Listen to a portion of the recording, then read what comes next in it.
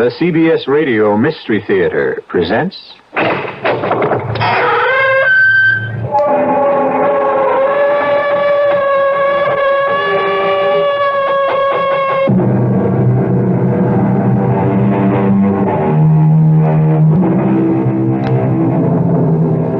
Come in.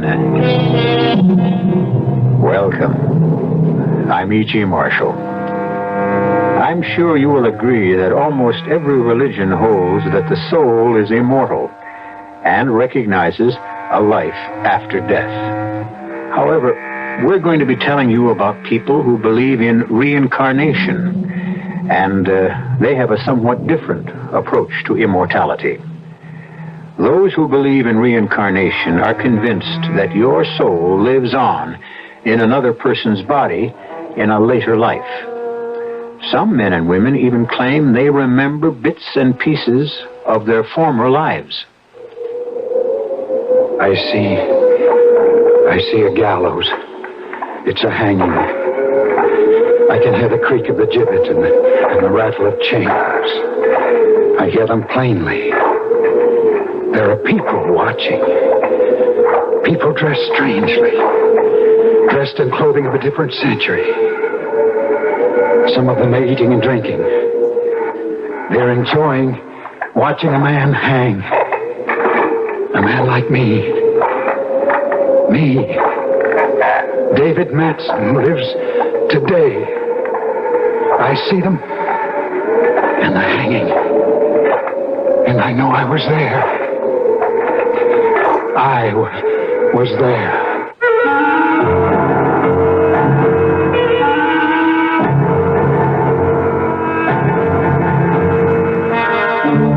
Our mystery drama, Terror on the Heath, was written especially for the Mystery Theater by Murray Burnett and stars Shepard Strudwick.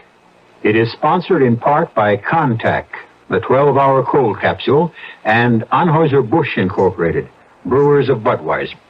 I'll be back shortly with Act One.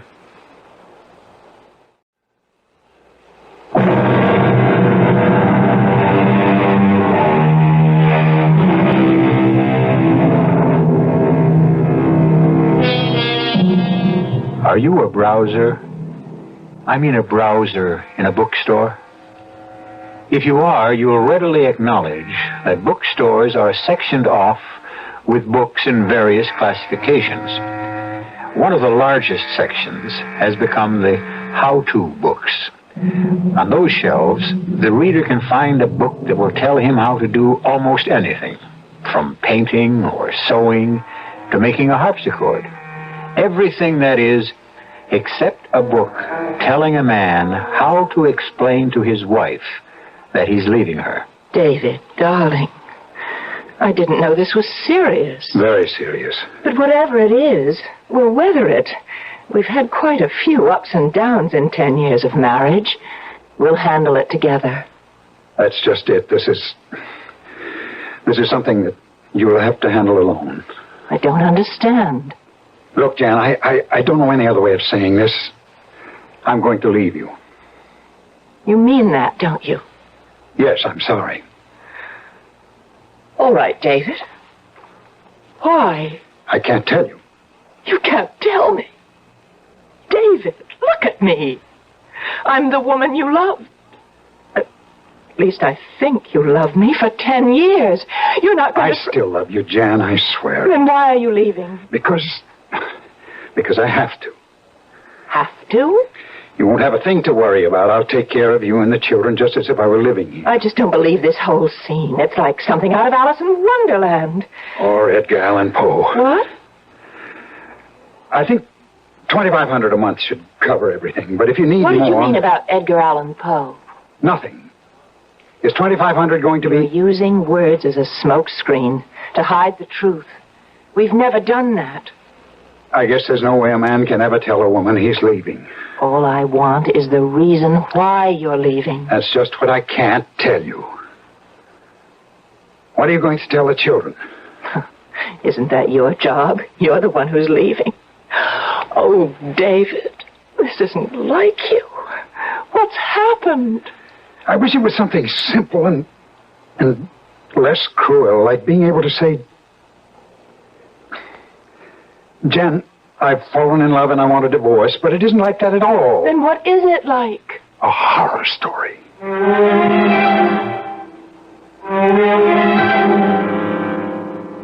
No secretary's going to tell me that Dave Matson's not into me. He'll see me and he's going to... It's all right, Miss Manners. I'll see Miss Hampson. Come in, Lon. Oh, thanks. Now, what's this business about your leaving Jan all about? I suppose this couldn't be avoided. Why would you want to avoid me, your best friend? What is all this stuff about horror stories and Edgar Allan Poe? Oh, it's just a figure of speech. Oh, sure. Just enough to make you walk away from what I know was a good marriage. Thanks, Lon. And you're going to tell me why you're doing it. But only if you give me your solemn promise that you won't tell Jan or Cecily. But that's exactly... I know. That's exactly why you came. To find out and try to help. To tell Jan. But that's the one thing you can't do. Okay. You have my word. I'd like you to look at these photostatic copies of English newspapers of the 1850s. Are you kidding? Read them. Hampstead Heath, terror strikes again. Vicious killer claims 8th victim. 9-year-old girl stabbed to death. Look, David, I don't see what these... Go on. Well, but these are just more of the same. Police baffled by Heath knifings. Inspector Gregory of Scotland Yard brands slasher as sadist. That's enough to give you the general idea. Yes, it's also enough to confuse me thoroughly. What the devil? The devil, that's a good word. Ever hear of reincarnation, Lon? Oh, no. Now, wait a minute. You're not going to try to make me believe that you... are the 20th century reincarnation of this madman. And that should make it obvious why I must leave Jan and cannot tell her why. And you believe this on the basis of these newspaper clippings? Not quite, Lon. There's more, much more. It was incredible to me at first. When was first? About 6 months ago. I read a book by Robert Ripple, a book that was a factual account of the lives of 3 notorious criminals of the 19th century. I was impressed by the writing and by the author, an assistant curator of the 19th century wing of the Museum of English History. There was one criminal in particular that fascinated me. I somehow felt I knew him. This Hampstead Heath knifer? Right. And that was when I had the first dream. Dream? Yes. I had a few drinks with Bob Ripple before coming home, and we talked about some changes. And I dreamed I saw Hampstead Heath quite clearly. It's really a forest, you know. And then along a walk outside the forest, I saw a woman's figure. I ran after her, and she turned to face me with her hands outstretched, not to welcome me, Lon, to ward me off. And when I saw her face, it was streaming blood. Blood from knife slashes. And then I woke up. All right. So you had a nightmare. That doesn't prove... That was only the first. They began to come more and more frequently, and in greater and more monstrous detail, with women and young girls, and blood, and... I don't want to open it up. Well, all right. I'll grant you it's pretty rough, David, but still... Okay, come on around behind my desk. What do you see in the drawer? A knife. Not just any knife, Lon. That's a switchblade with a spring, lethal and illegal. Okay, when did you get it, and why? I don't remember buying it, and I have no idea of how it got there. But I distinctly remember the first time I saw it there. It was the day after I had my face slapped by a girl I'd never seen in my life and been called a murderer. What? I was coming back from a lunch with Bob Ripple, the author of the book that opened the floodgates. A rather attractive girl in her early 20s approached us. I don't know exactly how it happened, but suddenly we found ourselves face to face and started to indulge in that ridiculous waltz of both stepping the same way to get out of each other's way. Oh, I know. Suddenly she looked full at me and hissed, "Murderer!" and fainted right there on the sidewalk. Well, she was sick. That was what Bob Ripple kept telling me as he hustled me away. But why would she call me a murderer? Well, I don't know. She's the one with problems. There's nothing wrong with you. Lon, do you think it's possible that maybe this girl was the reincarnation of one of this killer's victims And she recognized me as this killer? Oh, no, I don't think it's possible, but obviously you do. It was the next day that I saw the knife in my desk. Look, Dave, look, you're in a state. How would you like to see a face, Lon? My face. My face on the picture of a 19th century killer. What? Come with me and I'll show it to you. Lon, this is Robert Ripple, assistant curator of the 19th century wing of this museum. Ah, nice meeting you. Pleasure. Bob, on our way to the room with the photographic exhibits, would you fill Lon in? Glad to. This particular exhibit started because of my interest in the three notorious criminals of the era. Naturally, I collected all the newspaper clippings, stories, drawings, and photographs I could find, and placed them in the room along with other items that are germane to the collection. Now here are exhibited the daguerreotypes of some of the fabulous characters of the period, along with the criminals. And here, Lon, take a look at this daguerreotype and tell me what you think. Let me see. Well, good-looking guy, nice face. And if you want me to say he looks like you, I'll say it. There's a great resemblance, all right? Who is he? You tell him, Bob. That man is Charles Mason, otherwise known as the Terror of Hampstead Heath, the killer who was hanged at Tyburn. December 9th, 1841. I can remember. I can almost hear. David. Let him go back. Let him remember. You can hurt him if you try to bring him back now. I can hear the wind and the creak of the gibbet and the chains and the people shading their eyes against the cold sun, looking up to see what kind of monster was suspended in air, paying with his life the slashed and bleeding bodies of the women he had mutilated. Good Lord, have you seen him like this before, Ripple? Only once. So what do we do? Nothing. If it follows the pattern of the other time, he'll come out of it soon.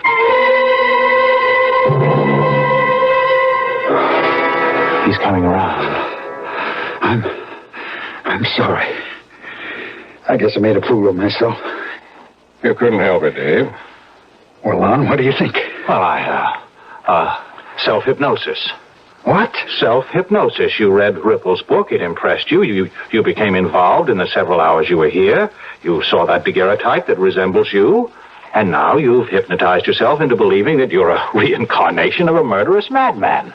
I don't blame you for not wanting to believe I'm the reincarnation of a killer like Charles Mason. Look, what just happened was frightening, but not necessarily any proof that you're right. Mr. Ripple, did you write about the hanging of Charles Mason? Oh, certainly. And there was nothing Dave said that he couldn't have gotten from reading your book, huh? Yes, that's right. Or some of the other books I showed him. There have been many graphic descriptions of the hangings at Tyburn. Well, there you are, Dave. I wish you were right. Dave. Yes? I've thought of something that might just solve your friend's problem. All right, let's hear it. One of the most horrible of Mason's crimes was the murder of a young lady named Letty LeGros in 1837. Her nude corpse was found on Hampstead Heath, horribly butchered. Her clothes were never recovered. Oh, what are you trying to say? If Dave could remember what clothes Letty LeGros was wearing when But how can we check out whether I'm telling the truth? I can give some kind of a description, but you just said nobody ever... You'll have to trust me, Dave. I believe there might be a clue if you're willing to give it a try. Of course. Shall we go back to the gallery? No, you stay here. I'll go fetch the daguerreotype of Mason.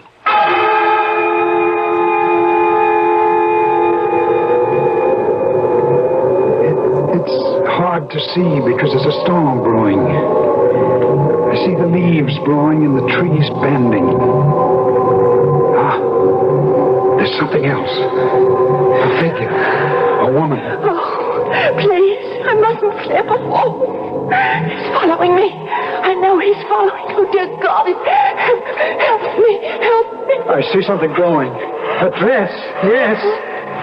It's a dress. A long dress. The girl is holding it up as she's running. I have to catch He's it. gaining. He's closer. I can see the gleam of the knife. The dress. the dress, David? Can you see? She's gone now. Gone. The color of the dress. Was it white? No, not white. It was yellow. A yellow dress with a pale matching scarf and a lace handkerchief. The handkerchief is white, but the dress is yellow.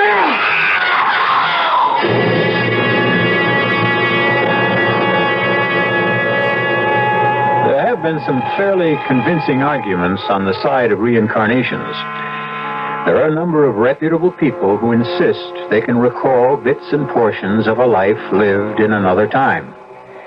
I know one young lady who vividly recalls a life as a waitress in Jamestown during colonial days. But I don't know of anyone who can recall being a murderer. I'll be back shortly with Act Two.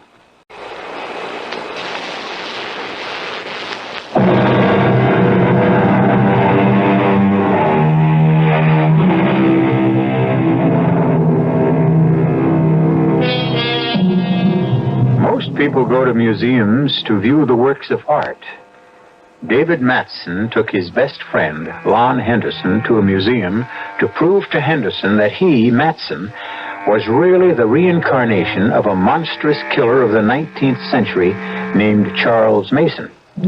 He showed Lon a daguerreotype of Mason, and Lon was impressed by the resemblance, but he demanded more positive proof. Bob, you said there might be some clue. You could learn something if I identified some clothes that a girl was wearing. I did. Did you find the clue? I'm afraid we did, Dave. Afraid? That means you believe that Dave is the reincarnation of Charles Mason? I told you the clothes that Letty LeGros wore when she was slashed to death have never been found. What I didn't tell you was that some 6 or 7 years after her murder, a fine piece of white cambric that had obviously been a lady's handkerchief was found on the heath together with some yellow material. Some historians were convinced that the handkerchief had been Letty LeGros and that the yellow material was part of a dress she'd been wearing. But no one could prove it. Until now. Until now. Until you just described a yellow dress and a white handkerchief.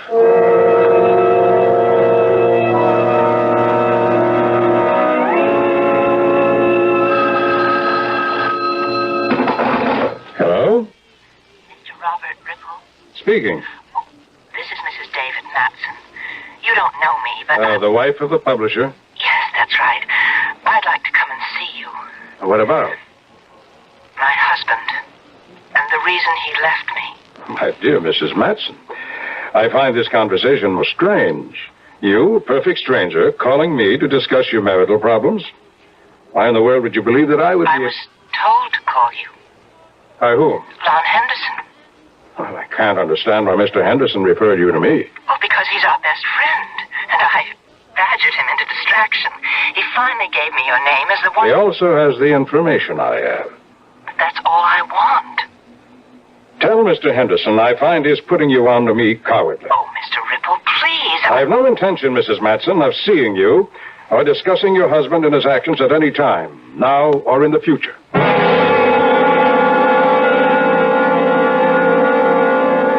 I must thank you, Mr. Ripple, for your courtesy in showing me so much of your part of the museum. Oh, not at all, Mrs. Larson. When the curator called and told me you were interested in becoming a patron of the museum, it was only natural we should try to show you the sort of things in which we spend your money. Well, and you've impressed me, very much so. If you don't think me impertinent, Mrs. Larson, how much so? Did you have any specific sum for a contribution in mind? Not precisely. I really need more information. Now, I must return to Boston later today, so...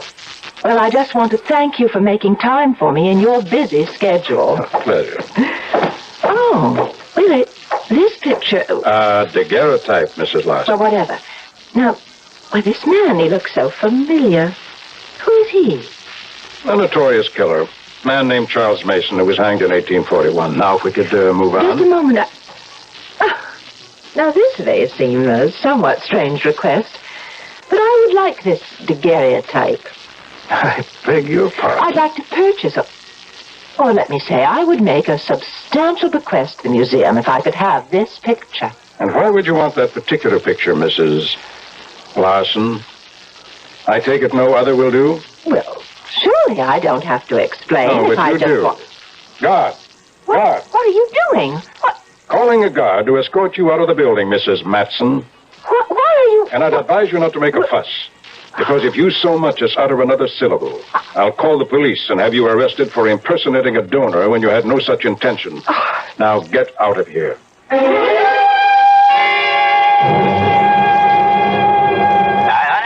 I could help you, Mrs. Matson, but as I told you before, Mr. Henderson has been on the golf course all afternoon. But I told you to get a message to him that it was a matter of life and death. Well, we have tried, Mrs. Matson. I don't know why he hasn't called or even if he received All right. the message. Now listen, tell him I'm coming out to see him, and he should wait there for me no matter what happens.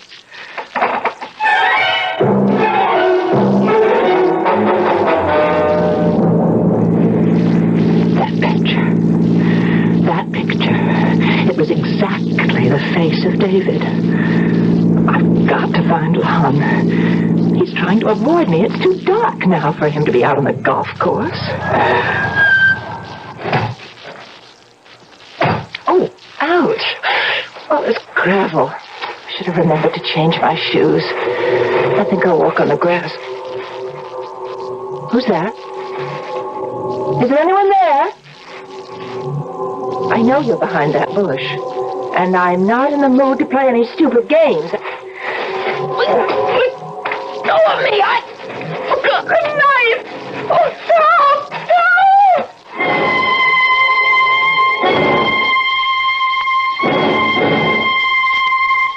Oh, Jan, do you realize that guy could have killed you? I don't know. I don't know why he came at me. But I'm very glad you got there when you did. Well, I didn't. I missed catching him. Didn't you see his face? No, he came up from behind me. He circled around the bushes. Oh, I see. Do you think you should stay in this house alone? Well, why not? It's my own home. But, Jan, you're not completely recovered. I appreciate your concern. They'd never have let me out of the emergency room at the hospital if they didn't think I was okay. The arm is bandaged. It doesn't bother me at all, but you do. Me? Why did you send me to Ripple? Oh. Jan, how much do you know about reincarnation? You mean the belief that your soul lives on in someone else's body after you die? Yes. Well, what's all that got to do? No, wait. David's involvement with Ripple's book has somehow convinced him that the soul of this 19th century killer, Charles Mason, was in his body. Oh, that's ridiculous. Yes. That's what I thought, too. Oh, what? Then you believe Jan, now... please. After reading Ripple's book, Dave told me he felt strangely familiar with all the events that related to Charles Mason. He said he felt as if he'd almost lived them. He went to the museum to talk with Ripple about this strange phenomenon, and then he saw the picture. And? Well, you saw it. Can you deny that... You allowed a resemblance to convince you that David was a reincarnation of a 19th century criminal? I refuse to believe it. There's more, Jan. Nothing that you can say will convince me. Reincarnation of... Listen, people have been arguing about whether there really is such a thing as a soul for centuries. Now listen to me. David looked at that picture and went into some sort of a trance. He recalled actual scenes and incidents from more than 100 years ago. David is a bright man with a vast store of knowledge. His subconscious must retain his readings from hundreds of books and manuscripts. And then because of some quirk and his vivid imagination, he's able to recall it. I know. I felt the way you did, and I brought up the subject of self-hypnosis. It was then that David described the clothing of one of Mason's victims. And that's one thing he couldn't have read or heard anywhere. Then you must believe that David was right to leave me. Well, he loves you. What else could he have done? Trusted that love, trusted our years together, trusted the strength that's made our marriage work, and told me the truth and tried to work it out together. Well, how do you go about working something like this out? If David really is I'm not going to consider that possibility. You have to. Why? Because of that bandage you're wearing on your arm. bandage? What's that? Somebody went after you with a knife. I know And that. why would anyone want to slash you? I don't know. We live in a violent world. No, Jan. No, this happened at the club. This was no ordinary mugging. What are you trying to say? Oh, Look, are you sure there wasn't anything familiar about the man who attacked you? Something that might remind you of You are trying to make me think it was David, aren't you? You are trying to make me say it was David. You think it was David, don't you? Jan, look, please, we have to... Get out of my house! Well, please, be reasonable and... I said that out loud and I meant it.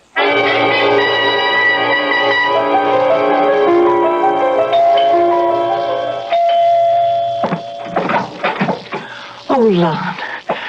Oh, I'm so glad you came. Now, I apologize for my behavior the other night. There was no excuse. No. I forgive you, Jan. I understand. But what do you want from me now? To go with me to see Jason Beckwith and tell him everything you know about this strange delusion of David's. Jason Beckwith? He's a professor of Romance languages at the university. And he's also a highly regarded student of the occult. I shouldn't say student. He's an acknowledged authority. Jan, have you seen today's paper? No. Then you haven't read the story about the woman who was killed in the park last night? Lon, I promised I wouldn't lose my temper, no matter how many ridiculous things Now, hold you it. said. It's not ridiculous. A woman was slashed to death in Hudson Park early this morning by a man with a knife. Now, that's a newspaper But I story. suppose that you don't have a sneaking suspicion that that man with a knife might have been David. You bet I have. David is not a killer. All right. Why don't you call him and ask him where he was He last couldn't night? kill anyone. Are you afraid to call him?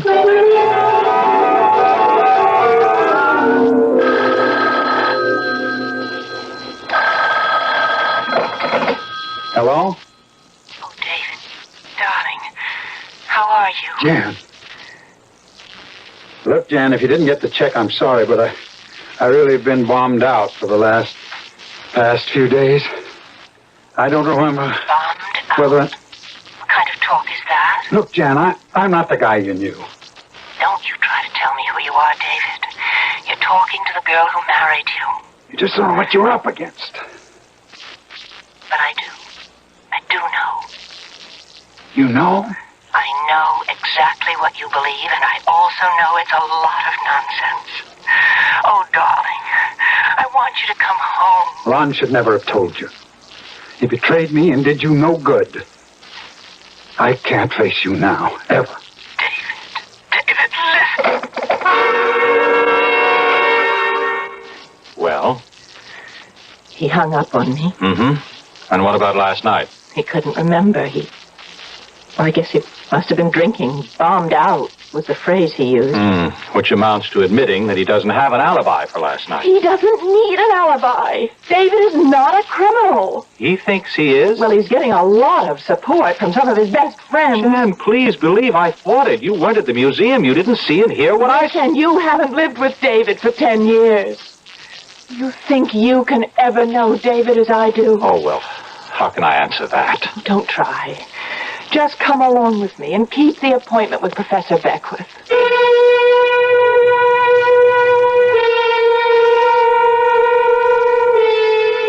It's not unusual for a wife to believe in her husband.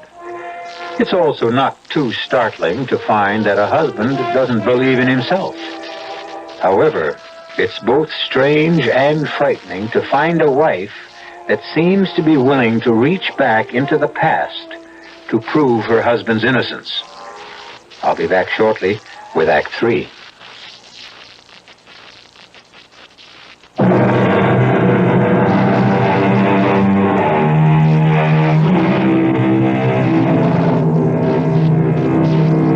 The power of love against the power of death. The power of good against evil. Most of us like to believe that good will triumph, but very few of us are ever asked to put our belief to the acid test. Janice is doing just that. She refuses to believe the evidence that her husband David is the reincarnation of a 19th century killer. And she and her husband's best friend have come to an appointment with an expert on reincarnation and the occult. Remarkable. Most interesting. In fact, one of the most remarkable stories I've ever heard. Professor, you can take my word for it. I saw just what I told you. Nothing came from my imagination. My dear Henderson, do stop calling me professor, and do stop being so defensive. I know you told me the truth. You don't mean you believe David is a reincarnation of that killer? My dear Mrs. Matson. Jan. My dear Jan, before I can answer that question, and before you panic, you have to understand more about the whole theory of reincarnation. That's why we're here. Now, reincarnation is part of some, but not all, Oriental religions. The belief that the soul needs to be reborn. And final liberation and release from this need is the highest possible achievement. But why is there a need to be reborn? Because of impurities in the soul. Oh, or sin, Professor? I'm sorry, Mr. Beckwith. The final liberation of the soul, Henderson, is possible only for a human being who has attained purity of thought.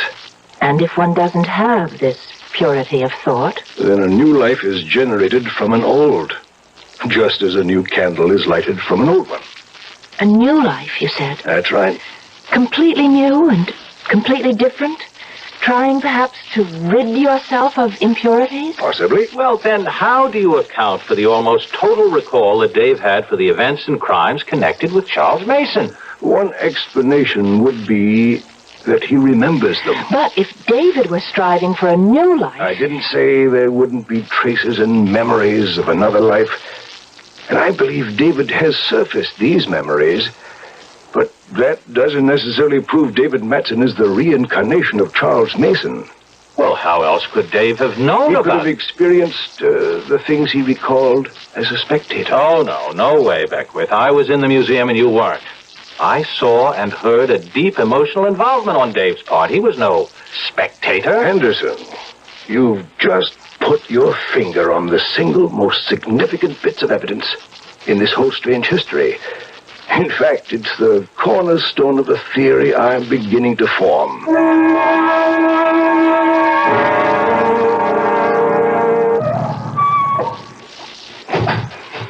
Come on, Lon. Now, look, I feel like a criminal. Now, don't be silly. But I'm setting David up. He thinks he's going to see me, and wait till you see the look he gives me when you walk into his office. Come on. Where are you going? We're going in the back way. Oh. If I pass the desk, the receptionist will phone David. Oh. You know, Jan, you're really something else. I just hope that Just David... let me worry about David, Lon. All right, Dave, I'm sorry we used the back door, but... It was Jan... my idea. Jan,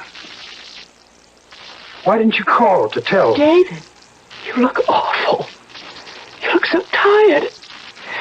You know, you could use a vacation up at the lodge. We could... Jan, how I wish I could... That it was as simple as that. I'd love to go away with you for a while, just the two of us. Well, we can't. What? I thought... I mean, we've got some work to do first. Work? Yes, on your head. Now, listen. Lon, what is this? She's your wife, and she's great, and she has met with Professor Jason Beckwith, and he's agreed to work out an experiment. What kind of an experiment? Well, I think Jan had better explain it, since she's also going to be part of it.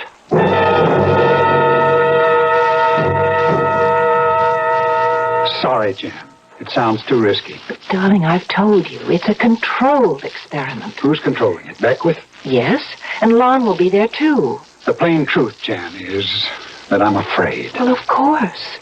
And you're afraid to come home, and you're afraid to see me alone, and you're afraid to face the night. Is that the way you want to live for the rest of your life? I may have to. But don't you see? The experiment offers us a way out. I know you're not Charles Mason in any way. The way you say it, you almost make me believe it. Well, it's true. So trust me. Oh, I trust you. It's me I'm worried about. How's your arm? Oh, it's much better. You can see it's out of the sling. The police haven't found who attacked you yet. They're working on it. Now, when do you want me to arrange for this? You're badly hurt. Now, it's just a surface cut. Now, listen, David, darling. Excuse me, I'll be back in a moment. I'm not feeling... David? I'll be with you in a minute, Jan. Ron, go after him. What? Go on, hurry. David. Oh, darling, don't. Put that gun down, Dave.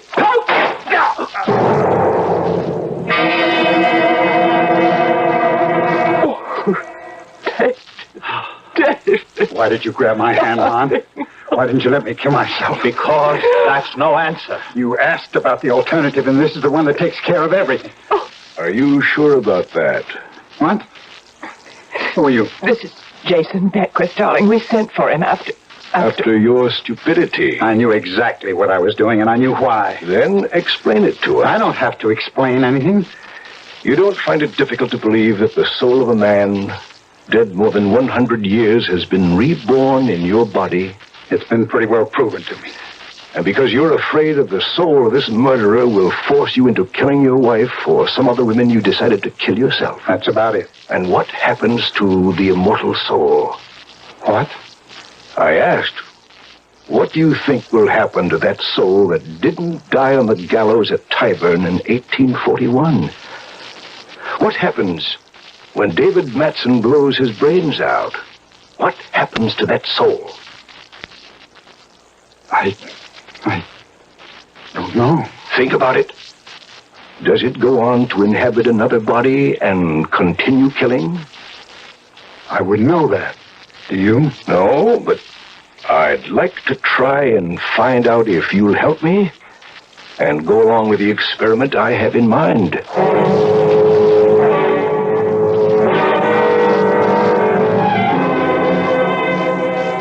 You want to go ahead with this, Dave? Yes. Okay. But I'm under orders to inform you that this will be the last experiment into the past conducted on these premises. And the professor's briefed you on what we hope to accomplish here tonight? No, not completely. I assume it's a continuation of your trips into the past. With some additions, Mr. Ripple. Those marbles you have in that bag? Right. Interesting. I assume they're going to play some part in the proposed experiment. Oh, they are. As will the clothing I have in this box. Is that a knife? It is. With a sharp blade? As sharp as I could get it. Don't you think that... I believe that on the top floor of this museum, there's a long, narrow corridor which runs the length of the building. Correct. Connects two rarely used storerooms. I must warn you, it's probably very stuffy up there. Is there a window we can open? Well, yes, but... Good. With the exception of Jan, I suggest we all get up there quickly.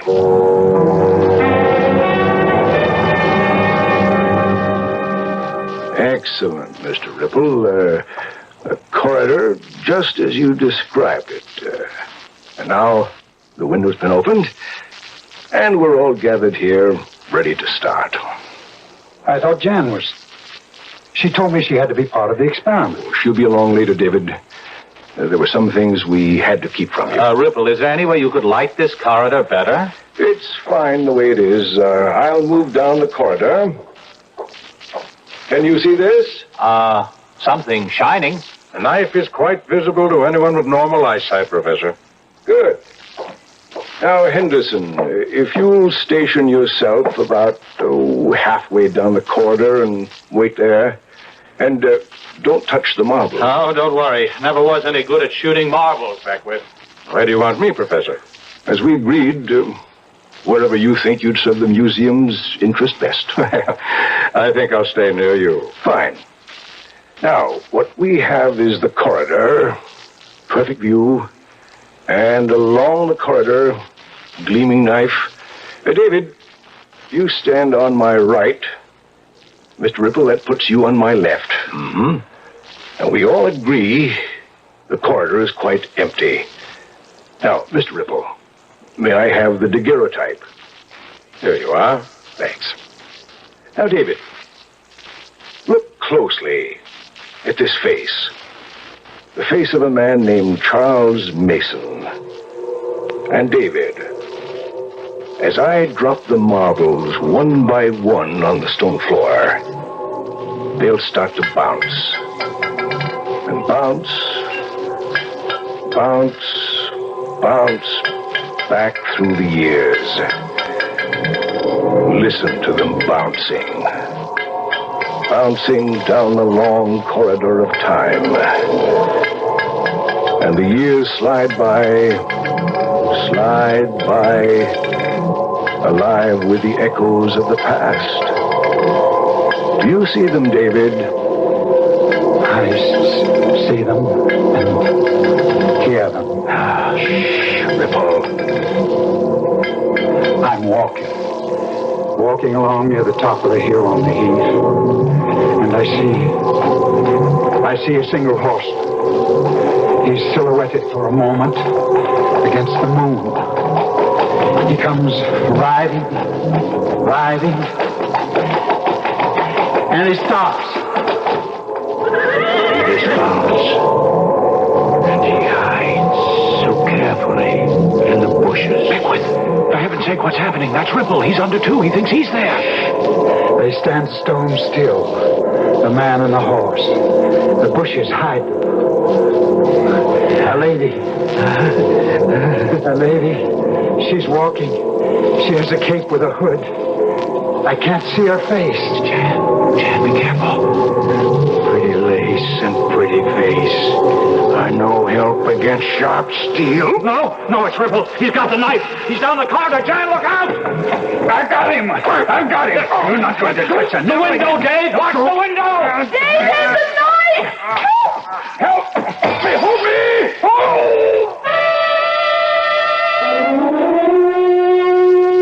Robert Ripple was pure evil. He was also Charles Mason, wasn't he? Perhaps he just saw an opportunity to destroy a good man when he discovered that daguerreotype and realized the man in it looked exactly like you.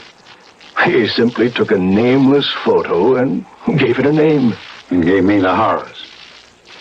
But, Professor, isn't there any chance of finding out who the man in that picture really was? I'd like to know his real name. Oh, David, my darling. Let's just live in the 20th century. I admit it's difficult enough, but it's our very own.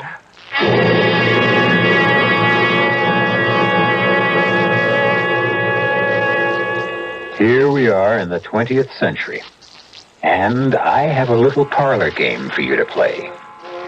Imagine yourself as some famous character in history whom you know and admire. Okay? Now, close your eyes and think hard and imagine yourself alive back in those days.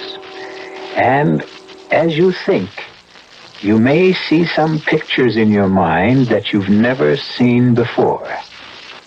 Try it. I'll be back shortly.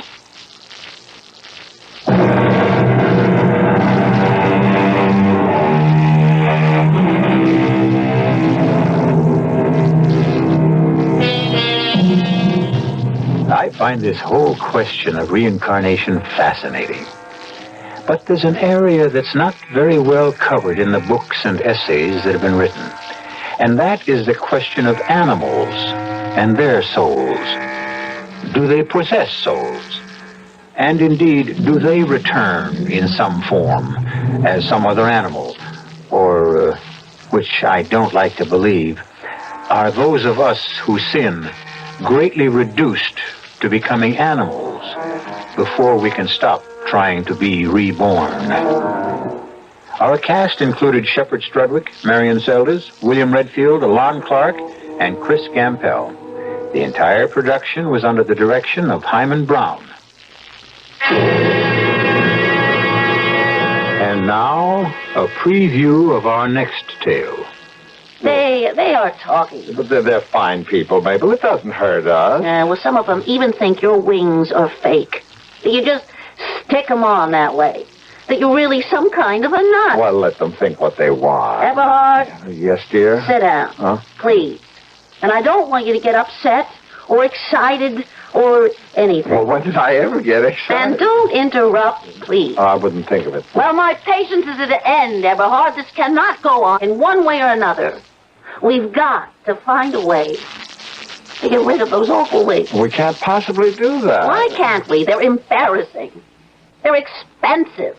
They're useless. They're making us the butt of unfunny jokes from everyone in the neighborhood, and what's more, they're get in the way, Eberhard. Eberhard Edwards, those wings must Go.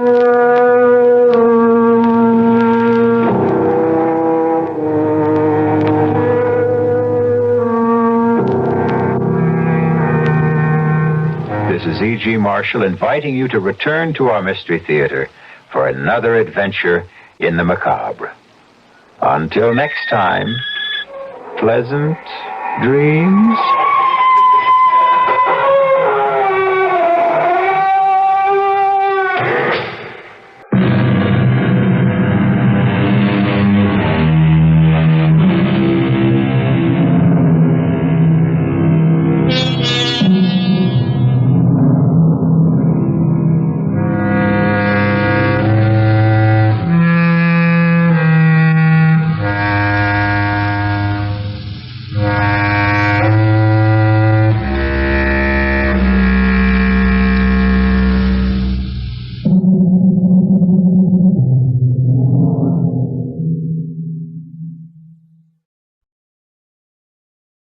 The CBS Radio Mystery Theater presents...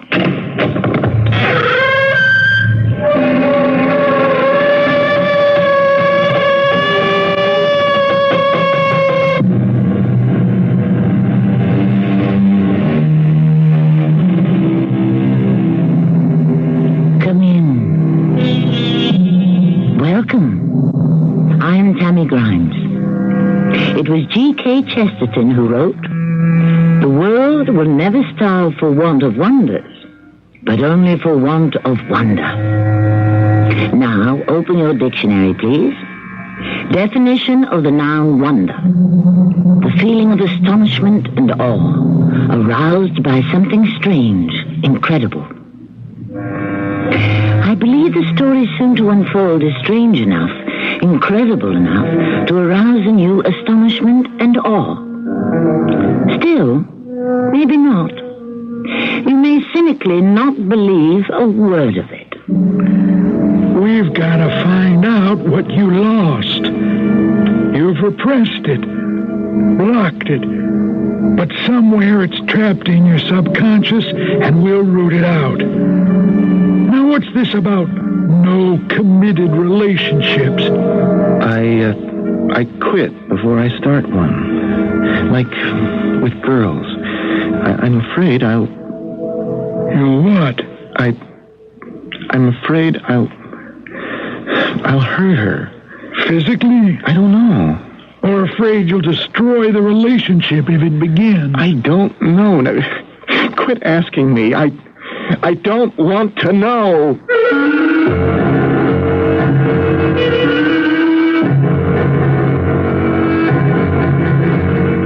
Our mystery drama, 3 Fireflies in a Bottle, was written especially for the Mystery Theater by Nancy Moore and stars Russell Horton. I will be back shortly with Act 1.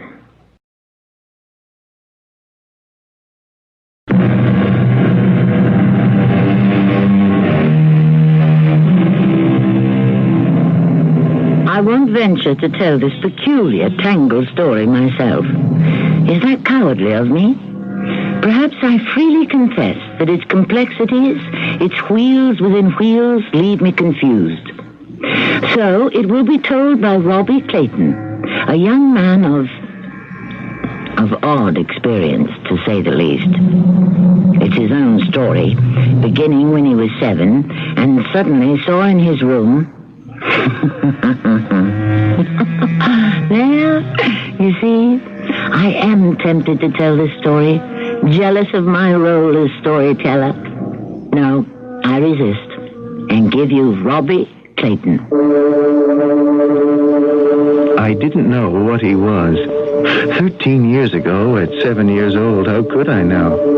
The fact that he looked weirdly different from people didn't surprise or bother me. A 7-year-old's world is a patchwork of surprises anyhow. And he didn't seem as magical to me as a circus clown I'd seen shot from a cannon. So I wasn't scared at all when he simply appeared one day in my room. Robbie, I've come to see you from the stars. I've come from outer space to be your friend. My name is Al. Hello, Al. I've got 3 fireflies in a bottle. And they look like stars. To me, outer space was just the big friendly sky, and I had no sense of wonder that Arl came from there. I thought everyone had a friend like him who appeared sometimes when you were lonely, and who knew without words what you were thinking, and you knew what he was thinking, too. Talking without words was a new game. I liked it. I liked Arl. Of course, my parents believed Arl was their little boy's overactive imagination. I remember what they said when I told them about my new friend. John, do you realize what our Robbie has done? Certainly. He's lonely out here in the country. No brothers or sisters. He's made up a playmate. Well, I've heard of other children doing that. Isn't it sweet? Robbie, tell us what your friend Arl looks like. I don't know how to tell. Of course you do. A smart little boy like you. He's got more eyes than me. He can see everywhere all the time. Oh, such an imagination. Darling, where does Arl live? On a star named... It's a hard word, Mama. Try. Named... Brigbrog. Brigbrog. Well, say now, that is a hard word. And tell us again how he talks to you. He thinks, and I think. Oh, John, where on earth would Robbie get such an idea? Who knows? Now, Precious, tell us how Arl comes to see you. In a great big red top. See, Katie? Arl's spaceship is shaped like Robbie's red singing top. Cute, huh? Oh, I wish Papa and I could see Arl in that spaceship. Arl says grown-ups can't see him because they don't want to. They're scared to hear what he wants to tell them. John, have you ever heard of such an imagination in a child of 7? Isn't he adorable? They didn't think I was adorable by the time I was 8. Their son was too big for foolish baby games. By now, I should have outgrown Arl. My father said, with a sternness I'd never heard before, Robbie, I want this nonsense stopped. There is no such person as Arl. He's made up like stories in books. Babar, Pinocchio. Not true, it's pretend. Now, from now on, you will stop talking about Arl. I stopped. But that didn't mean Arl stopped coming. He began to tell me more and more about where he came from and why. Brigbroggians don't behave like earthlings, Robbie. We have no hate in Brigbrog. No wars, no fear or pain or hunger. A kind of paradise, I realize now, though Arl never used thoughts, that word. He tried to explain much more than my 8-year-old mind could grasp. Looking back now, I understand that Arl was predicting what's coming to pass on the planet Earth today. Earthlings pollute Earth. They pollute space. Worst of all, they pollute minds with greed and hate and war. Why do they? Earth is a very primitive planet. It stubbornly refuses to learn. Thus it is streaking backward at dangerous speed, rushing to its destruction. My small friend, do ask again why? Why? Because Earthlings are full of hate. They feed their hate and do not feed the hungry mouths crying all over the planet. I had never known hunger. What Arl said had no meaning for me. And finally came the day when he had to do more than talk to an 8-year-old. Small friend, time for your planet is slipping away. I can wait no longer for you to understand. You are to tell the grown ones what I have thought transferred into your mind. You tell them, Arl. Oh, they are too blind and destructive even to see me, much less hear and listen. They won't listen to me either. Oh, if an innocent child reports matters far beyond his ken, the grown ones will have to listen. They will know such knowledge could not be fantasized by a little boy, that the warnings had to be told to you by a superior intelligence, and Earth will act to save itself. You will tell your mother and father, Robbie. They don't want me to talk about you. What you will say is not about me. It is about the world, its future, their future. It is about cataclysm, dissolution, annihilation. They and all else will perish if they do not take heed. You will tell them, small friend. Mama, Papa, the world is streaking backwards at dangerous speed. What, son? It is. Earthlings don't do right. They're dumb. Earthlings? Now, where did you pick up that word? On TV, John. They pollute Earth. They pollute space. They pollute minds with greed and hate and war. Did you hear that, dear? What a memory our Robbie has. Yeah, well, I guess he hears that stuff on TV. No, Papa. Earth is rushing to its destruction. Good heaven. Forget those big words, Katie. I tell you, our son may just be a genius. You have to listen. Earthlings are full of hate. They feed their hate and do not feed the hungry mouth crying all over the planet. Darling, you haven't heard this kind of thing at school, have you? No. Please listen, Mama. Listen, Papa. I am listening. Is there more of this? Time for our planet is slipping away. Take heed, or all will perish. See, Papa? That's why I have to tell you. And you listen, because I couldn't make it up. And now you save everything. What the devil is this all about? About... Oh, I forget. No, wait. It is about cataclysms and dissolution and annihilation. John. Robbie, where have you heard this? Who's been teaching you those words? Robbie. I can't tell. You will tell me. John, don't frighten him. Look, darling, we're very impressed with what you're saying. You are? Mm-hmm, and we're listening to every word. Well, then you tell everyone. You tell the president, and Earth won't run backwards anymore. You believe Arl, and you'll save the world. Arl? So it's Arl. Oh, Robbie. I told you not to make up any more stories about that creature. Stand up. John. Stand up. Yes, sir. I have never whipped you in my life. John, no, John. It's the only way to teach you not to disobey. Not to tell lies, and most important, teach you to give up that thing named Arl. My father pushed his chair back with such force, it crashed against the wall. He laid me across my own chair and struck me again and again.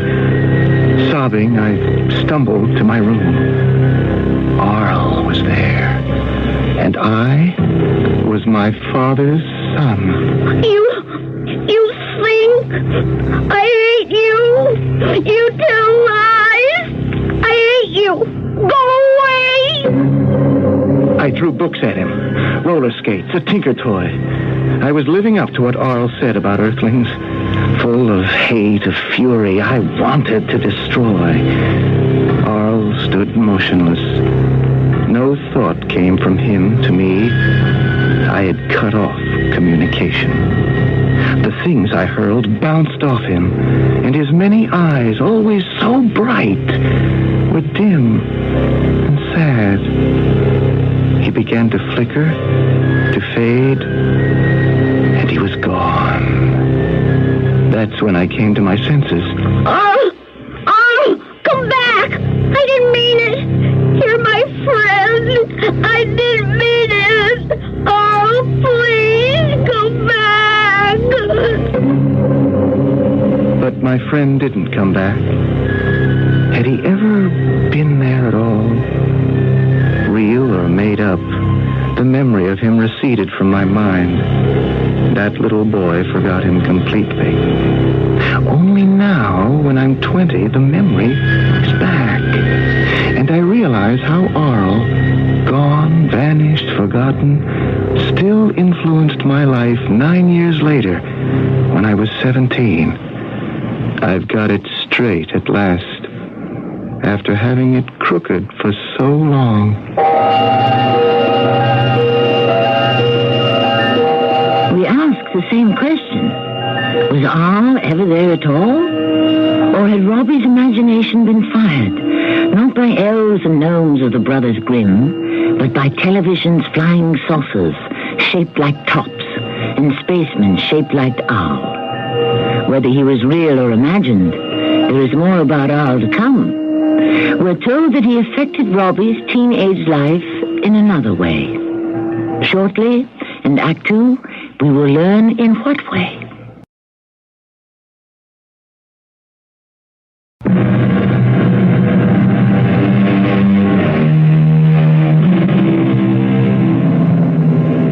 Eight-year-old Robbie Clayton grew and flourished and turned 17. All memory of Arl had long since vanished, strangely erased, and never mentioned by his parents. But he grew up with a sense of loss, which he couldn't understand, for it had no name. Yet was it a sublimated memory of Arl that made the young teenager a passionate devotee of UFOs. I was a UFO freak, all right. You wouldn't believe the nights I spent under the stars trying to spook one to come my way. I even prayed I'd see one, but I never did. The spring I was 17, I began to go a little batty on the subject. One night, I got this crazy idea. My girlfriend Buffy and I were stretched out by the stream on my dad's property in the country, watching for UFOs.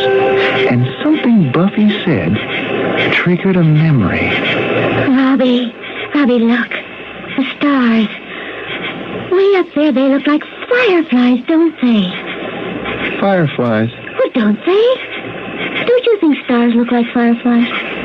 Once, I told someone fireflies looked like stars. Who'd I say that to? Who was it? How would I know? Wait, it's coming back. I was just a little kid. I had 3 fireflies in a bottle, and I said to... Who was it? I gotta remember. I got to. Why? Why is it so important? Well, I don't know, but it is. It is, Buffy. Like something big is trying to get into my head. Hey, you stars up there! Hey, you fireflies! Help me remember! I can't. Oh, so what? You were just a little kid with fireflies in a bottle. Hey, Robbie, wouldn't it be juicy if we could catch a UFO as easy as a firefly? We'd put it in a bottle and be famous. Buffy, all of a sudden I got it figured. It's the something big trying to get into my head. I am going to catch a UFO. I'm going to be famous. Oh, sure. One of these days, next month, next year, sure. Now! Tomorrow. It's going to happen. I'm going to make it happen. Oh, I got this great idea. Fireflies put it into my head. I don't know how, but they did. Oh, come on, Robbie. Some little old lightning bugs gave you an idea? Now, listen, don't I know everything there is to know about spaceships? Oh, sure, secondhand, but I know, don't I? Well, don't I? Yes. So, what's to stop me from claiming I saw one? What? Yeah, and make everyone believe me, too. You mean make it all up, lie about it? Well, why not? I'll make up a sighting different from everybody else's. But do you really think that... Yes, I really think. I got almost the whole story in my head right now without even trying. Oh, Robbie, it's crazy. It's not crazy. I deserve it. I've got a right. What right? Who gave you the right? They did. The UFOs did. They know about me. They know. Listen, but here's one way it'll be different. Now, everybody always sees spacemen. Robbie Clayton's gonna see a space woman. Hey, up there! You spaceships! I've got a space lady in a bottle! I worked out my story, and it was a zinger. I began to believe it myself. The next day, I called the Department of Defense UFO Division. I made my pitch to the guy at the other end, Major Harris. He asked a bunch of questions, but I had all the answers rehearsed. Then he said he'd come himself that very evening to investigate. I thank the Lord my folks were in Europe so they couldn't louse up the act. First, the major asked to see where the UFO came to pick me up. I took him to the stream. We left his car on the road about a quarter-mile away. Right here, huh, Clayton? Yes, sir. Right here. I was fishing, see, and all of a sudden, this UFO is right beside me. I didn't see it or hear it before. It was right here. Mm-hmm. Yeah, well, I don't see any marks where it stood. Oh, no, sir, because it was never on the ground, just above, about a foot above. Hovering? Yes, sir, hovering. Shape? Like a top, like the shape of those big musical tops kids play with. Color? Red. Size? Well, I was real surprised. I thought UFOs were never mind what you thought. Just tell me the size. Well, as near as I can figure, about 50 feet around and like 20 feet high. So what happened? Well, it had a round door. It was open, and standing right there was, I could hardly believe it, was a girl. Not a man, a girl. A woman. How about that, Major Harris? Interesting. Describe the woman. She looked a lot like people. I mean, Earth people. Only she didn't. I mean, her face did and her body did, but she was tall, and real tall, maybe 7 feet. And her eyes, great big eyes, well, they were purple. And so was her hair. Purple. Wow. She was beautiful. More than anyone I've ever seen. I think the word is ethereal. Ethereal. All right, then what? She talked to me. That space lady stood there and talked to me. But neither one of us had to say one word. Telepathy. In English? Well, I don't know. Honest, I don't know. I just know I understood it. She said her name was, Arling. Robert Clayton, are you prepared to take a lie detector test on this matter? What? You heard me. A lie detector test. Fat chance. You think I don't know you wouldn't dare take one? You think you're the first star-struck punk that ever tried to pull this kind of con? It's not a con. It is not. She was here. I swear she was here. You really believe you could do a number on the United States Air Force? I knew on the phone you were another fake. We get liars like you by the carload. You think I'd bother to stop by here if I didn't live in Baltimore and this was on my way home? I'm not a liar. I'm not. So long, kid. Clean up your act. You never saw a UFO and you never will. Purple eyes, purple hair.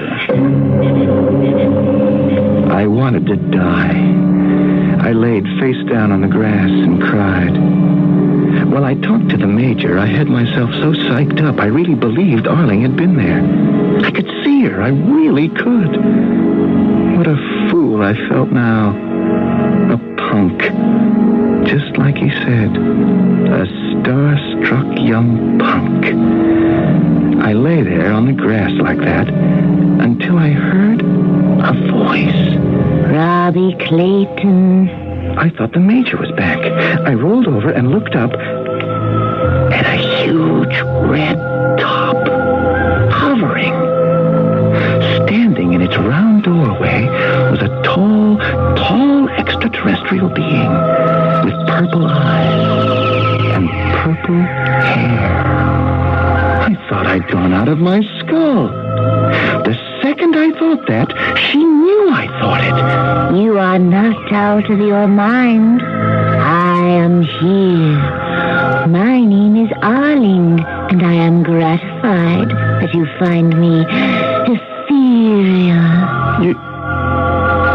You look the way I made you up. As you imagine me to be, I am. To another, I would take the form of his imagination.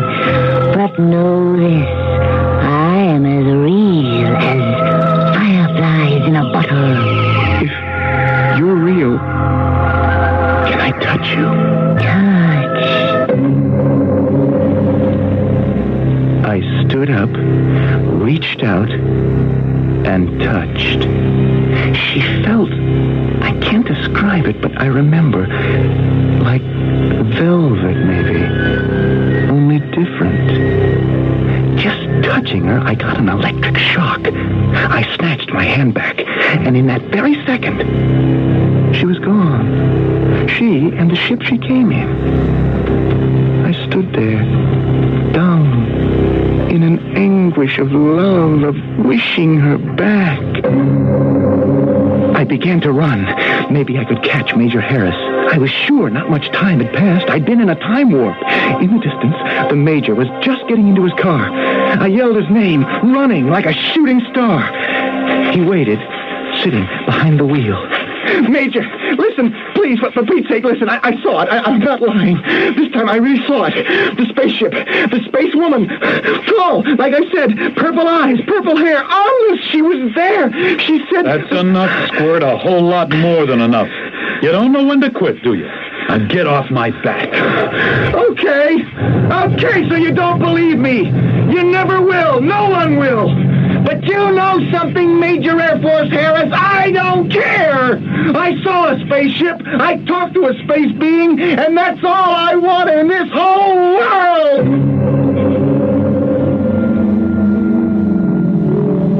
After that, just the way I forgot Arl, the memory of Arling was erased from my mind.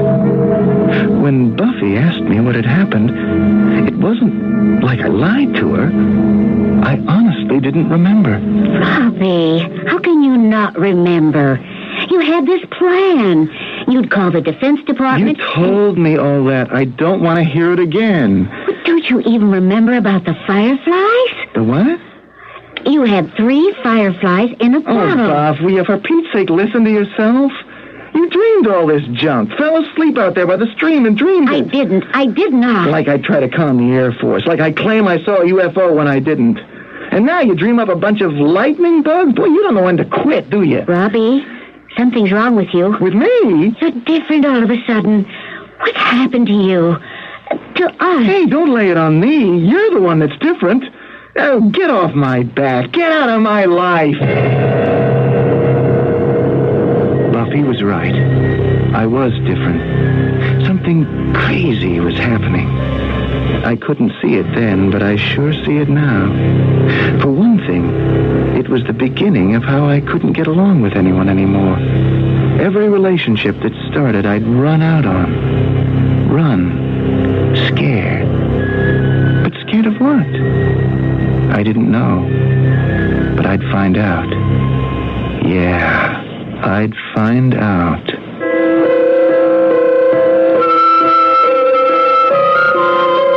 Indeed, a change had begun in Robbie Clayton. And remember that sense of loss he'd suffered since childhood? It intensified. But one thing did not change. His absorption, his obsession with space. At 18, he quit school. At 19, left home. Where did he end up? In a cheap 2-bit carnival, working a UFO concession. In Act 3, we will follow him there.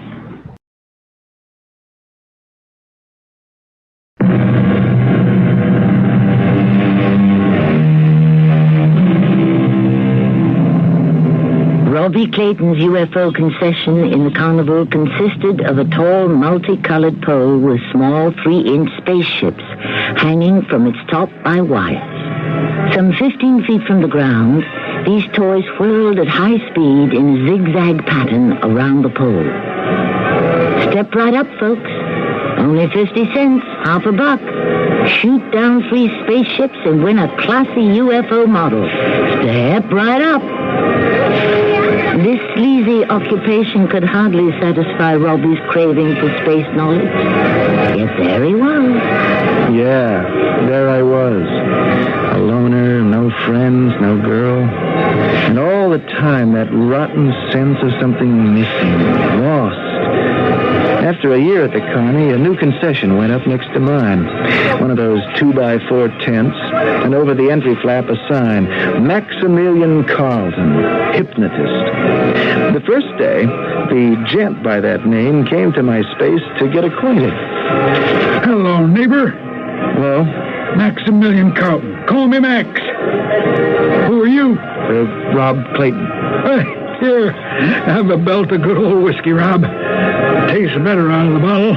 No, thanks. Well, whatever you say. This Carney's some dump, huh? Yeah. So, you're in the space racket. Hey, don't you call it that. Oh, sure, this cheap game is a racket, but space, outer space, no, that is the most... never mind, you wouldn't understand.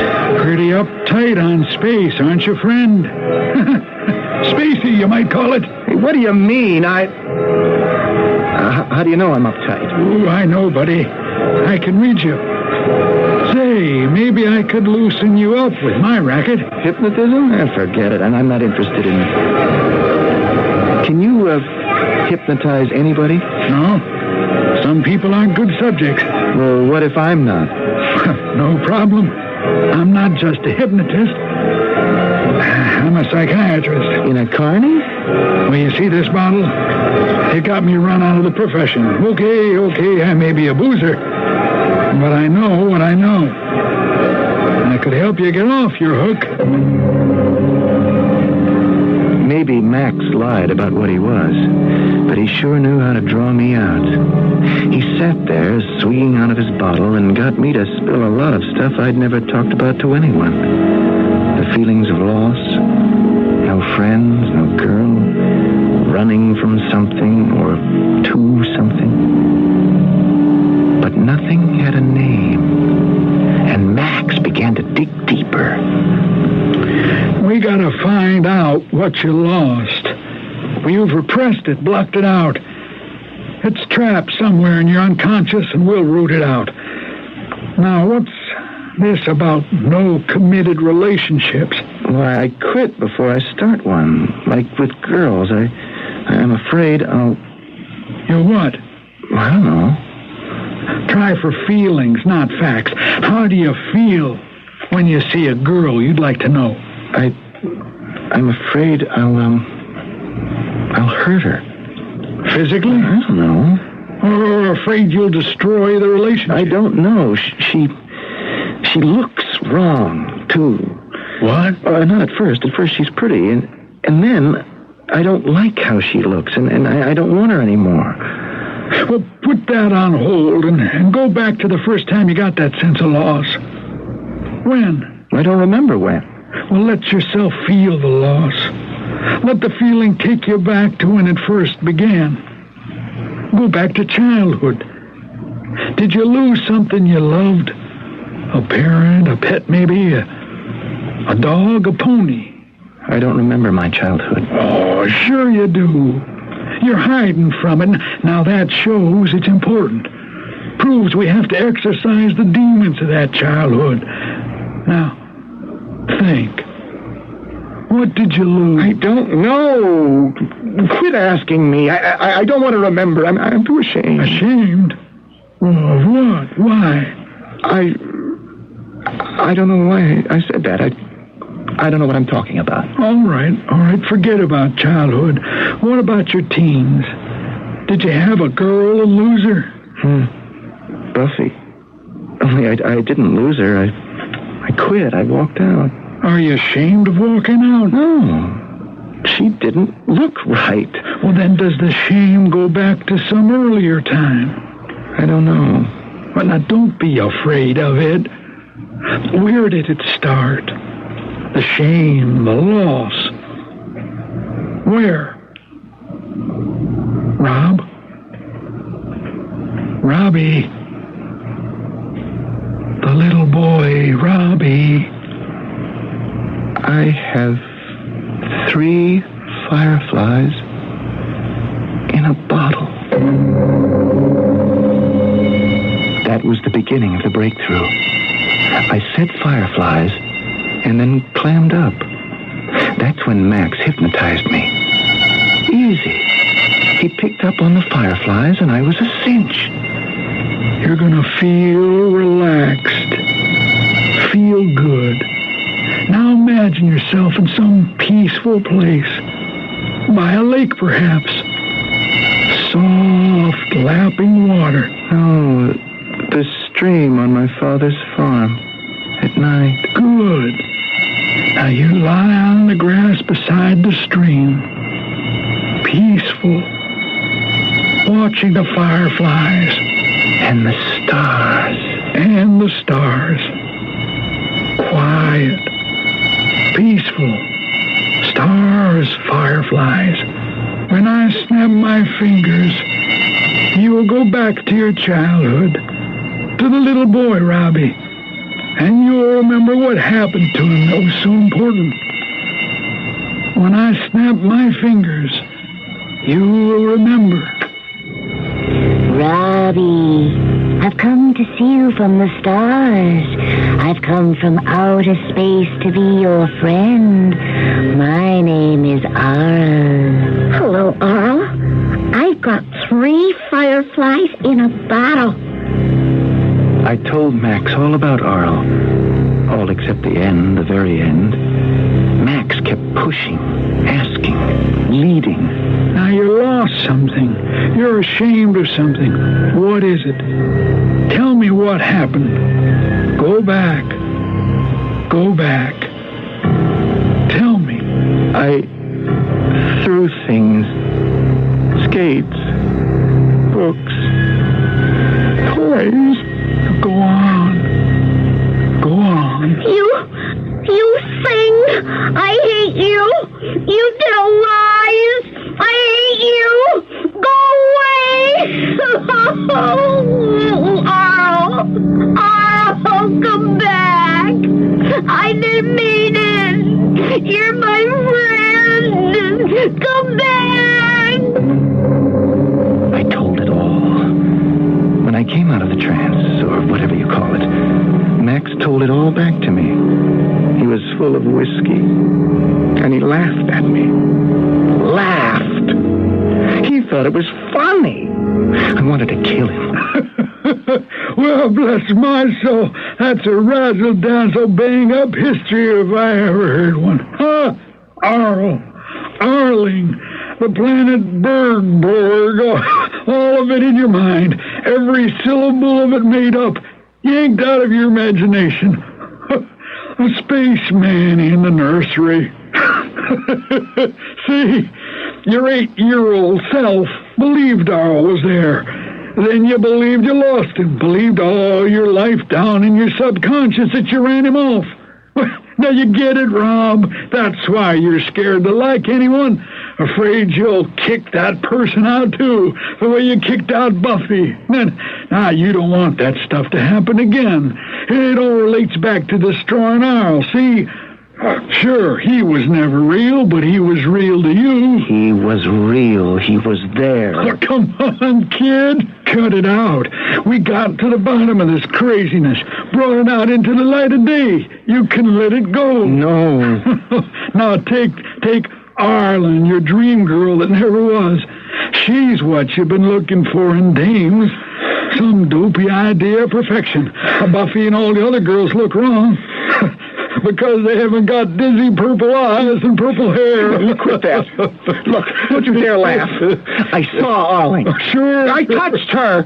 And somewhere she is waiting for me. I'm going to find her again. She's the one I want. I said quit that! What are you doing? You! A liar! Stop! You're an earthling! You pollute everything!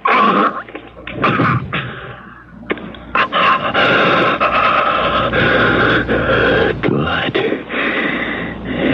You can't laugh anymore.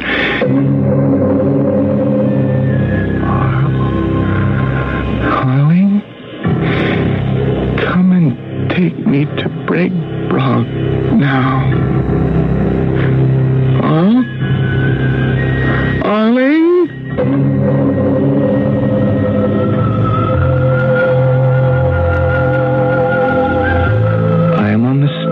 Bragbrog now. I have 3 fireflies in a bottle. I forget why there are bars on the windows of my room and the door locked. I forget why. Wait. Arl will tell me. He comes when I call. Arl? See? Here he is. So fast.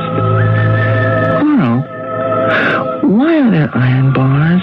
To keep the earthlings out. Oh, yes. You have not begun to write your story yet, Robbie. You are to write everything down about me, Arling, Breadbrog. Write it down for the ignorant earthlings to read. I'll write soon, Arl. Yes. Soon I will write. First, I have to talk to Arling. Arling? Arling? I am here. I am as real as fireflies in a bottle. May I touch your purple hair? Touch. Oh, you have stars in your hair. No. Fireflies. Oh, Arling, I forget why the Breadbrogians carry big keys. To unlock your door. Robbie, darling. I have three. What have I? Darling, don't you know me? I'm your mother. Mother? Oh. The psychiatrist said you might not know me, but I didn't believe him. Sweetheart. Try to remember. You don't look right. Your hair should look like Arling's. Who's Arling? This is Arling, my wife. Beautiful, with 3 fireflies in her hair. There's no one here. And this is Arl. Beautiful with all his eyes. Oh, a space creature from when you were little. Oh, my darling, you're imagining him again. But there's hope. You have the best doctors, the best psychiatrists. This is the finest mental hospital in the country. You can't see Arl. You couldn't see him then. You can't see him now. Or hear what he says. Or understand if you did hear. He could save you, save the world, but you refuse to understand. I will begin to write now the whole story for earthlings to hear, understand, believe, and then act to save the world. I didn't know what he was. 13 years ago, at 7 years old, how could I know? The fact that he looked weirdly different from people didn't surprise or bother me. A 7-year-old's world is a patchwork of surprises anyhow. And he didn't seem as magical to me as a circus clown I'd seen shot from a cannon.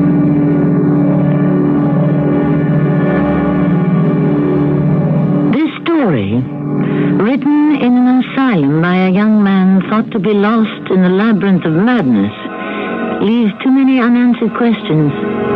Suppose, laugh if you like, suppose all was real, that he did come to Robbie from out yonder somewhere, came to help, a child, listened and believed, until adults filled that child with fear and hate. But suppose adults, too, had listened, believed, and acted. Would our world then not be on its present disaster course? Alas, we have no answers. I will be back shortly.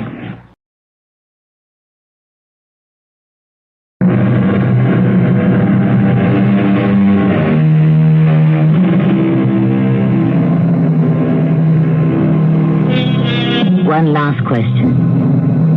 Some reckless part of me wonders, well, go ahead, laugh, wonders how many imaginary playmates of children may in fact be extraterrestrial beings, desperately trying to save this doomed planet. Our cast included Russell Horton, Evelyn Juster, Cynthia Adler, and Lloyd Battista. The entire production was under the direction of Hyman Brown. And now a preview of our next tale. I don't want to be haunted by the knowledge of the dark side, but I am the most qualified. I will not be the killer. You will, because you are the most qualified. Every society needs a killer. One who is authorized to commit murder to preserve the rest of us. There must be an alternative. Oh, there is. We can submit to invasion, to be conquered, destroyed, enslaved. At least that way there'll be no blood on our hands. We will be free of guilt. And you're willing to accept that? Am I the only pilot? You're the most trustworthy. We're placing our fate in your hands. We are giving you the power no one else in the world possesses. The ability to destroy us. How do you know I won't do it one day? Well, we don't. But it's the chance we must take. This is Tammy Grimes, inviting you to return to our Mystery Theater for another adventure in the macabre. Until next time, pleasant dreams.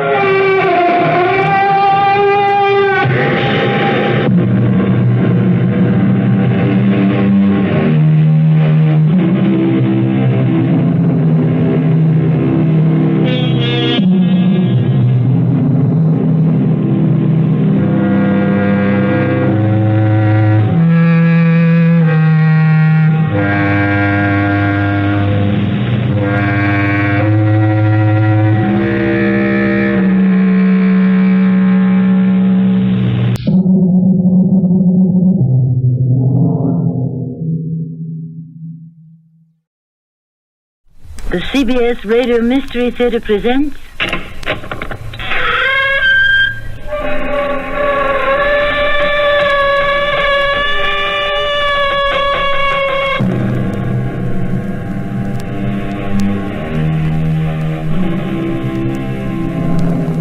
Welcome.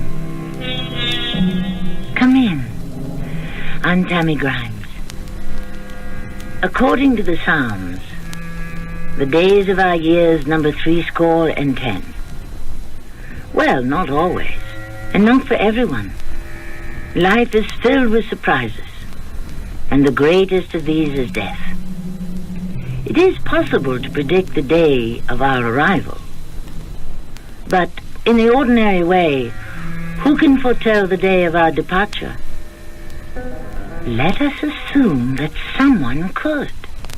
I won't let you go, Albie. The streets are too dangerous late at night. I can take care of myself. I've got a gun. See? Oh, Albie, that's the toy pistol Papa bought for your birthday years ago. It's the real thing. No, Albie, dear, it's just a toy. That's your opinion, Mother. Now, Albie... Watch this. Albie, you come back here. I forbid you to leave the house.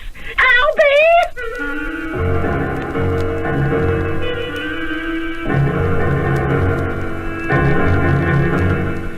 Our mystery drama, Tony's Market, was written especially for the Mystery Theater by Sam Dan and stars Earl Hammond and Bob Caliban.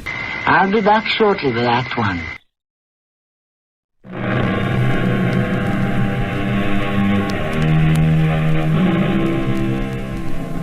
It is 11 o'clock on the night of July the 2nd. 3 people are in Tony's Market, one of those little superettes or convenience stores that stays open till all hours. There's Tony himself, middle-aged, balding, good-natured. Mrs. Cordelia Tanner, a rather plump lady of nearly 40. And Mr. Joseph Dacey, an elderly but extremely dignified-looking gentleman. Tony grins at his 2 customers.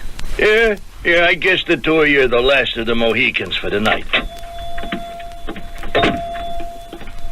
But Tony is wrong.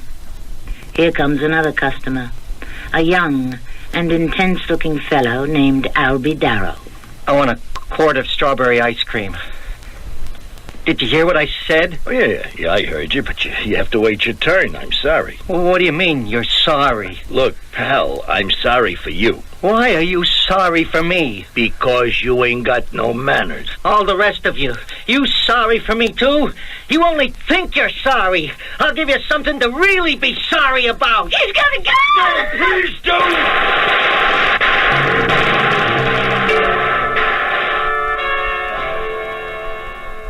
The gun is one of those 9mm automatics, so popular today with assassins. It fires 14 shots so rapidly you can scarcely count them. In less time than it takes to tell, the Holocaust is complete. Tony DeMeo, Cordelia Tanner, and Joseph Dacey lie dead. Albie Darrow reaches into the freezer chest, finds a carton of strawberry ice cream, and calmly walks out of the store.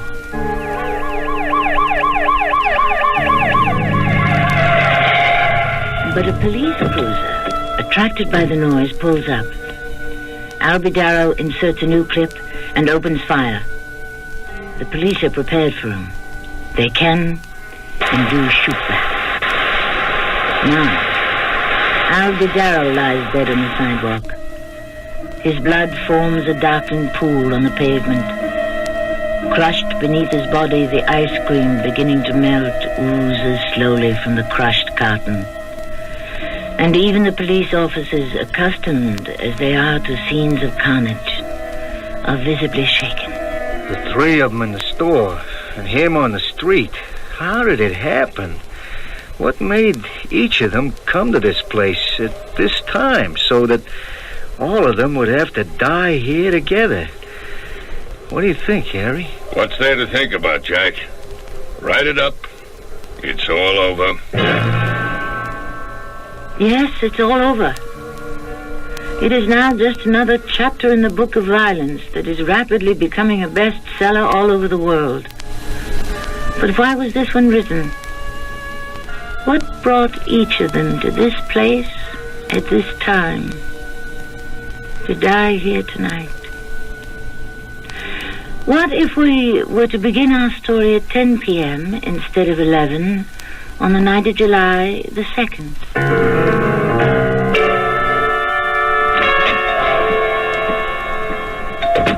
Have no fear, Tony's here. Good. Now we can close the store. It's only 10 o'clock, Amelia. Oh, you promised we were going to start closing early. We will. Now you run home and you light up the stove, huh? Tony. It's Thursday night, right? I don't care. But the bingo game's gonna break up in 5 minutes. So what? Well, we get a nice crowd in here till about 1:30. If I know you, Tony, you'll stay open till midnight. No, I promise. You always promise.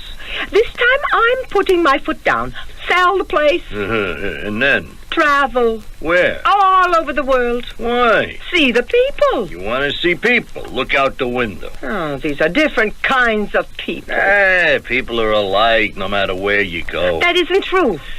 Tony, let's go to Italy. Italy. Your old man and my old man, they should rest in peace. They couldn't wait to get out of Italy. Well, that's because they were poor and starving.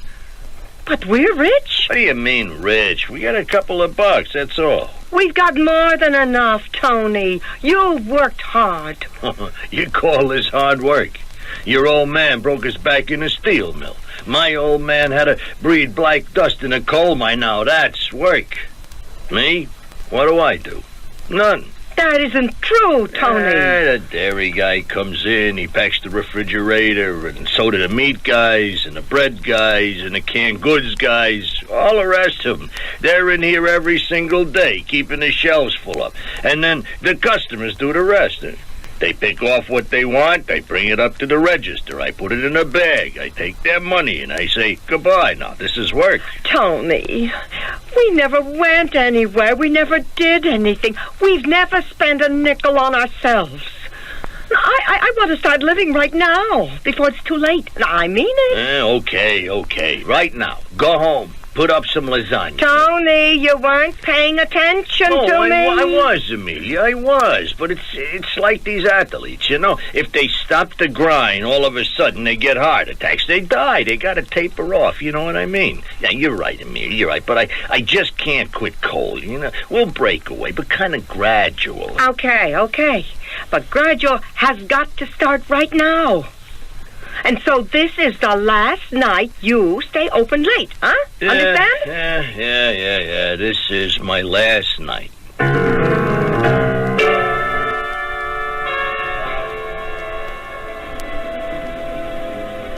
Walter, please turn that off. Huh? I said turn it off. But you asked me to turn it on. I changed my mind. Well, I believe that's a woman's privilege. A woman has no privileges. Oh, now, Cordelia. A woman has only illusions. Well, perhaps that's what all of us have, the illusion of privilege. That could be a fascinating philosophical concept. Are we going to discuss it? No, not if you don't care to. I would rather we chose a more vital, a more personal topic. We have been here exactly 1 hour and 40 minutes. You haven't broached it. What am I to infer, Walter? Oh, listen, Cordelia. To what? Another long and tortuous justification? No. Did you or did you not speak with her? Well, of course. I speak with her every day. Did you or did you not ask her for a divorce? Blatantly? I'm afraid that's the only way it can be done. Well, Cordelia, she isn't well. Well, do we have to wait for her to get better? Now, my dear, you... Till now, we have had to wait for A, John's graduation, B, Jill's engagement party. How long does Martha plan to be ill? I am only trying to hurt her as little as possible. Well, it can't be done. You'll have to hurt her a great deal, or you will have to hurt me a great deal. Why don't we have some champagne? Because there isn't any. There's almost half a bottle. It's become flat. See? Just like us. The fizz is gone. Don't say that. I'll ring up room service. No, don't you dare. Cordelia, I will not have some smirking waiter slink in here with that knowing leer on his face. Well, why shouldn't he believe that we're married? Because it's obvious that we aren't. Obvious to whom? To everybody. But we appear to be any settled married couple. Look at us in the mirror. Well? Yes, I suppose we do. Here I am, fat, middle-aged woman. Oh, no. You're not fat. You're pleasingly plump. Plump, certainly, but pleasing. To whom? To me. And who are you? Look at yourself. You have bulge, you've got a pot belly. Oh, darling, we all grow older. In body, perhaps, but not in spirit. No, you're an old man, Walter. You are an old man at 50. And you putter about with old things. The whole world is the classics, the ancient Greek and Latin classics. My dear Cordelia, what is the problem? The problem? The problem? I don't know what the problem is. Oh, no. You mustn't weep, no. You're never going to divorce, are you? Are you? Darling, does it matter? I mean, really matter? You and I are truly one. We're mated. We are husband and wife in everything but name. Well, I want the name, too. Oh, my darling Cordelia, as George Bernard Shaw would say, that is middle-class morality. What is wrong with middle-class morality? You intend to have your share of it? Didn't you scrimp and save and send your son to one of those prestigious universities? Didn't you plot and scheme to marry your daughter into a wealthy, socially prominent family? Well, why can't I enjoy some nice, comfortable, middle-class morality, too? Oh, you know, darling, there's the most hilarious comedy on television tonight. No, really, it will make you feel so much better, really. I don't have to turn on the TV to see a comedy. I only have to look at you and me. Well, Walter, the joke is over. The joke? Yes. The joke we've been playing on ourselves. You know, I actually thought you would leave her for me. But why should you? Martha and I, we're so much alike. She's fat and 40, and so am I. What did you see in me anyhow, Walter? Darling, what is wrong with you this evening? Nothing. For the first time in years, Walter, something is right with me. I'm starting to think of myself, and that makes you uncomfortable. No. I don't like to see you distressed. Oh, unless it concerns you. I'm only supposed to suffer over your agonies. Will you or won't you be named department head? Will Martha ever understand there's a limit to how much money you can make? But tonight, we have been talking about me, about what troubles me, about what I need, and you simply do not know how to handle it. What are you doing? You're getting dressed? Yes, correct. But why? Because I'm leaving. But I've engaged the room for the entire night. Well, perhaps you can get a refund. Do you suppose they would do that? Well, why don't you ask? Cordelia, what are we talking about? It turns out that we are talking about what we've always talked about, nothing. All right. All right, I'll tell you what I'll do. I will ask her. I'll pick up the phone right now. That's an idea. Maybe she'll come over and spend the night, and then the money won't be wasted. I shall ask her for a divorce. No. No? Don't bother. Forget it. Well, what is the matter now? You wanted me to ask her for the divorce. You made this burning issue over it, and now that I'm willing to do it... Yes, now that you're willing to do it, I no longer want it. Oh, I don't understand you. I no longer want you. But only yesterday you said you wanted me. Well, today, I want someone else. Who is he? I don't know yet, but I'll find him, or he'll find me. Why not? Fred left me more money than I can ever spend. And now that I don't feel guilty, I don't have to hide behind this fortress of flesh anymore. I'll diet, that's what I'll do. I'll lose 20, 30 pounds. It'll begin to make a difference. But why, Cordelia, why? Why? Because I want a man who will bring out the best in me, Walter, and you don't do that. Cordelia, don't go. Not now. You have a 2-hour drive. Good night, Walter. But it's so late. Yes, it is late. I only hope it's not too late. But we already know the answer to that. It is now 10:15 on the night of July the 2nd. Cordelia Tanner is, as they say, blissfully unaware that she has exactly 45 minutes to live. Cordelia Tanner, Antonio DeMeo, Joseph Dacey, and Albie Darrow. The second act, the next to the last chapter in their lives, approaches.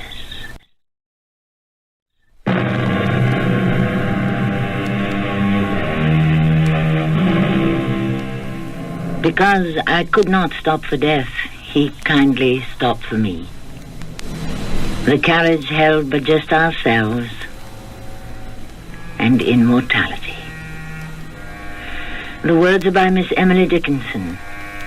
They describe so many of us who go about our all-consuming mortal affairs. And, in particular, the 4 main characters in our story. The carriage will stop for each of them within the hour. Hey, hold it, Harry. Okay, Jack. Hey, that car parked at the curb back there. It's got a dame sitting in it. Let's check it out, huh? Okay. Hey, good evening, ma'am. Lady? Oh, good evening, officers. Everything all right? Oh, yes, everything's fine. It's just we noticed you all alone in a parked car on a deserted street. Oh, would you like to see my license and my registration? No. You look okay. Shall I tell you why I parked here? You don't have to. It's a free country. I was obeying the law. The law? Well, it isn't exactly legal law. It's more or less a law of common sense. And it says you should never drive while you're drunk or nervous or excited, you know? Yeah, I know. Well, I wasn't drunk or nervous, but I was excited. And do you know why? No, ask me why. Okay, why? Did you ever hear of the Declaration of Independence? Hey, Harry, we're in this deep. Yeah, sure. No, how they all signed it, all those great men. John Hancock and Thomas Jefferson, Button Gwinnett. Who was Button Gwinnett? Oh, his was the smallest signature of all. You know, that little tiny cramped wavery one. Yeah, sure. But all of them, can you imagine how excited they must have been? Do you think that they could have just calmly gone back to the everyday routine of their lives as if nothing had happened? No. For a little while at least, there must have been some interlude of exaltation. Hey, does this make any sense to you, officers? Sure, why not, huh, Harry? You see, just a little while ago, I also signed a sort of declaration of independence. Oh, good for you. Well, I'm feeling better now. I wonder if one of you could spare a cigarette. I seem to have run out. Oh, I'm sorry, I don't smoke. Oh. Me and my partner Harry here, we both kicked a habit. Oh, well, look, is there any place around here where I could maybe, what would be open this hour, Harry? Maybe Tony's Market. Hey, yeah, Tony's. All right, you want to turn right at the corner, go 1 block to Taft Street, turn left. The first light is Roosevelt, and it's just past the corner. Oh, thank you, officer. Hey, those streets are named after William Howard Taft and Theodore Roosevelt, in case anybody should ask you. Oh, well, that's good to know. Tony's Market. I'll find it.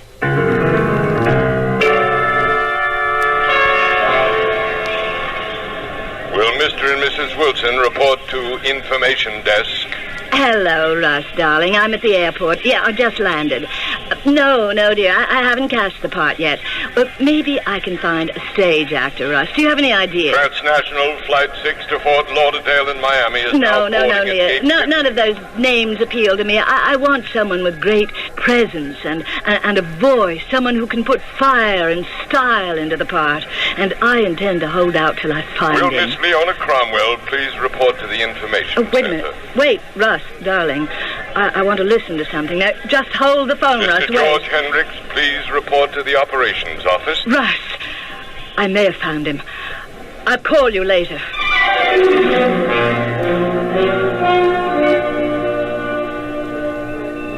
Are you Mr. Joseph Dacey? I often wonder. Of course you are. I've seen you on the stage. A long time ago. They said you'd be here on your break. You're looking for me? Yes. And now that you found me... My name is Thea Louise Miller. Yes, I know. You do? Who wouldn't recognize the celebrated Thea Louise Miller, the hottest young filmmaker in Hollywood? That word hottest, of course, is not mine. Well, I'm not really young anymore either. You have retired from the theater. We're surrounded by quite a bit of theater here, Miss Miller. And I'm constantly reading lines. Many of them are charged with more real drama than anything that's spoken from the stage these days. Would you consider coming back? Would I consider coming back to do a play? A motion picture. Well, I would have to read the script, of course. Of course. Now, what am I saying? You're actually offering me a part? Yes, in my new film. Well, this isn't a joke, no, is it? It's a very strong character part. Well, listen, I don't mind auditioning. No, you don't have to. You already have the part. I've got the part? Mm-hmm. Well, I can't believe it. Mr. Dacey, what happened? What happened? To you. 20 years ago, you were considered one of the finest actors. The crowd. The fickle crowd. It elevates us to the skies for reasons we can never fully understand, and then it consigns us to the depths, also for reasons that are beyond comprehension. But you were so well known, so great. Well, we grow older, the world changes. There are new names, new faces. I want you for my picture. You can have me, my dear Miss Miller. But may I ask why? I shouldn't say this, but the fact is, I owe everything to you. To me? Yes. If it weren't for you, I might still be working on a farm in upstate New York. You took me away from there. I did? Mm-hmm. I can't remember. And I can't forget. I lived with my father. My mother was dead. On a potato farm. It was hard work. I went to a regional high school. I hated it. Why? I don't know. I didn't feel I was learning anything useful. Literature especially seemed such a waste of time. And then they took the class to Rochester to see a play, Shakespeare. You were Macbeth. Macbeth? Mm-hmm. I toured Macbeth 20 years ago. You were Macbeth. Suddenly it was no longer just windy, high-flown words. You were a human being up there on that stage. I believed you. And when you said, "Wake, Duncan, with thy knocking, wouldst, thou couldst," I gasped. I started to cry. I could feel your agony. Could you? Yes. You couldn't awaken Duncan. But you awakened me, and I said to myself, this is theater, and this is where I want to be. Let me live here, and I'll never want anything else in the world. I'll never be cold or hungry. Do you understand what I'm saying, Mr. Dacey? Yes, I do. Of course you do. I've traveled a long way, but without you, I never would have taken that first step. You are actually offering me a job. I thought that was understood. And it isn't out of a sense of gratitude. I simply could not get anyone better, or even as good. I haven't been on a stage or in front of a camera in over 15 years. But I'm ready. I'm always ready. I know. Are you free to meet me tomorrow morning at the Hotel Royale for breakfast? I believe so. The lawyer will join us later to work out the contract. And I want us to spend our time talking about the script. Very good. Well, till tomorrow. Till tomorrow. Good night, Mr. Dacey. Good night, Miss Miller.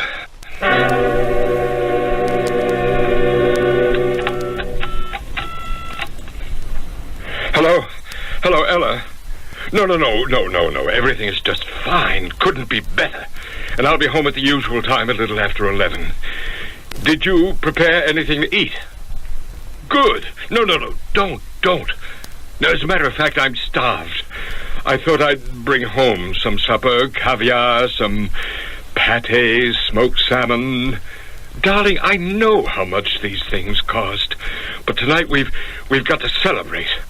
I'll tell you when I get home, and not one moment before.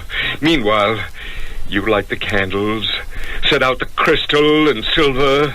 Tonight we cry out for madder music and stronger wine. I'll see you soon, darling. Wake, Duncan, with thy knocking. Wouldst, thou couldst.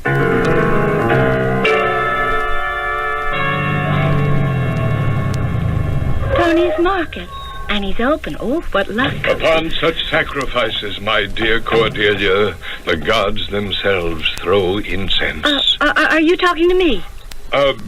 No, madam. I was speaking to Cordelia. Oh, well, my name is Cordelia. Is it really? Mm. Well, actually, I was King Lear speaking to his Cordelia. Do you often do this sort of thing? As often as I can persuade a theatrical manager to employ me. Oh, you're an actor. Yes, madam, and a hungry actor. Therefore, if Tony's is also your destination, and it appears to be open, after you. Well, thank you. Good evening, sir. Do I have time to browse a bit, or are you in a hurry to close? Well, as long as I got a customer in the store, I'm open. What can I do for you, lady? I would like some cigarettes. What kind? Oh, whatever's closest at hand. But you gotta like one brand better. Well, since you don't have the one I prefer, it really doesn't matter what you sell me. And why do you think I don't have the one you prefer? Well, because I don't see it on the rack. Well, if you don't see what you want, just ask for it. Well, in the first place, these are very esoteric cigarettes. I order them from an export-import firm downtown. Well, go ahead. Tell me more. I'll take anything. Well, why don't you just give me... I want to give you what you want, huh? Now, go ahead. Let me hear. Well, they're made with an odd but pleasant flavor. They're a bit smaller than average, and they come from Spain. But you see, they aren't too well known. Yeah. You mean pequeños, huh? Oh... How did you know? Well, that's a long story. You'll find them on the bottom. Oh, well, I don't think I see... Oh, Oh, yeah. They're all gone from there. Look, I got a couple of cartons in the storeroom. You got a minute? Oh, certainly. All right, I'll be right back. I have plenty of time.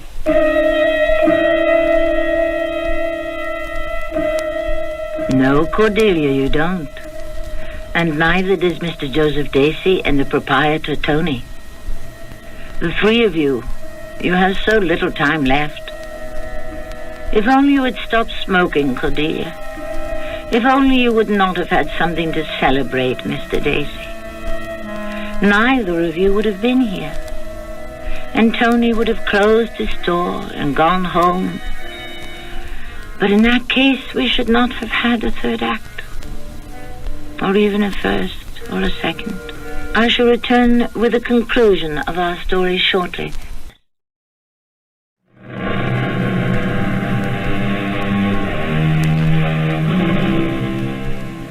We are concerned here with 4 people. They are all strangers to each other, and yet they will all share what is, perhaps, the second most important moment in life. The final one. That moment is scheduled to occur at 11 p.m. on the night of July the 2nd in Tony's Market. And these 4, who have no connection in life, will be eternally bound in death. Tony DeMeo, Cordelia Tanner, and Joseph Dacey are already there, waiting. Now, we need Albie Darrow. Albie? Yes, Mother? I thought I heard someone in the kitchen. It's only me. Well, what are you doing? Making a sandwich. Oh, I see you're using mustard. You can't have a sandwich without mustard. Oh, there's a great deal of salt in mustard. Oh. I was listening to a nutritionist on the radio. All right, Mother, I won't have any. She said there was this danger of a chemical imbalance. I won't eat anything at all. Oh, that's silly. Why? Because I said it? Oh, you just have to be careful. I'm careful. You're home late. Again. I know, Mother.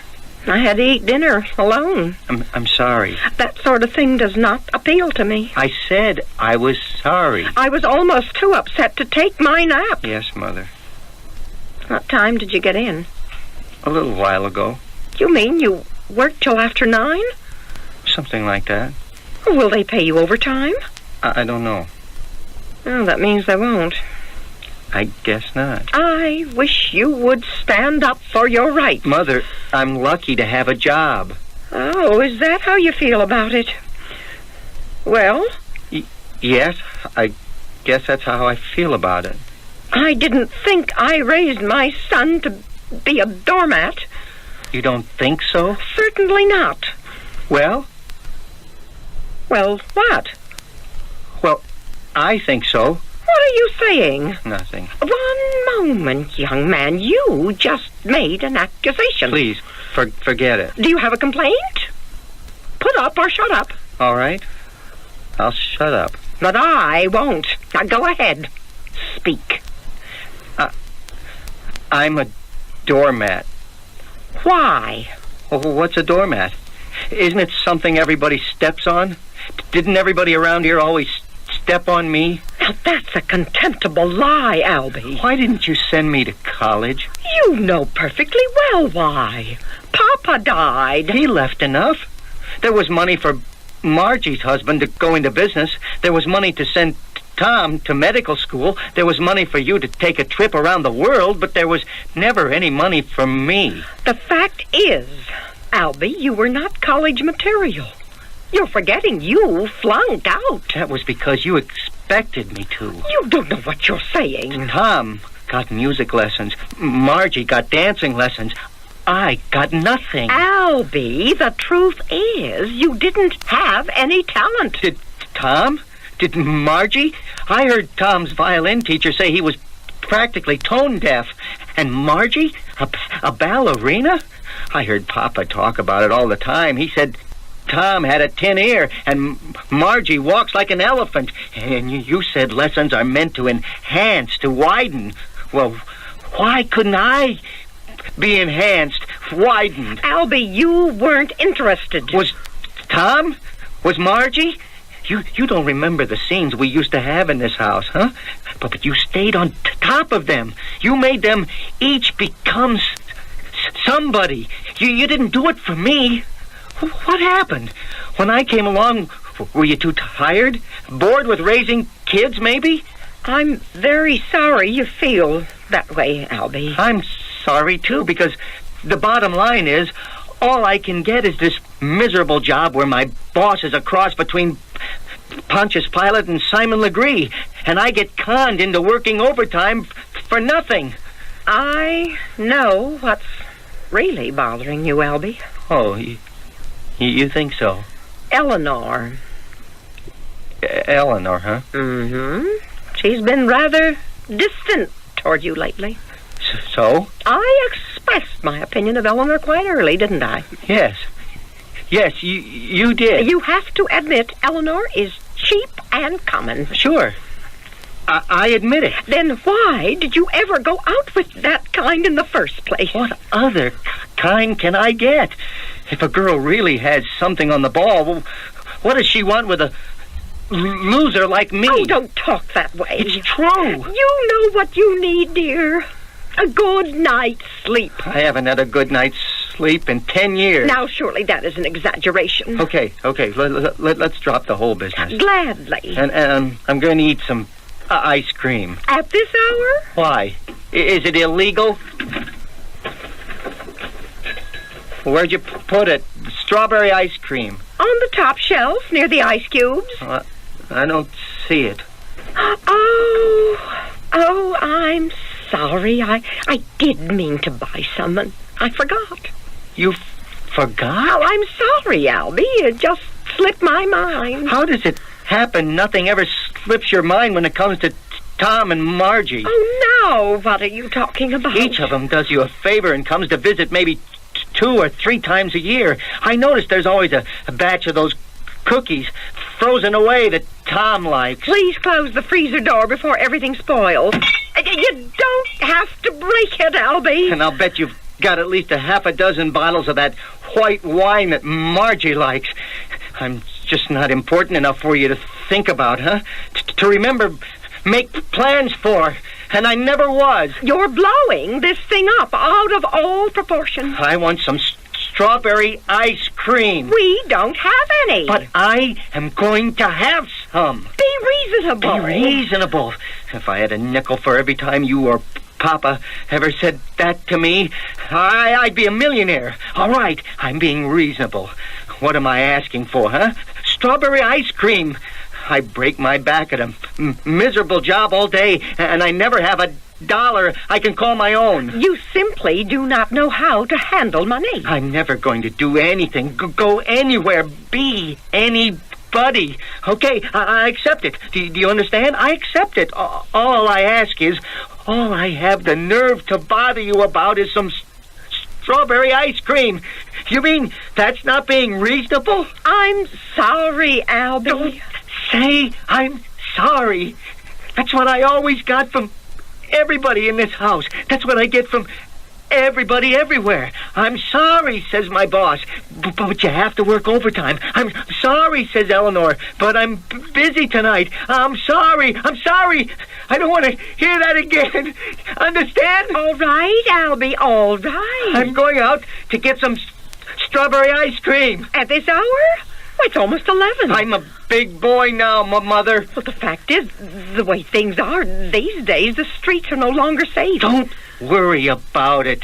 I can take care of myself. Albie, these people have guns. So have I. Oh, you're joking. Am I? What do you call this? Huh?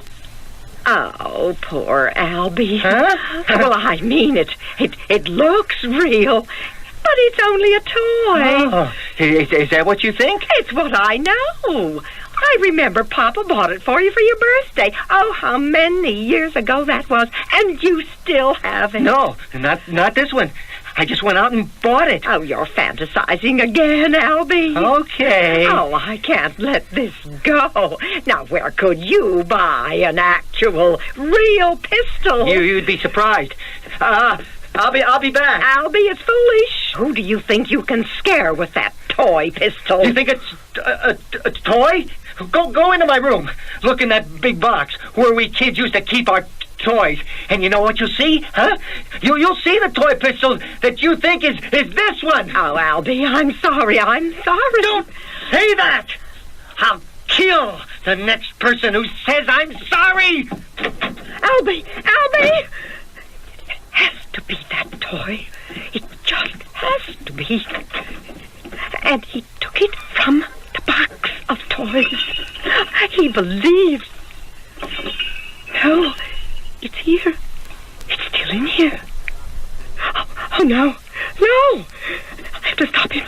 How can I stop him? Albie!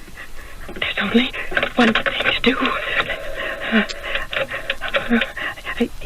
Police emergency.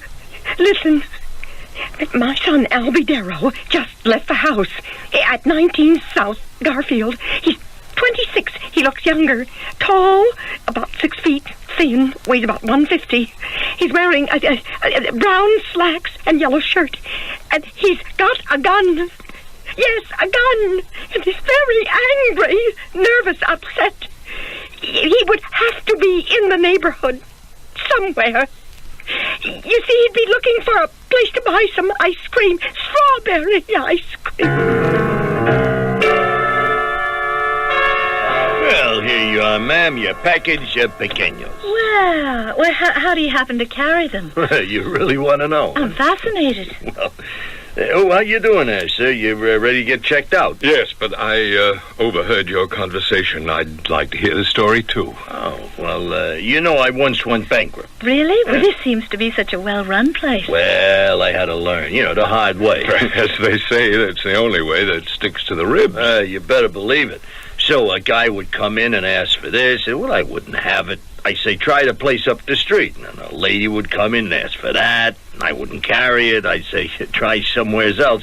And, one day I figured it out. I realized why I was going broke. I was sending people out of the store. You get my meaning? Oh, yes. Well, 6-8 weeks ago, a guy comes in and asks for pequeños. Well, I'd never heard of him. But I didn't send him across the street. I said to him, I'll talk to my tobacco guy, and they'll be here tomorrow morning. And business is thriving. I'll never send anybody out empty-handed twice. Well, I guess you folks are the last of the Mohicans for the night. I want a quart of strawberry ice cream.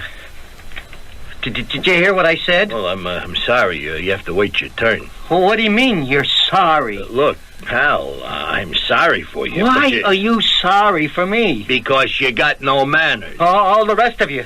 You sorry for me, too? You only think you're sorry. I'll give you something to really be sorry about. He's gotta go! No! Leo, don't...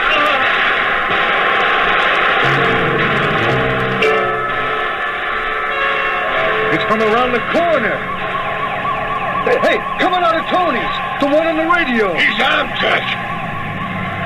You there! Freeze! Drop it! He's gonna shoot!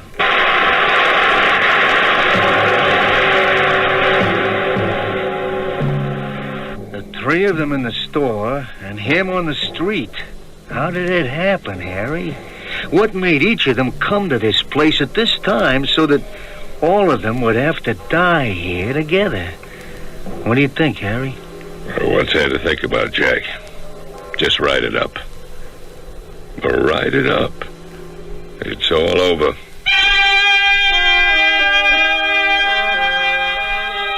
Yes, it's all over. Our story is called Tony's Market, but we could just as easily have titled it Strawberry Ice Cream, or My Mother Never Loved Me, or The Spanish Cigarettes, or Macbeth. The possibilities are limitless, because the causative factors, as the psychologists like to say, are endless. Little things, little events, ancient grievances and grudges, or even gratitudes. Suddenly they surface, and we live or we die. I shall return shortly.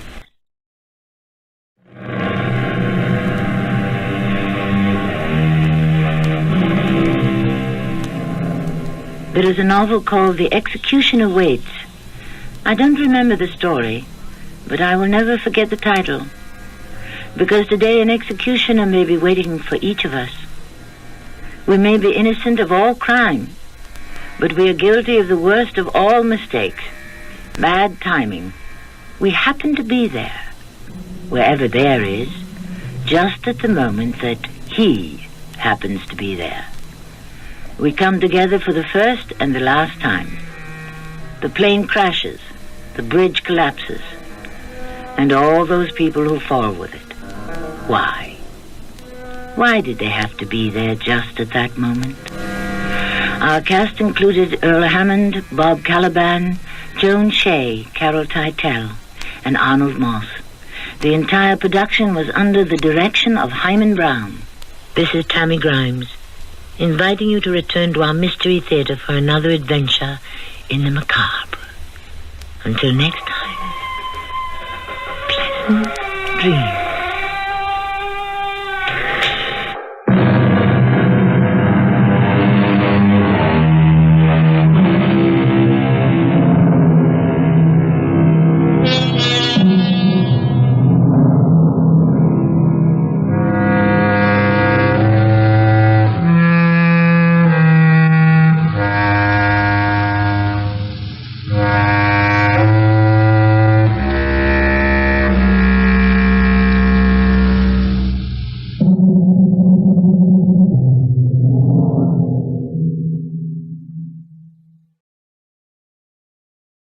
The CBS Radio Mystery Theater presents...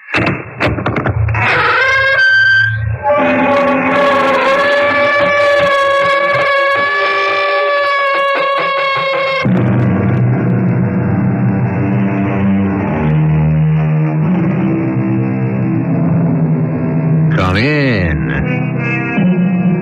Welcome. I'm E.G. Marshall.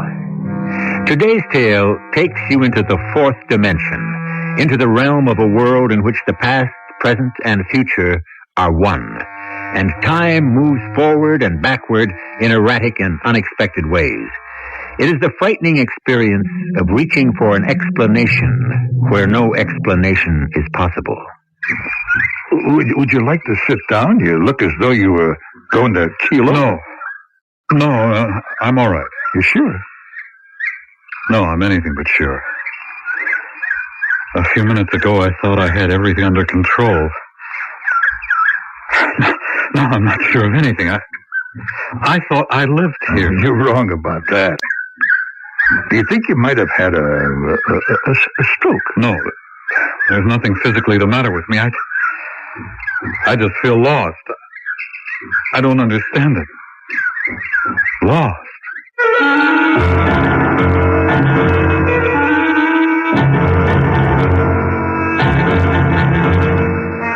Our mystery drama, Between Two Mirrors, was written especially for the Mystery Theater by Sidney Sloan and stars Marion Seldes. I'll be back shortly with Act One.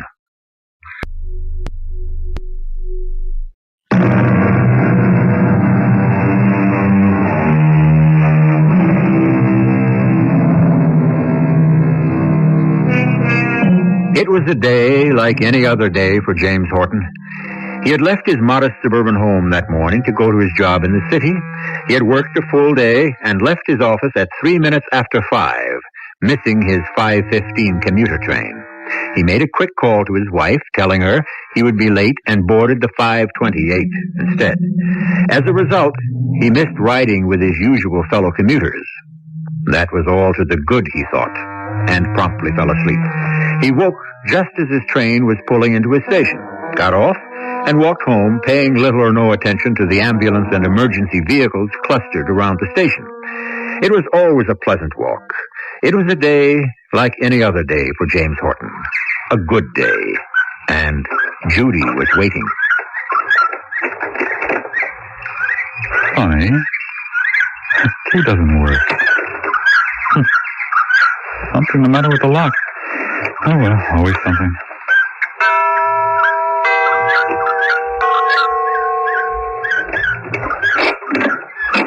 Yeah? Can I help you? Help me? Who are you? I might ask you the same question. Well, this is my house. I live here. I'm afraid there's some mistake.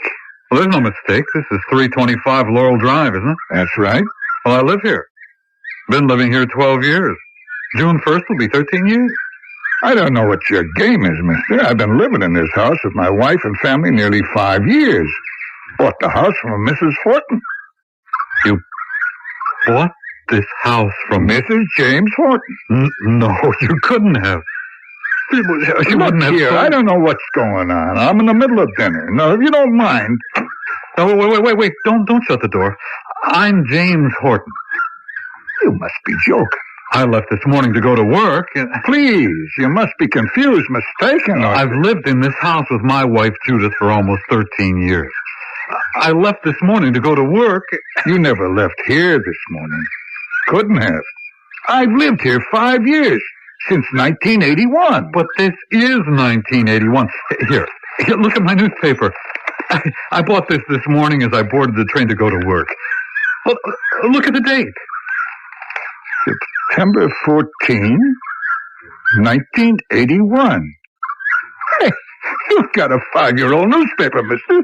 This is 1986. I bought it this morning. What are you trying to do? I live here. Ask anyone around. They know me. There, next door, Harold and Peggy Schoenfield. On the other side, our neighbors George and Mary Bendick. Moved away 3-4 years ago. How could they? How could all of this have changed since I left for work this morning? Something's the matter with your clock, mister. That is 5 years you can't account for. 5 years? Where's Judy? What's happening? Would you like to come in and sit down? No, I'm all right. I'll get you a glass of water. Yes, a glass of water. Thank you. I'm James Horton. I live here. Yeah, of course. I suddenly feel lost. I don't understand it. Lost.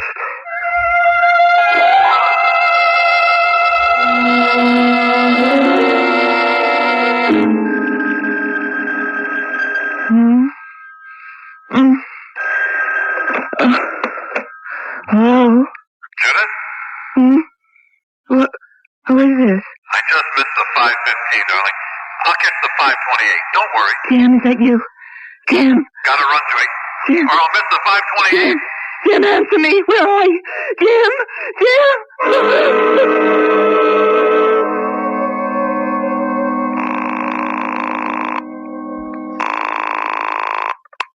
Hello? Dr. Rollins, this is Judith Horton.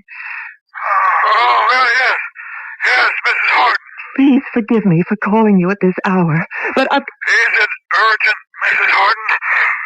I have to be at the hospital 6 tomorrow morning, and I heard from Jim. You what? I just had a call from my husband. I see. You had a call from your husband. I assure you he called me.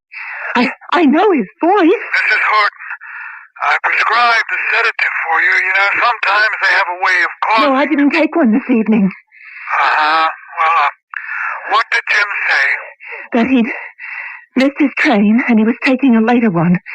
It was the identical call he made to me that day, 3 weeks ago. Did he say anything else? No, just that. And then he stopped talking. May I suggest that you go back to bed and try to get some rest? Take one of those pills I prescribed. It'll let you sleep. You come and see me tomorrow.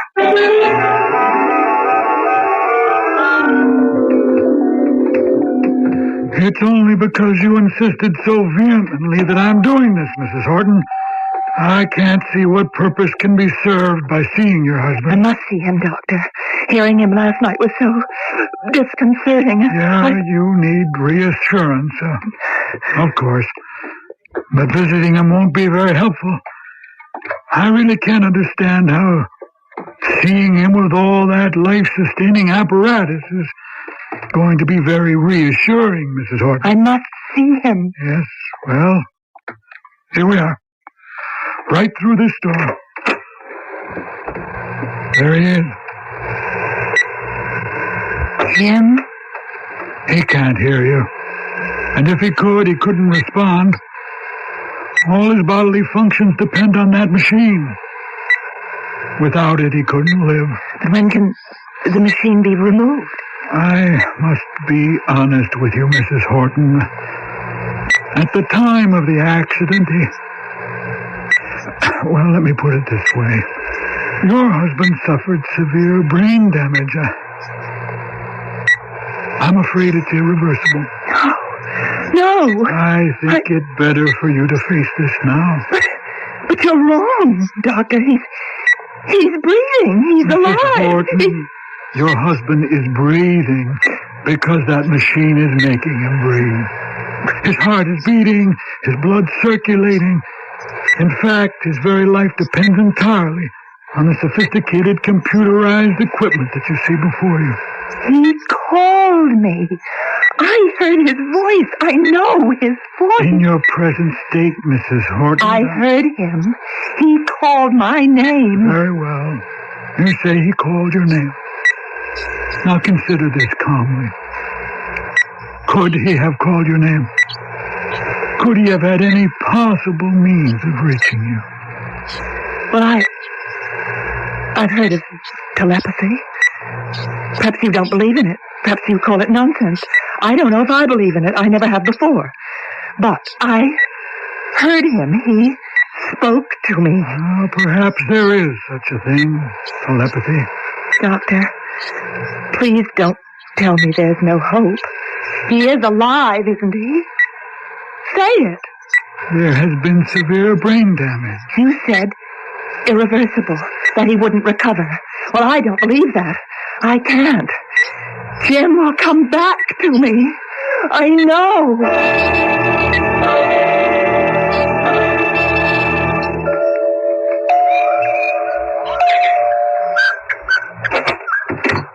Oh, Judy. Come in. I'm not interrupting anything, am I? Oh, not a thing. I just got Harold off for work and I'm having a second cup of coffee. Will you join me? Oh, I don't want to bother you. I just thought I needed a little company. Oh, of course. No bother at all. Sit down, dear. Coffee's hot. I just made a fresh pot. Danish, too? No, just coffee. Thank you. You know, Judy, I've always thought of myself and Harold as good neighbors of yours. You and Jim. You are, Peggy. Oh, thanks. And yet you haven't once called on us for help. You've been all alone in your house next door for 3 weeks I just now. couldn't. The shock of it all, it just made me want to shut myself in and... You want it? Rub salt in the wound to make yourself suffer? Is that it? It's just been a traumatic experience. You see your husband go off to work in the morning and then... You know, Harold was on the train that evening. The one that Jim usually took, the 5:15. But Jim called me just as he was leaving. He said he'd missed the 5:15. He was taking the 5:28. Judy, I'm sorry. I shouldn't have started on that. No, I came over to talk to you about it. I need your advice and your help. If I can. The doctor has spoken to me several times. About Jim's condition? Yes. He seems to be asking me to make a decision that I find almost beyond my strength to make. A decision? What kind of decision? He tells me, or he's been trying to tell me, that Jim will not recover. Oh, Judith, dear. Maybe he's wrong. His brain no longer responds. He's kept alive by machines. And if they stop? The rest of him will die. What does he want you to do? The doctor. He wants me to give the word to stop the machine. He wants you to let him die? Well, he wasn't quite as blunt as that. No, Judith, you mustn't even think of it. It would be with you the rest of your life. The guilt, the knowledge that you would... No, put it from your mind. Just let matters take the course they must take. Don't take on that terrible responsibility. You mustn't. The doctor's waiting for the answer. Well, it must be no. It is no. Of course. I've heard from Jim. What? You don't believe me? Well, If you say you've heard from him, I believe you. You think I'm losing my grip on reality? Oh, no. Dear Judy, after all you've been through in the last few weeks. The other night I was wakened by a phone call. It must have been 2 or 3 in the morning. Jim was calling. What? What did he say? He told me he was taking the 5:28, that he'd missed the earlier train. You heard him just the other night? And I immediately called the doctor to tell him. Oh, Judith, no. You were dreaming. I was wide awake. The telephone woke me. If you say so. Of course you're distressed. Who wouldn't be? Look, the coffee's all cold. I'm going to put the pot back on the stove and we'll have another cup. Oh, get that for me, Judy, will you? Hello?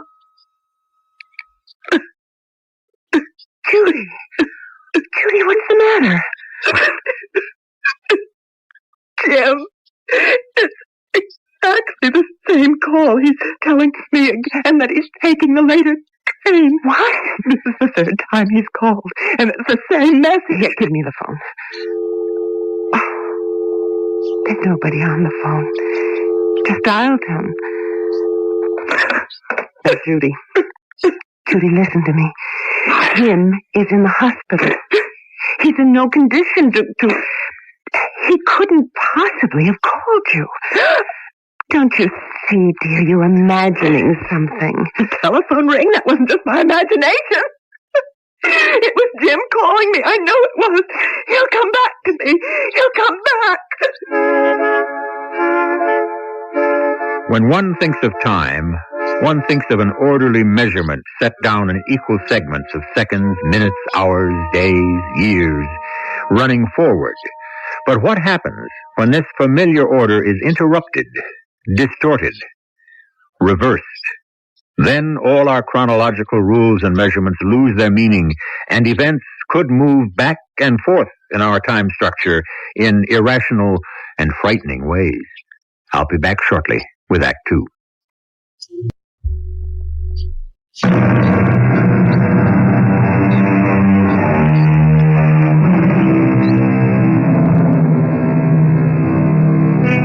Judy Horton has heard the voice of her husband calling her on the telephone to tell her that he will take a later train. It is the identical call she received 3 weeks before, and she knows that he is physically incapable of making this second call. Is it an illusion, or is it a recurring time echo that will repeat itself ad infinitum? It is the next day, and a troubled Mrs. Horton receives a caller.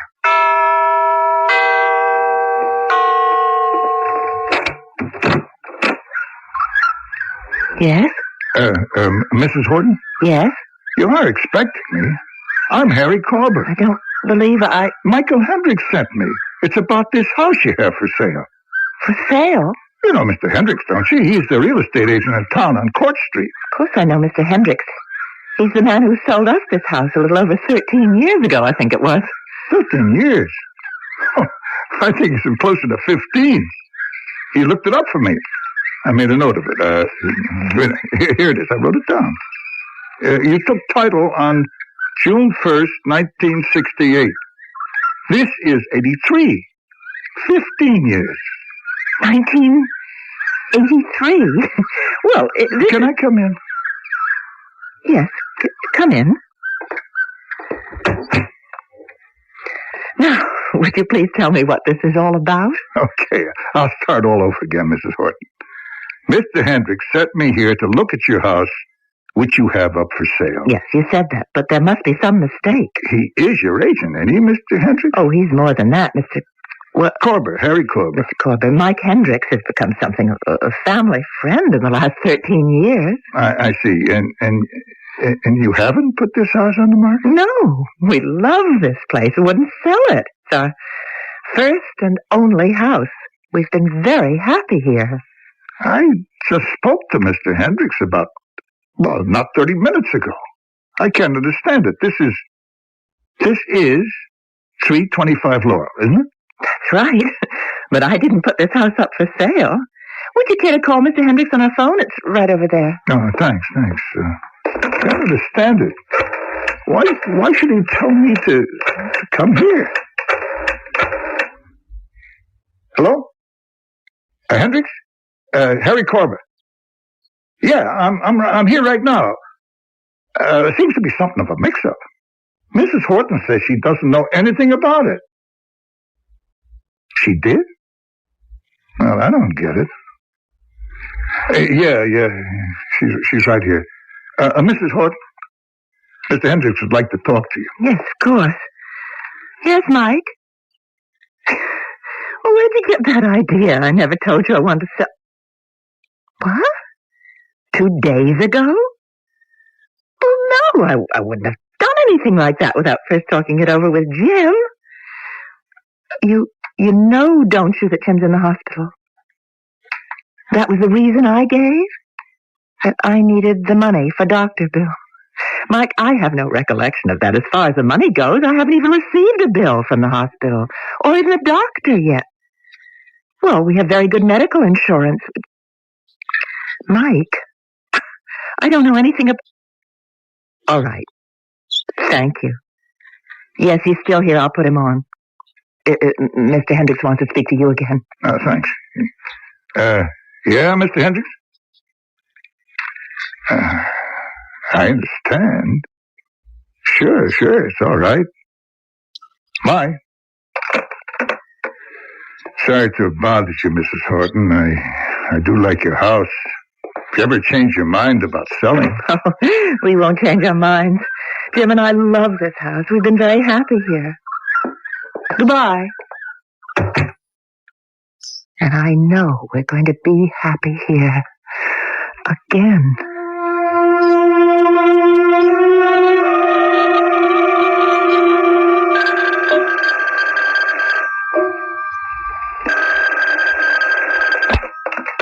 Hello? Mrs. Horton? Yes. This is Dr. Rollins calling. Yes, Dr. Rollins. I haven't heard from you in the last few days. The last time we'd spoken, we discussed in detail your husband's future. Yes, it was your feeling. It wasn't very promising. My prognosis was negative. I was waiting for your decision. To end Jim's life. I wouldn't put it quite that way, Mrs. Horton. How would you put it, Doctor? I love Jim. He's the only one I have. We've had a wonderful 13 years. Mrs. Horton. And I love Jim. Can you understand that, Doctor? I love him and he loves me, and I just can't turn away and tell you to let him die. Mrs. Horton, listen to me. I have the most profound respect for your feelings. It's painful for me, Jim's doctor, to have to explain to you the reasons to let him rest. Oh. To let him go. He can't ever be whole again. He can't come back to you. Yes, he can. He will. Jim is living. He will come back.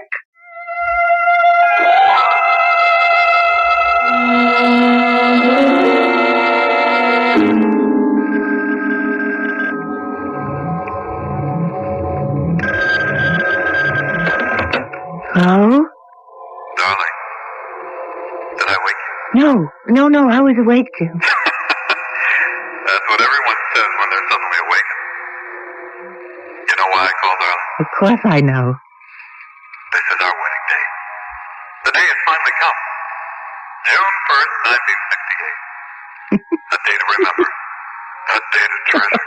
Jim, I stop the nonsense. You know what you sound like. Oh, like a happy bride? No, like a scared one. You want to run? You want to run, Jim? You still got a chance. Maybe you're right. You know, I thought of running. Then I thought, if I run, I want Judy to run with me. Oh, Jim. Still love me? Forever and ever. I'll never leave you, darling. I'll never leave you, Jim. Well, that's settled. See you at the church. Don't be late.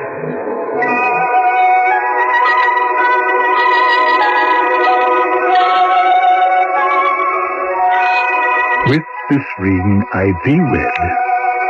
With this ring I thee wed. Whom God hath joined together, let no man put asunder. I now pronounce you man and wife.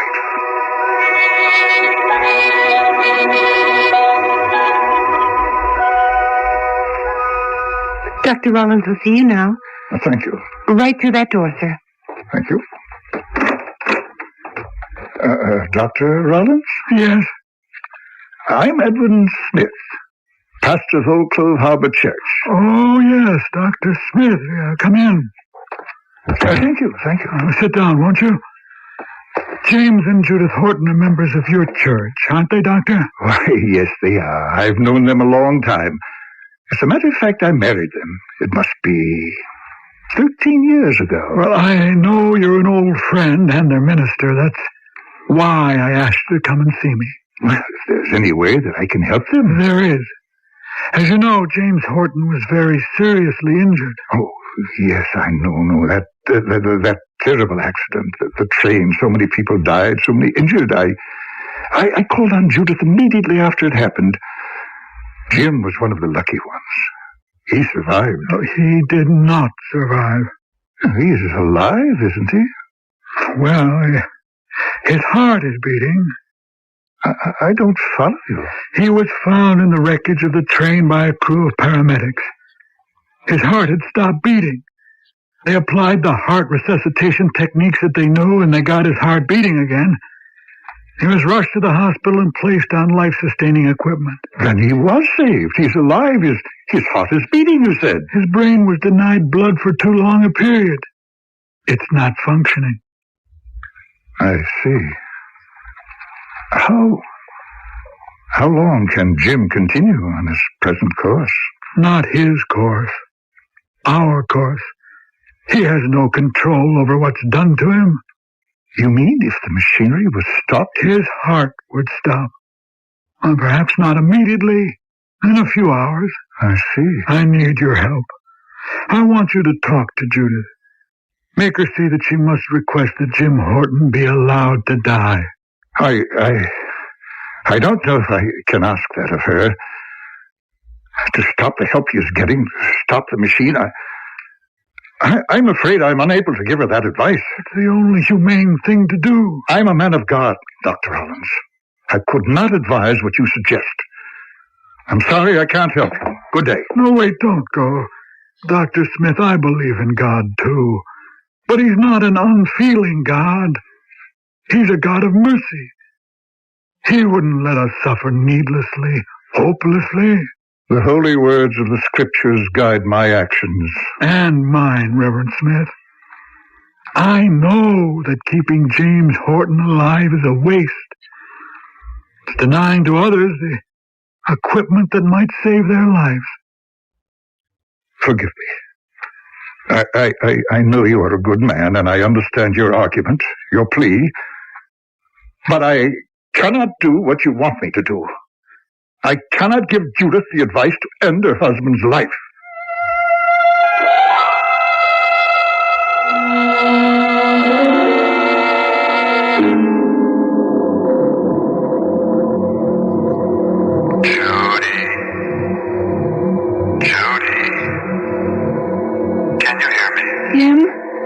Jim, I wanted to hear your voice.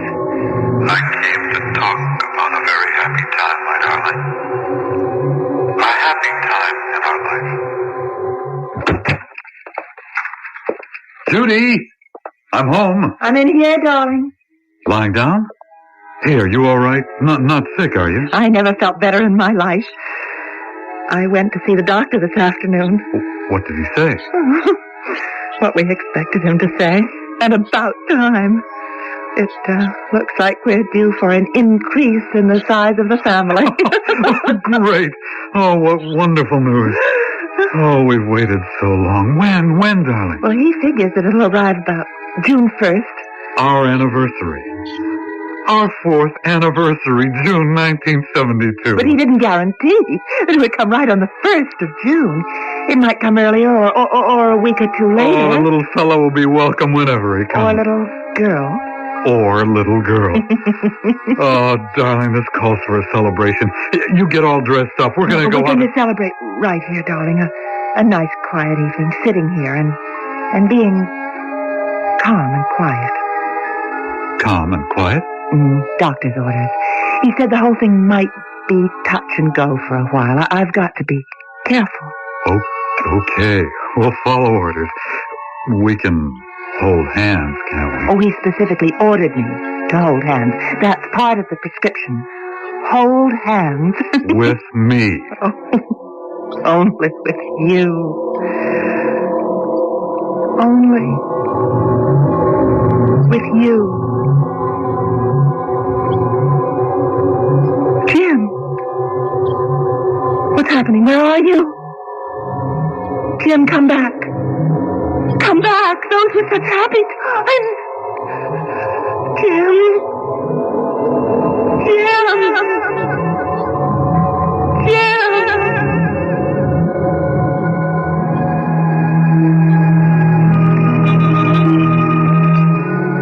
When the meaning of time breaks down, an event, a disaster, a voice, a precious tender moment can be repeated into infinity. Judy Horton, reaching out to grasp some warm remembrance of her past, relives for a moment a precious echo of her life. I'll be back shortly with Act 3.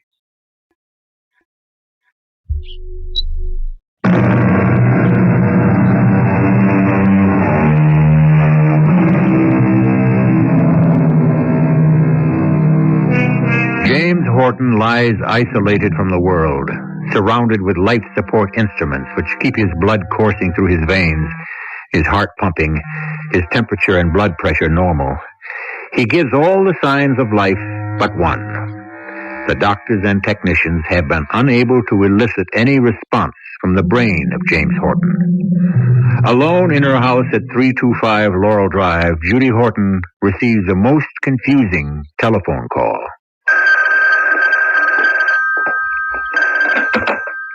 Hello? Hello, Mrs. Horton? Yes? I had a devil of a time finding you. Name's Corber, Harry Corber. My name strike a familiar chord?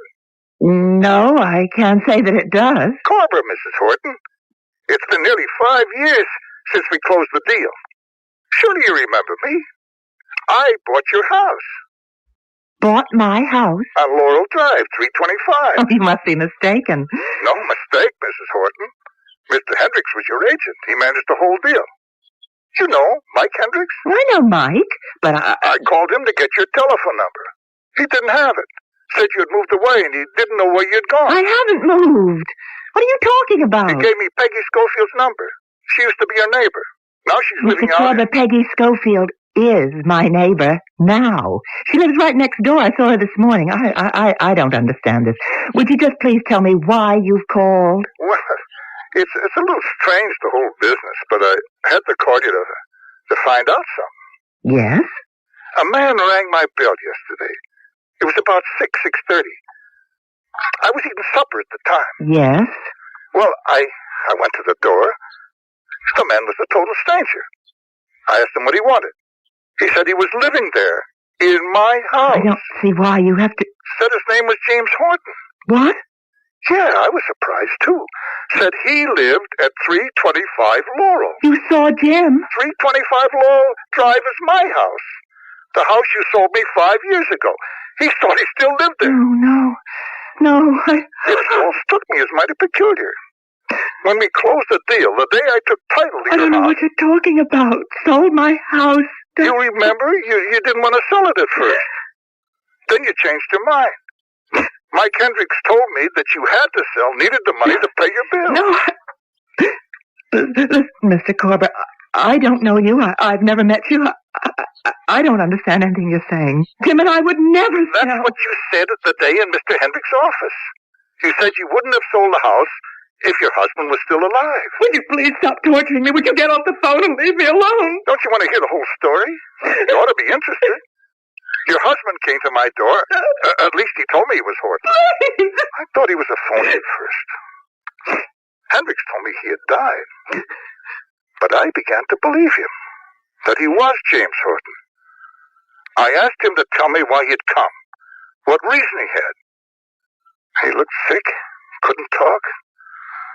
He wanted a glass of water, motioned for me to give him a drink. I got a glass of water for him. But when I came back, he was gone. It was only about half a minute, but he was gone. You still on the line, Mrs. Horton? Yes. He couldn't have been who he said he was. It couldn't have been Mr. Horton. You got any explanation? No. Who was he? I don't know. I don't know.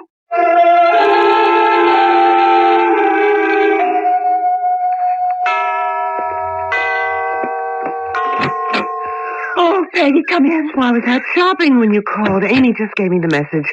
She said you sounded upset. Put it mildly. Peggy, have you received a call from anyone asking for me from my telephone number? No. Someone looking for you? Do you know a Mr. Corber? Harry Corber? No. Can't say I do. Well, he said he called you to get my number. And evidently he knows Mike Hendricks. I never heard of a Harry Corber. Does Mike know him? I haven't asked Mike. Well, it's easy enough to find out. Just call him. Pick up the phone. Have you got his number? Yes, I've got it in the book. Well, call him. It's the craziest thing I ever heard of. But I haven't told you everything. He thinks, this Mr. Corber thinks, wait a minute. Hello?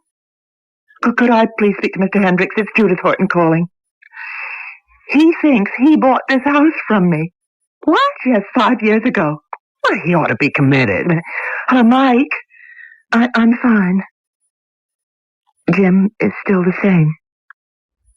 Yes, I know. Listen, Mike, the reason I called, do you know a Mr. Harry Corber? You don't. Oh, this is really getting strange. He never asked you to find a house for him? Now, wait a minute. He said that you sent him to look at this house several years ago, and that I said at that time I wasn't selling. You don't know him. You never sent him to see me. All right, thanks, Mike. Yeah, I'm sorry to bother you. Goodbye. Judith, it seems to me this is a matter for the police. No, not the police. Well, this might be some kind of a con game. It's too incredible. He said he was living in this house and was calling me from 325 Laurel. But how could he be? And that the reason for him calling me was that Jim had come to his house, this house, Jim, and was telling Mr. Corber that Mr. Corber, was an interloper.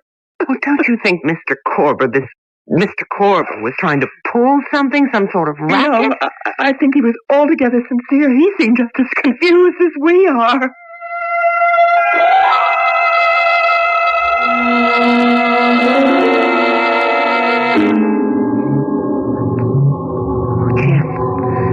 Oh, Jim, I'm so glad you're here. Are you all right, darling?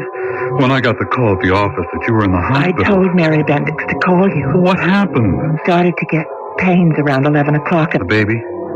The baby's going to be all right? The baby? The baby's gone, darling. A little boy is gone. Darling, Judy, listen to me. I know. I know what you're going to say, but there's no use saying it. The doctor told me there won't be another chance. Well, he's wrong. We'll have another, Judy. Oh, Judy, my darling. Jim. Don't talk. Don't talk, just listen. I love you. Oh. And need you. Don't cry, Judy. Don't cry. Just think about how much we love and need each other. Oh, hold me. Hold me, Jim, and don't let me go.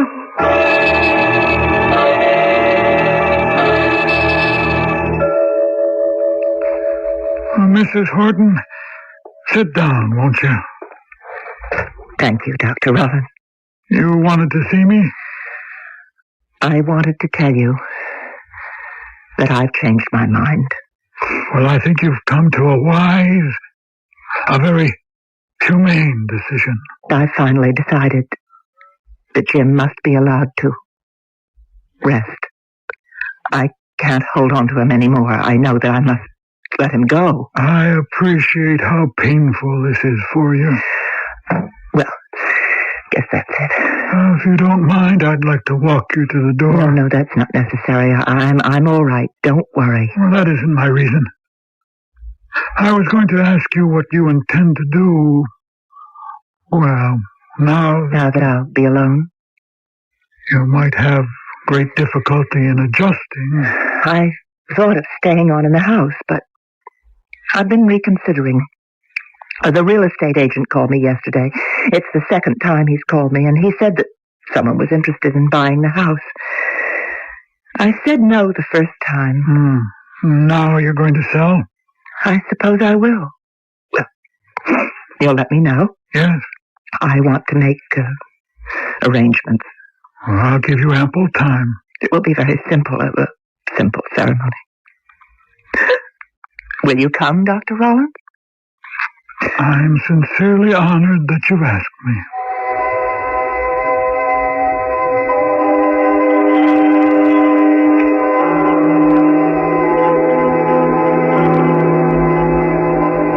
May God bless and keep the soul of James Horton. Amen. Goodbye, my darling. I'll never forget you. Never, ever, ever, ever, ever, ever. Never, ever, ever, ever, ever, ever. Never, ever, ever, ever, ever, ever, ever, ever.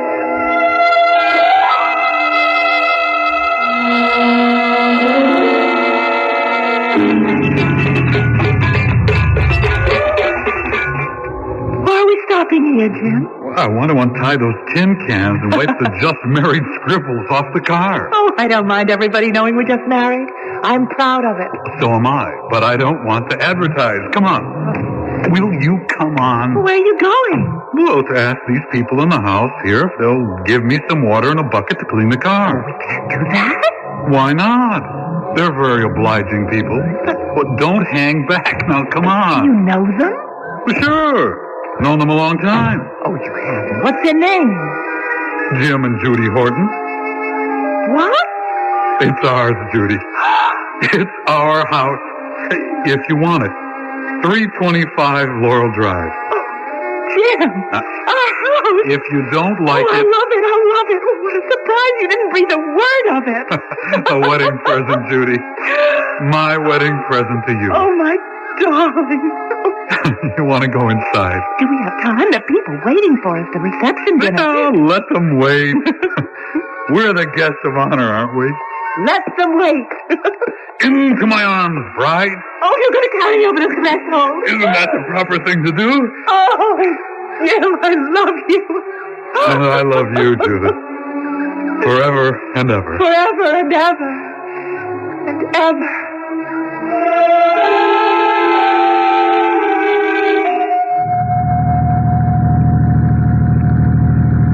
You won't have to wait for me, Peggy. Mr. Hendricks said he'd drive me back after the closing on the house. Well, just don't forget we're expecting you over for dinner tonight. Your farewell dinner. Don't sound so sad. I won't be so far away. Cooperville. I'll come back and see you. You'll come and visit me. It won't be as close as next door. Judith, don't you feel a little sad about pulling up roots, selling the house and going away? Oh, of course. I'm going to miss you and Harold. Such good neighbors. Oh. I've got a lot of bills to pay, and the money the house will bring will pay them. Gosh, it's funny. I thought I'd never leave here. Jim and I were so happy here. You were two people really made for each other. I used to tell Harold. We had 13 wonderful years. But he isn't really gone. He's with me now. In your memory? More than that. Jim is here. He's here. I've relived precious moments with him. Our life together is like an echo, repeating itself forever. I'll never be lonely. Jim will be at my side. Always.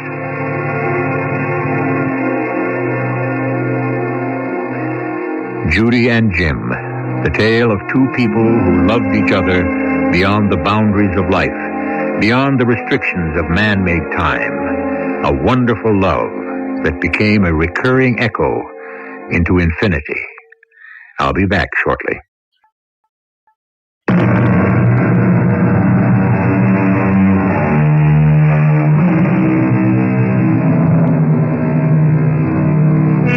The measurement that man calls time is founded on the revolutions of our Earth. We think of the past, present, and future as separate entities. But in the fourth dimension, it is as if time was a straight road, and we were high above it, so that we could see all the road at one glance, the past stretching back, the present under us, and the future stretching out before us. Looking down, we would see that the past, present, and future were one. Our cast included Marion Seldes, Sid Sloan, Lloyd Battista, and Joyce Gordon. The entire production was under the direction of Hyman Brown. And now, a preview of our next tale. We go in the bank, and we go down the stairs like we go into the safe deposit. And on the landing, once we're out of sight, we open the baseball equipment bag and take out the disguises. Check. The plastic raincoat and the seaman's helmet for you, the poncho for me. And the stocking mask. Correct, the stocking mask. Then I give you the machine gun. Here, machine gun. I tell you, Jimmy Dugan's 6-year-old kid sent up a heck of a wail when he discovered that was missing last night. So you'll get it back to him, along with the super-duper John Wayne 6-gun you picked for me. What do you do next? Oh, well, then I go up to the main floor, and when you give me the sign, I holler, "Okay, freeze, this is a holdup." And I approach the teller with the equipment bag and gather in the money. All right. Before anyone forgets anything, here we go. Radio Mystery Theater was sponsored in part by Raven House Paperback Mysteries. This is E.G. Marshall, inviting you to return to our Mystery Theater for another adventure in the macabre. Until next time, pleasant dreams.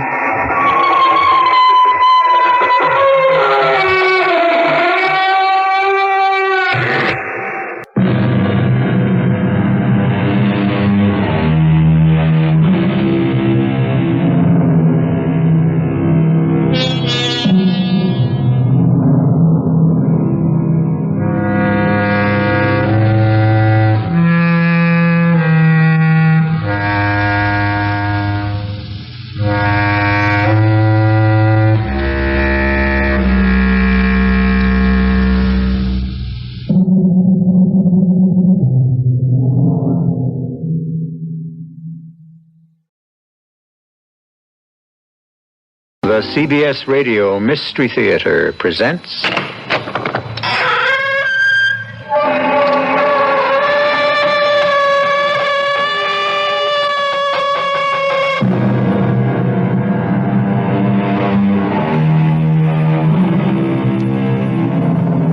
Come in. Welcome. I'm E.G. Marshall. Over 2/3 of the globe on which we live is water. The oceans, the sea. From the beginning of time, that sea around us has been a source of mystery, an enormous watery world of fear of the unknown. To some, like the great American poet Walt Whitman, it was also a place of miracles. To me, he said, the sea is a continuous miracle. The fishes that swim, the rocks, the motion of the waves, the ships with men in them. What stranger miracles are there? What are we waiting for? Get that ballast mechanism into action. It's stuck, Sam. It's not working. The whole thing's gone dead. Are you out of your mind, Star? It's got to work. Those devils out there have knocked it out. I'm sure of it. And that's a certain sentence of death for both of us. What do we do, Sam? Well, it's either suffocation from lack of oxygen or drowning. Take your choice.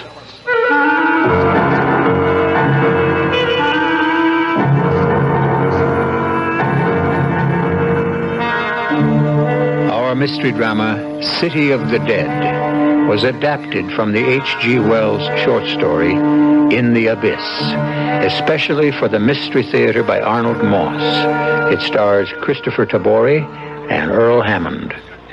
It is sponsored in part by Anheuser-Busch Incorporated, Brewers of Budweiser, and Certainteed Fiberglass Attic Insulation. I'll be back shortly with Act One.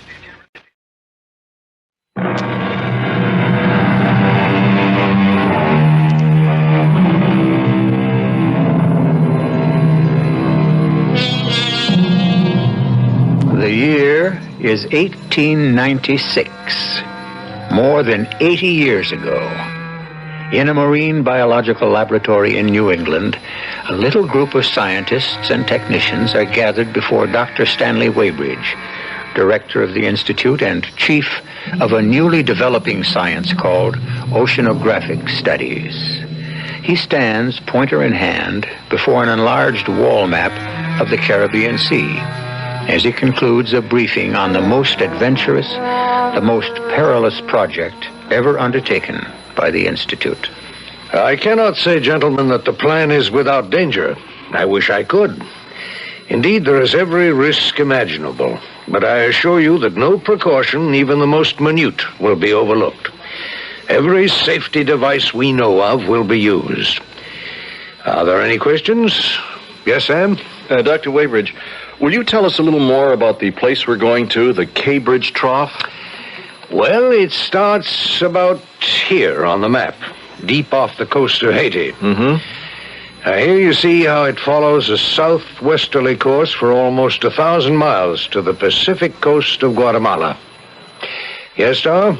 That big crack on the map there. Well, that huge crack in the surface of the Earth was produced by movements within the Earth. Movements which have never really stopped, which accounts for the frequent earthquakes in that part of the world. So far as we know, the trough is the deepest point of the sea on the entire face of the globe. Do we know how deep the trough is? Well, we've taken soundings. In some places, over 22,000 feet. That's more than 4 miles. And in 6 months from now, that's where Star and I will be making the dive. Correct. The mothership, the Captain Nemo, will be stationed right about here. Not far off the coast of Grand Cayman Island itself. And the Poseidon, our little home away from home, the steel globe that will be our transportation to the bottom of nowhere, will be detached and dropped from the stern of the Nemo from this scaffolding, here on the drawing. It's constructed of 3-inch steel, 8 feet in diameter. With all the comforts of home, right? Special air cushions padding the inside, 2 portholes near the bottom of the craft. So we can play peekaboo with the barracudas. The windows of the portholes are made of a special variety of glass, 3 inches thick, to withstand the pressures you'll meet at that depth. Dr. Weybridge, we have volunteered for what I'm sure will turn out to be a huge barrel of fun. A little dangerous, maybe, but fun. Sam, be serious for a moment. I give you my word that everything will be minutely inspected. The ballast device for submerging and getting back up again, the pressure mechanisms, the depth indicator, the oxygen supply, the Myers apparatus for purging the carbon dioxide you'll be exhaling. We've thought of everything. Everything except that we won't be able to communicate with you on the surface in case of trouble. Well, that is true. It's the one thing we'd like to do, but we can't. I understand.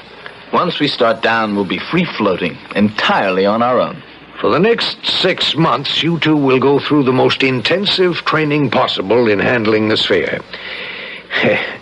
I wish I were young enough to see for myself firsthand the things you're going to see. Have you any idea? Like what? No, not exactly. But there have to be things down there that no living man has ever experienced. Things that go beyond the wildest dreams of our imagination. Sam, Star, the day has come when man, through you, is about to probe some of the darkest mysteries of the universe.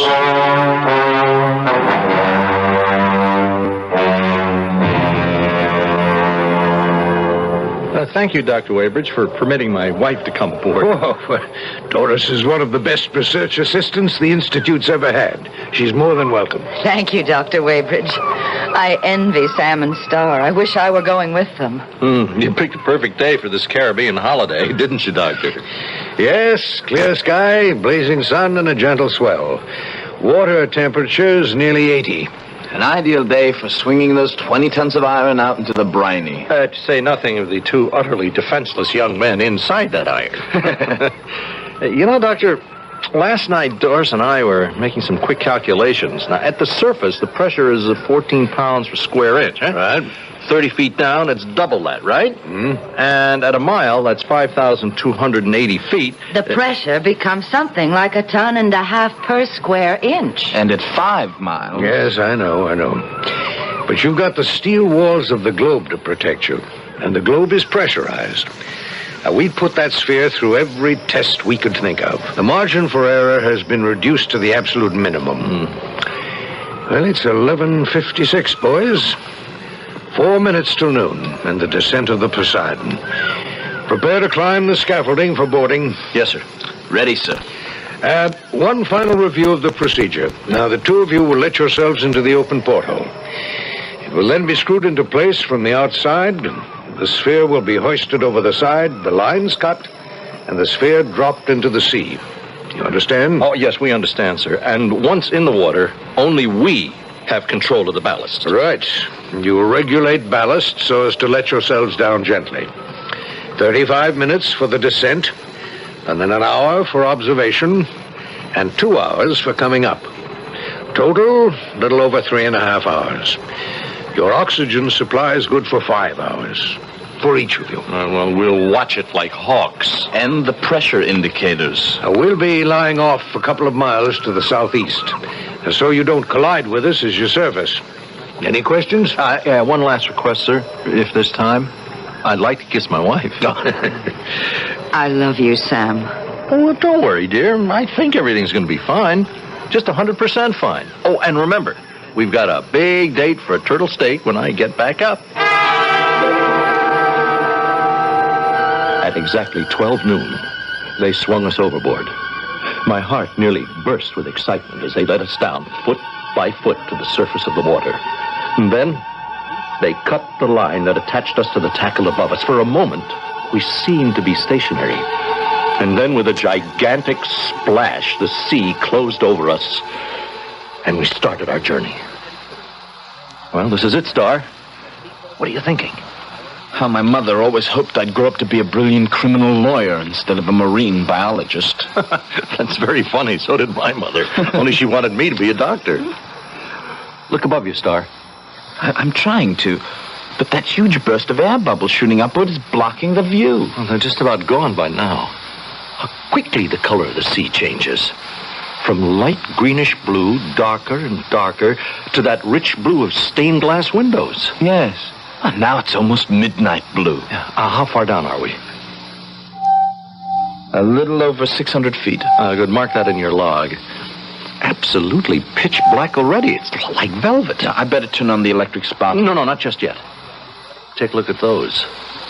Why, it's like a whole world of tiny blinking lights. What do you suppose they are? Not the faintest idea. They're flashing by so fast, like streaks of green lightning. Some of them strung together like a train racing by on a very dark night. All right, turn on the floodlights. Oh, no. They all disappeared with the light. Oh, wait a minute. Will you take a look at that? The famous reverse snowfall Weybridge and the divers told us about, as if millions and millions of little snowflakes were falling up as we go plunging down. Some of them living creatures, and the others the remains of those that have died, right? Head of the class, Mr. Norton. Just keep your fingers crossed that we don't wind up as part of a reverse snowfall. We kept on falling. Down, faster and faster. It was like being in an elevator in one of those new skyscrapers, and the cable that holds it in place suddenly breaks, and you keep going down, waiting for the inevitable crash that will destroy it, and you. You all right, Star? You look a little uncomfortable. It's got a little warm. Yeah, I guess we underestimated the effect of the friction of the globe against the water. We'd better take off some of these heavy clothes. Careful. Don't touch the glass of the porthole. You might burn yourself. Where are we? Over 10,000 feet, nearly 2 miles. Hey, see how the sides of the trough, the trench walls keep going straight up and down like the sides of an underseas mountain. Which is what it really is. The water temperature outside must be close to zero at this depth. Yes, I would think so. Let's hope Waybridge was right. That the windows of the portholes will hold up against the pressure and against the contrast in temperatures inside and outside the sphere. We're past 21,000 feet and still dropping. Oh, there's got to be an end. You all right? Oh, yes, great. You? I'm pretty warm. I can take my shirt off. Me too. I'm bathed in perspiration. Any change in the scenery? Just more slabs of rock. Once in a while, a huge, gigantic sponge growing out of the rock. Then there's some coral, a few jellyfish. No, not much else. Well, I think we've come to the last stop, Star. Whew, what's your reading? It's almost 26,000 feet. Wow, can you believe it? 5 miles. Turn the lights on all over the place. Star, it's beautiful. It's just beautiful. Not many fish. Well, at this depth, what do you expect? Well, there are a few, and they're so brightly colored. Yes, in spite of the darkness. They must be some kind of built-in headlights that we can't see, that lets them see one another. I'd say all of them are blind. Maybe. Hey, hold it, Star, hold it. Look at that big one coming right at us. The size of him. And how slow he moves. Oh, he must be the grandfather of everything down here. He's pushing his nose right against the glass. How can he live under this pressure? Oh, I don't know, but the fact is he's very much alive. And that is what I find so hard to believe. Well, what are you talking about? Now, look, Star, either I'm dreaming and this is all some kind of crazy nightmare, or what? Take a very good look at old Grandpa out there. What about him? Star, that species of fish has been dead, extinct for over 100 million years.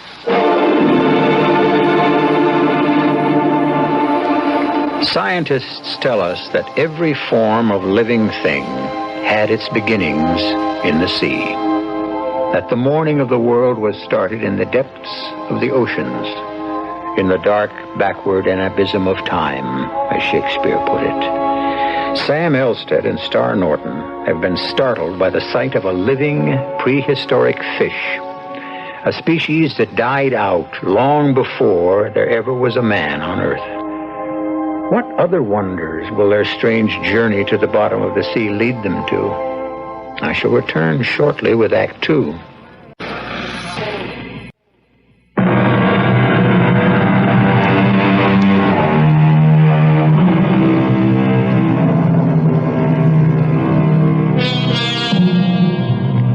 In 1896, the time of our story, the airplane, the automobile, radio, all were but a gleam in the brain of geniuses, nothing more.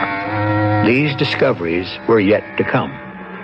The 2 young biologists of our tale have already accomplished a miracle never before attempted by man. In their specially constructed iron globe, equipped with every scientific device known at the time, they have probed 5 miles below sea level to the bottommost part of the oceans.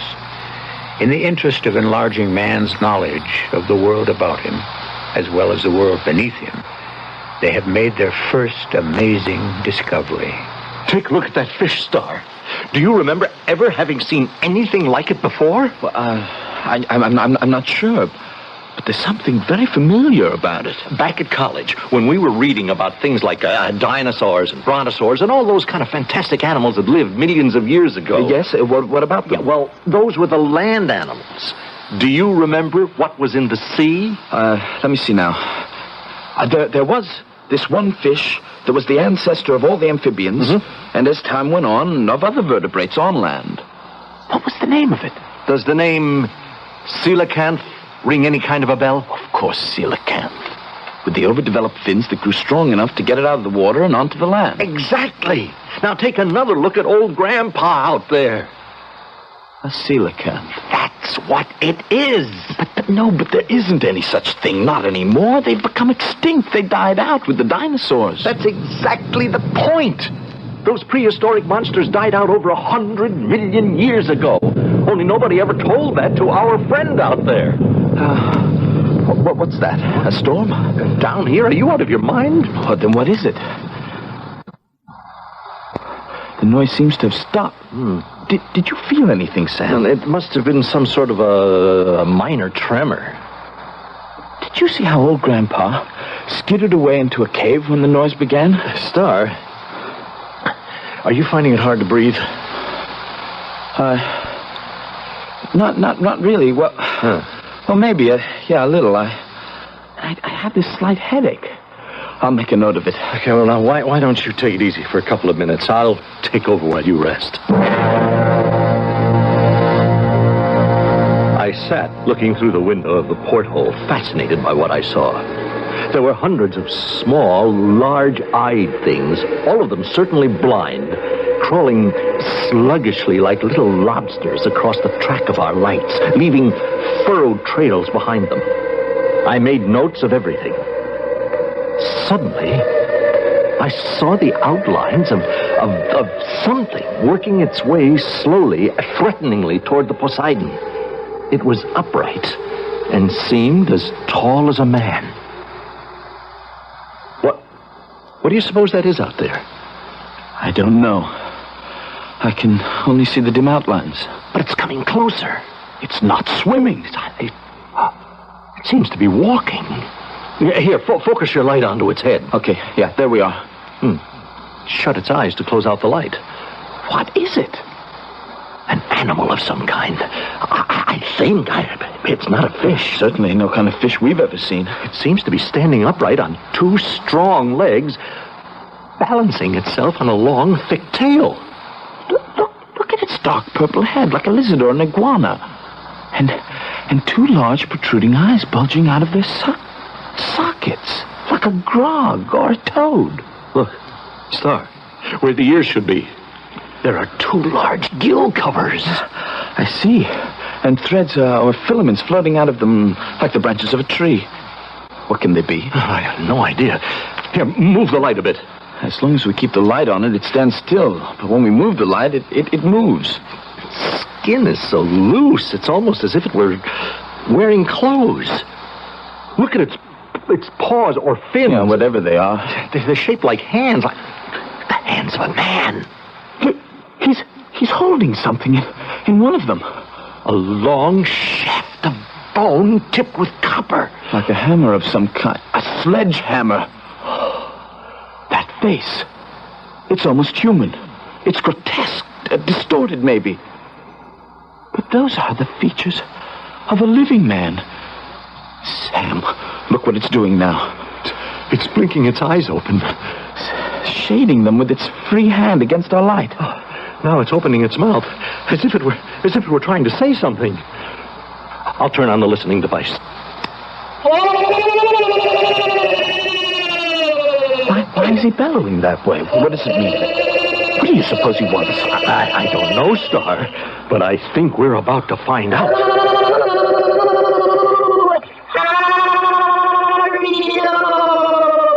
Hey, it's speaking. It's asking who we are. He's coming closer.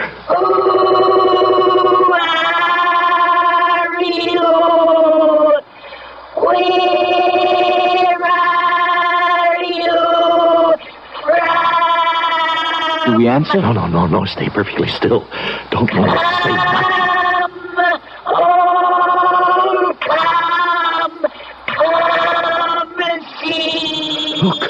Look at him now, moving sideways to get out of the glare of our light. He's disappeared. I can't see him. No, neither can I. He may have moved around to the back of us. He's around somewhere, hiding. What's that? The whole globe is swaying. Star, look. Look at the glass. Peering right into the porthole. Their noses pressed against the glass. Their popping eyes staring in on us. Now, there are two of them.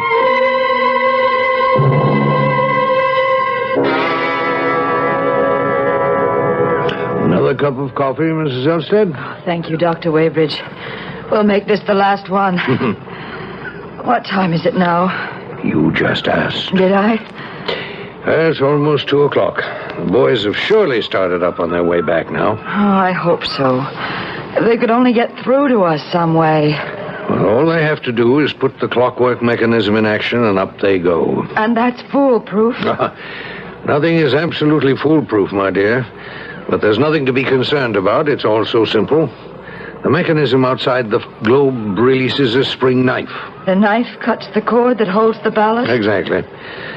And then they just get rid of enough ballast for them to float upward to the surface. Matter of a couple of hours, more or less. Another hour and a half, then? By 3:30, you should have your husband right back here on the deck of the Nemo.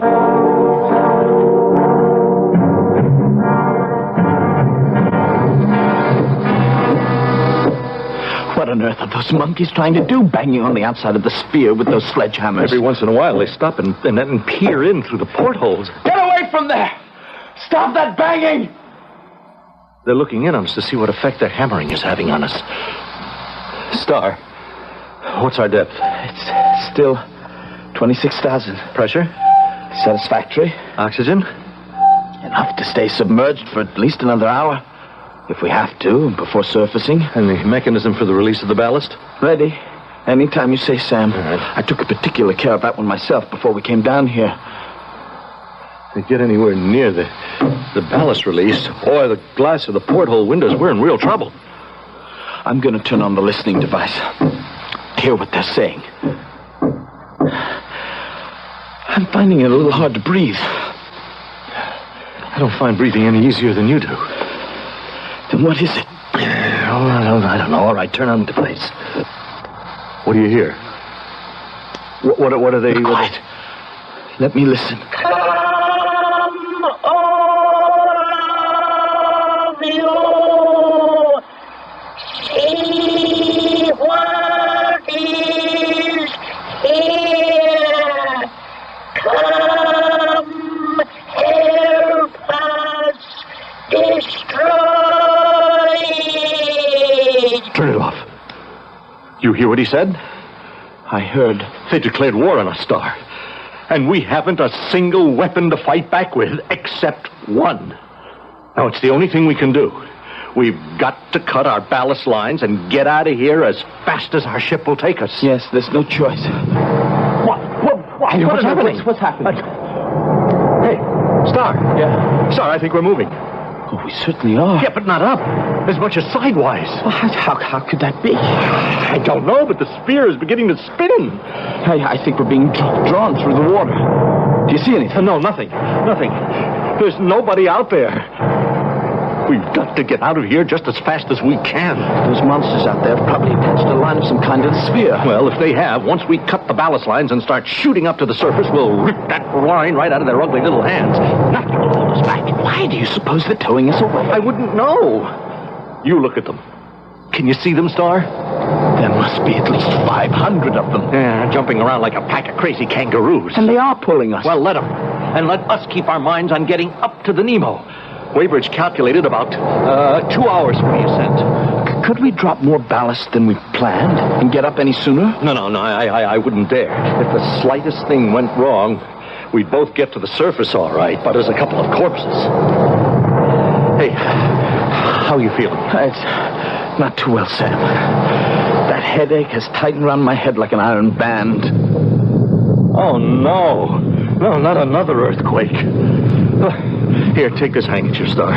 You've got a bit of a nosebleed. I don't feel too well at all, Sam. I think I'm gonna pass out. Well, not before we put the clockwork into action. Get rid of some of this ballast. Steady, Star, steady. While I regulate the pressure gauge and the oxygen control, you cut half the ballast. Now, Star, now. What are you waiting for? It's stuck, Sam. It's not working. The mechanism's gone dead. Are you out of your mind? It's got to work. Then you make it. See for yourself. Nothing's happening. Maybe a piece of seaweed or something has temporarily jammed it. Sam. What? Our friends out there. Yeah? Is it possible they knew our lives depended on that ballast mechanism and the... That they have destroyed it by knocking it out with their sledgehammers? Hey, you may be right. But we've got to keep trying, Star. We have got to. Between those crazy devils out there and what may be an earthquake, we're in trouble. Very serious trouble.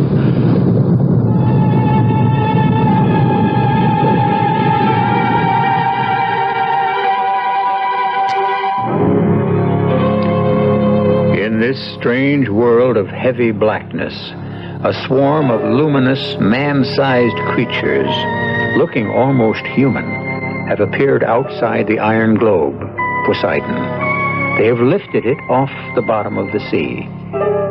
The attempts of young Elstead and Norton to break away, to rise to the surface and the safety of the mothership, seem to be thwarted by these weird sea animals who are dragging them off to where? To Act 3, of course. I shall return shortly.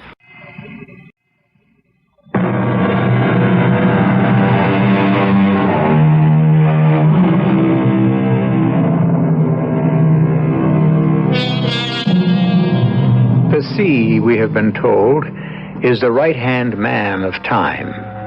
Every secret since the beginning of time lies hidden somewhere in the water's depths. The time in this instance is 1896. Outside the underwater globe Poseidon, a funnel of pale light pierces the darkness for a few yards, disclosing the peaceful, undulating expanses of graying white ooze, broken here and there by the tangled thickets of a growth of sea lilies, waving their hungry tentacles. Inside the metal globe, two men scramble desperately to free themselves from what seems to be the inevitable, to escape from the perils of the unknown to the safety of the known. Star, you've got to cut the lines on that ballast. Every extra minute we stay down here is another minute off our lives. I'm doing the best I can, Sam. The cutting mechanism, it just isn't working. I'm almost sure those devils smashed the clockwork mechanism. We have got to go on hoping that they didn't. That it's only being blocked by something. I hope you're right. Well, I'm turning the oxygen supply down a bit. And the apparatus for purging what we breathe out up. Oh, no, not too much, Sam. I'm having trouble enough breathing as it is, and so are you. Well, I'm going to crouch down low, close to the lower porthole. I'm going to throw my way to that side.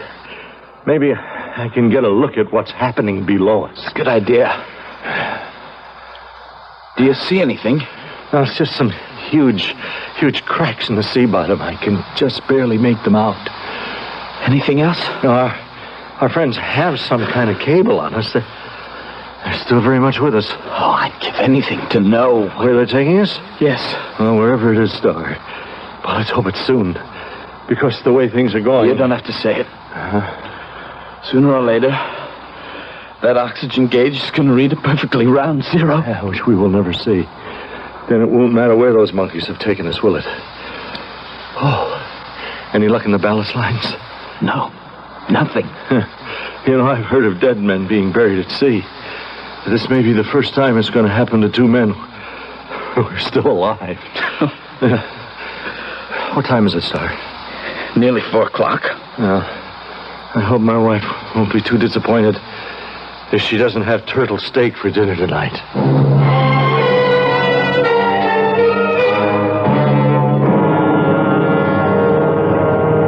Isn't there anything we can do, Dr. Weybridge? Well, for the past hour, we've been sweeping slowly in a spiral around the spot where the Poseidon submerged. With no sign of it.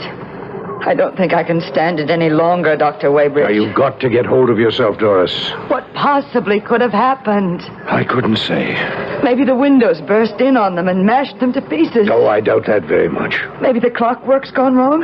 Well, that's not very likely either. But if it has, Sam and Star are down there 5 miles under our feet. In the cold and the dark, anchored in that little bubble of yours. Counting off the minutes of life that are still left Now, to them. Doris, stop that. Stop it and listen to me.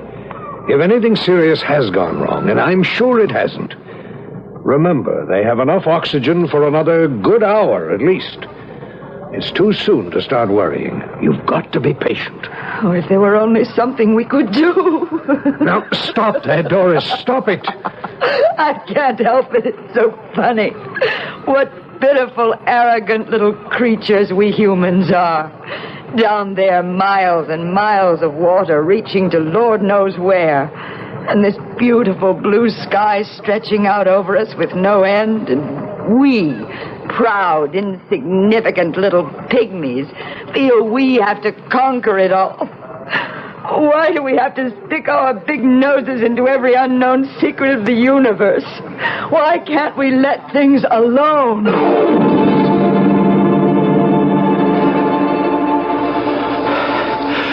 Do you see anything? Oh, you stopped moving. The spinning stopped. So is the rocking. Something funny is happening out there.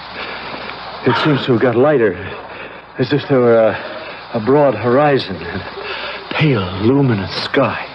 And our friends? They've got us suspended like a balloon, some 100 or so feet above the bottom. There seem to be thousands of them. No. What is it? Star. There's a whole city down there. Streets and houses and waving trees spread all over the place. There's a building much taller than the rest. It looks like a ruined abbey or a cathedral of some kind. Take a look for yourself. You're absolutely right. It's all laid out like a big map.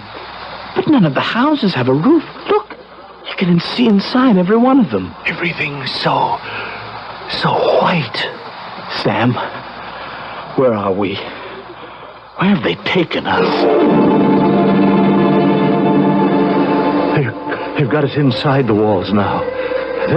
They're made of waterlogged wood and twisted copper wire rope and iron spars and... Yeah, and what? The dead white bones and skulls of human beings all over the place, in zigzag lines and spirals and curves. Let me take a look. Oh, thousands of silvery little fish darting in and out of the eye sockets. Look at those devils now. What are they up to? Lying down flat on their bellies, prostrating themselves in front of our globe. All except that very tall one standing in front of them. Yes. On top of a platform encrusted with more skulls and bones. Oh, it's a woman. Her scales, or whatever they are, look like a shining robe of some kind. And she's got a crown on her head. She just stands there above the rest of them, opening and shutting that snake mouth of hers as if she were leading the others in some kind of prayer. I'm turning on the listening device. Oh, beloved people of perpetual night, lend ear to what I say.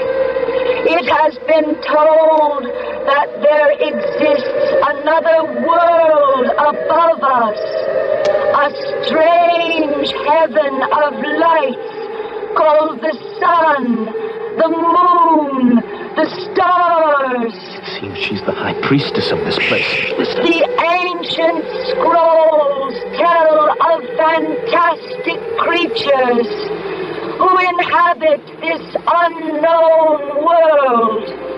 Creatures who breathe air, who know of a thing called fire, whose blood is warm. We know them from the bones and from the skulls we have collected. Do you suppose... Shut up. Two of these shining creatures have rained down upon us like a blessed meteor out of the mysterious blackness of our watery sky. We must show them our reverence and our love. These are the gods that were described in our ancient writings. These are the gods to whom we must do honor. She's talking about us, Sam. I know. We must now release them from the star that brought them to us, so we may worship them with fullness of heart. You may proceed. What are they going to do? You hear? They're going to release us from our star. They're going to open this thing and let us out. No, but that's a certain death sentence. That's the choice. Suffocation from lack of oxygen or drowning. They're back at the windows. If they manage to crack one of them... No, it's not likely. The glass is 3 inches thick. Stop! Something's happening. I can feel it. The line they attached to us. It's loose. It's been torn out of the hand. Well, it's been cut by the rocks. We're going up, Star. I can't believe it. We're rising up. Up!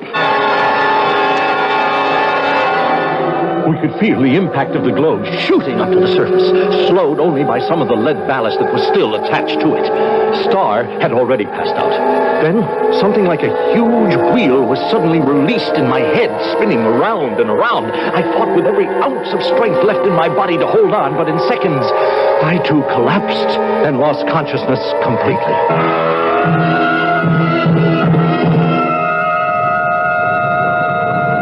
The next thing I saw was the face of my wife looking anxiously into mine. Are you all right, darling? I suppose so. Where's Star? Still with the ship's doctor. The doctor says he'll be all right. Well, you had us so worried there for a while, Sam. But we're glad you're back. You have no idea how glad I am to be back, Dr. Weybridge. What happened?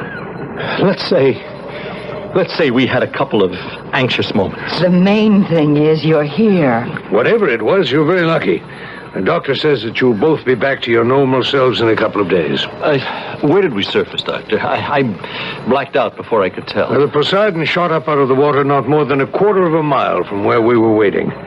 We unscrewed the hatch and found the two of you lying crumpled up on the bottom. They couldn't tell whether you were dead or alive. What really made us swallow hard was the fact that you had only 6 minutes of oxygen left. 6 minutes? That's all. What's that you're holding in your hand, Doctor? Well, I thought after you were rested, you might be able to tell me. Well, what is it? Well, in going over the outside of the sphere, one of the boys found these two little things jammed into the clockwork mechanism. May I see them, please? Handle them carefully, Doris. They're a specimen of sea animal I've never seen in my entire professional experience. About 5 inches long. Head's like a lizard of some kind. Strong legs, wide, flat tail. Look at the pectoral fins, if you can call them that. Like little human hands. Their faces, in some peculiar way, look pretty human, too. Did you come across any of them down there, Sam? Well, we saw something like them, but what we saw was longer than 5 inches. I remind you that seen through the 3-inch thick glass of your portholes, they would have been magnified. Magnified? Of course. Yes, at least 12 or 15 times. From where you sat, one of these fellows, if you had seen them, would have appeared to have been almost as big as a man. As big as a man? What do you think it is, Doctor? Well, I can't be sure. But what you brought up may well be a kind of prehistoric cross between some kind of fish, a hangover from a long-forgotten past, and what millions of years later was to evolve into a man. If I told you we'd seen thousands of them, that they attacked us, and that their top lady tried to make gods of us, would you say that we had gone out of our minds? No, not out of your minds, but definitely out of this world.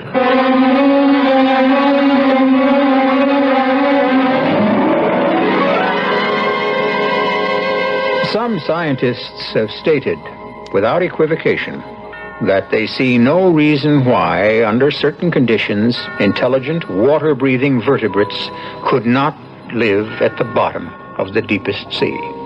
Of course, you're entirely free to disagree with the scientists and say that Elstead and Norton, suffering from a lack of oxygen, may have dreamed the whole thing up. The choice is entirely yours. I shall be back shortly.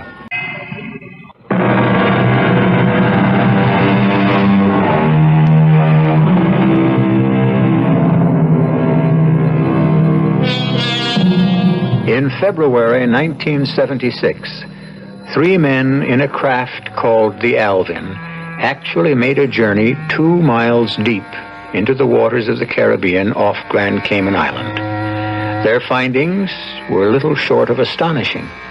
What is most remarkable is that so many of the things they saw were identical to what H.G. Wells created out of his imagination over 80 years ago in the story you have just heard.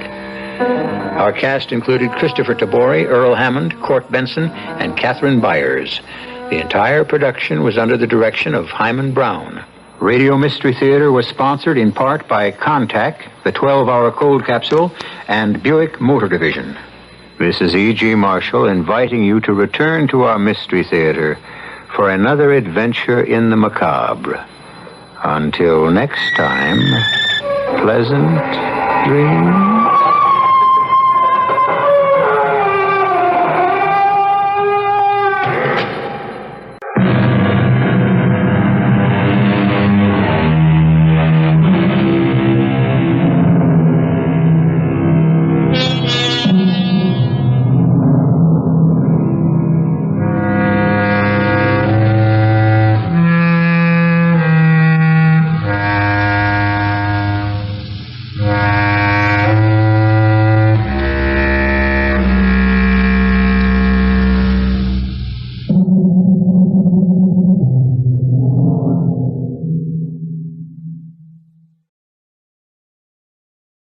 The CBS Radio Mystery Theater presents...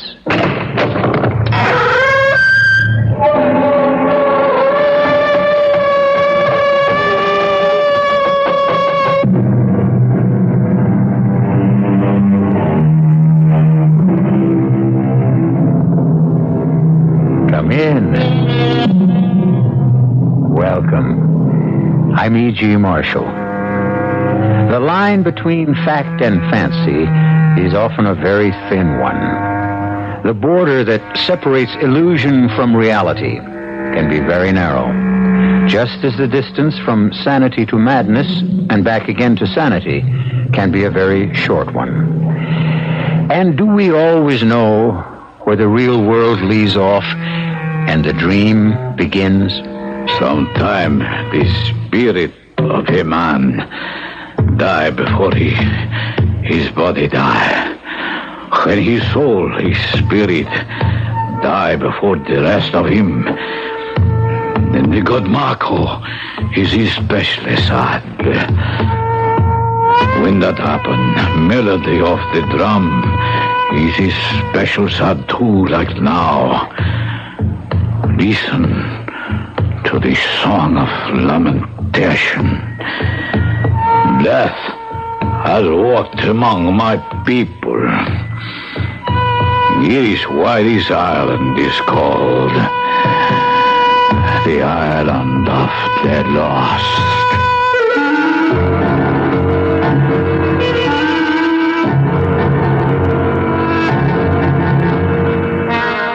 Our mystery drama, Island of the Lost, was written especially for the Mystery Theater by Arnold Moss and stars Norman Rose. It is sponsored in part by Anheuser-Busch Incorporated, Brewers of Budweiser, and Buick Motor Division. I'll be back shortly with Act One.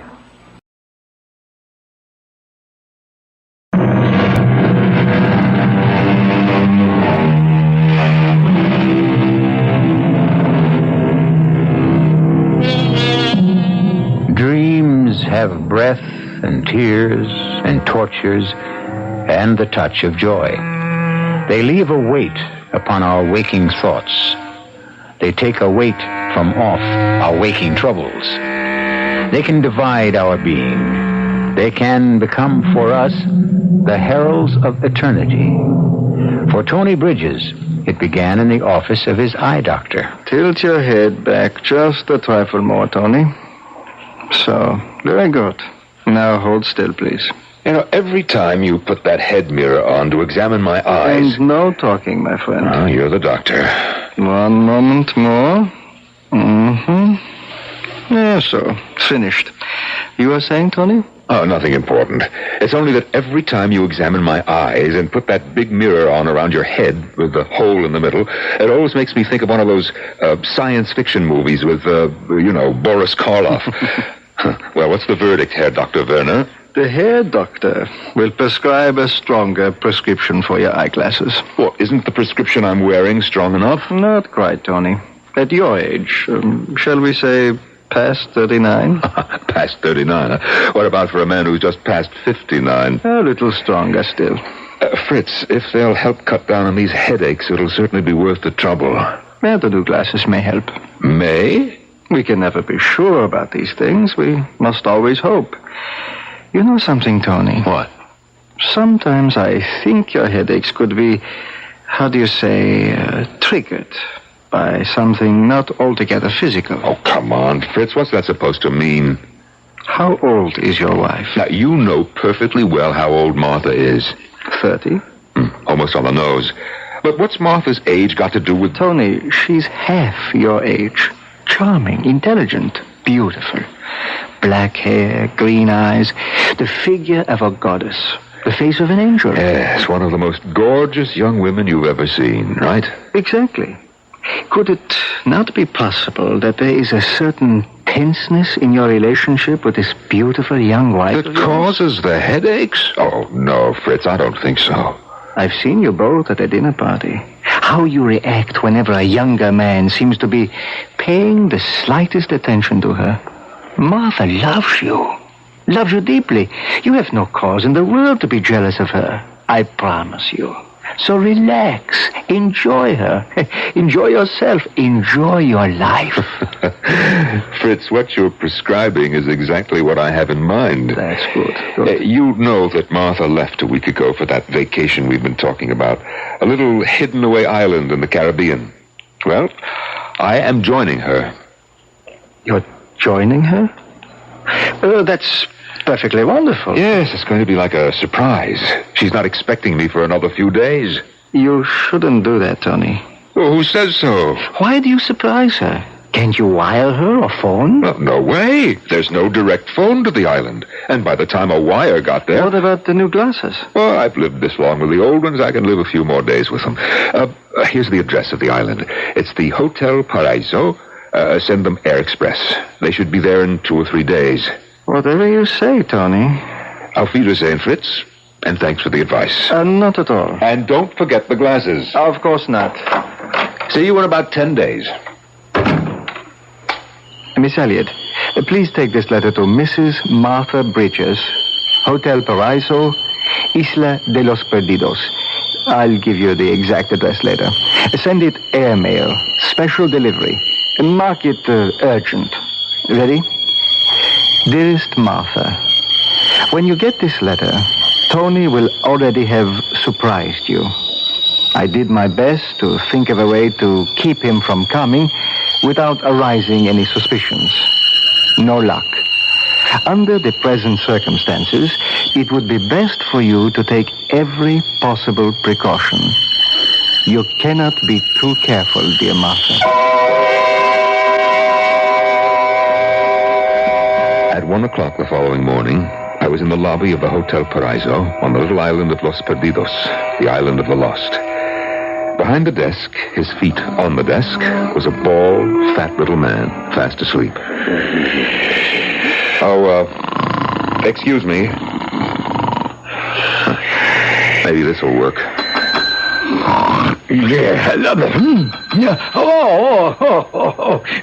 Please forgive me, senor. It's all right. I was just taking a few winks of sleep. It's my fault. It is a little late. 1 in the morning, your time. Oh, the hour is of no importance, senor. Welcome to the Hotel Paraiso. I am at your service. My wife arrived last Tuesday, and she doesn't... Of course, senor. Pablo understands. Your wife arrived arrived last Tuesday. Yes, and you're Pablo. Always at your orders, senor. Your lady, this good senora, is expecting you. You will find her in Bungalow B. It is our very best. Expecting me?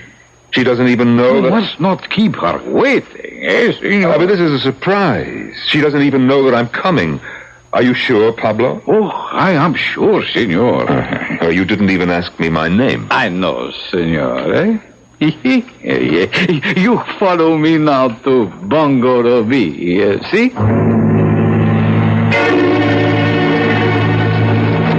This is our Bungalow B. Enter, senor. Yes, well, you can put my bag over there near the coffee table. Now, this naturally is the living room. The bedroom is through that door. Just a moment. I want to see. We must be quiet. It's dark, but... Yes, that's Martha all right in there.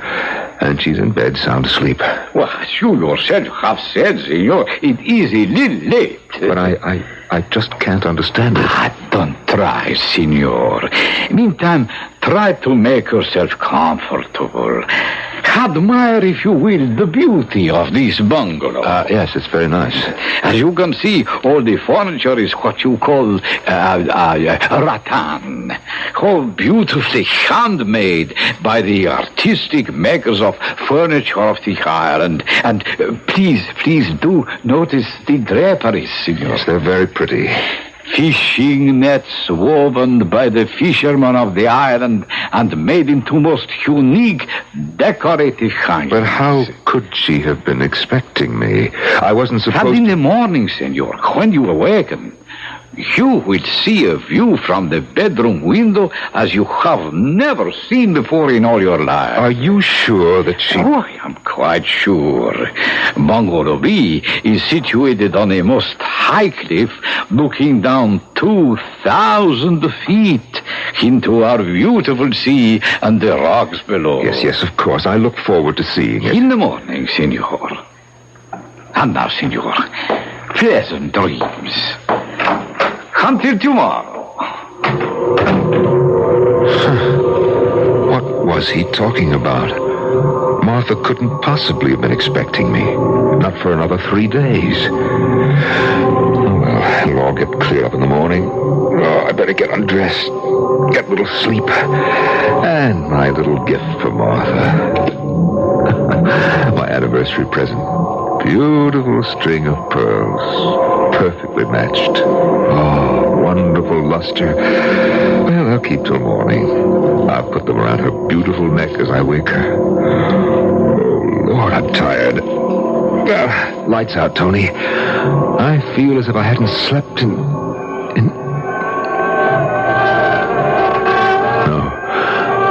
No, not again. Not here, of all places. Oh, that pain is coming again. It's spreading down the whole side of my face. It's hard to breathe. It is me, my darling. Alberto. I'm sorry to be late. Oh, I beg your pardon. What are you doing here? I apologize, sir. A frightful mistake. I thought this was Bungalow B. This is Bungalow B, young man, and I'm afraid that you've made a very great mistake. If this is Bungalow B, I have made no mistake. Who do you think you're looking for? I cannot see, senor, but this can not be any of your business. Shh, please, keep your voice down. My wife is in there asleep. Your wife? This is beginning to be most amusing. That beautiful young woman is the wife of an old rooster like you? This is very funny. Your wife? Now listen, you better leave. You've come to the wrong place. Perhaps it is you who have made the mistake. The American girl told me that... Get out of here fast before I kill you. So, the old man has a gun, too. Yes, and it is loaded. Out. As you say, senor. She is all yours, old man. Good night and good luck. As the door slammed shut, something exploded inside me. I knew that these last few months of doubt, fear, suspicion about Martha were based on something more than fantasy. This young man was evidence of it, clear and tangible proof. I hadn't been expected for a few days, and Pablo had mistaken me for this young man. My brain began to pound like a trip hammer. I no longer trusted myself to be in the same room with Martha if I stayed. At that moment, I looked down at my hands. The string of pearls was still in them. I tore them apart furiously and watched as they rolled to the floor. All night long, I wandered as though drugged up and down the long miles of beach, ghostly white in the moonlight. In the morning, weary and numb, I found my way back to the lobby of the hotel. Tony! Darling! No, it can't be! When did you get here? Last night's plane, connecting boats. Oh, darling, why didn't you let me know you were coming? Well, I had a crazy idea, Martha. I wanted to surprise you. Well, you certainly have. Why didn't you come to the bungalow? Oh, I did, Martha. Oh, Tony, I would have heard you. I came in very quietly. Is anything wrong? Are you all right, sweetheart? Oh, yes, I'm just dandy. Where did you sleep last night? I didn't.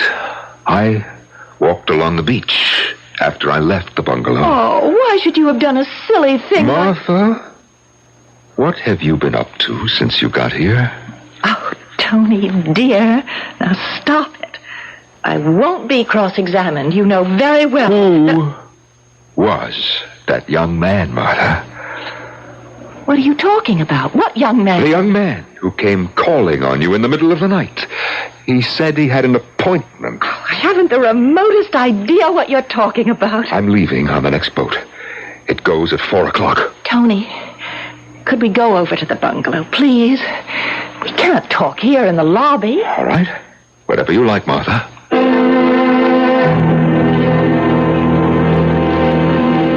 Where'd I put the key? Oh, here it is. Martha. What is it? What's wrong? Martha, you've made a mistake. Mistake? The furniture. The furniture. It's all different from what it was last night. I don't understand you, Tony. The draperies. They were made of fish netting. These are, what do you call them, matchstick bamboo. Martha, what's the letter on this bungalow? It's Bungalow B, of course. This isn't the bungalow where you slept last night? Of course it is. Now, let's take a look at the bedroom. Oh, no. No, it can't be. You were sleeping in a double-sized bed, king size, in fact, and this room has 2 twin beds. Oh, wait, I know the view. Pablo said that the view from this bedroom window was something that What is wrong, Tony? Well, he said that there was a beautiful view of the sea and the rocks below the cliff and palm trees. Martha, what do you see out of this window?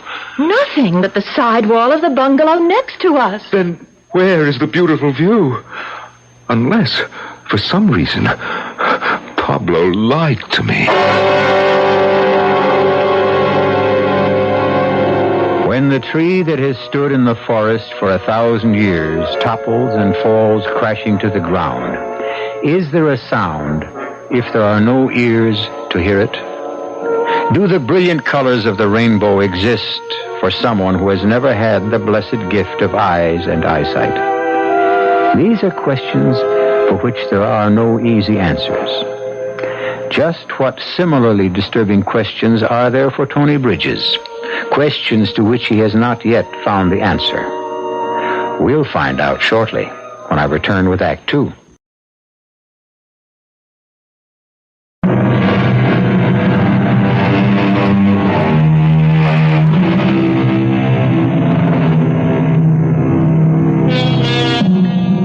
Were the events for Tony Bridges of the night just past, the tree falling in the forest unheard, or colors never seen? What was the logical explanation? For Tony, what had happened was all a little strange and curious. Martha and I talked all morning. She finally convinced me that everything that had happened last night was, in fact, a series of reasonable coincidences that spelled out mistake. For the first time in months, I felt as close to Martha as I ever had, and I knew she felt the same way about me. We went for a walk into the mountains that rose behind the hotel. On the way back, just as we were nearly at the bungalow, Martha lost her footing, turned her ankle badly. I carried her into the bedroom. She rested while I unpacked and ordered dinner in our rooms. So, with your permission, senor, a beautiful dinner has been prepared for you and the senora. Look here. This fish was swimming happily in the sea only half an hour ago. And 1 hour ago, these beautiful vegetables were growing proudly in our own garden. Yes, thank you. Thank you very much, Pablo. It all looks beautiful indeed. So I placed the dinner here on the table. Thank you. And, senora, I hope you do not suffer too much pain. No, it only hurts if I try to move it or put weight on it. You just stay where you are for a day or two and it'll be fine, I'm sure. It is essential that one exercise care when walking in our beautiful mountains. From the time when there were earthquakes here, there are some cracks where one can trip and twist an ankle. Oh, really? This is earthquake country. I didn't know that. Senor, was. Not in any more than 40 years. Now, there.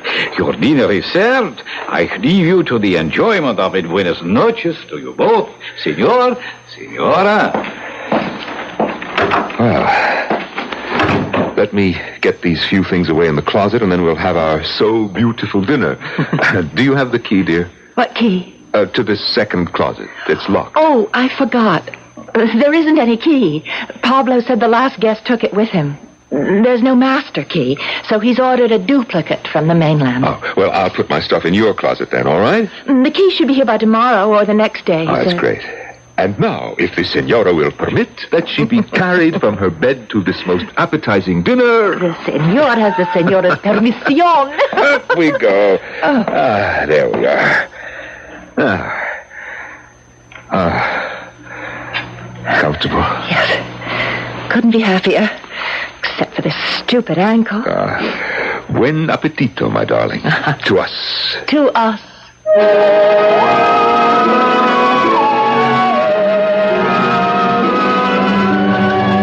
In the middle of the night, I was wakened by the most curious sensation. My bed was being shaken violently. All around me, I had the feeling that the furniture, the pictures on the wall, were vibrating in some strange way. The whole bungalow was quivering.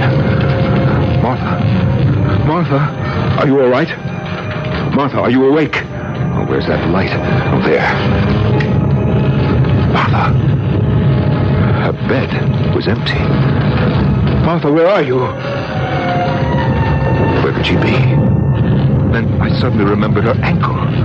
How could she have left her bed? Where could she have gone?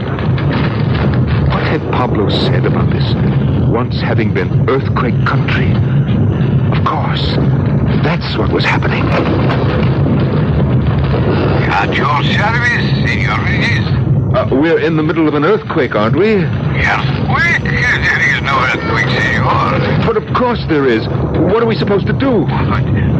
Senor? Oh, look, will you stop beating about the bush? Just tell me that it's nothing serious or that it'll pass without damage, but don't tell me that it's nothing. Would you please to tell me why the senor thinks there is an earthquake? The pictures, my bed, the lamp, the whole room is shaking and jumping around, and that noise, that rumbling noise. Senora, your wife, she is experiencing the same thing, senor? Well, that's just it. It's really why I called. My wife is not here. Oh, I am so sorry to hear she is not there. Have you seen her? I regret, senor. I have not. But where could she have gone? She can't walk. Of this, I have no knowledge, senor. No, wait a minute. Wait just a moment. The sound seems to have stopped, and nothing's shaking anymore. Is it all over? I think perhaps I can explain. The strenuous climb you have made this afternoon in the mountains, the kindness of the altitude and the thinness of the air, you are not used to it. It happens to many of our guests. What happens? It is a kind of a spasm of the muscles, senor, from the altitude.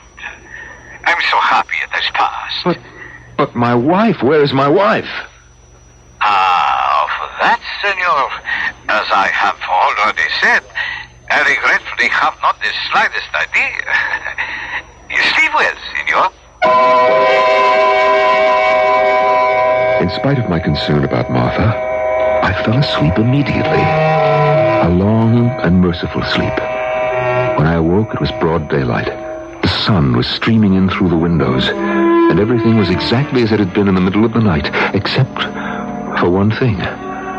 Lying in the next bed, reading calmly, was Martha. Good morning, sweetheart. Did you have a good night? I slept like a rock. Where were you last night? Tony, let go of my arm. You're hurting. Where were you? Where did you go? What are you talking about? Where were you? Let go. Get your hands away from my throat. I can't breathe. In the middle of the night, you left this bedroom. Now, where did you go? Are you out of your mind? Take a look at this ankle of mine. It's purple and blue. It's twice the size it was last night. I can't walk on it except with the greatest pain. You asked me where I was last night. I was here. Right here in this bed every minute of the night.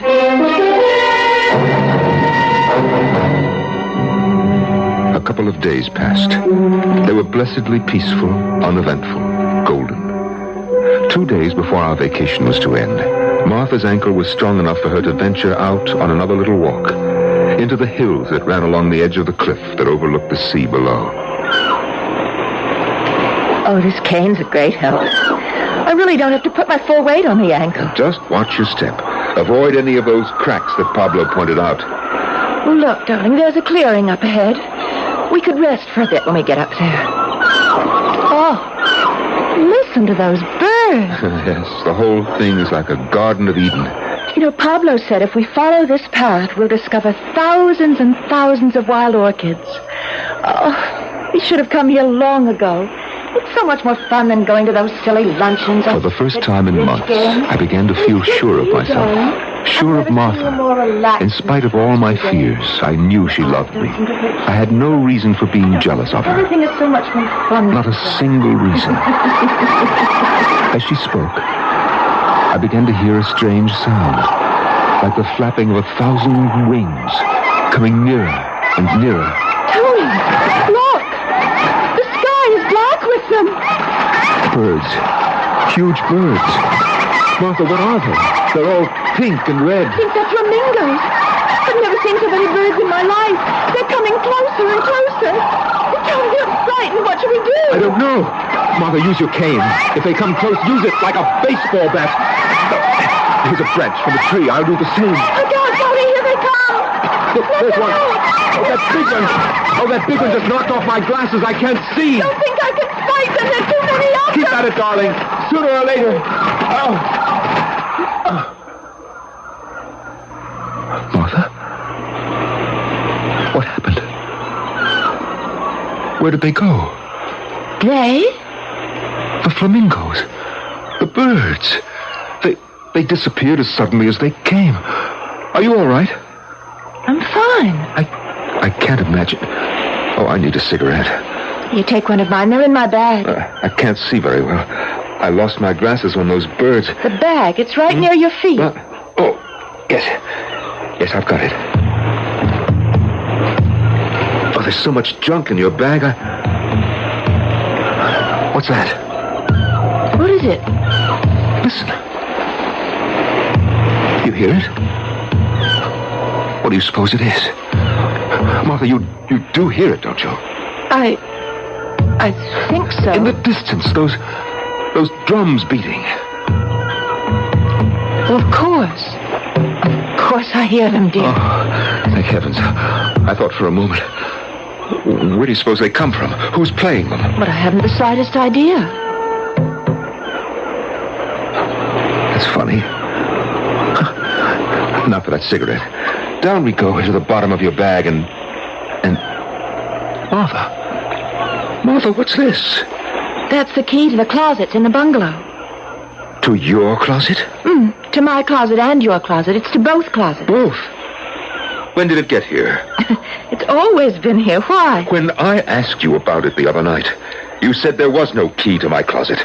Somebody had taken it away and they were making a new one. I said that? Of course you did. Now, wait a minute. Wait a minute. It's all starting to make sense. That anyone could be so evil. That anyone could so despise another human being that she'd stop at nothing. Stoop to anything to get him out of the way. You don't know what you're saying. I love you, Tony. You must believe me. Anything at all. Even to the point of trying to drive a man out of his mind. It's not true. All these strange things that have been happening. Oh, they were no coincidences. They were all part of some twisted, devilish scheme you worked out to get rid of me by driving me mad. Careful, Tony. You're backing me so close to the edge of the cliff. The mix-up with the bungalows. Oh, that was a good one. How did you work that? And the business of your ankle and disappearing in the middle of the night. That was worthy of a master. Stop it, Tony! And the birds, huh? And now this key. Oh, you missed your calling, Martha. You should get an act together. Martha, the mysterious magician. She mystifies. She confuses. The hand is quicker than the eye. She cheats. She lies. But it's all part of the act, isn't it, Martha? Isn't it? Careful, Tony. I'm losing my balance. Tony, Long trip, Martha. 2,000 feet. And those sharp rocks down there can't be very comfortable, can they? The act is over, Martha. Curtain, Martha. Jealousy is said to be the child of love. But if the parent does not do his best to strangle the child will not rest till it has poisoned its own father, which may well be the case with Tony Bridges. To what further extremes will the deadly venom of his jealousy drive Tony? He may or may not know the answer, but we shall when we return shortly with Act 3.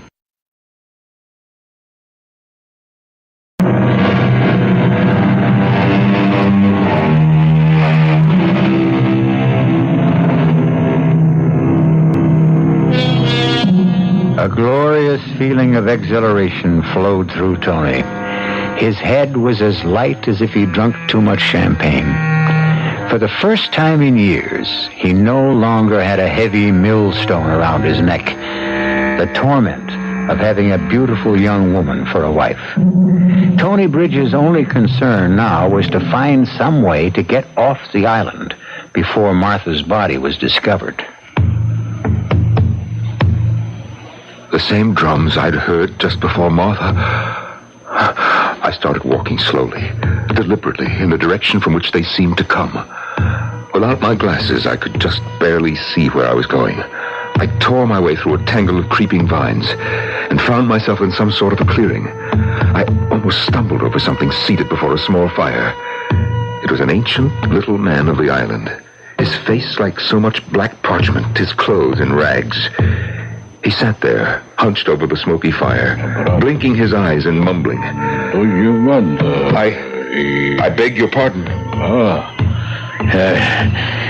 It is all my fault. I should not sit in the middle of the bath, but it is a good place to meditate. Who are you? What's your name, old man? It is long forgotten, my name, even by me. What are you doing here? Sitting. Listening, thinking, listening to the sad and mournful song of my people. You mean those drums? You hear them too? Alas, I hear them too well. I hear them. What are they for? Where does the sound come from? Our island is small. They come from everywhere. They are heard everywhere. But why? Why? What do they mean? This what you hear is Islam and Daesh and death has walked among my people, among the lost one. It is why this place is called Isla de los Perdidos, Island of the Lost. Someone has died? Someone has passed on to Mako. Who is Mako? The great father of all things in the sea, from where we all have come to where we all shall go. I see. This is a reason for the wailing of the drums. They beat out their farewell to the soul of a man who is making the journey to Mako.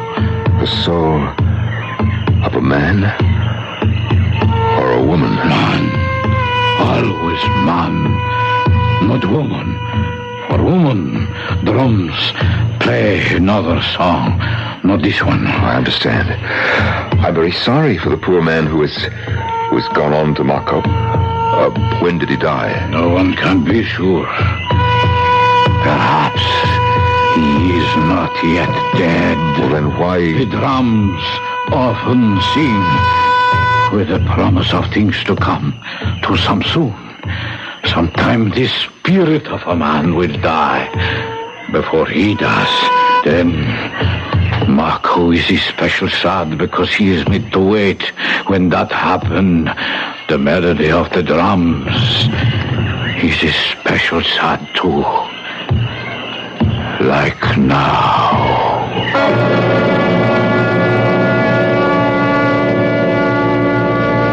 I left my ancient friend as quickly as possible, made my way back to the hotel. I couldn't stop thinking of all the confusing things that had happened since I arrived on this cursed island.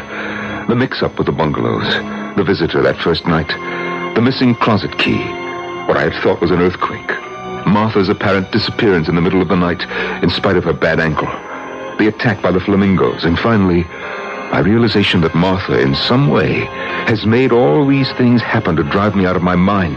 Well, hold on there. Has made things happen. Made things happen. Martha is dead. Her body at this very moment is being battered against the sharp rocks by the angry waters of that beautiful blue sea. Senor Bridges, I have been looking for you all over. What do you want? Most especially, I have been looking for the senora, your wife. What is it? For you, senor, this small package has arrived by this morning's boat. Oh, thank you, Papa. And for the senora, this letter, handmade, very special delivery. He's marked most urgent. Yes, I'll take it. You will be sure, senor, it reaches the hands of the senora. Is also marked very personal. Don't worry. Thank you, senor. I walked over to Bungalow B. Once inside, I collapsed into the big chair, feeling as though my lifeblood had been drained from me. I opened the package, addressed to me. Good old Fritz. My glasses. I put them on, and things came into focus once again. Then I tore open the letter addressed to Martha. Very special delivery, most urgent, very personal.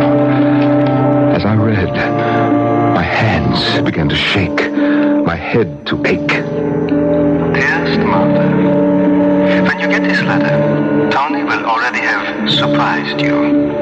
I did my best to think of a way to keep him from coming without arousing any suspicions. No luck.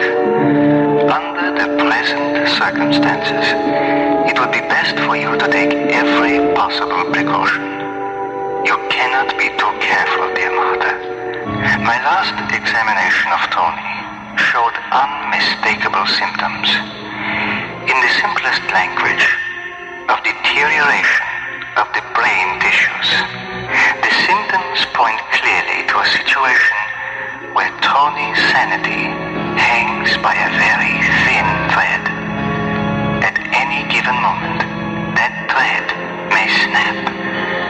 If it does, the first manifestations will be an attack of dizziness, accompanied by a buzzing in the ears and a blurring of the vision. There are also indications of things that follow the classic pattern, that there will be a series of hallucinations. Hallucinations. He will think he sees and hears things he actually does not see or hear. He will think he has done things he has not actually done. Hallucinations.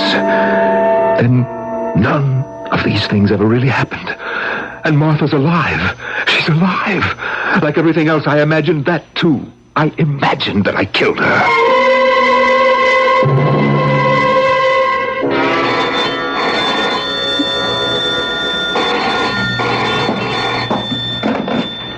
Si, pronto? Pablo, Pablo, have you seen the senora? Un momentito, por favor. I have not seen your wife since she left with you, senor. You don't understand, Pablo. Everything is... Will you please to have a seat for one small moment, Senor Bridges, until I complete this telephone call? Your pardon. See, Jefe. You see, Pablo, I'm not exactly well, and I had the foolish idea that Martha, my wife, had fallen over that I had pushed her and that she... You understand? Diga usted que... Ah, no, it's incredible. ¿Estás seguro? I thought she might be dead, but now I know that too was what we call a hallucination, something that you think... Se cayó en las rocas, a pie de la quebrada. Oh, yo lo diga. Gracias, jefe. Hasta pronto. What was that all about, Pablo? I regretfully must inform you, senor, of some very bad news. What is it, Pablo? At the foot of the cliff, senor, just below the hotel, 2 fishermen have just discovered the body of the senora, your wife. The police will soon be here.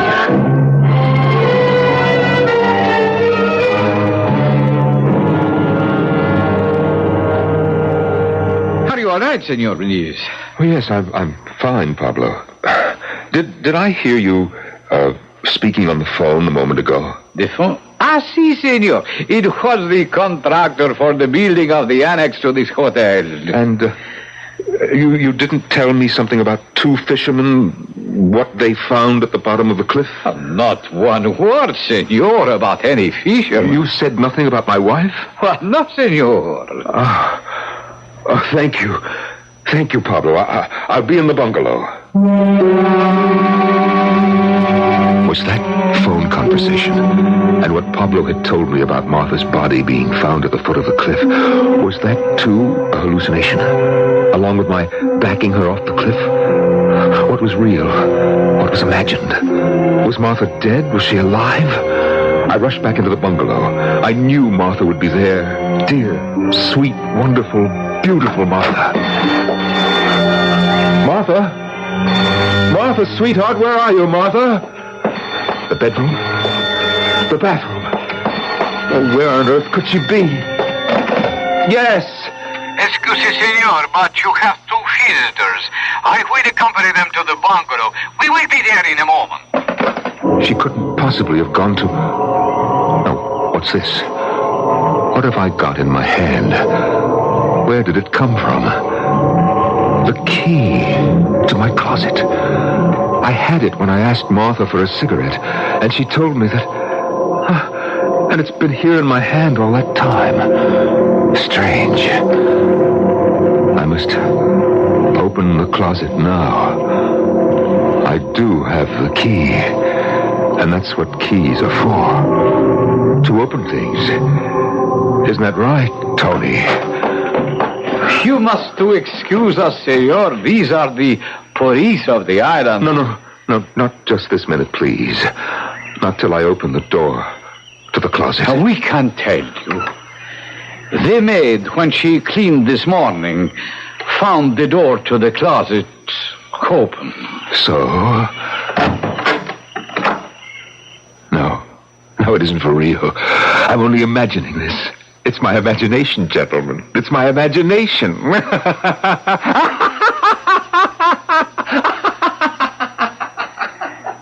See, Senor Jefe, here in this closet, that is the body of his wife. Is strangled with this string of precious pearls.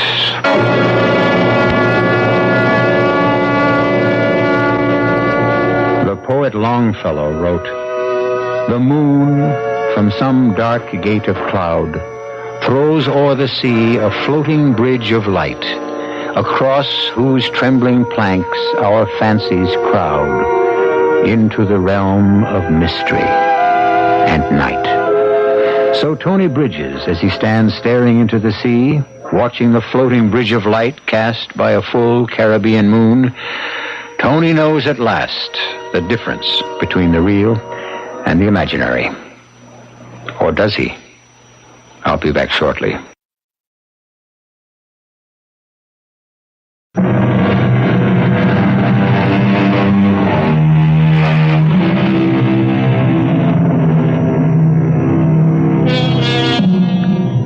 trust you've enjoyed our little exercise in now you see it, now you don't. Or to put it another way, a string of precious pearls should never be used for anything other than show. But that's something everybody knows, isn't it? Our cast included Norman Rose, Marion Seldes, Bob Caliban, and Ian Martin. The entire production was under the direction of Hyman Brown. Now, a preview of our next tale. It seems to me we could have skipped visiting Chris's grave today. You needn't have come if you didn't want to, Sybil. But you can't go on doing this the rest of your life. Come once a week or once a month. Well, you know what that would lead to. Coming not at all. No. I love Chris more than anyone else in the world, and I'm... Who's that? What? Someone. A man. Standing beside Chris's grave. Can just make him out in the fog. I don't see... Oh, yes. A man standing with his head bent as if he were praying. Shh. He's raising his head. He's turning towards us. He... Sybil. Oh, Sybil, my God. My God, it's Chris. Radio Mystery Theater was sponsored in part by Contact, the 12-hour cold capsule. This is E.G. Marshall inviting you to return to our Mystery Theater for another adventure in the macabre. Until next time, pleasant dreams.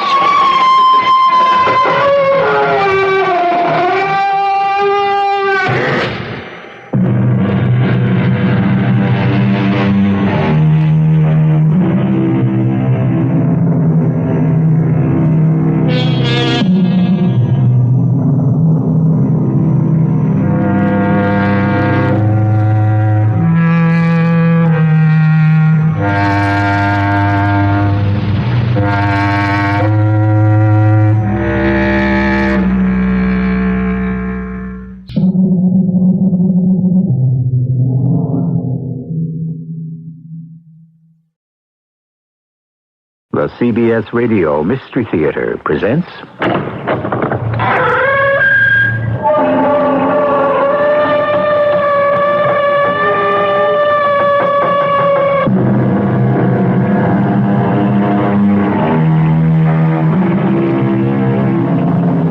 Come in.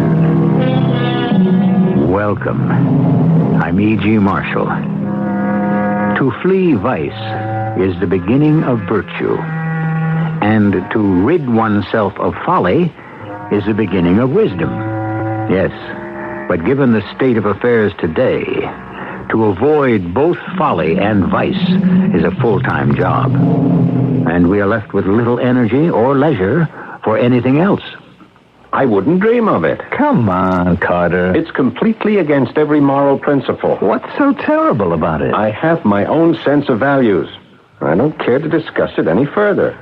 You ever get headaches, Carter? Yes, I suppose I do, sometime. You want to know why? It's because your halo is on too tight.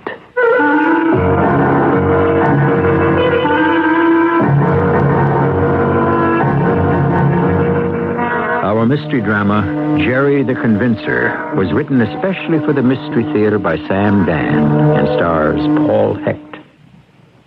I'll be back shortly with Act One.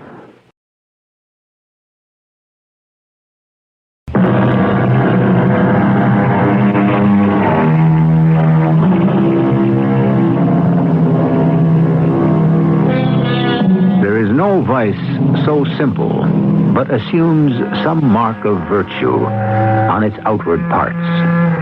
When Mr. Shakespeare wrote that line, did he even dream that almost 500 years later it would become the theme of a permissive and self-indulgent society? Probably. Some things never change. Officer Bernie Talon's patrol car is obscured by a clump of trees near the side of the road. You could say it's a speed trap, but then, if you're obeying the law, why should it matter? Well, Bernie, my boy, leave us find out where he's off to.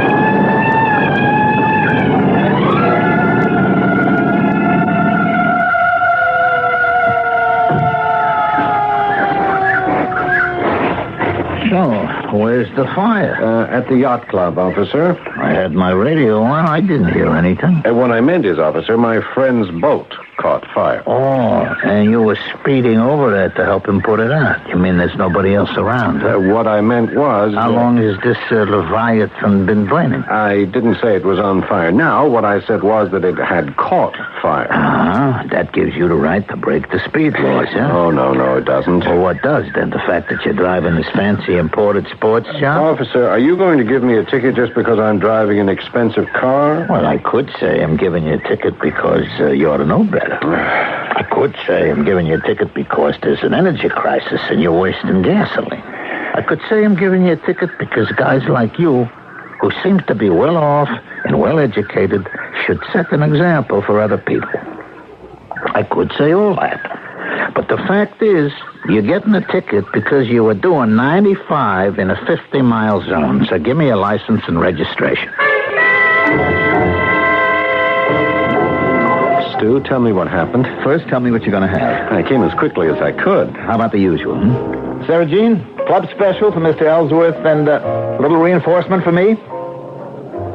Carter, what bit you? Oh, no, it's just a minor thing compared with what happened to you today. Now, how did the boat... Oh, let's get your minor little thing out of the way first. No, it's not even worth talking about. I was in such a rush to get down here, I got a ticket. Oh, is that all? Let me have it. No, what for? I'll get it fixed for you. No, I'd rather not. Why? I don't think I'd feel comfortable about it. Don't be silly. No, look, forget it. I can't. I feel responsible. Look, it's nothing. It'll cost you a $50 fine. I did break the law. Give me the ticket, then donate the 50 to your favorite charity. Well, I've never done a thing like this before. Yeah, it's always a first time for everything. Hand it over. You know, I think I will. And you know why? That cop, the one who gave it to me? Officer Bernard J. Talon. You'd think I was a criminal. I mean, you know how some cops can be arrogant and condescending? Here's your club special, Mr. Ellsworth. I mean, I tell you, Stu, I could have killed him. And yours was on the rocks, Mr. Nelson? Yeah, you know, I was so angry. You know how you get. I mean, if I had a gun, I would have shot Officer Bernard J. Talon. Oh, you kidding, Mr. Ellsworth? Fellow like you, you can never shoot anybody. Oh, don't be too sure of that, Sarah Jean. You should hear how he talks about you sometimes, and the service is slow.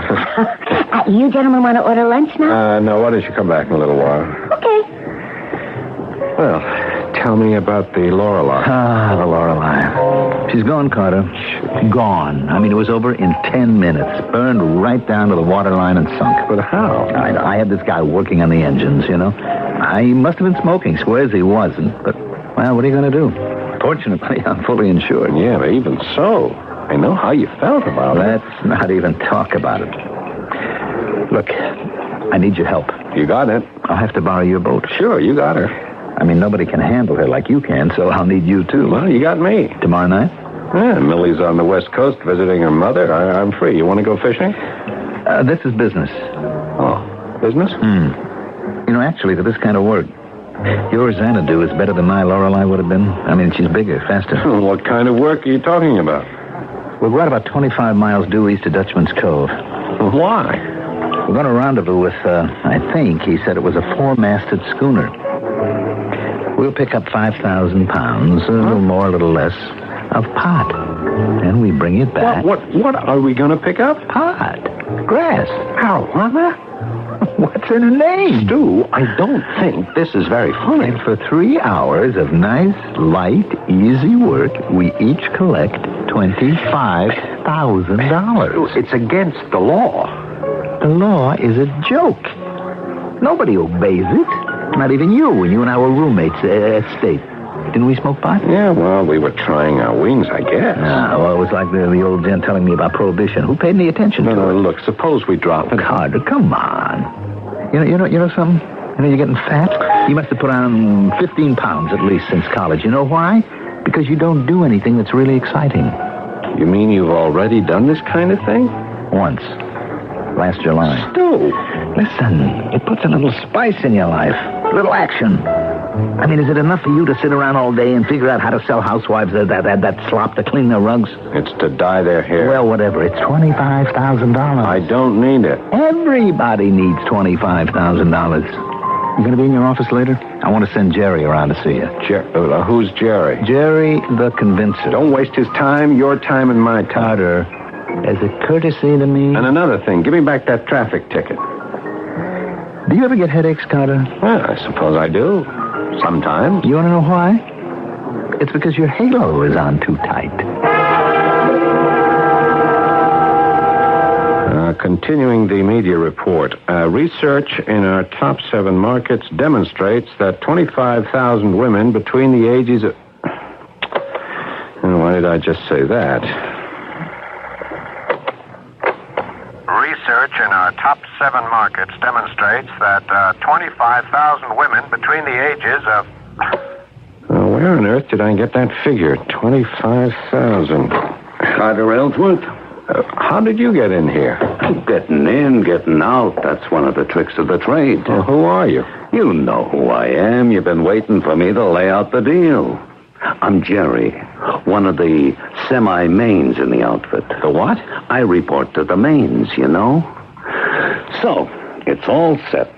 25 big ones. Thanks for... No. Look, I don't want to become involved. What's involved? It's sail the boat out, pick up the grass, sail her back, dump it out. Hello and goodbye. I have no desire... I know what you're going to say. They all say it. You have no desire to embark upon the pathway to crime. And the mains, they don't want you to either. What mains? The mains. They need a nice, refined, law-abiding citizen element like yourself, working this end of the deal. One-shot operation, maybe once a year, understand? You got yourself a pretty little annuity working there. Yes, but there are the authorities. Of course, and they've been taken care of. What do you mean, taken care of? The fix, it's in. Now, look, I don't know if... You know. You know. And if you're worried about the stipend, why, it's the policy of the mains to pay in advance. I have a little envelope here with 250 crisp $100 bills. Why don't you count it? No, I didn't say I was gonna... I'll just leave it here on your desk. No, please, don't... You've got to look at the merchandise. Feel it. I would rather not. Nobody's twisting your arm. The mains don't operate in that fashion. Now, if this is truly against your morals, scruples, say no. And we still part friends, huh? Come on, pick it up. Put it in your pocket. See you tonight. And we chalk up another for Jerry the Convincer.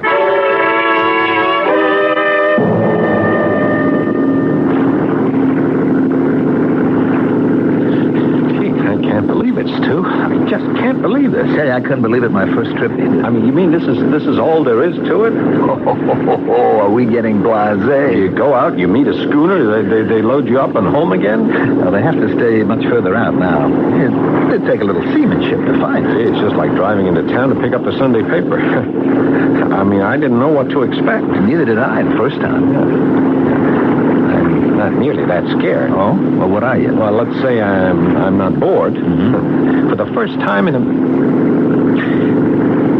Stu, you know something? This is really why I did it. Okay, the money, sure. I got some very special plans for it, but... well, it's hard to explain. I know what you mean. I feel...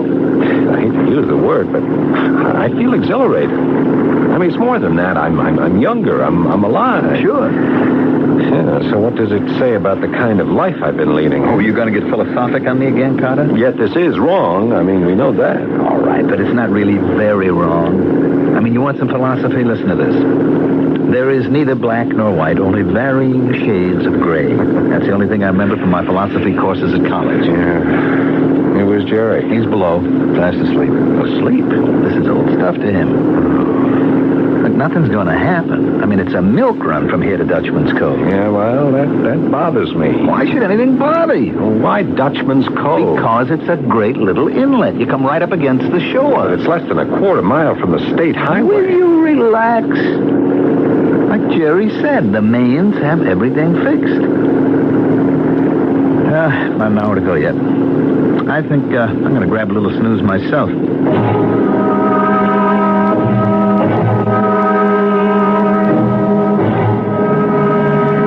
Carter, You sure this is it? Yeah, this is it. I can't see a thing. Is your truck supposed to be here? If this is the place, she's here with the boys. What's the signal? Blink your searchlight on and off 3 times. Go ahead, Stu.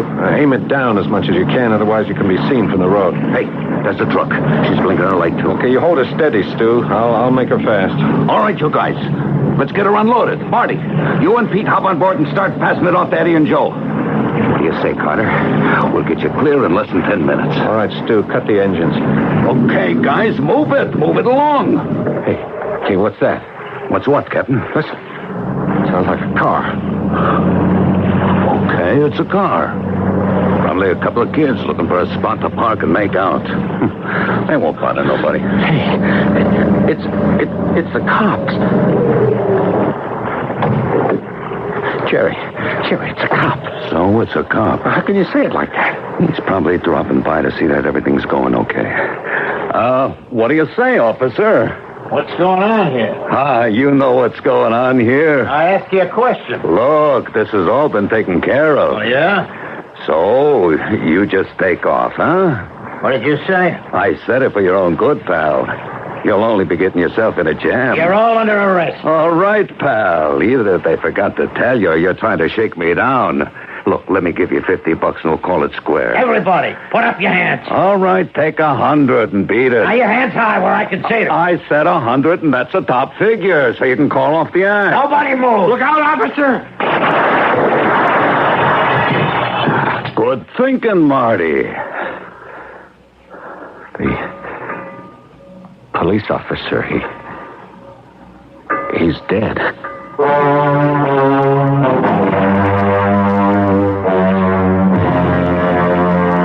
Suddenly, it's no longer fun and games, no longer a lark, no longer kicks and thrills and excitement. An exchange of quick, angry gunfire, and without warning, life has become real. And for a courageous and incorruptible police officer, never mind what the poet said, the grave has just become the goal. I'll be back shortly with Act 2.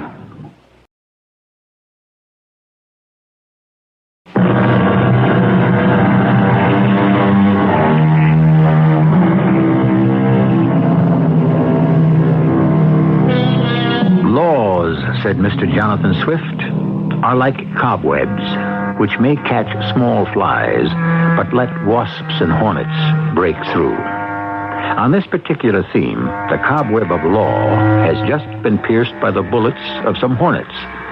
What started out as a romp around the honeycomb has now become a bitter and deadly serious business. He's dead. The cop is dead. Hurry up and unload the stuff. We gotta get out of here. You killed him. No, just hold on a second, Pally. We killed him. I had nothing to do with it. You're in up to your ears. I was told by you specifically that there wouldn't be any trouble and any danger. It was his own fault. He had no right to poke his nose in other people's business. What are you saying? He was an officer of the law. He was doing his duty. I gave him a way out, but he was a chump. Now, don't you be a chump. Don't you try to be a hero. But murder? All right, murder. Nobody likes murder. Do I like murder? These things happen, you know what I mean? Hey, Marty, Pete, come on. Get the last of them bales off the boat and onto the truck. Now, listen, Pally. Go home. Forget it. Forget it? What else you gonna do? Is that the last of it, Marty? Okay. Stu, get your pal here on board the boat and take him home. But what's going to happen to the police officer? How do I know? This was a cop who had to get his sooner or later. He's the kind that goes around begging for it. Just your tough luck you had to be there when nature took its course.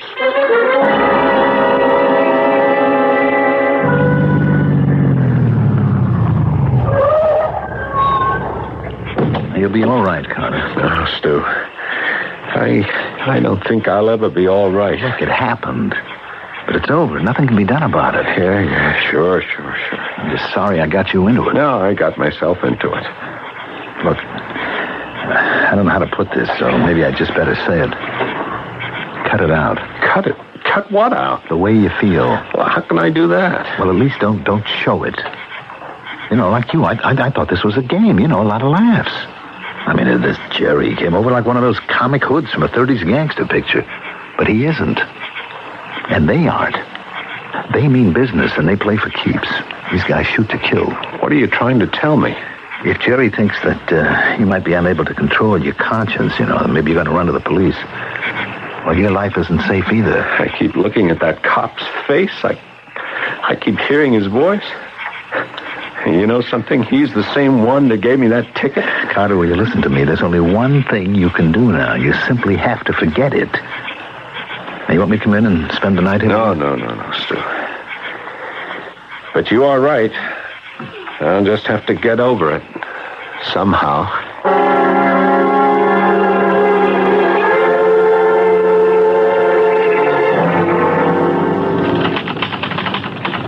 Lieutenant Paris, reporting on Talon murder.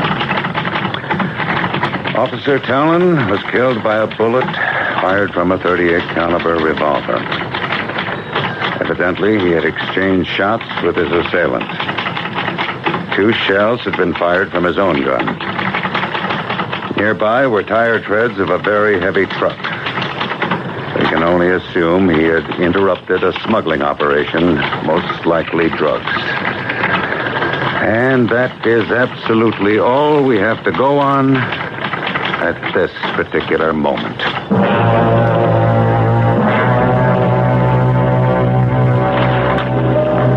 Officer Talon, who was 40 years old, leaves a wife and 3 children. Carter, will you put the paper away and forget it? Forget it? Look, we agreed that was what we would both have to do. The man had a family. Okay. Don't just say okay. Look, she'll get a pension. She'll be taken care of. Yeah, sure.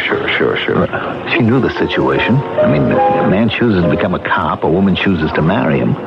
Well, they both know when he leaves for work, it could be the last time they ever see each other, and they accept that as part of their life together. Yeah, sure. And as Jerry said, this was a cop who was bound to get it sooner or later. Carter, look, I'm just as guilty as you are, but I mean, what's to be done? Oh, incidentally, one of the bullets must have gone through the glass just after the galley. I noticed it this morning. You better have it fixed. I never want to see that boat or any boat again. Come on, Carter. I'm going to sell it. Look, after a while, you'll get over it. You want to know the terrible truth? After a while, I probably will.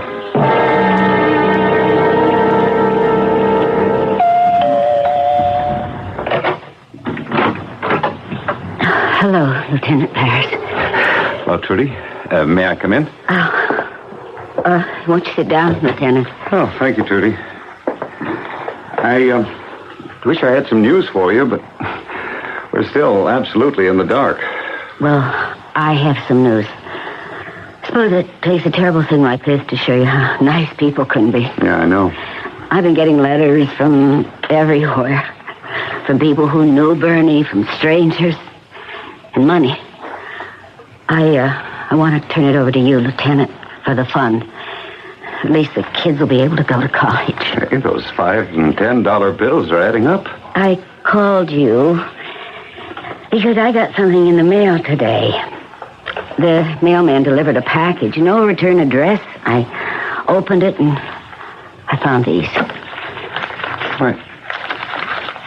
These are $100 bills. Mm-hmm. They add up to $25,000.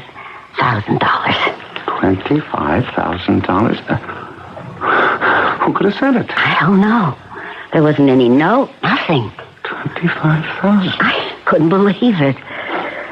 Why does the donor want to keep his gift a secret? There are those people who like to do these things anonymously.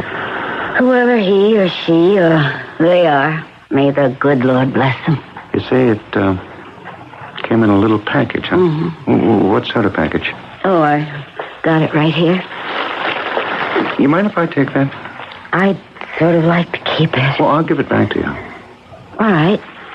Why do you want it? Maybe I can trace it. How? The department has ways.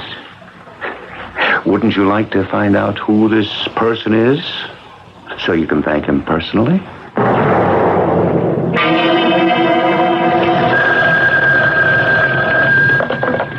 Lieutenant Paris. Oh, yes, Inspector. Yeah, I have a lead. Well, it's so far out, I hesitate to ask for the manpower. Mrs. Talon received a gift of $25,000. That's right. Anonymous. I know there are generous people in this world, but $25,000? No, not hush money. I would say conscience money. I know it's a very slender reed, but it's the only one in the pond. Okay, I'll run it.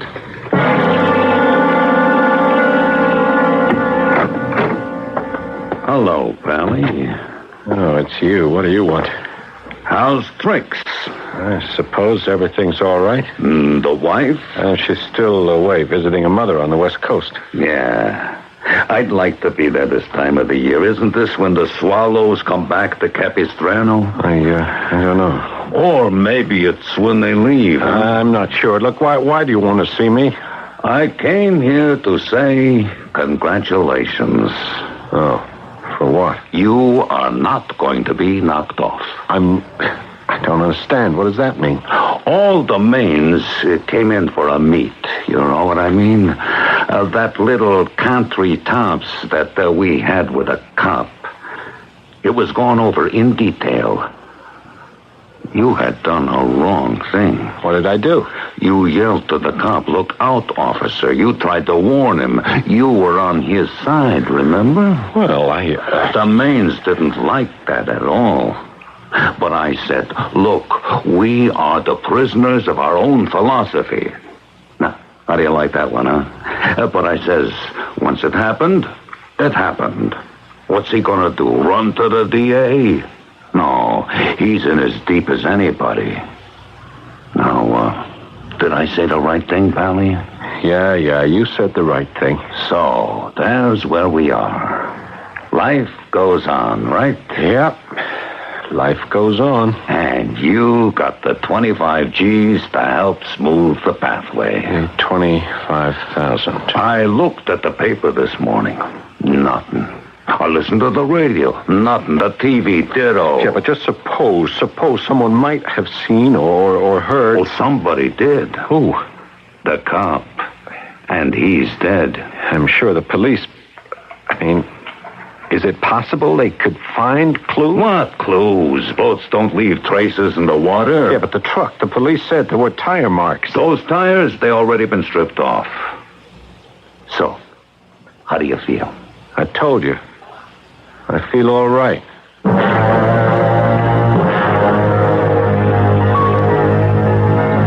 You ready to order, Mr. Ellsworth? No, Sargina, I'll wait for Mr. Nelson. I understand you're thinking of selling your boat. Yeah.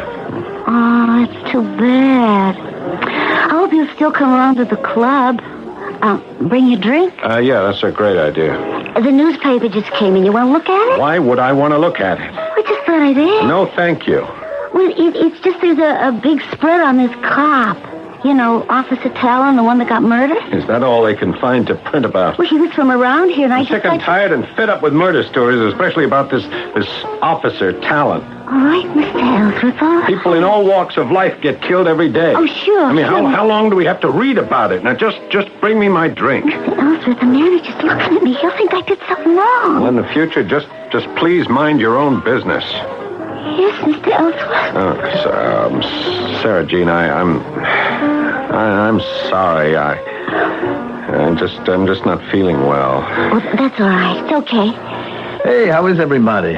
Sorry I'm late, Carter. Sarah Jean, bring me a drink, huh? Then we'll order. Yes, Mr. Nelson. What were you yelling at her for? Oh, nothing. Just that there was a story about you-know-who in the papers today. Well, you notice every day the stories get smaller. You find them further back in the paper? Yeah, soon they'll go right past the last page and out. Well, that's life. Sort of blew up inside about it, but you know the terrible thing? The anger that I feel is also starting to diminish. You know, a guy like you should never do anything wrong. Yeah, and I won't. Until next time. You know what they say? We have nothing to fear but fear itself. So don't be tied into this thing. No way at all.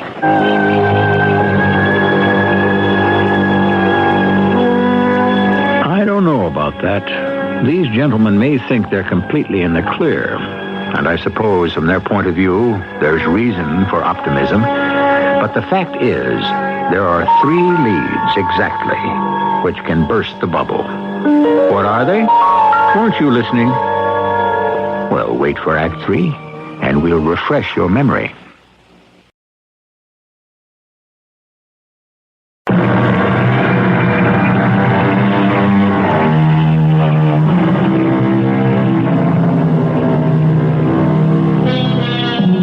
Genius is the capacity for taking infinite pains, and successful police work depends on the capacity for perceiving apparently insignificant details. That's also the story of life, which can be turned around by the accidental meeting, the overheard remark, coincidence, happenstance, circumstance. On these shifting sands does our fate usually rest. No, Inspector. That little carton is still our only lead. We're checking the box manufacturers. Are you, Lieutenant Parrish? Yes, miss. Come in and sit down. Many times, Inspector, people pick up a box like this in a supermarket or drugstore, so how could we ever hope to trace it? But it's all we got. Yeah, I'll keep trying. Now, you want to see me? They said you were in charge of the Officer Talon murder. Yeah, what's your name, please? Sarah Jean Howell. Miss Sarah Jean Howell. Your address? 918 Power Court. Power Court. All right, now, Miss Howell, what do you know about Officer Talon's murder? I'm not sure I know anything.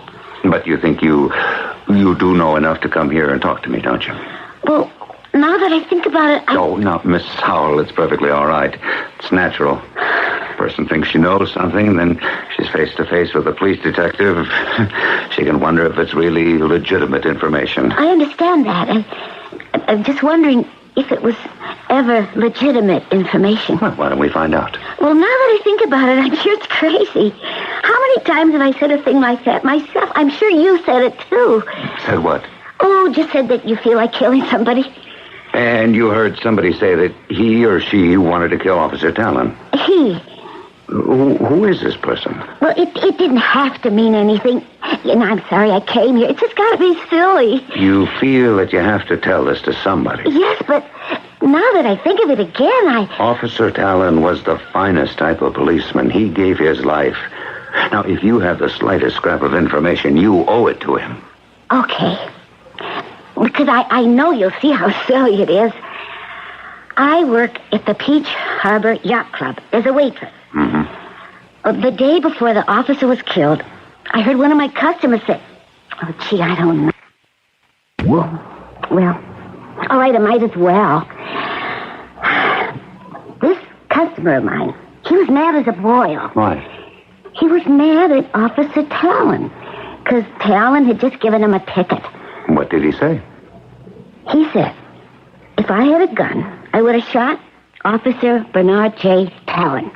Are you quoting this? Mm-hmm. That's exactly what he said. I remember. I was shocked. Because Mr. Ellsworth is usually such a nice, easygoing kind of person. Ellsworth? Mr. Carter Ellsworth. And Mr. Ellsworth said... He said this just because Officer Talon gave him a ticket? Well, I think he was mad, angry about the way the officer went about it. He said something like, you think I was a criminal. You know how some cops are, arrogant, condescending. Well, anyhow, next night, the cop was shot to death, okay? I know Mr. Ellsworth couldn't have killed him. But here, somebody threatens to do something, and then it happens. Crazy, huh? No, Miss Howell. You did the right thing. Mr. Ellsworth. Mr. Carter Ellsworth?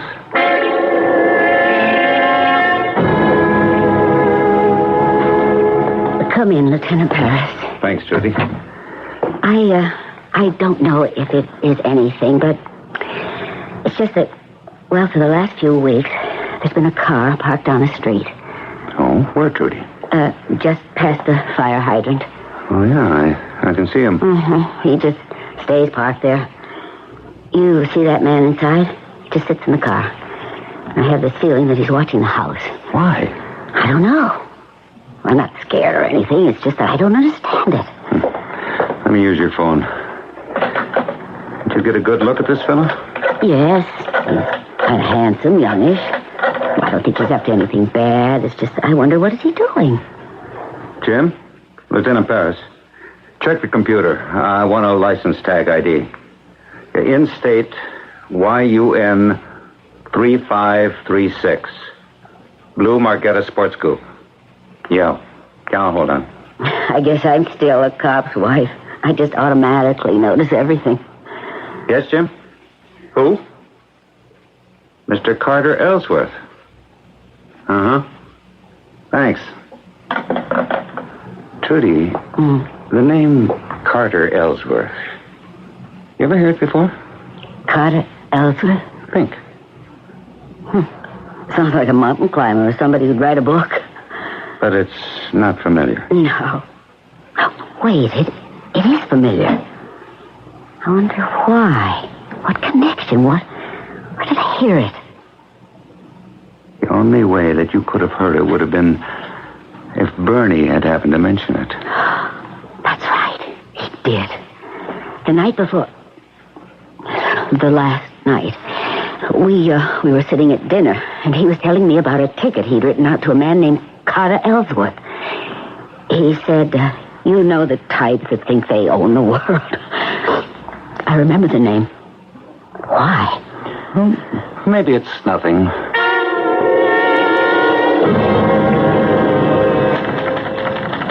I know we are committed to the theory that Bernie Talon was killed by drug smugglers.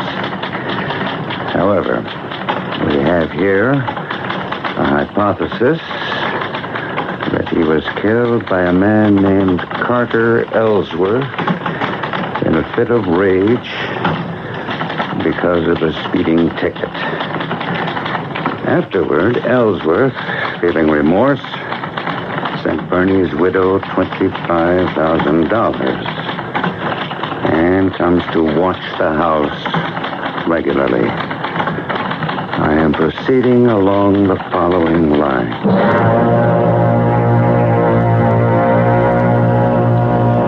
Today's special for me, Sarah. Yeah, I'll have the same medium rare. Thank you, gentlemen. What got into her? I don't know. I guess it's me. What'd you do, make a pass at her? I'm sure she'd love it. No, I don't know. She's been kind of short and sharp with me for the past week or so. You must be losing your touch. How you feel? Better. I mean about everything. Oh, I know. Millie's home. That's helped a lot. Well, I guess the world goes on. Sure.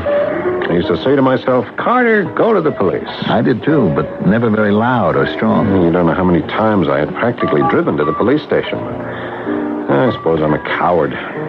What do you say we never talk about it again? Sure. You still planning on selling the boat? What's the point? I couldn't tell Millie the real reason, and she'd only make me buy another. Oh, did you ever fix that glass that I was telling you about? No, I'll get around to it. I just wish I had the guts to do the right thing. You're doing the right thing. Look, it isn't as if you killed him. I'm an accessory, and so are you. But nothing, absolutely nothing, can bring him back to life. You're right. We simply can't talk about it anymore.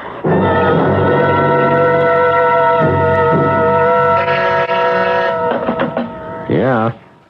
Who? Oh, well, have him come in. Hi, Pally. Hi. What is it this time? Well, is this the way to talk to a guy that saved your life? All right, what do you want? I like your style, the way you handled the boat. What happened when we got there, it wasn't your fault. But the mains will guarantee it won't happen again. So, Friday night... Friday? Are you asking me to... Yes, you could say I'm asking. On the other hand, you could also say I'm telling. I don't want any more of this. Why not? Look, a cop was killed. I just won't go through that again. Oh, you're kidding. You loved every minute of it. That's a lie. Is it? I seen you while all the guns were going off. You had that look in your face. You wanted to be in on it. That isn't true. You wanted to have a gun in your hand, too. Hey, Pally, you know how often things go wrong. 1 in 1,000. So you got 999 more to go. I think of his widow, her kids. Look, you get $25,000 to throw. You can sneak her a few bucks. Isn't that the way to do it? Now, Friday night, it's shooting fish in a barrel. A guy knows the waters like you. I can get you a couple bucks more. No, it isn't the money. It's always the money. And there's so much in this racket. Plenty for everybody. What do you say? Here. Let me put this envelope in your desk. No, look, don't. Come on, Pally. Pick it up. Put it in your pocket. See? Chalk up another one for Jerry the Convincer.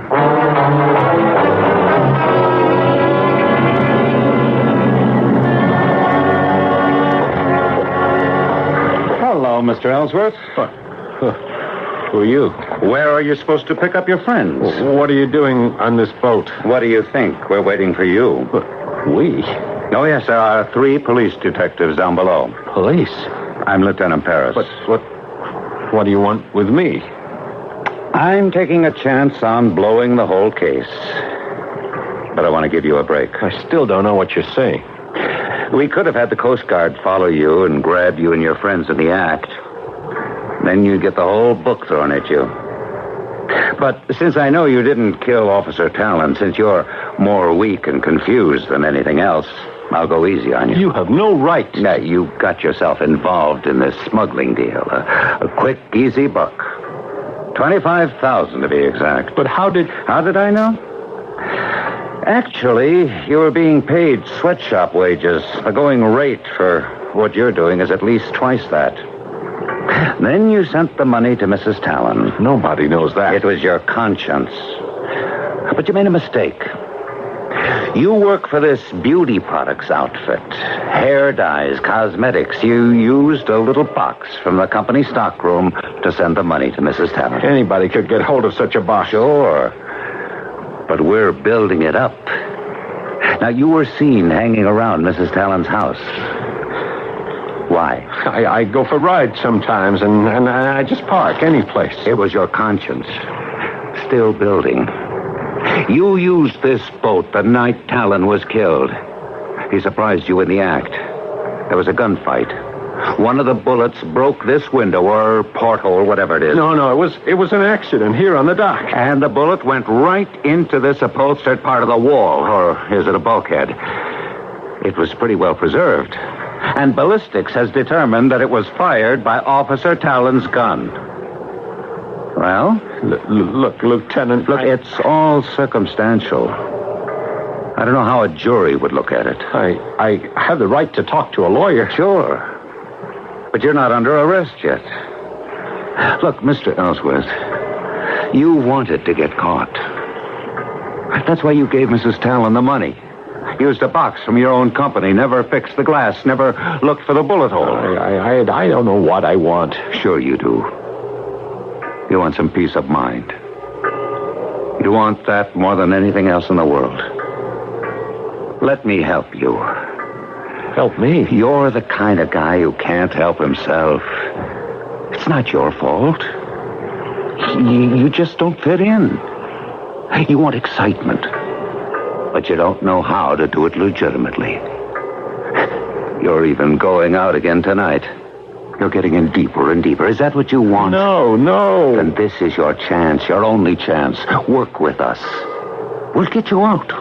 All the way out. Now, what do you say? Well? What took you so long to find me?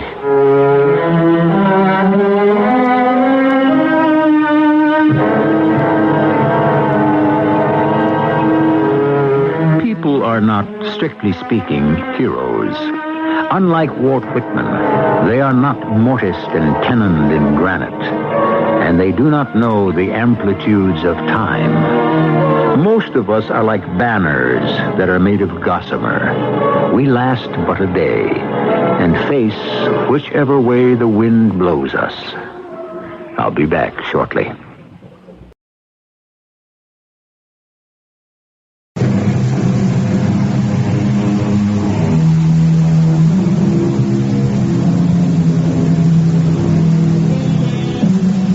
Our story is Jerry the Convincer. And why? Most of us can be had. Most of us are vulnerable to seduction, to fear, to greed. Most of us have to be won over. Carter Ellsworth needed a Jerry to convince him. Who or what is required to convince you? Our cast included Paul Hecht, Mandel Kramer, Ray Owens, and Evie Juster. The entire production was under the direction of Hyman Brown. This is E.G. Marshall inviting you to return to our Mystery Theater for another adventure in the macabre. Until next time, pleasant dreams.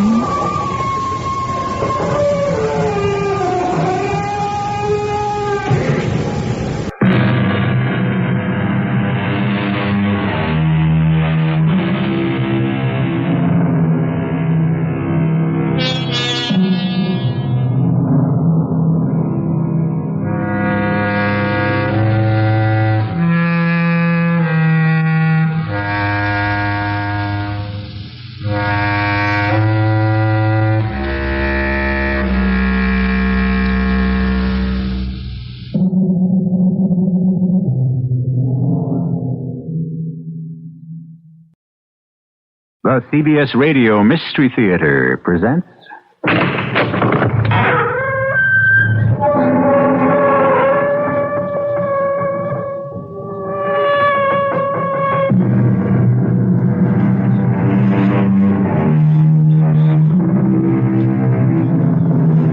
Come in. Welcome. I'm E.G. Marshall, moderator of these meanderings through the mysterious and the macabre. We say revenge is sweet, but the accurate quote is, sweet is revenge. And the full quote is, sweet is revenge, especially to women. And it was written by Lord Byron, who certainly was in a position to know. And if you don't believe Lord Byron, you can take the word of Molière, who said, a woman always has her revenge ready. Does revenge really come more easily and readily to women? Or is this the chauvinism of male writers? You can't frighten me, Mr. Killing. I am not alone. Oh, you have accomplices? Colleagues, associates, collaborators. How many? 10,000 people. The entire town. You mean the entire town will enter into a plot to murder me? That's impossible. Why? You can't get a whole town to... You threaten the livelihood, the bread and butter, the future of every man, woman, and child in this place. You'll be surprised what people will do in order to eat.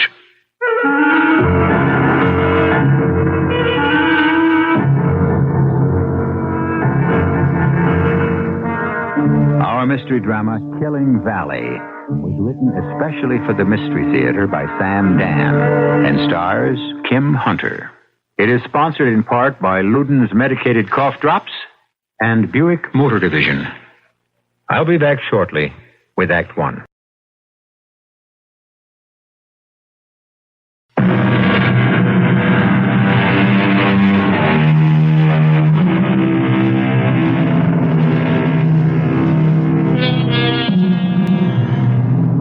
It said, good name in man or woman is the immediate jewel of their souls.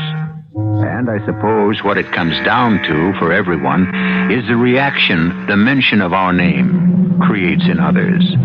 Polly Preston still has to get used to the fact that her name has suddenly acquired meaning. It wasn't too long ago that mention of her name wouldn't even cause a ripple. But now it really roils the waters. At the 37th floor, I stepped off the elevator. The stunningly beautiful, immaculately groomed blonde secretary, with the mandatory English accent, put honey and heather into her voice as she said to me, "Oh, how do you do, Miss Preston? You look marvelous. The book, I understand, is doing fabulously. You're to go right in. Mr. Cantwell is expecting you." What a difference 6 months in a bestseller can make. Hey, hello, Polly. Am I late? Just fashionably. Now, about the advance on your new book. Herb, you'll have to discuss that with my agent. Little Polly Preston, 6 months ago I had to advance you money for your room rent. And now you're having a headache with your taxes. A most delightful headache.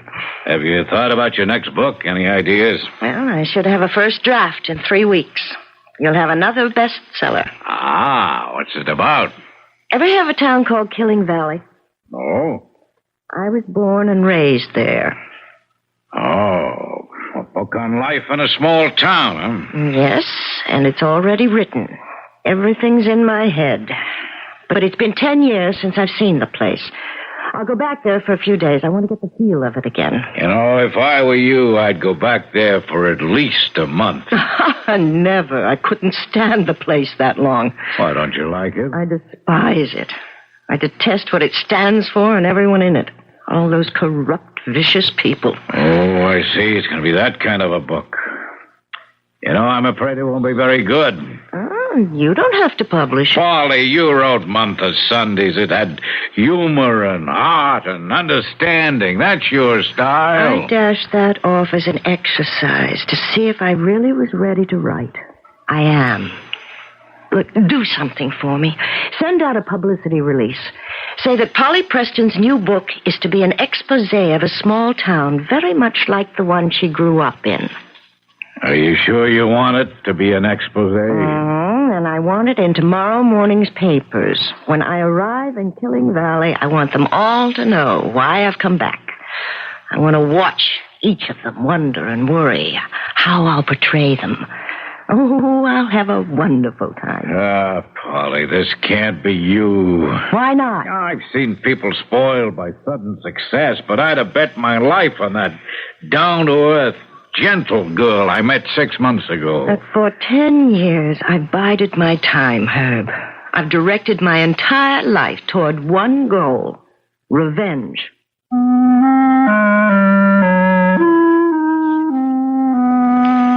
Killing Valley.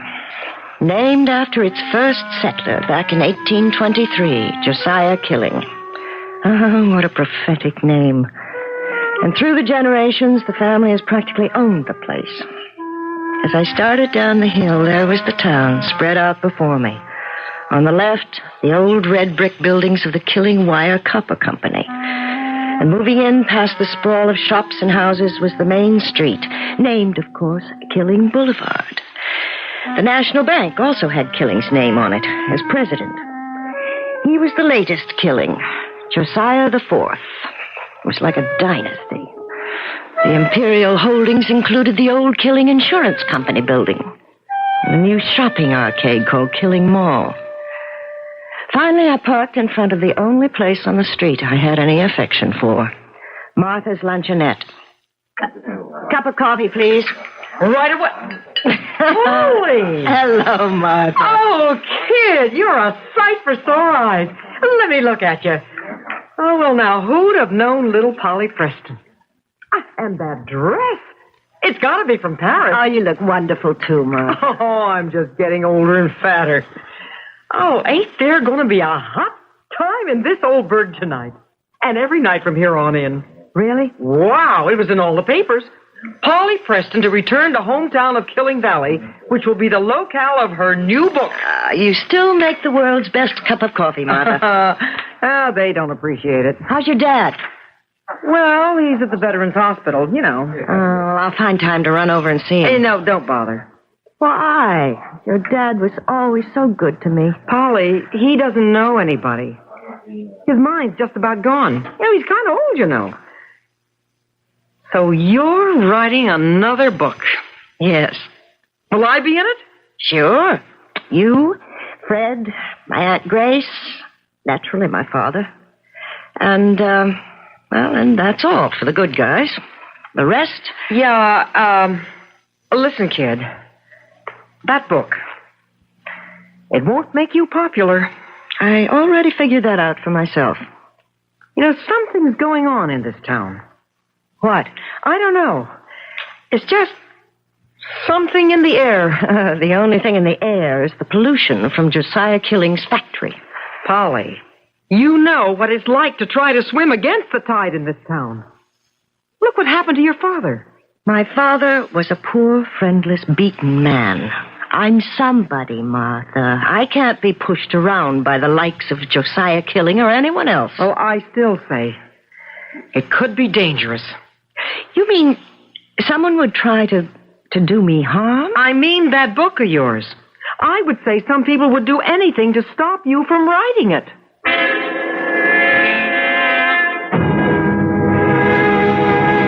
Sit down, Mr. Killing. I'm about to fly home, Mr. Mears. Thought I'd say goodbye. I've given you folks all the information you need. Yes. Do I detect a shade of doubt in that yes? Well, you see, Mr. Killing, the underwriting group would ordinarily look at your proposition as an extremely sound investment. Ordinarily? I thought that was all settled yesterday. Well, Well, what? Are you saying people have changed their minds? If so, sir, I'm entitled to an explanation. Well, I think we may be entitled to an explanation. You have asked our group to invest millions in the revitalization of the town of Killing Valley. And I tell you, it's a fantastically sound investment. Yes. Do you know Polly Preston? Of course I know Polly Preston. Knew a father and a mother. Well, Miss Preston is a very successful novelist, and there have been reports she intends to write a book about Killing Valley. Well, now, what does that have to do with... An exposé. Of what? According to the publicity of all the sordid, corrupt, and immoral people who live there. What? Why, that's Look, is it true? Is what true? Are the people who live there sordid, corrupt, and immoral? Absolutely not, Mr. Mears. No more so than the people who live anywhere else. Well, quite frankly, that book isn't going to do our project very much good. Well, you could write a book like that about any town. Unfortunately, a prominent writer has chosen to write one about Killing Valley, and the timing couldn't be worse. Frankly, I only see one way out. And what's that? Convince her not to write that book. Convince her? Oh, how? I don't know. But one way or another, you have to stop her.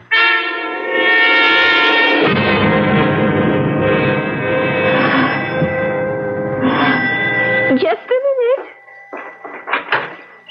Hello. Helen! Oh, it's Helen!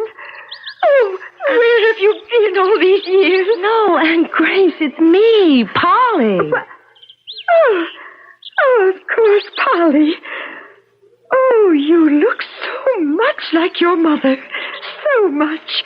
And I was thinking of her and of me when we were both young. And so May I come in? What?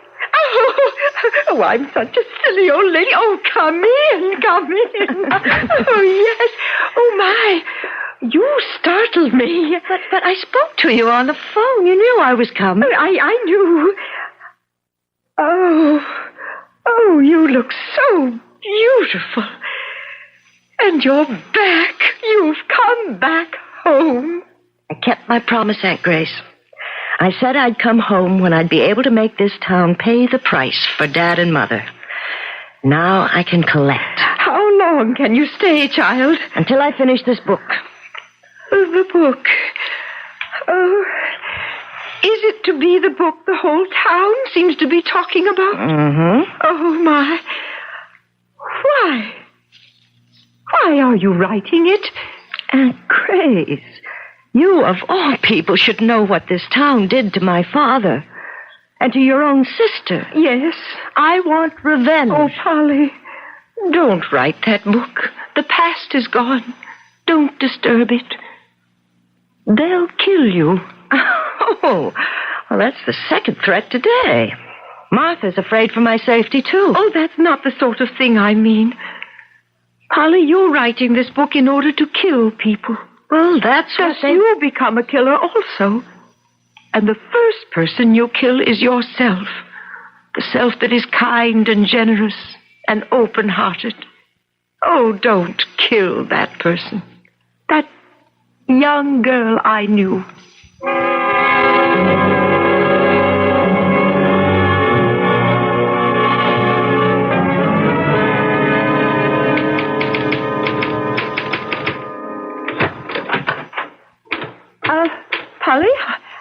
Supper? Oh, Aunt Grace, don't tell me it's that time already. Your favorite stew is in the oven. And here are your first 20 pages. How do you like it so far? Well, I don't know. Now, why don't you like it? Well, I didn't say I didn't like it. On the other hand, you didn't say you did like it. And Josiah Killing is a selfish, arrogant man. That's putting it mildly. And everyone in town is afraid of him. They have to be. He doles out their daily bread. Could you expect folks to side with your father against him? Josiah framed my dad. My father was not a thief. Well, the jury was guided by the evidence. The jury constantly kept one eye on Josiah Killing. I'll answer it, Aunt Grace. Hello? Hello? Get out of town. Who is this? Get out of Killing Valley. Who are you? Polly, what's wrong? You write that book, and you're dead. Hello? Hello?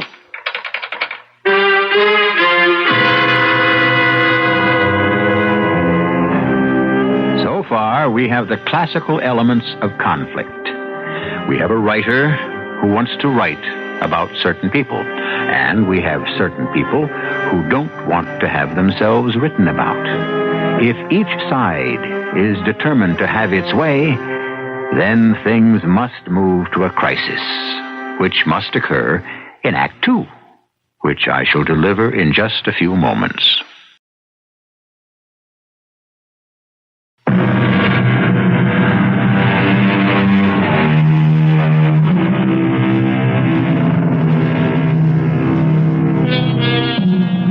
Life in a democracy is filled with problems, which is probably why it is so fascinating.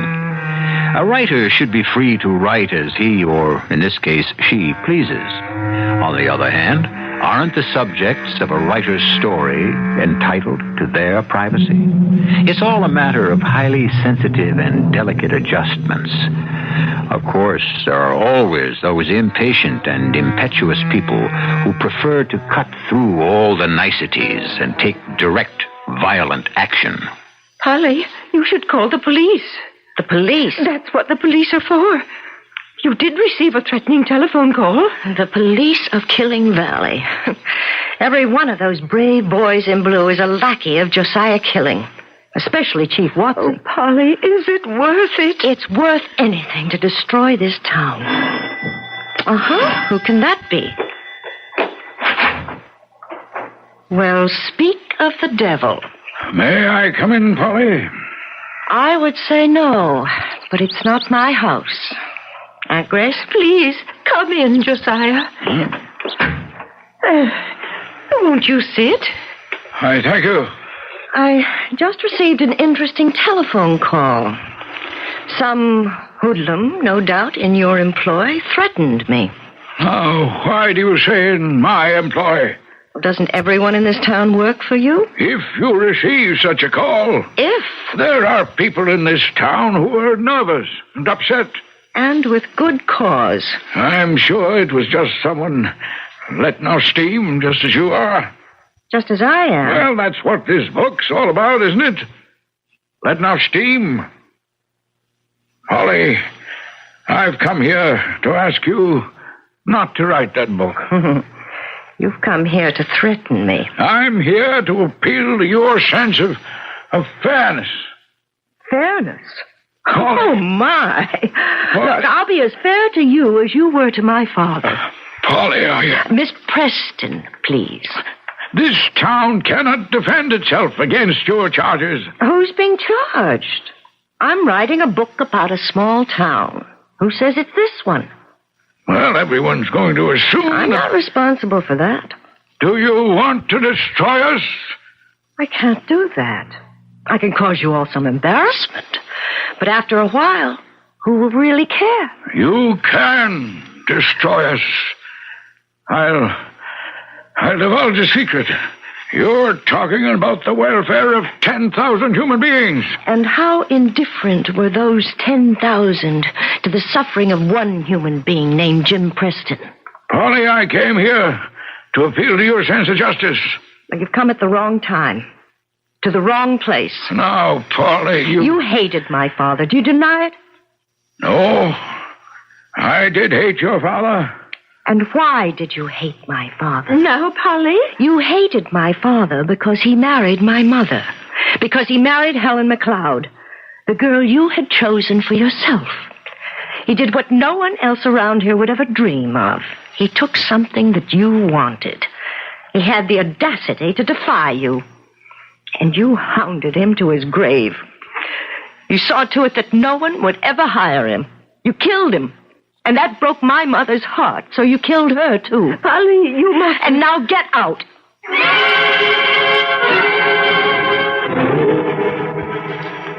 Well, how's it coming? Well, just great. Oh, by the way, Polly, I'm financially grateful to you. Why? Everybody knows you and I are old chums. Well, if I have a true friend in this world, it's you. You stood by me when no one else did. Oh, it was nothing. I didn't have any friends.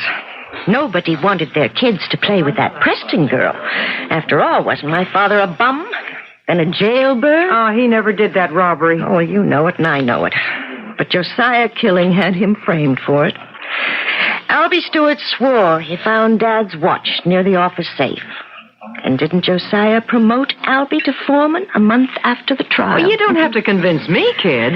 And Artie Horn identified the man who was running away as my friend. Didn't Artie get a big loan from the bank a few weeks later? Yeah, that's how it went. Oh, I hope you don't mind my coming in here and blowing off steam, but it clears my mind. I should be getting back to that typewriter. Polly, I think maybe you'd better leave here. Finish the book in New York. Why? Oh, I got a feeling... I think things are gonna get rough around here. I'm not afraid. If you're gonna turn the place inside out, you ought to be.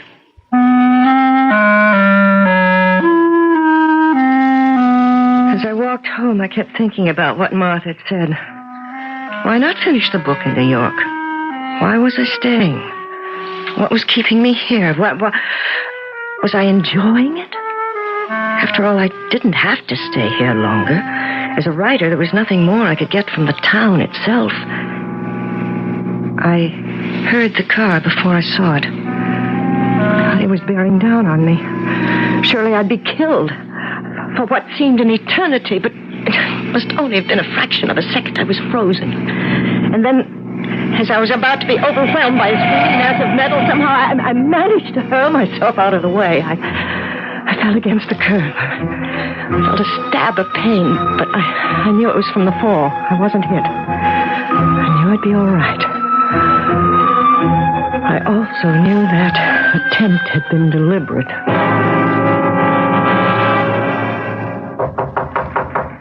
Come in. Your aunt said that you would see me. Mr. Killing. And I spoke to Dr. Wellborn. Did you? He said your injuries are superficial, that you should be up and about in a day or so. Oh, he said that, did he? Oh, yes. Well, now you know why I'm writing this book. You see, I'm Dr. Wellborn's patient. Information concerning me should be confidential between my doctor and me. Oh, but of course, Dr. Wellborn is your doctor. You own him the way you own everyone else in this town. Oh, Polly. I'm sorry about the accident. You're sorry the driver missed me. What happened was certainly not a deliberate attempt on anyone's part. Why should I believe that? Well, there are automobile accidents. We do have reckless drivers. Oh, what will you think of next? Please, Polly. Oh, as a writer, let me give you some ideas.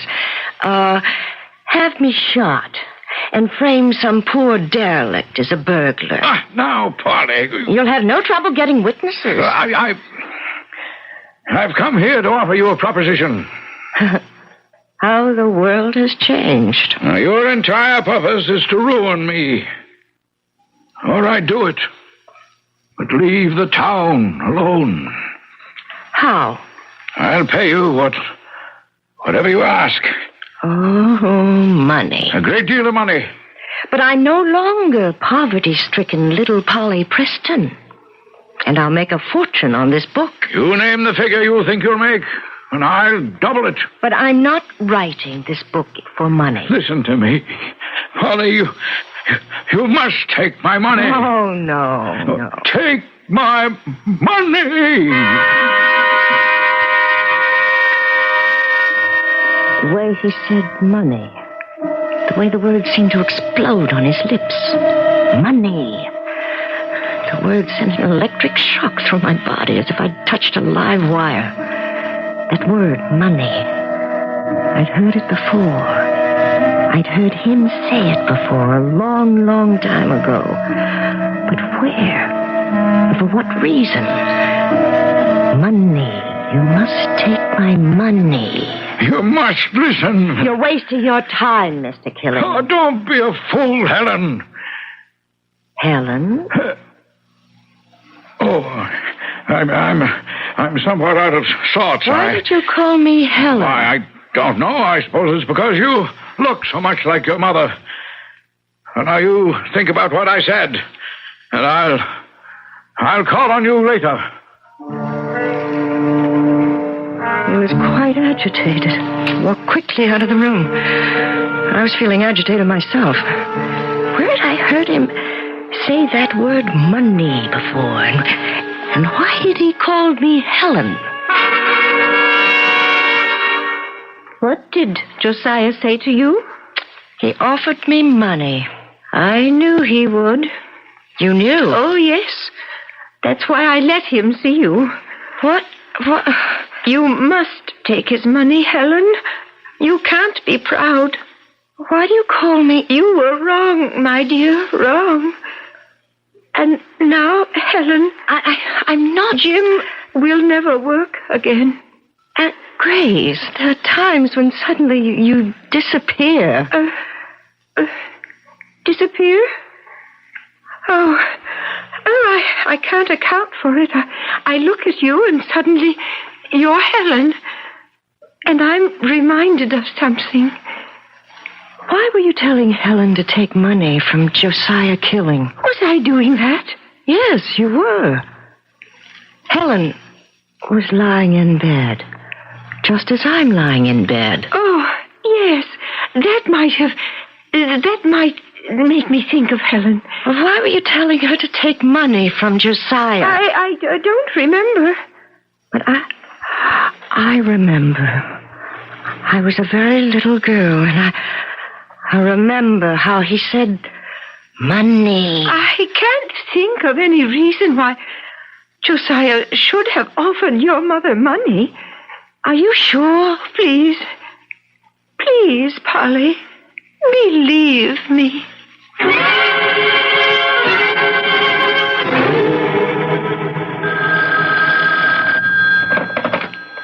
Hello? Mr. Killing, it's John Mears. Oh, yes.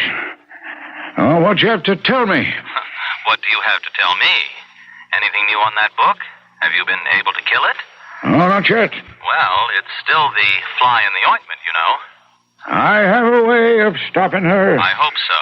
But you realize, of course, you can't take her to court. The publicity would defeat the purpose. Yes, I understand. And not that either of us would even consider it, but any kind of rough stuff is out. Well, naturally. Well, what have you come up with? I can put an end to the book completely. Well, then do it. What's holding you back? I'm not sure. It'll be worth it. Mr. Killing, you're talking about millions of dollars. I know. And I'm still not sure it's worth it. To me.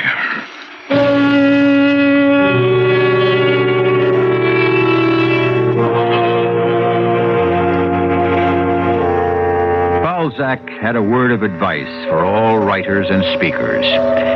He said, keep your words to yourself, because they belong to you, and not to other folk, who will only twist them to serve their own purposes.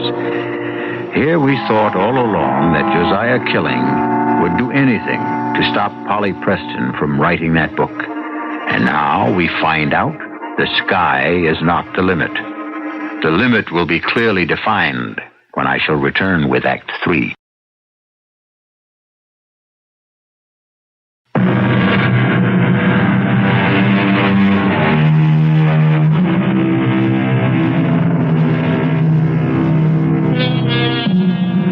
It must be wonderful to be able to pay back the people who hurt you, to hurt them even worse. Maybe it's wrong, but it feels wonderful. That is, it's supposed to feel wonderful. Polly Preston has it in her power to destroy an entire town. So why doesn't she feel wonderful at this moment, which should be her moment of triumph? Well, kid, I told you to go back to New York. Now, be careful crossing streets from now on. You know, people can get awfully ugly when it's going to hit their bread and butter. Martha, why would my mother take money from Josiah Killing? Whoever says she did? She did. When I was a little girl, something somehow lit up in my memory. I remember she was very sick. She was in bed. Oh, yeah. Yeah, she was real sick when you were no more than 5 or 6 years old. And I remember Aunt Grace was there, and Josiah Killing. Well, now, what would he be doing in your mother's room? I don't know. Well, did you ask Aunt Grace? She doesn't remember. Oh, how can she not remember? Oh, she's old, and maybe she doesn't want to. And I can't ask Josiah Killing. No. And there's nobody left who remembers those days. Your mother's dead, so's your dad, and my father. Well, your father. Now, honey, my father, he's so sick. He's in another world. Look, he's my only hope.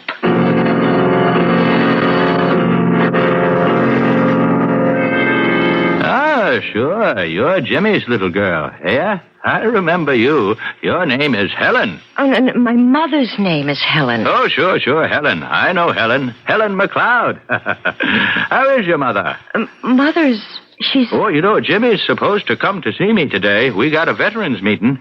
Jimmy and I, we're going to go to the convention in Washington. Mr. Doyle. Oh, no, not Mr. Doyle. Uncle Jack. Right, Uncle Jack.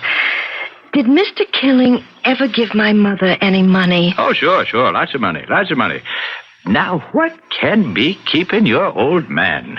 When did Josiah Killing give my mother money? Always, all the time. You know, if your old man keeps me waiting much longer... Why did he give my mother money? I'll go without him. That's what I'll do. Why did he give my mother money? Oh, why... Poor Jimmy. He never had any money to give your mother. I don't mean my dad. I mean Mr. Killing. You see, Jimmy meant well, but if he ever got his hands on $1, he'd spend it on the booze. I'm not talking about... And I helped him. The good Lord forgive me. Tell me about my mother and Josiah Killing. Your mother. She was the prettiest girl in town. And Josiah Killing was sweet on her. Engaged they was. And Jimmy said to me, Jack, I'll bet you $5 I can get her away from him. And I said, man, you're crazy. And he was. But he did it. Who could resist your old man? Look, I know all that. But why did Josiah give her money? Did he give her money? Who said that? You did. Oh, well... Then it must be true. Tell me why. Now, Helen... I'm not Helen. Well, there's no need of your yelling at me. I can't stop Jimmy's drinking. Please. I'm not the one that gets him into trouble. He's the one who gets me into trouble. And that's why I can't ever hold a job. And Martha, my little girl Martha, can't even go to school. She's got to sling hash in that greasy spoon. I'm a bad father. I'm so bad. But at least I ain't as bad as Jimmy Preston. What are you saying about Jimmy Preston? He's your best friend. Oh, yes.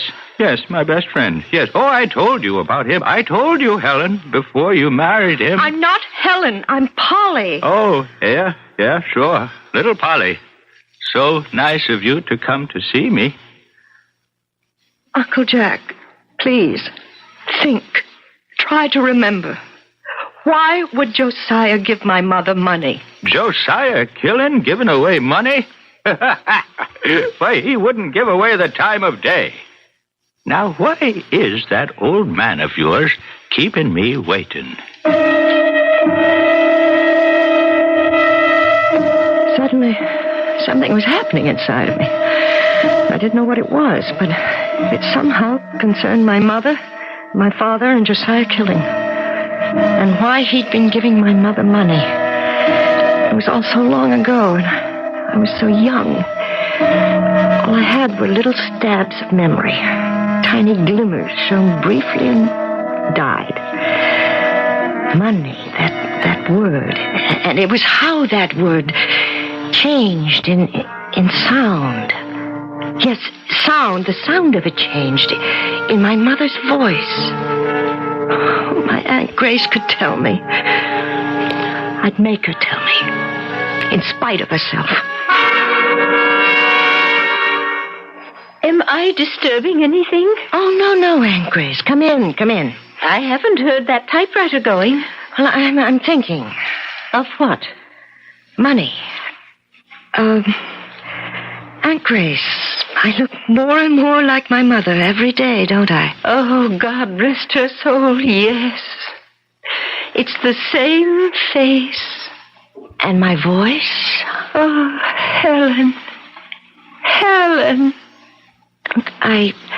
I can't take the money, Grace. I can't. Is it pride, my dear? What about the child? Don't make me take his money. Jimmy will never know. Grace, I don't know what to do. He loves you. I know. A woman always knows. Josiah loves you. And so therefore it isn't wrong. But take the money. It's all right. He loves you. But I'm married now. It doesn't matter. How can you say that it doesn't matter? Let him be good to you. But it's wrong. No. If it's an act of love, then it's right. Aunt Grace. What? So my mother betrayed my father? Oh, Polly, what are you saying? How can you think? Even she betrayed Who told you this monstrous falsehood? You did. I said no such thing. My mother had an affair with Josiah Killing. Polly, you must be mad.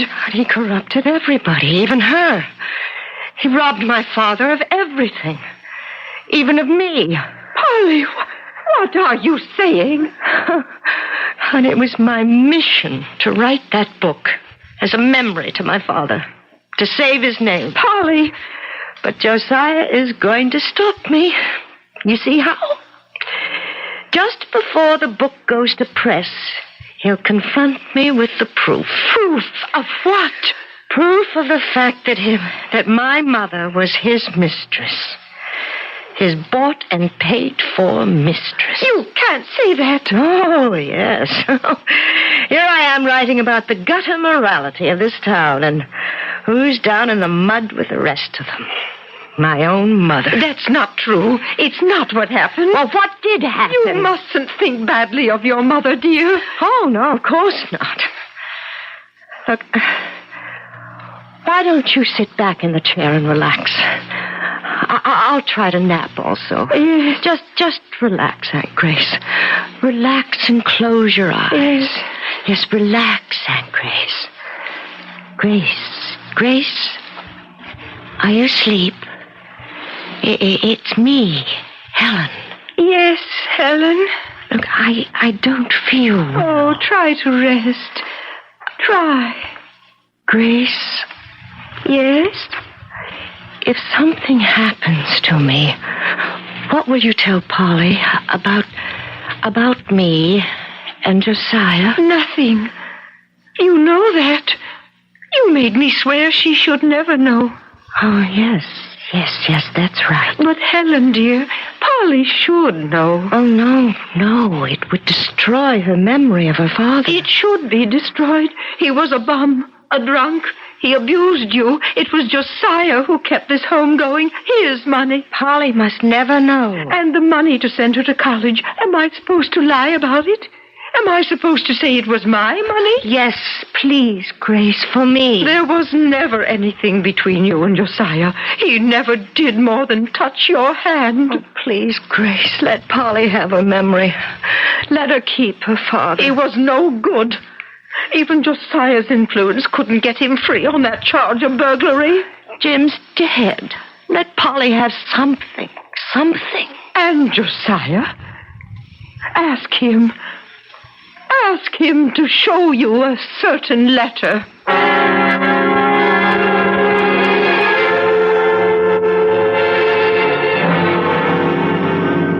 Well, what do you mean you'll do nothing to stop publication of that book? You said you had a foolproof way. I figured out the cost. It isn't worth it. Let her publish, Mr. Mears. Well, then this has to be the end of our interest in Killing Valley. I'm sorry. Yeah, so am I. Mr. Killing, Josiah. How did you both get in here? I want to see a certain letter. What letter? Show her the letter, Josiah. Grace, I promised Helen. I swore to her. She was my sister. I give you the right to break your word. I broke mine. I told Polly who her father was. What he was. I don't believe it. This is the man who loved your mother. Your father and mother weren't married long before Helen had ample reason to regret it. Ah, Grace, don't. But she was a woman who had to be loyal to her husband. She was loyal till the day she died. You're making it up. Show her the letter, Josiah. But I promised. She has to know. I've carried this letter with me for years. No one has... well, here. Read it. I can't. You must. And then you'll be free. Forever. My dearest Josiah, I can only write you a very short note to thank you for everything you did for me and Jim and Polly. No woman ever had a dearer, truer friend. I know now that I loved you always. And we were both foolish one night very long ago. And so my life and yours has been different. Josiah, after Jimmy and I are dead, please look after Polly and see that she never learns the truth about her father. Please, swear to me she'll never know the truth.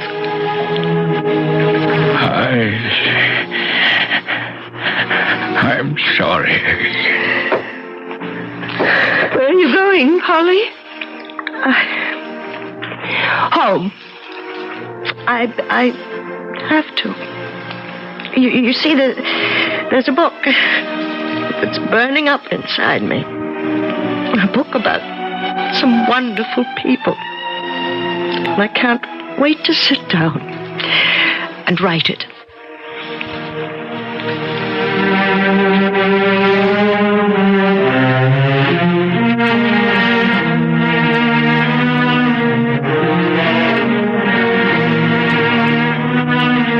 And she did. And it was a very good book, too. It was well received and sold a fair amount of copies. But a bestseller, it wasn't. And a blockbuster, it never became. The other one? That would have been a different story. Well, I'll have a different story for you when I return shortly.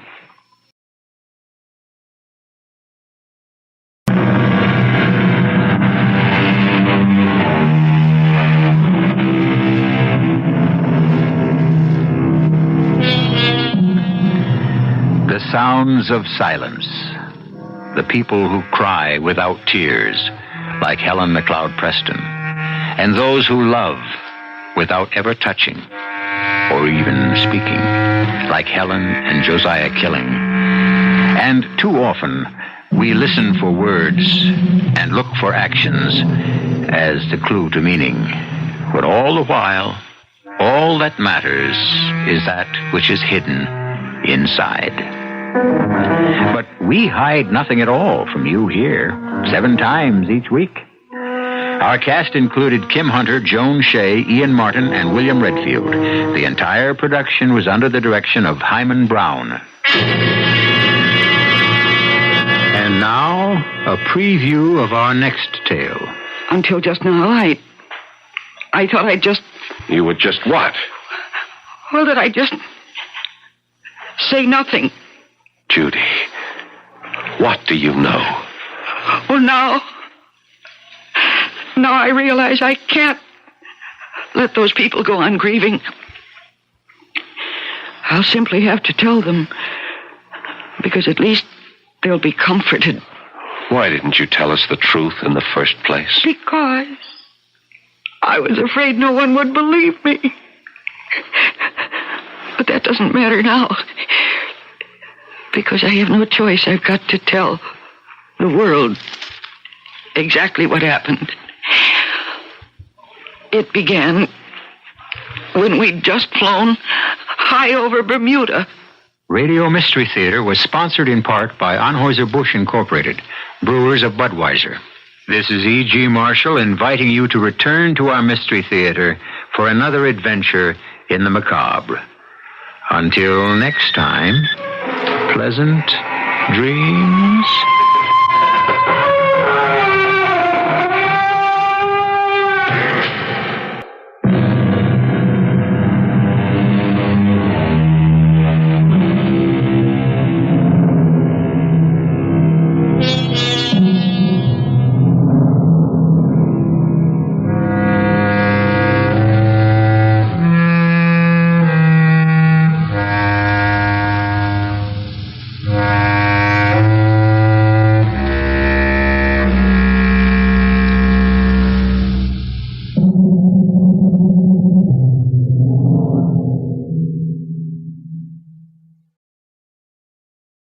The CBS Radio Mystery Theater presents...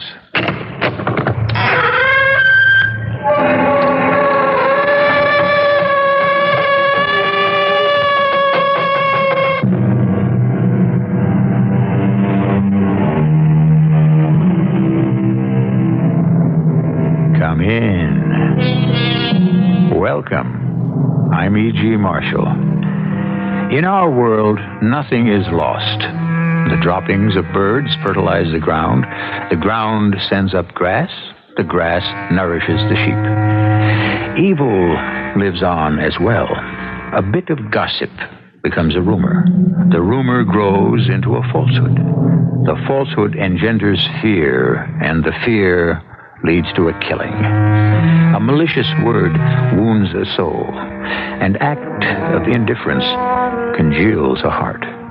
For good or for evil, nothing is lost. I had nothing to do with it. Nothing at all. Fate. Simply fate. Or if that answer doesn't satisfy you, call it the machinations of some spirit, some minor deity bent on mischief. A spirit whose name I don't know. If such a spirit chose to work through me, and that's possible, I suppose, it was without my knowledge or my will. I swear to you, that's true.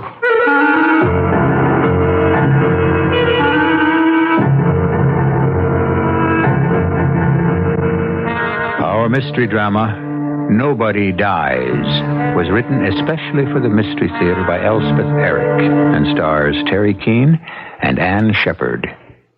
It is sponsored in part by True Value Hardware Stores and Buick Motor Division. I'll be back shortly with Act One.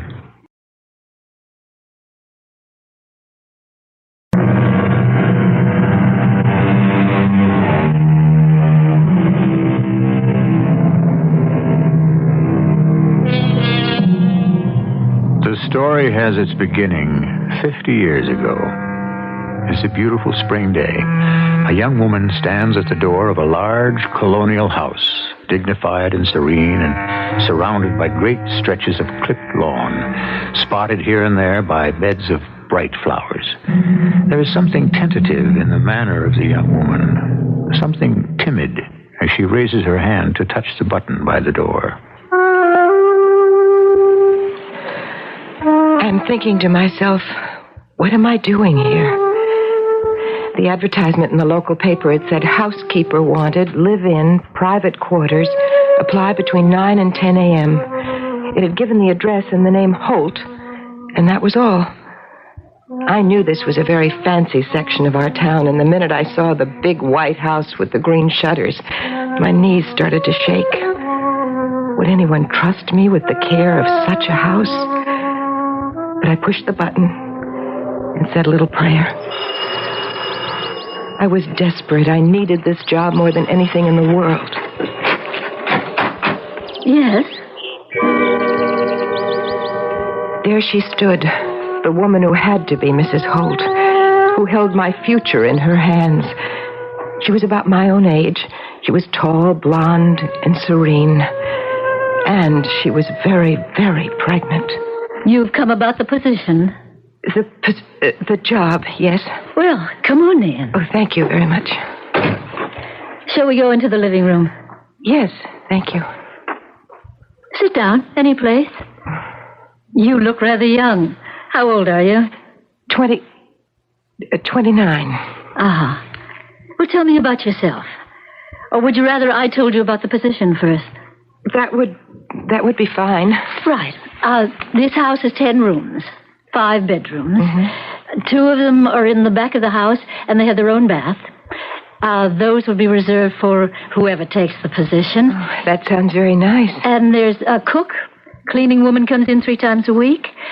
It's a question of making beds and doing some dusting, answering the door, doing the shopping, things like that, and supervising the cook and the cleaning lady. It doesn't sound very hard. Well, it's what I used to do myself, till I got pregnant. When are you going to have your baby? Any minute now, can't you tell? Now, tell me about yourself. Don't think I mind your being young. I'd like to have someone my own age around the house. Well, I used to have a house. I mean, not a house like this, just a little house. But I did all the work, and I think I kept it nice, clean and nice, and attractive. I'm sure you did. But you have a house now. I couldn't afford it after my husband left me. Oh, I'm sorry.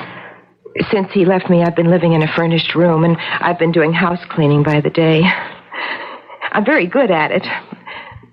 But it's not like living in a real house. I mean, having something to count on. Oh, of course it isn't. Especially when you have a little boy to think of. A little boy? You have a little boy? Mm-hmm. 2 years old. Well, how do you manage? Working all day in other people's homes? Well, I take him with me. He has his toys and his coloring books, and he's never any trouble, really. He never cries, and he's never been sick. Never. I mean, not even a cold. All right. All right, I understand. But if we could be in the same house all the time. I understand. I really do. What would you want in the way of salary? Oh, anything. Whatever you want to pay. I'll be as generous as I possibly can. What's your little boy's name? Jamie. His name is Jamie. That was the beginning of the most beautiful part of my whole life.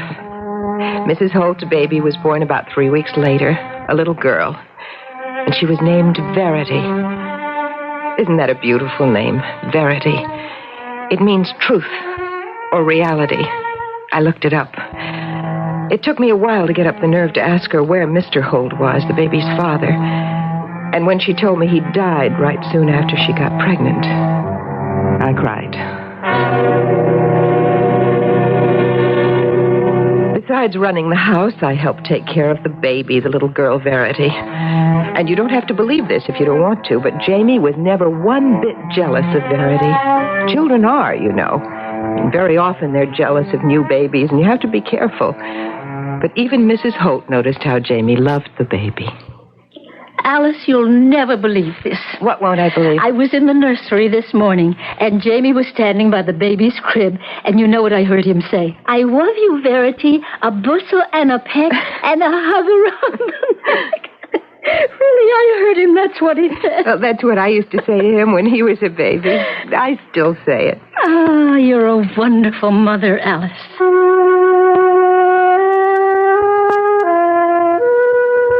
Life just went on that way, and I was as happy as it was possible to be. Alice, look at this. What? Why, it's a drawing. In pastels. Of a little bird on a branch. Oh, it's very good, don't you think? It's very touching. Very sweet. Jamie gave it to me. Jamie? He made it in school. But he's only 8 years old. No. I'm going to frame it and I'm going to hang it on the wall. That's the way it went. Every day better than the one before. And nothing but nice things to look forward to. Where did Jamie learn so much poetry, Alice? Well, I suppose he learned it in school. I heard him the other day. He and Verity were out here in the garden, and I could hear them through the window, loud and clear. Stay, O sweet, and do not rise. The light that shines comes from thine eyes. The day breaks not. It is my heart, because that you and I must part. Stay, or else my joys will die and perish in their infancy. Well, for heaven's sake. I happen to know that's John Donne from the 16th century, and why a boy of 14 would bother to learn it, I can't imagine. Jamie went on learning poetry. I never asked him about it, why he bothered. I thought it was nice that he did. One day I heard his voice in the conservatory. I stopped to listen, and then I realized he wasn't alone. For thy sweet love remembered such wealth brings, that then I scorn to change my state with kings. Oh, Jamie, that's beautiful. That's Shakespeare. Jamie was just 16. I didn't know a line of Shakespeare, and I'd never known that he did. I couldn't help asking him about it. I know all of Shakespeare's sonnets by heart. Oh, my goodness, I am impressed. I hope Verity was impressed. I was trying to tell her how much I love her. Love? You told her you loved her? I've always loved her. She knows that. You're both very young.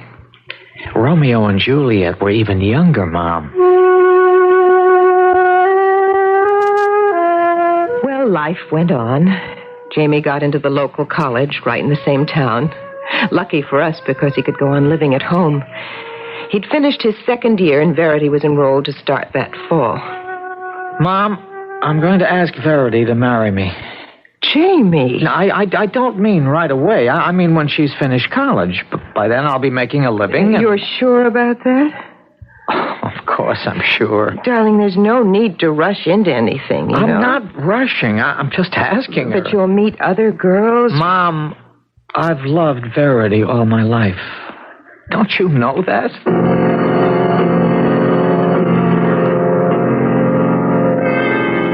He asked her to marry him? Well, of course, he didn't mean right away. After she finishes college, he wouldn't expect her to marry him now. That's very considerate of him. Mrs. Holt, I don't think we have to take it seriously. They'll both meet other people. Jamie says that won't make any difference, but you never can tell, can you? I think I'll send Verity away to college. Some good Eastern school.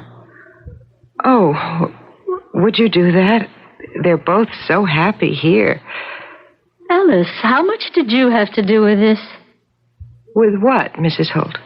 With this attachment, this liaison between your son and my daughter. Well, I didn't have anything to do with it. You plotted, didn't you? From the beginning, you plotted and you schemed to make everything turn out this way. No, I had no idea anything like this. First, you wormed your way into this house, bringing your son with you. Then you made yourself indispensable. You pretended to be my friend. I did not pretend. None of this is true. Are you some kind of witch? I think you are. And you've been weaving spells up there alone in your room. No, Mrs. Holt, Surely you know. You've always known that my daughter could never marry a son of yours. It's unthinkable. But but I had nothing to do with it. Nothing at all. Or had I had everything to do with it? I don't know, and I have thought long and hard about it. I'm reduced to calling it fate. Simply fate. Or call it the machinations of some spirit perhaps lodged in me, a spirit whose name I don't know. If such a spirit chose to work through me, it was without my knowledge or my will. I swear that's true. I swear. I believe. I think it's true. Oh, I hope it's true.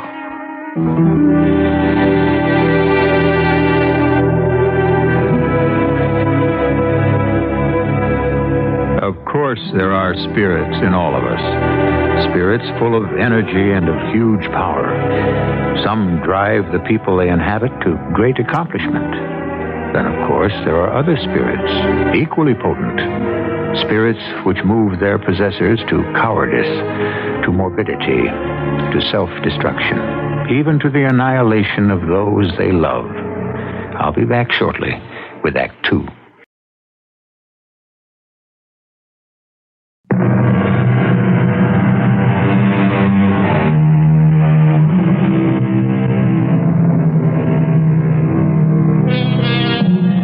When Alice became housekeeper to the affluent Mrs. Holt, it was a relief from a life of drudgery and anxiety, and a haven both for herself and for her son Jamie, 2 years old. When her employer soon after gave birth to a daughter, it was only natural that Alice should retain her position in the household and that the two children should grow up together.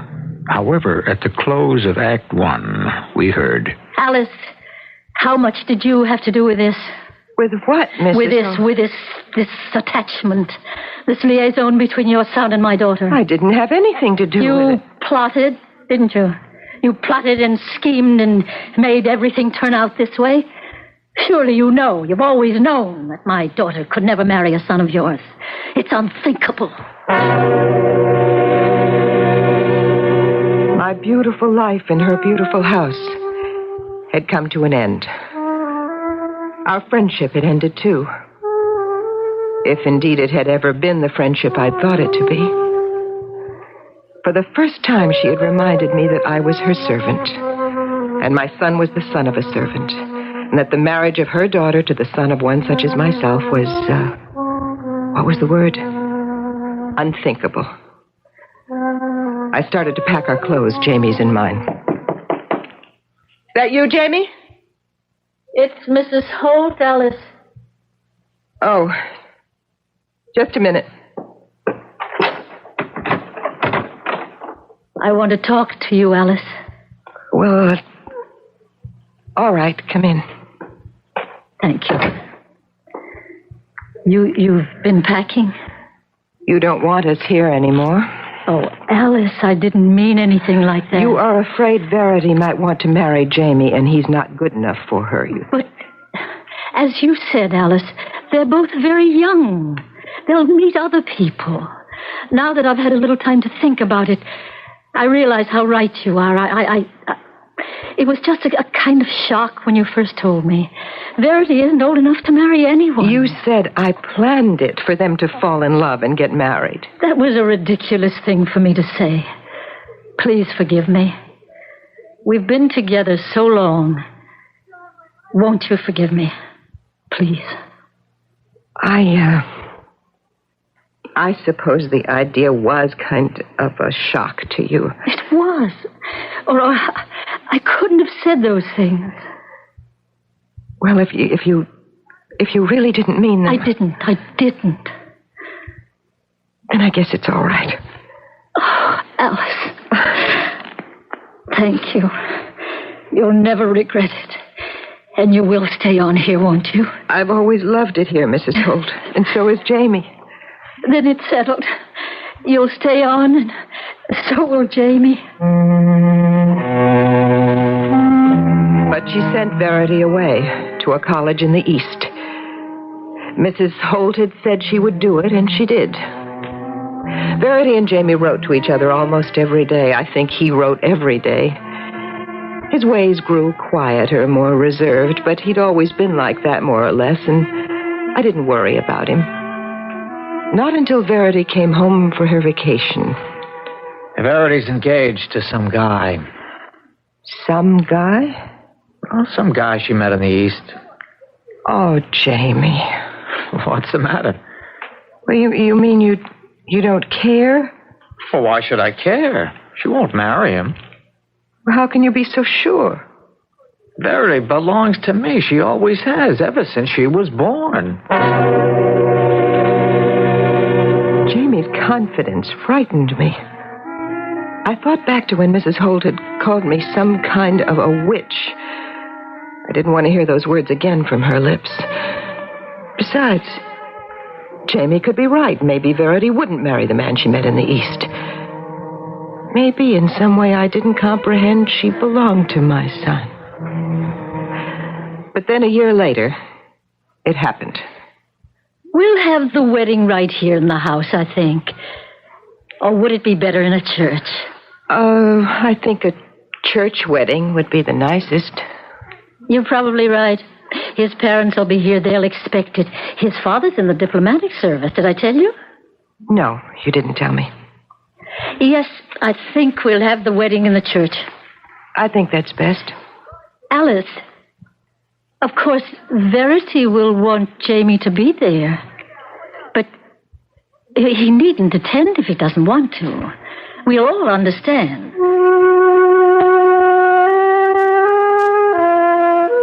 It wasn't their understanding I cared about. It was Jamie's. He had to understand that he'd aspired to something too far above him. That he would never have the girl he'd loved from the day she was born. He had to understand and go on living as best he could, till some other girl could fill the void in his life. I'll be there. Why not? Jamie, if it's too painful... It will be painful, but that's all right. I'm so glad you're taking it this way. What way am I taking it? Well, realistically, facing up to it. Didn't you tell me that's what Verity means? Reality, the truth? Yes, I did tell you that. Well, then. Besides, Verity still belongs to me. No matter what she does with her life or I do with mine, Verity still belongs to me, and she always will. That's reality, and that's truth. His words echoed in my mind all during the ceremony. Just as he'd said he'd be, Jamie was in the church, standing up way in the back, his eyes never leaving the handsome young couple at the altar. The young married couple took off on their honeymoon. Jamie went on to finish college, and Mrs. Holt and I went on in the big house. Not quite the friend. Wonderful here, and not too expensive. I mean, compared with other things. And we go to parties, mostly with other couples living the same kind of life we do. Diplomatic service life, I mean. We've made some dear friends. And here, she goes on about their friends. Bibsy and Punko and Tupper and Jinky. I can't make out all the names. Here's one here that looks like... Did somebody come in? I think it's Jamie. Jamie, that you? I was just going upstairs. I've got a letter from Verity. Oh? And I was just reading it to your mother. You want to hear it? Well, I was just going upstairs. But I'm almost finished. Here, let's see, where was I? All about, yes. I've saved the best news for the last, Mummy. I'm going to have a baby. Oh! A baby? Verity's going to have a baby? Oh, why didn't she send me a cable or call up? When is she going to have? She says, wait, not for 8 months, but she couldn't resist telling... Oh, I wonder if I should go over there. Or if she'll want to come here. Oh, dear me, there's so much to think about. My first grandchild. Imagine. Jamie? Where did Jamie go? Alice, I'm going to go down to the cable office and tell her to phone me collect tonight. I'll be back right away. Jamie? And, are you upstairs? I'll give her your love, Alice. Jamie? Where are you? Jamie? Jamie? Are you all right? Jamie! Oh, no, dear Lord, don't let it be. Don't let it... Oh, my... Jamie, what have you done? I missed one. Oh, you're bleeding.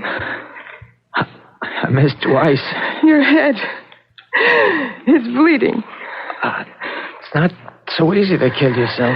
No, I'll get the doctor. No, don't leave me. Stay with me. Jamie, I have to call a doctor. Please, let go of my arm. I want you to stay with me, Mom. Please, Jamie, let me. I'll be all right. I want you with me, Mom. It's always been you and me. You've always been with me. You've never gone off and left me. Don't go off and leave me now. Please, you've got to let me call the doctor, please. I won't die. Nobody dies, Mom. Jamie, please. And I want you to tell that to Verity, Mom. Will you do that? Tell her nobody really dies. Everybody goes on and on. Please. Good old Mom, you're really the best. Oh, always there when I needed you. Always right nearby. Always where you could see me and hear me. Remember, Mom, all my life from way back. Be near me now, Mom. Listen to me now. Yes, all right. Did you understand what I told you? About what to tell Verity? You mean that nobody dies? That's right. Tell her that. She'll understand. Just say, nobody dies. The blood was still running from his poor head, and he was still staring at me. But the hand that had been gripping my arm went limp, and I knew he was dead. The light had gone out of his eyes. The light had gone out of his life. My son was dead. My son was dead. I tried to take that in, even as his last words echoed through my mind. Nobody dies. Nobody dies.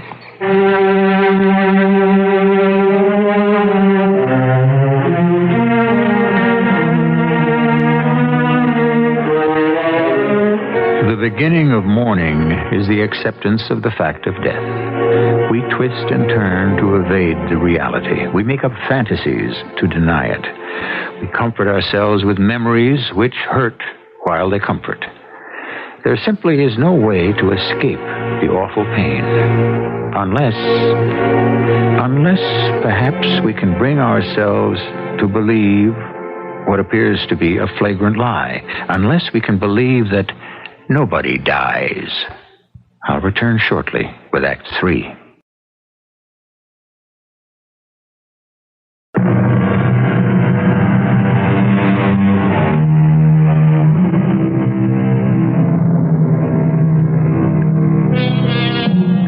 Toward the end of the act just completed, Alice's son Jamie shot himself after hearing the news that the girl he had loved all his life, who had married another man, was now preparing to give birth to that man's child.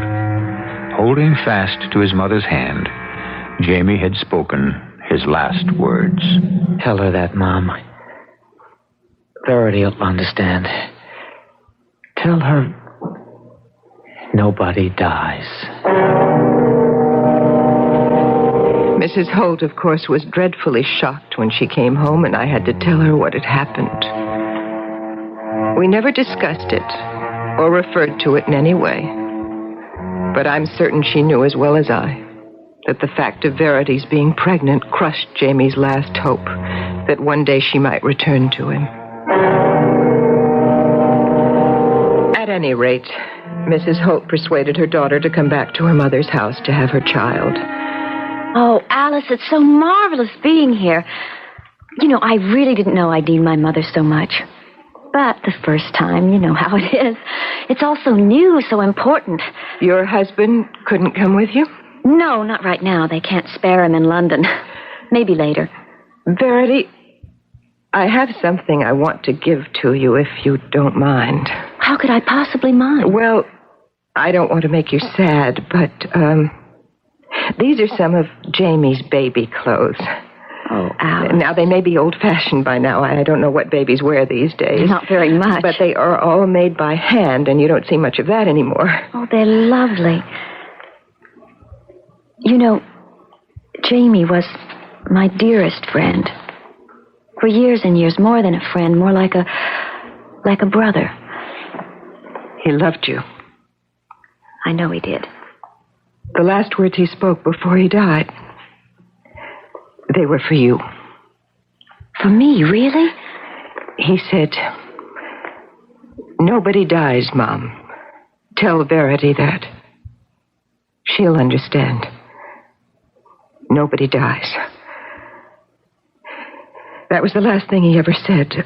A couple of seconds later, he was dead. Alice. Verity, do you know what he meant? Well, no, not exactly. He said that you would know. He was very definite about that. Well, perhaps he meant that as long as a person is remembered by the people who loved him, that he isn't really dead.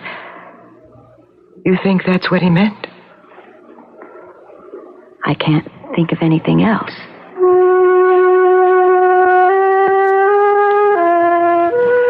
Well, Verity had her baby, a darling little boy named John after his father. And a few months later, Verity went back to London, but she phoned once a week at least, and the letters flew thick and fast across the ocean. Sometimes Verity would write to me about the baby, nice chatty notes full of all sorts of details. Then one day, I got a present in the mail. Well, imagine all the way from London. Imagine Verity thinking of me. That's really wonderful of her. What is it? Well, it's a drawing. Well, so it is. A drawing of a bird sitting on the branch of a tree. So it is. She said it's little John's first drawing, and she wants me to have it. Done in pastels? Yes. It's very good, don't you think? Alice, how old was Jamie when he did the picture of the bird sitting on a branch? I said I didn't remember, but I did. It was when Jamie was precisely the age that little John was when he painted his bird on a branch. One night the phone rang. It was London calling. Verity was on the other end, and Mrs. Holt told me to listen in on the upstairs extension. Verity? Mother? How are you, darling? I'm fine. How are you? Fine, fine. How's Alice? She's on the extension. Alice, say hello. I'm fine, Verity. How's the boy? He's marvelous, simply marvelous, almost as tall as I am. No. You mean it? And bright, you'd hardly believe it. Of course I'd believe it. Why wouldn't I? Well, I never was. Listen, he knows poetry, really. That's remarkable. He recited a whole poem to me today. Not a long poem. Well, I should hope. Something by John Donne. John Donne? 16th century. Can you imagine something about, stay, oh sweet, and do not rise? I forget. The light that shines comes from your eyes. Yes, that's it. Alice, is that you? The day breaks not. It is my heart, because that you and I must part. You know it. You really know it. Stay, or else my joys will die and perish in their infancy. That's it? Can you imagine a young boy knowing something like that? Verity, my dear, we've talked long enough. Oh, but I have all kinds of things to tell you yet. Yes, it'll have to do for now. We're rather busy here. Oh, okay. Well, I'll call you next week then. Bye. Bye, Alice. Alice? Alice, will you come downstairs, please?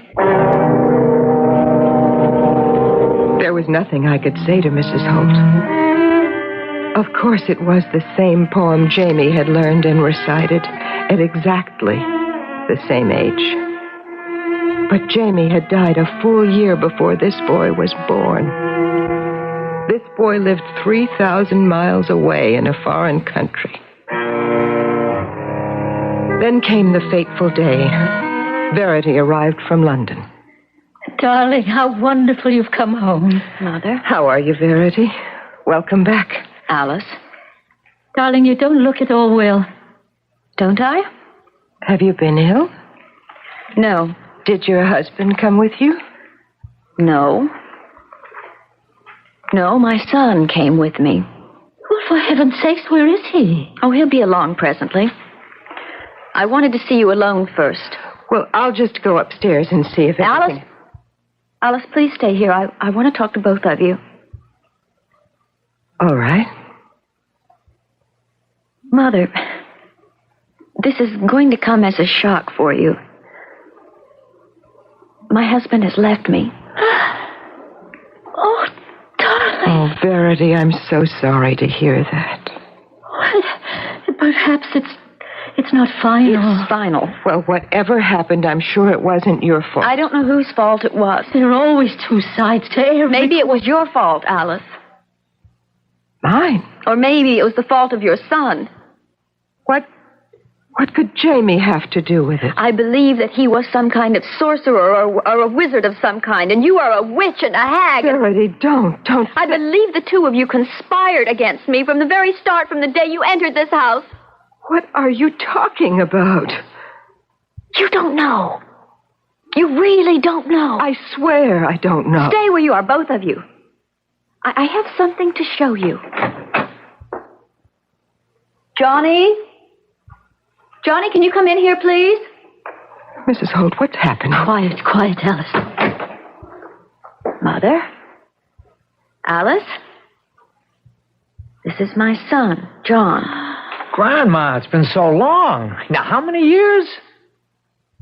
A good many years. Well, you got a kiss for me? Of course, John. Of course, my boy. And you're Alice. Hello, Alice. I could only stare, dumbstruck, at the handsome young man who stood before me, holding out his hand, a warm, friendly smile on his face. For that face, that smile, that voice, all were exact replicas of the face and the smile and the voice of my dead son.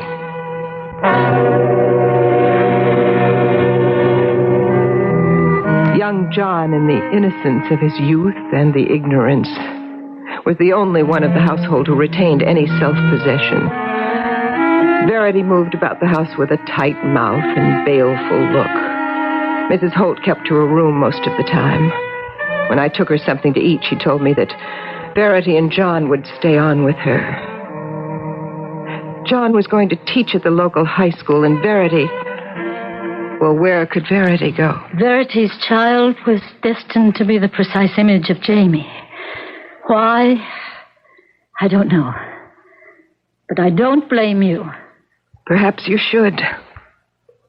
I hoped for so many years that they would marry and have a child. Perhaps all my hoping, my wishing, my praying for something that never came to pass. But you mustn't think Jamie had anything to do with it. Didn't he wish, hope, and pray? Yes, but he loved her so. He'd never have wanted anything like this to happen to her. I don't know. I cannot tell. But this I do know for a certainty. There are forces in the world over which we have no control. Alice, I think you best leave this house. Tonight, if possible. I did leave that night and moved into a furnished room. I got work almost immediately, cleaning by day, just as I'd done before Jamie and I became part of Mrs. Holt's household. Every now and then, I would walk by the high school just to catch a glimpse of young John, who was teaching there. It was a thrill. Strange, macabre, but still a thrill to see that straight young figure, that fresh young face, so exactly like that of my dead son. One day as school was letting out for the day, I summoned my courage and spoke to him. Mr. Holt? John? Well, it's Alice, isn't it? Yes, it's Alice. Well, I've asked Mother about you. Why aren't you living with us anymore? You moved out so suddenly. Well, with you and your mother there, you needed the room. Oh, there's plenty of room. Now, come on, why don't you move back? Oh, no. Really, I couldn't. Tell me, what are you teaching? What subject? English literature. What I've always wanted to teach. Oh, that's nice. With special emphasis on the greatest writer of them all. You mean? Shakespeare. Of course. You like Shakespeare? I worship him. I always have. I knew all of Shakespeare's sonnets, all of them, by the time I was 16. I stayed away from the school after that. I was afraid of what might happen. Not a tangible fear, you understand, for I had no idea what there was to be afraid of. Only I think that I might indeed be a witch, a sorceress. But then came a day when it was imperative that I see not John, but his mother, Verity. What was it you wanted to tell me, Alice? You said it was important. It is. Tomorrow is John's birthday. I know that. Did you think I'd forget my own son's birthday? No, of course I didn't think that. But you might not remember. After tomorrow, John will be of the same age as Jamie was. When he died? Is that what you mean?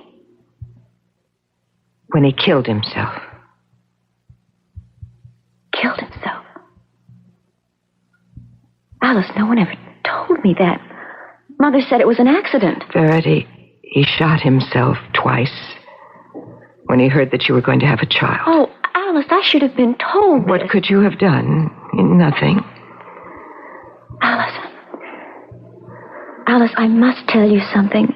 If there was any sorcery or any witchcraft, it was wrought by me.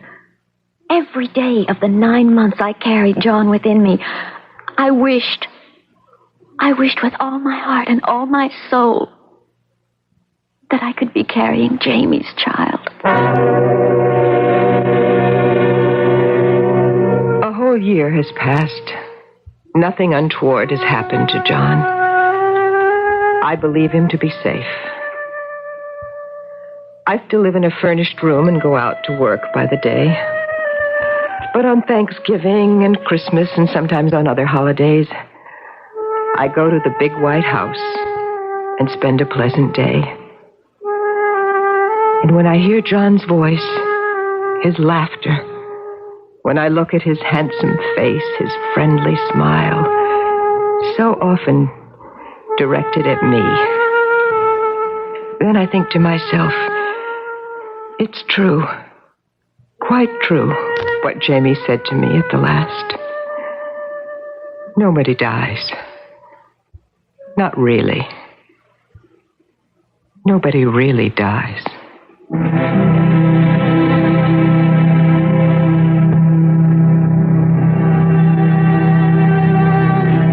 Our drama appears to end on a placid note. 4 people gathered round a festive table. If you walked in on them today, you would never guess that behind their light talk, their pleasant smile, their solicitude for one another, their consideration and their kindnesses, lies a deep and mysterious tragedy which no one of them comprehends. I'll be back shortly.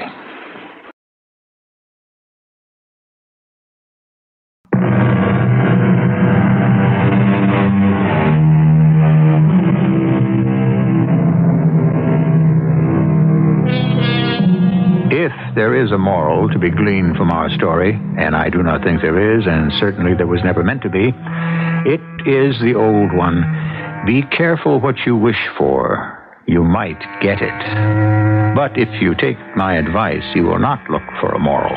You will simply accept the whole thing for what it is, and no more. A story. Our cast included Terry Keane, Ann Shepard, Jack Grimes, and Morgan Fairchild. The entire production was under the direction of Hyman Brown. And now, a preview of our next tale. Is he all right, Doctor? The operation appears to have been successful. He's in the special recovery room we set up for him. But he isn't conscious, of course. Won't be for a good long while. Can we see him? Not just yet, I'm afraid. Later on. Maybe toward evening. We don't want to complicate things. Dr. Peters. Yes? I haven't mentioned this to Jane, but I imagine she's been wondering, too. When he's better and, when he can talk about everything, which one is he going to be? This is the first operation of its kind, you understand. We're all waiting to see what will happen. Yes, but who will he be? I can't really say. Radio Mystery Theater was sponsored in part by Buick Motor Division and True Value Hardware Stores. This is E.G. Marshall inviting you to return to our Mystery Theater for another adventure in the macabre. Until next time, pleasant dreams.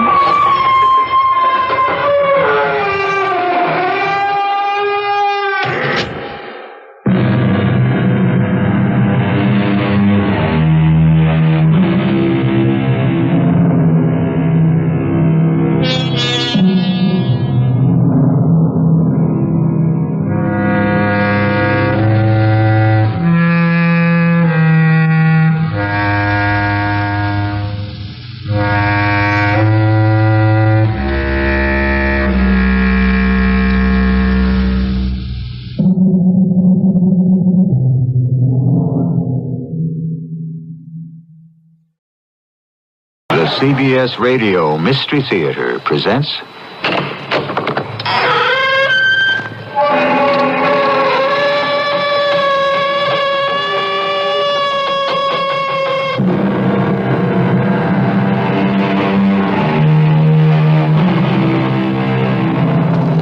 Come in.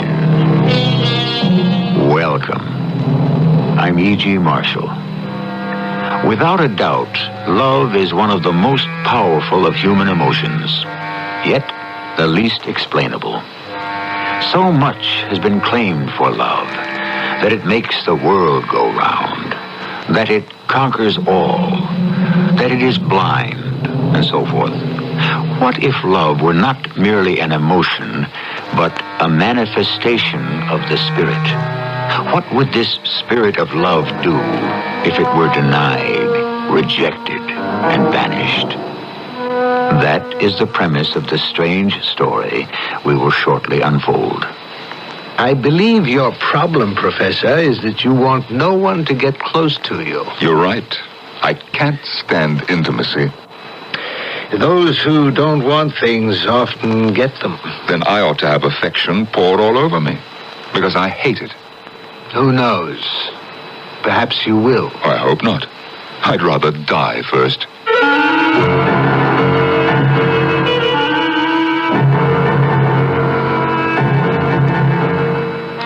Our mystery drama, Shadow of Love, adapted from a story by Robert Hitchens, was written especially for the Mystery Theater by James Agate, Jr., and stars Robert Dryden and Norman Rose. It is sponsored in part by Contact, the 12-hour cold capsule. I'll be back shortly with Act One.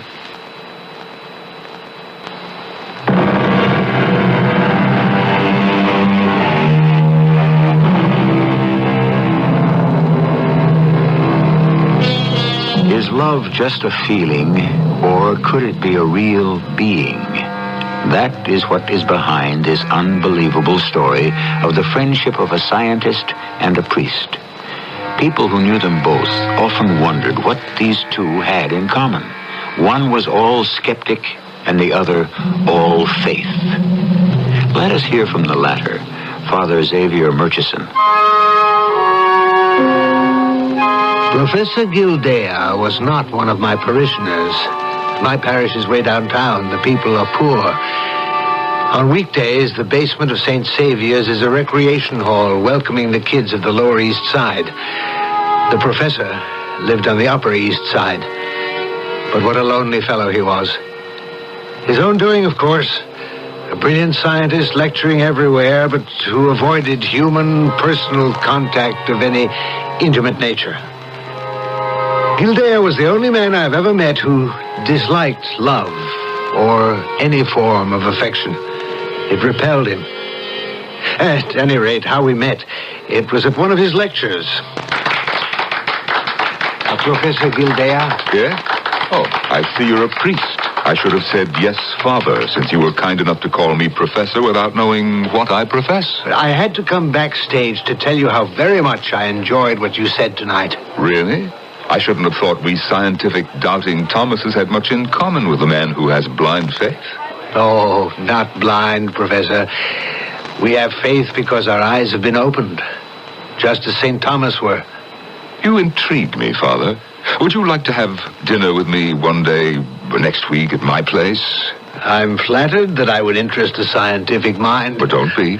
It's not personal, Father. I've spent a lifetime investigating. How can I overlook religion? How about dinner, say, next Sunday? I'm preaching the evening service at our church downtown. Well, come afterwards. I'll write down the address on Fifth Avenue. I'm right opposite Central Park. I never got your name, Father. Xavier Murchison. We became friends. Certainly an unholy alliance. I think I pitied Gildea, this hard-working, eminently successful man of the big brain who never wanted anyone to help him. Friends? Oh, they're few and far between. Well, that's because you don't like people. Very few. In fact, none. I realize that straight off. You want no one to get close to you. You're right, Father. I cannot stand intimacy. It's interesting that you want so very little out of life. It's my bed. I made it and I lie on it. Those who don't want things often get them, while those who spend a lifetime searching for something generally don't. Then I ought to have affection poured all over me, because I hate it. Perhaps someday you will. I hope not. I'd rather die first. A prophetic statement. But at the time, how did I know? How could I? And then it began. The events that changed Gildea's life completely. One Sunday, I arrived for our weekly dinner early. Pitting, the professor's assistant and houseman, let me in. Oh, good evening, Father Murchison. Evening, Pitting. Professor home? No, not yet, Father. He's been out all day, and a late appointment with his publishers. His first 2 books sold so well, they're asking for another. Well, I'd say that was good news. Hello there, Pitting. Did Father Murchison arrive? Ah, there you are. I'm sorry I was detained. Pitting, dinner in half an hour and drinks right now in the library. Very good, sir. Oh, and Pitting, how is Napoleon today?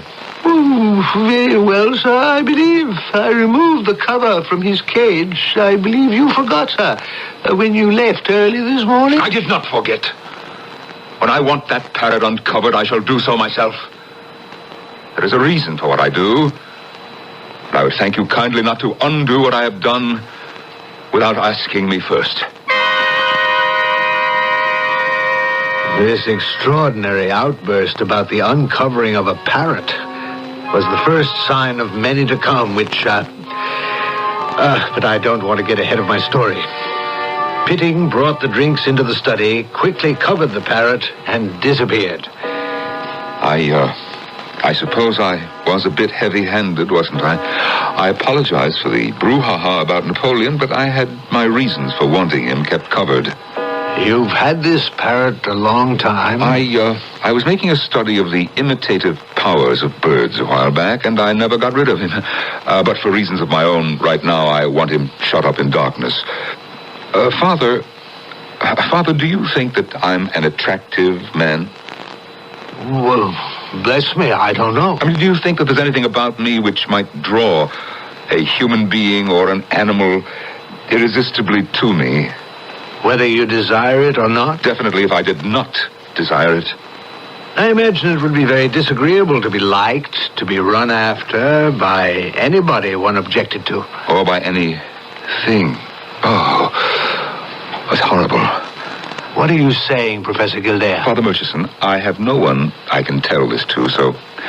Or shall we say that you're elected? How much time do we have before dinner? Enough. Come with me out the front door.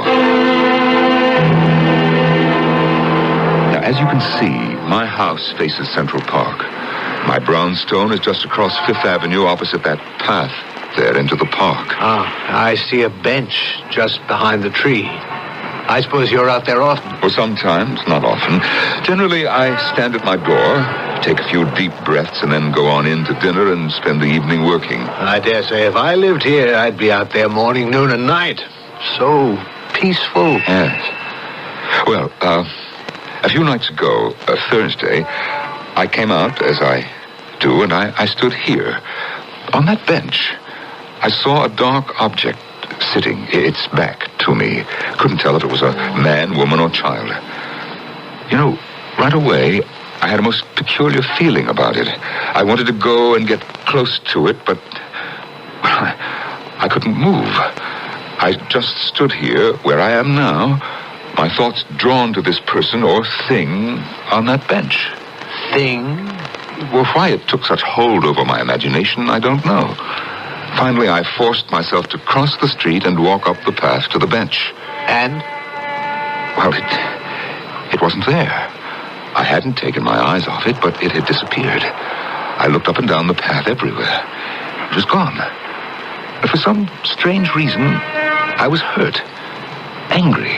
I turned around, came back here, and found that I had left the door open. Not advisable in any neighborhood in the city at night. In that little time, it's not likely anybody could have come in here without you seeing them. It's interesting what you say, but you're wrong. There was someone here. Ah? Did you catch them? Well, that's just it. Now, I'm not a man of hysterical imagination. The moment I came in this door, I knew there was somebody here. Not my man Pitting, but the very same person or thing I had seen on that park bench. I just knew it. I was so positive, I walked right upstairs expecting to find this visitor waiting for me. And no one there. I came down again, went into the kitchen. No one. I beg your pardon, Professor Gildea. Dinner is served. Oh, thank you, Pitting. We'll be along directly.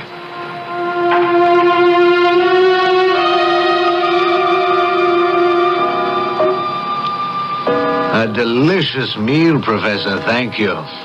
Now, I'm anxious to hear more. Yes, well, that night I went to bed, slept well, but when I arose the next morning, I knew the presence was still in this house. You didn't see it, but you knew it. Mental sensation. I knew it was here. I went to my study. I worked hard. I had lunch. At 2:00, I was due at a lecture. I left the house, and suddenly I was aware I was alone. The thing had not followed me into the street. That evening, when I came home, it was still here. I sensed it was very attentive to me, concerned. And by the time I got up to go to bed, I realized what the presence was up to. What was it? It was personally interested in me.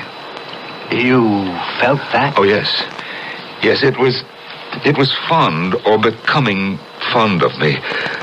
Father, I want you to see something. Mm-hmm. Now, I'm going over to the corner of the room, and I'm taking the cloth from the parrot cage.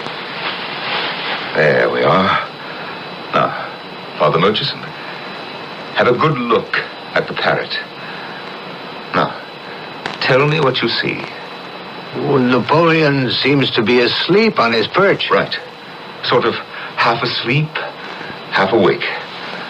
Now, what is it doing now? Ruffling its feathers, I should say. Now it's doing a little dance, a little jig. Oh, that's strange. All right, back to sleep, Napoleon. I'll cover you up again. Yes, Father. A little dance. A jig, you called it. Father, if you were to ask me, it was the mincing steps of a woman. Napoleon has never done that before. These are absurdly imitative birds. You see, I think that it is imitating that presence. Are you saying that the presence is female? Yes, I certainly am. Oh, dear me. The parrot has sensed it or seen it and has copied it. You can't believe your parrot was just now seeing the apparition in this room and imitating it. Oh, yes, absolutely. And it is still here. Professor Gildea, let me speak to you as a friend.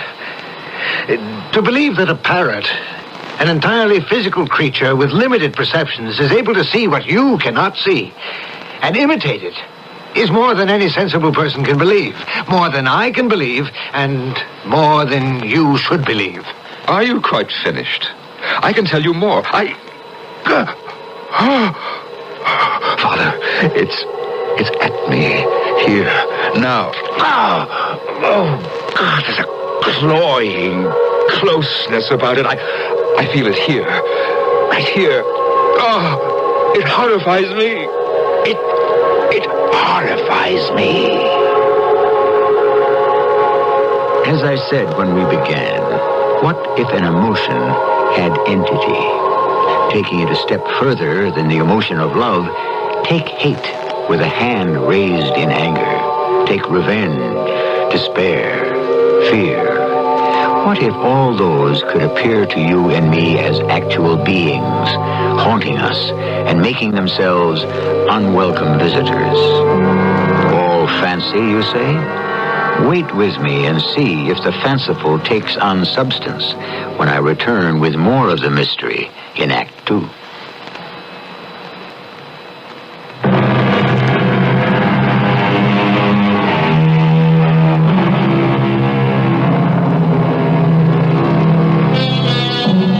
Professor Gildea, famed scientist, within 1 inch of receiving the highest accolades of the scientific community, had one great failing.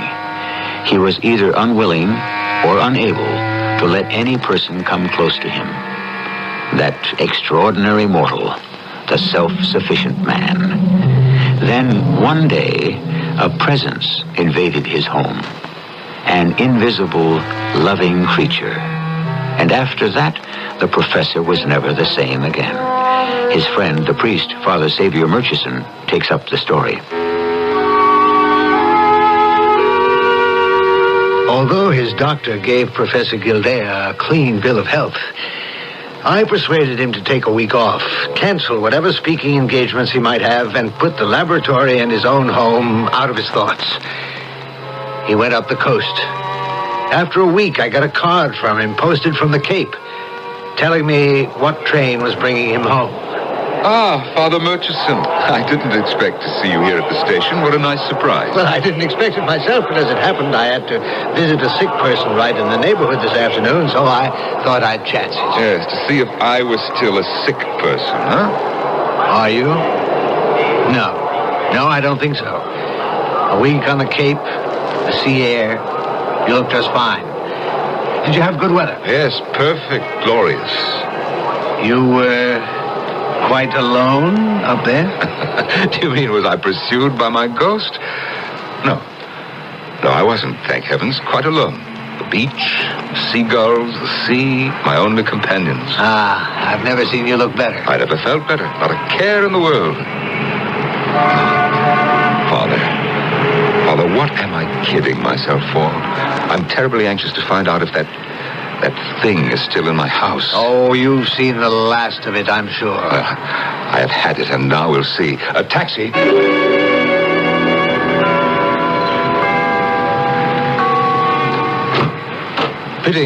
Fitting, pay the cab and take my bag, will you? Father Murchison is staying for dinner. Let's go in, Father. Well, I was thinking, Professor, perhaps I'd better scoot back to St. Saviour's for a few hours and then return in time for dinner. I know that I'm being selfish.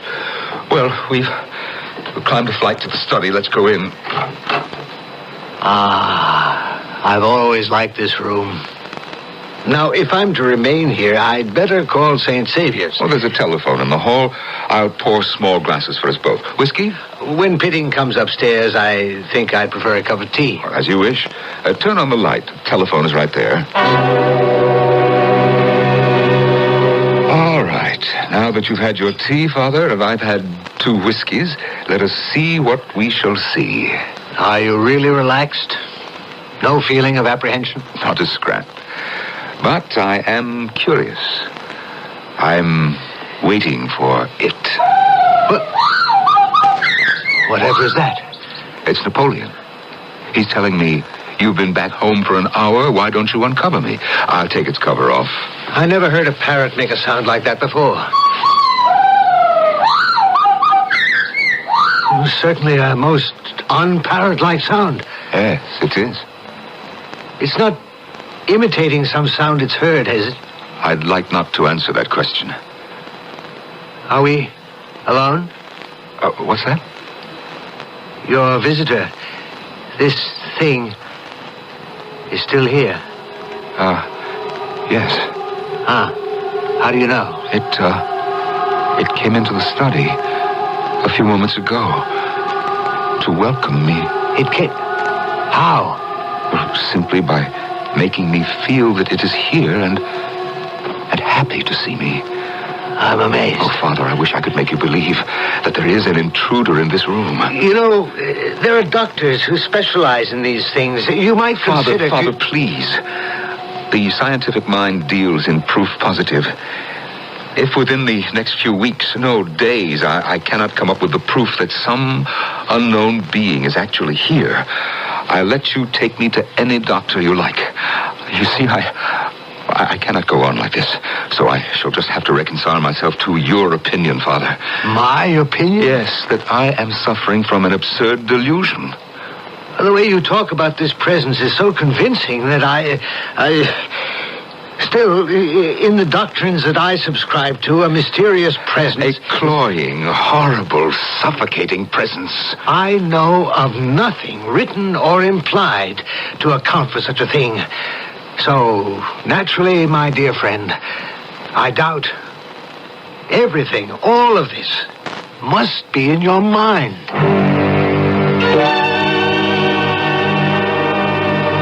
2 days later, my telephone rang at St. Saviour's. Could I stop by that evening? He had to see me and to come that night, no matter what time it was. Father Murchison. Oh, Father Murchison, come in. Come in, please. Good Lord, Professor.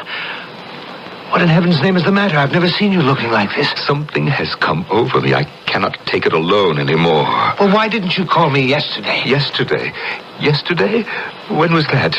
You see, since yesterday, I've passed a decade in a day. All right. Is it still here, the presence? Stronger than ever. What amazes me, Father, is that you do not feel it. That it hasn't made itself known to you. Father, I may need to turn to the church, after all. The church? What are you saying? To have this thing exorcised. Would you do that for me? Exorcism? Well, that's quite a step. Not to be taken casually. Well, can't you imagine what it might be, Father? Now, look about this room. What do you see? What do I see? Nothing unusual. It's not right in front of me, is it? No conventional white-robed, cloud-like spook. Heavens, no. I haven't taken leave of my senses that far. No. Look again. Only Napoleon. His cage is uncovered. Is that it? He's the proof? Yes. You were once quite suspicious of the parrot's abilities. You said before the parrot was aware of the intruder. Yes, and now I'm sure of it. You see, he's been watching that presence from the very first day it came in the back door. Oh, is that why you started keeping its cage covered during the day? Exactly. An act of cowardice on my part. Napoleon's behavior was beginning to get on my nerves. I think the proof I needed developed when I spent a week at the Cape. Now, let me show you the results of an experiment. Well, do I have to do something? Oh, yes. You and I are going to hide ourselves in this room, and both of us will watch Napoleon. You're covering his cage again? Yes. Now, when we're quite hidden from him, I'll pull this long string I've attached to the cloth and remove it. And the, whatever you call it, will reveal itself? I'll stake my reputation on it. How strongly have you felt its presence? In the last 2 days? Tremendously. It is always watching me. It is here now. And what is the most destroying to me is that the damned thing oozes love. It creeps over me. It crawls. Oh. Now, if you're ready, let's hide ourselves behind the drapes on either side of the window. I'll pull the string and uncover the parrot and watch. And then you tell me, am I mad or very sane? I am trying to be rational and calm about what I saw. The parrot moved along its perch and then suddenly turned towards the door. With its eyes, it followed something we could not see across the room, fluttering its wings with excitement. Whatever it was, it came nearer and nearer to the cage. The parrot then put its head through the bars, stretching it as if asking to be scratched. I can almost swear I saw a white finger pushing at the feathers on its head. Something was stroking the top of the parrot's head. Then it started making that unearthly sound.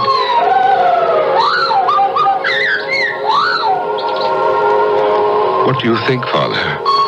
It is there. Here. Extraordinary. And that sound. Ever hear anything like that? No, never. It's more peculiar than it was before. Napoleon is imitating the sound of the thing. He hears it and repeats it. What is so exhausting to me is that this thing is not evil or frightening, just the reverse.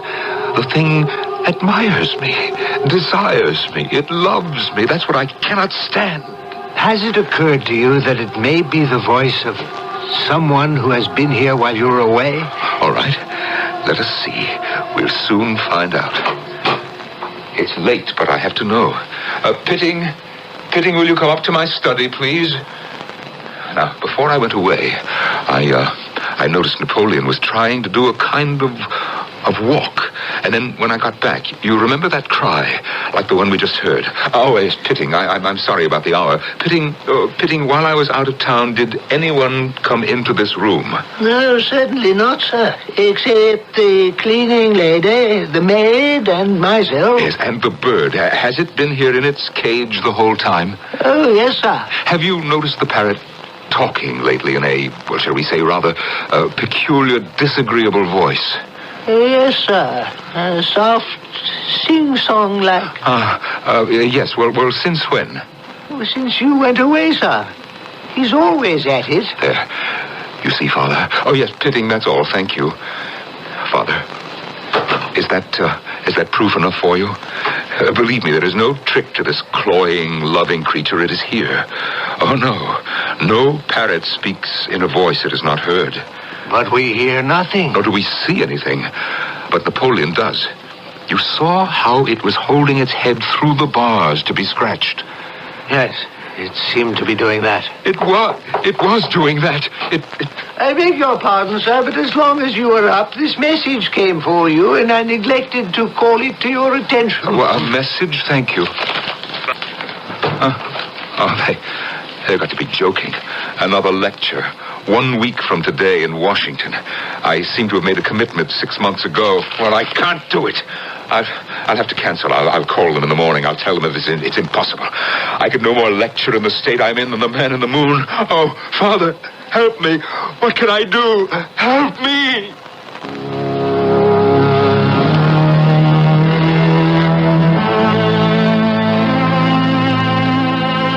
In ancient days, when an incarnate creature made itself known, a forked stick, a sprinkle of holy water, a stake driven through its heart, dispossessed the evil from its spirit. But how to rid a man of what he cannot see? Is this some devilish magnetic force drawing to the professor the very emotion of love he cannot bear?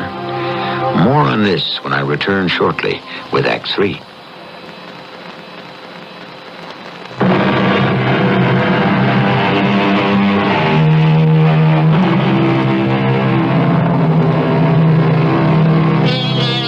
Father Xavier Murchison found it indeed difficult to believe what his eyes saw and his ears heard. It was no task for this devoutly religious man to believe implicitly in the miracles recorded in the Bible, but the notion of any supernatural intrusion into his daily life was more than he could accept. Nor could I believe that the professor was being punished for his lack of humanity, his deficiency, or, let's say, inability to love or be loved, and so was obliged to endure the affection of some supernatural thing. I prayed for him, and the following day, as soon as my church duties were in order, I went round to see him. What time is it, Father? A little after 6. What has become of Pitting? He has left my service. What? Left you? He doesn't work here anymore? Left at noon. May I ask why? Well, it's all part of this dreadful business. Last night, I felt it. I actually felt it. The thing. As I was going up to bed, I felt something moving along by my side, and then it nestled up against me. Good Lord. It seemed just like a real human being, but I couldn't see it. 3 times, I felt this gentle and yet determined push against me, as if to coax me and to attract my attention. I could hardly breathe. At the top of the landing, it did it again, squeezing me with loathsome, sickening tenderness against my side. Oh, help! Help! I stood there, screaming, and finally Pitting appeared. You called, sir? Where were you? You heard me call. Couldn't you get here any quicker? I came, sir, as quickly as I could. Is anything the matter? Oh, everything's the matter. You see, I'm being pursued. Can't you see it? Can't you understand? Take it away from me. Get this thing away from me. Oh, what, sir? Get what away from you? Insensitive machine. Can't you see it? I can't breathe. What is it you wish me to do, sir? Oh, Pitting. Oh, I'm sorry, Pitting. I'm sorry. Forget what I said about being a machine. You see, I didn't mean it. I'm upset. It's nerves. It's all nerves. You see, this thing. Will that be all, sir? No, don't go. Stay with me. Don't leave me alone. You see, Pitting, I'm being tormented. Please, I beg you, Pitting, don't go. I need you. Professor, I beg to remind you, I was engaged as a houseman and a butler, and to sometimes assist you in your laboratory, but not to sit up all night with you or anyone else. And while we are having this little conversation, sir, may I say that I wish to leave your service at the earliest possible opportunity.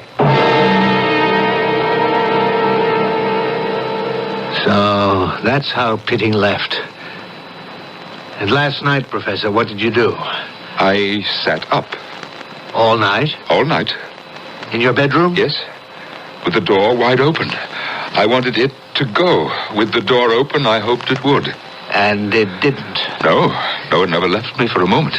But it didn't touch me again. When it was light, I sat down, tried to think, organize myself. Perhaps I should give that lecture in Washington after all. But then, you see, it happened. The parrot made that incredible sound again.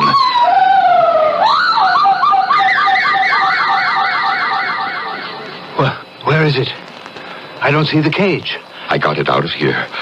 You see, I took it to a pet shop. I didn't even want the money. I said to the man, Here, take this beast. You can have it. Oh, my dear father, when I left that pet shop, I felt so good I laughed aloud. You should have heard me. I went shrieking down the street. A millstone had been lifted from my shoulders. But you see, when I got back to the house, I went upstairs, and it was still here. It's here. Now, it will always be here. Tell me, what am I to do? I mean, as a friend, as a priest, help me. Kildare, I cannot pretend to doubt the reality of your misery in this house. You must go away, right away. When is that Washington lecture? In 5 days. All right. Go to Washington tonight or tomorrow morning. No later than that. Go to your usual hotel there until after the lecture. So far as you know, this thing has never followed you out of the house. Oh, no, never. I was free of it at the Cape. Then go, leave. That'll be 5 days, 6 days. And after the lecture, let's see if this will end. Hope, my dear friend. Hope.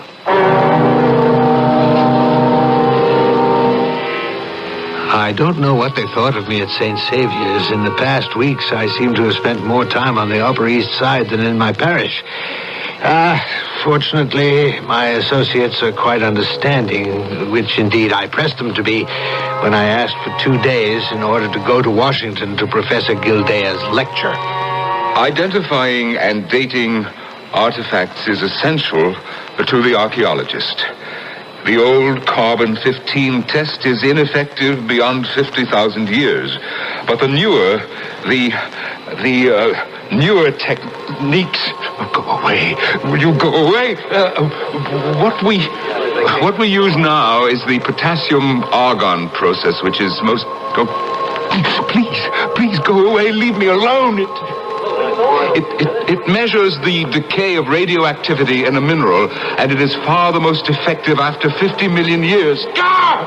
No, I can't go on. It's after me. It was a dreadful sight. To see this great professor suddenly stop his lecture, look around him like a cornered animal, and strike out with his hands, warding off something. Then he ran to the edge of the stage as if pursued, and didn't know which way to turn.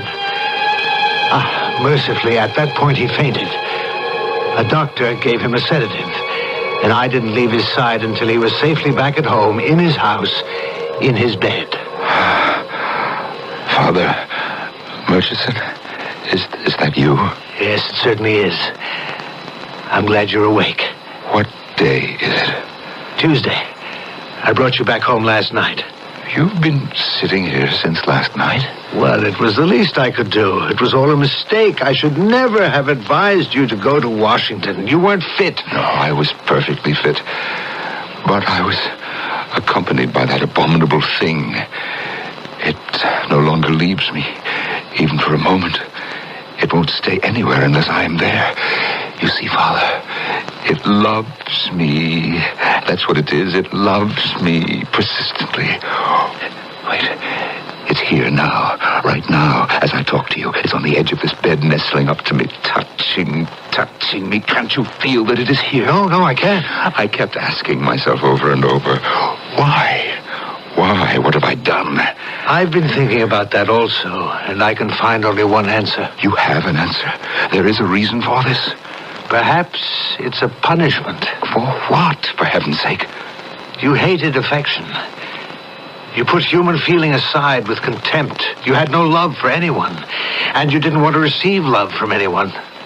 So, perhaps it's a punishment. Do you honestly believe that? And it's hard to believe, but I am being punished. It may be so. But what can I do? Try to endure it. Endure this thing, this loathsome presence? Yes. Try to welcome it. Possibly then the persecution will stop. I know it means me no harm. I know it seeks me out of affection. It was led to me by some extraordinary attraction which I hold over it. I know that. But to a man of my nature, that is a horror. If it would hate me, I could bear that. If it would attack me, I'd become a man again. I could fight against it. But this gentleness, this brainless, sickly physical presence, I cannot stomach it. What does it want of me? Love, Professor Gilday. I haven't any love to give it. Oh, Father Murchison, I'm dying of this. Why I'm dying of is giving affection so hard for you? You didn't hear a word I said, did you? Listen to me. Give it your love, and it may go. It is not possible. Yes, it is. Having received what it came for, it will go. I cannot believe that, Father. You talk like a priest. Suffer your persecutors. Turn the other cheek. I speak to you as a friend. It may be some strange form of lesson. I have had lessons, painful ones, and I'll have many more. Now, instead of resisting this presence, welcome it. Please, please, try. I can't. Hatred, I can give it that. Hatred, for I hate it. I loathe it.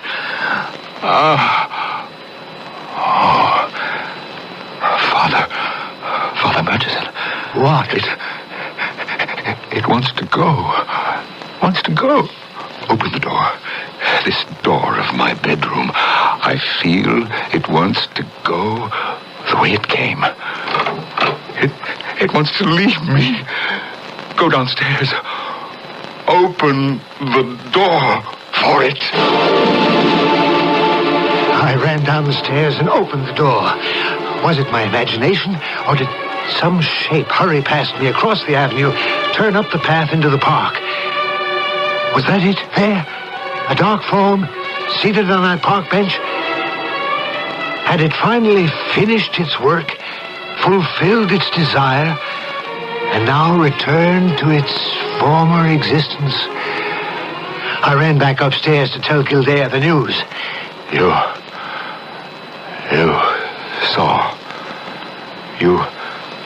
saw it yourself, sitting there.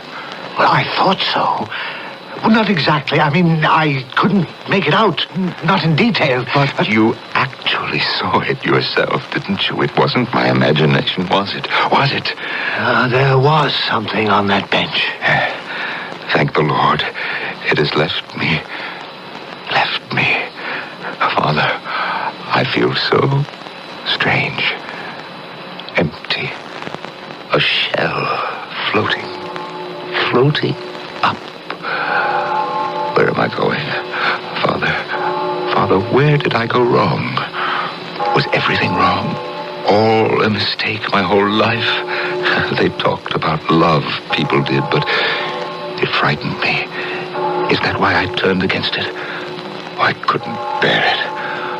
Father, I feel so light now. I think I'm not coming back.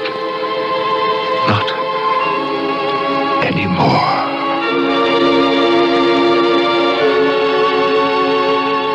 Even as I sat there, he passed away. I made the sign of the cross and gave him absolution.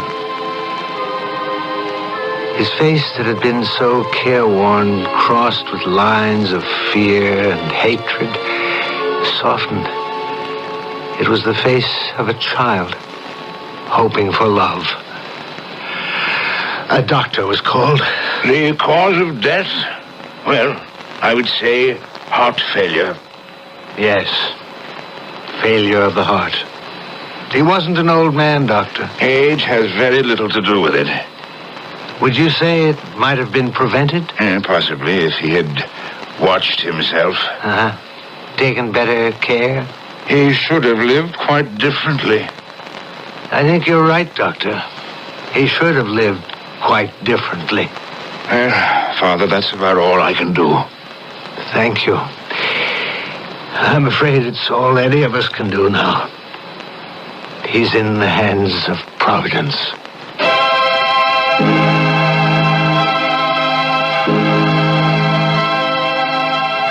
And so the curtain rings down on the tale of the skeptic who rejected love and the man of faith who fought for a man's heart and lost. I have a theory about the extraordinary tale you have just heard, which I'm dying to put to you. I'll return shortly.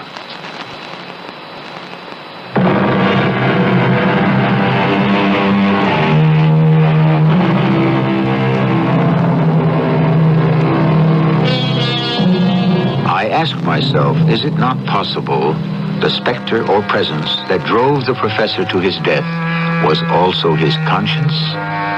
His selfish, bad self at war with the good. And so, sometimes death is the only solution. Sad but true. Some cannot live without love. Our cast included Robert Dryden and Norman Rose. The entire production was under the direction of Hyman Brown. And now, a preview of our next tale. You think that... Oh, Marianne, it can't be. Look at the bird. Look. That feather is from that bird in the picture. Oh, now, Marianne, come on. You've got me doing it. I could swear I saw those ferns move. Where? Over there in the right-hand corner. What is happening?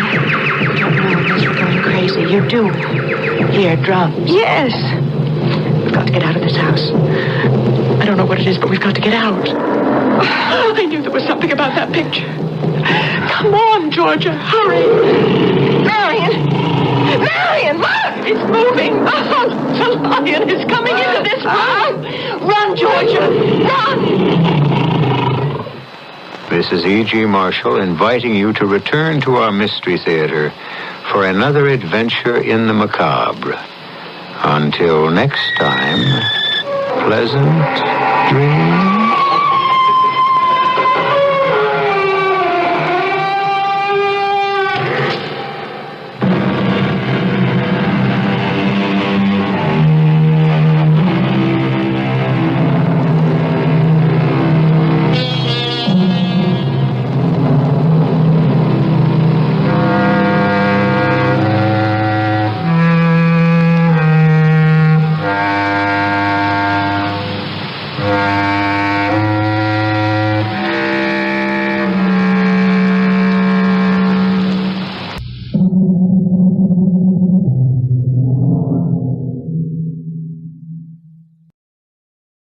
The CBS Radio Mystery Theater presents...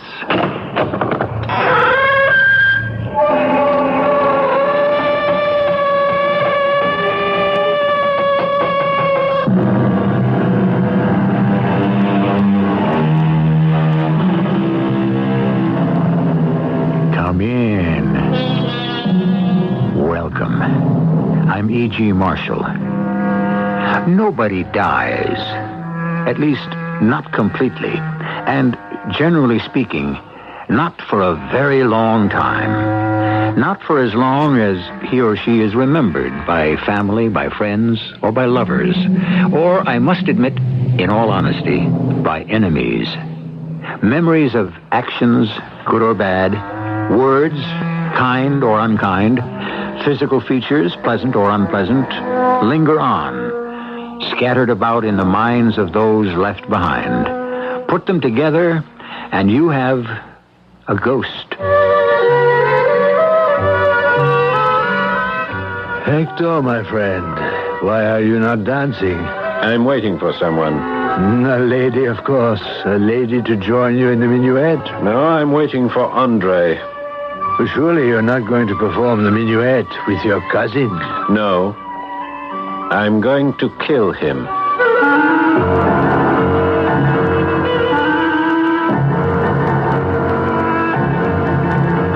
Our mystery drama, The Alien Guest, was written especially for the Mystery Theater by Elspeth Eric and stars Paul Hecht. It is sponsored in part by Contact, the 12-hour cold capsule. I'll be back shortly with Act One.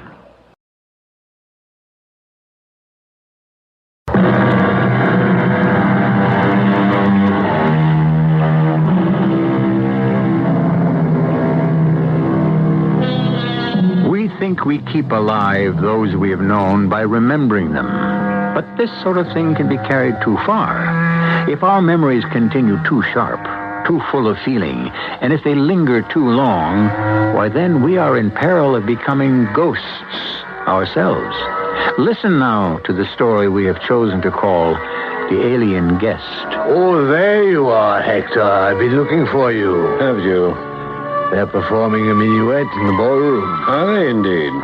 So, what are you doing sulking by yourself in the foyer? I'm waiting for someone, Maurice. Oh, of course, a lady. A lady to join you in the minuet. No, I'm waiting for Andre. Surely you're not going to dance the minuet with your cousin? Hardly. Well, then, why in the name of heaven would you... Oh, there he is. And with that, I left just like that. He's with her. Well, they're seen together all the time, didn't you know? Hector. Hector, what in the world are you... Scoundrel! Villain! Hector! Blackguard! My dear cousin. Take that! You know what this calls for, Cousin Hector? Yes, of course I know. Where? Across the river, behind the church of Saint-Germain-des-Prés. At dawn? At dawn. Come, my dear. Till the morning breaks, Hector. Till then, cousin. Hector, had I known what you meant to do... I had to do it. Did you have to strike him so hard? Yes. As he passed by me on his way back to the ballroom, I could see the angry red mark of your hand. He deserved it. It will be a while before the marks of your fingers fade. I devoutly hope so. Do you think I care one single sou if his pretty, pale face with a delicate white skin shows the imprint of my 4 fingers? I hope he carries the mark for all of his life. I hope he bears it when they lower him into his grave. Speaking of which, dear friend, I shall accompany you, of course, to the wasteland behind Saint-Germain-des-Prés. If you like. I insist. You'll fetch me then, say, a quarter of an hour before the day breaks? You may count on it. Is that you, Maurice? Who else would be knocking on your door at this hour? Well, come in, then. What? You're not dressed? 5 minutes more. Make yourself comfortable. Thank you. I hope you do not live to regret this quarrel. Of course, I hope you live. I shall live. Have no fear of that. To fight a duel with your own cousin, one so close, and I might add, one so adored by all of Paris. By all the women of Paris, you mean? Yes, there's that. If he had not come in last night with her... But do you really love her? She was mine. She said she loved me. She said she belonged to me. Of course, she's very pretty. Oh, she's beautiful. She belonged to me. Why could he not have chosen another? I suppose because he fancied this one. Really, you should place the blame squarely upon the shoulders of this viper you elected to love. He knew I never had a chance to keep her for myself once he laid siege to her. He, a favorite of fortune. I, a rough soldier who had done nothing but serve my country. A mannerless boor. Oh, now. He with his riches, his elegant chateau. Ah, yes. The Chateau Puy-Verdun. Lovely place. And not too far from Paris, either. Not that I've ever been a guest there. I with my soldier's pay and very little else. He knew. He must have known from the start that he would be the winner, I the loser. The way of the world, dear fellow. Oh, why must it be the way of the world each time? I don't know. Because it is, I guess. Well, that's no answer. Yes, I know. But so early in the morning, what can you expect of me? Well, are you nearly ready? Yes, as soon as I buckle on my sword. Oh, may I help? No, I can do it very well myself, thank you. Yes, of course you can. You've done it so many times, haven't you? Many, many times. All the wars, all the battles you fought. A soldier's life, Maurice. Thank heaven it's not mine. I'm not cut out for it. Well, some are, some aren't. I don't think André de Brissac is suited to that sort of life either. More suited to the boudoir, I should think. Shouldn't you? I've done thinking about him. Well, shall we go? Yes. Oh, dear. I hope this is a genteel sort of duel. Not too much blood. Come on. And no one killed. Oh, merciful Lord, let no one be killed. It's time to go. Come on. Still, if André de Brissac were to die, you'd inherit the Chateau Puy-Verdun, wouldn't you, Hector? I said, come on. And his fortune, too. Interesting thought. All right, let us go.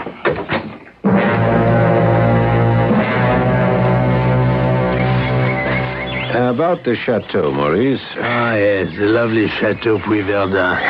You know, I've heard you can see the towers of Notre Dame from its windows. Yeah, I don't envy him his chateau. And you can see the Seine, too. Must be marvelous. I don't want his money either. Of course not. Did you think I was insinuating any such thing? Well, it sounded like it. No, I had no such thought. I want only to be revenged for a callous outrage. Of course.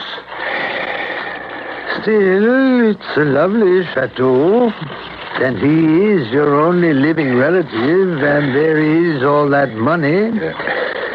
Who knows? Only speculating, you understand. There's the church. Oh, yes, there it is.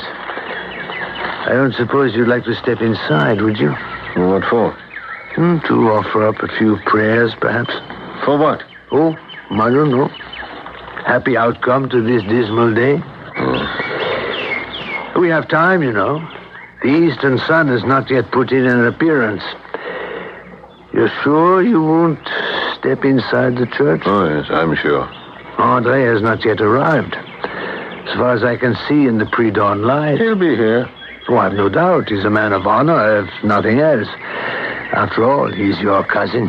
Here he comes now. And here comes the sun. Oh, what a happy meeting. Hector, look. Huh? The mark of your hand is still on his face. Bright red.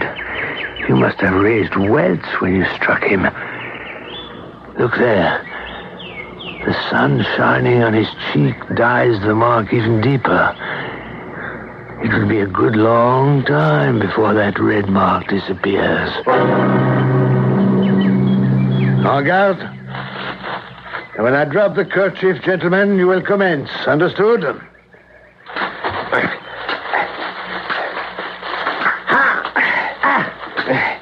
There. That was a touch, cousin. A touch. And another. And another. I am wounded. Get up. Get up and fight. I cannot. I cannot rise. Maurice, summon a doctor. It's bad. Very bad. It's all right. Maurice has gone for the doctor. Listen to me, Hector de Brissac. I am not one who believes that a man has done with earth because his eyes glaze and his jaws stiffen. They will bury me in the old vault at Puy-Verdun, and you will be master of the chateau. André, I never meant to... But you and I have not finished our affair yet, my cousin. I will be with you when you least look to see me. I will come to you when your life seems brightest. Oh, André. I will come between you and all you hold fairest and dearest. My ghostly hand shall drop a poison in your cup of joy. My shadowy form shall shut the sunlight from your life. Men with such iron will as mine can do what they please, Hector de Brissac. It is my will to haunt you when I am dead. André, please forgive me. Andre, speak to me. Tell me that... Hector, the doctor is coming. He will be here any moment. It's too late, Maurice. Too late? Even for a priest. Oh, sweet Mother of God. Is he really dead? I killed him. In my madness. In the frenzy of my madness, I went for the heart and I killed him. He died right away? No, not right away. As he lay on the ground, he beckoned to me and I knelt at his side. As you see me now, he had things he wanted to say to me. What sort of things? Life was flowing out of him as he spoke, but valiant man that he was, he fought off death till he had said them all. Then his head fell back, and he died.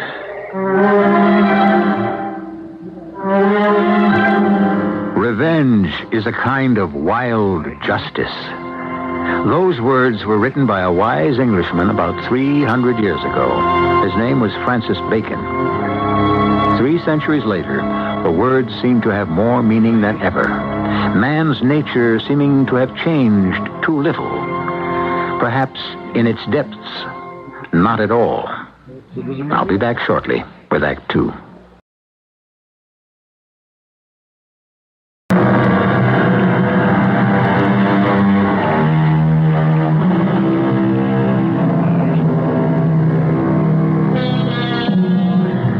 Let me say a few more words about revenge. Not my words, but those of England's greatest 17th century poet, John Milton. Revenge, at first thought sweet, bitter ere long, back on itself recoils. Hector de Brissac has killed his cousin in revenge for having stolen a woman away from him. It is not likely that he ever read Milton's words, or if he did, mastered by his own violent and passionate desire, disregarded them. Ah, but it's beautiful, Hector. Exquisite. The landscaping, the gardens, and the chateau itself. It's true, it's quite true. You can see Notre Dame from here. And the mists rising from the river. Oh, you fortunate man. Let's go inside. If we must. You haven't seen all the rooms. What, you mean there are more? Oh, by all means, let's see them all. I can scarcely wait. It's heartening to see your enthusiasm. But, my dear Hector, where is your enthusiasm? I would have thought it would be even greater than mine. After all, this is all yours. It belongs to you. You are no longer a rough soldier. You are a gentleman of property and wealth. Tell me, when do the other guests arrive? You are my only guest. Surely you jest. My first. Well, that's all very flattering. And my last. Oh, come now. I mean it. I've become too depressed to endure company. Oh, Hector. No, after I killed my cousin... No. You put it too strongly. It was a duel. No matter. Killing is killing. I've killed many men on the battlefield. And Andre had done me a crueler wrong than any of those I fought against. That's true. True. Friends advised me to cross the frontier. You yourself said I should, Maurice. To avoid any possible consequences. But I chose to remain here. Andre is buried here, you know. His coffin fills a niche in the vault of our mutual ancestors. No, I did not know. But I live here alone. I see no one until today. You know, I think the servants dislike me. No. Yes, they were very fond of Andre. And when I ride through the village, the little children shrink from the sight of me. Yes, they do. And I've seen old women cross themselves as I pass by. I've heard they think I've sold my soul to the devil. Well, that's the way the peasants are. They're superstitious. Well, I can't blame them entirely. Even my appearance. Well, you know how I seem to others, dark of visage, stern in manner. I think no woman's love has ever been mine. Not even my mother's. Oh, Hector. So, here I sit, Maurice, surrounded by all the luxury that was once Andre's. I sit, and I brood, and I hate myself.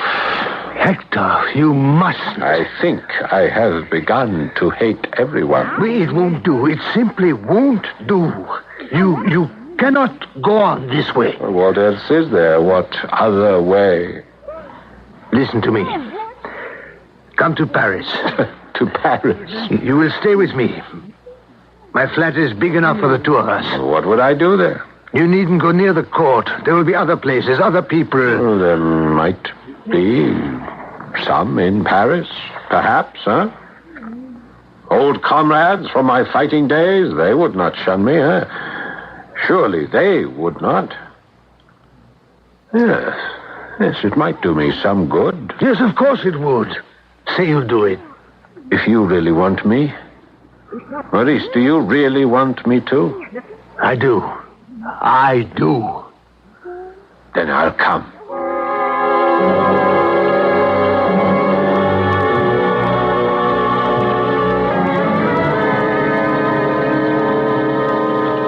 Good morning, Hector. Good morning, Maurice. Did you sleep well? Reasonably, and you?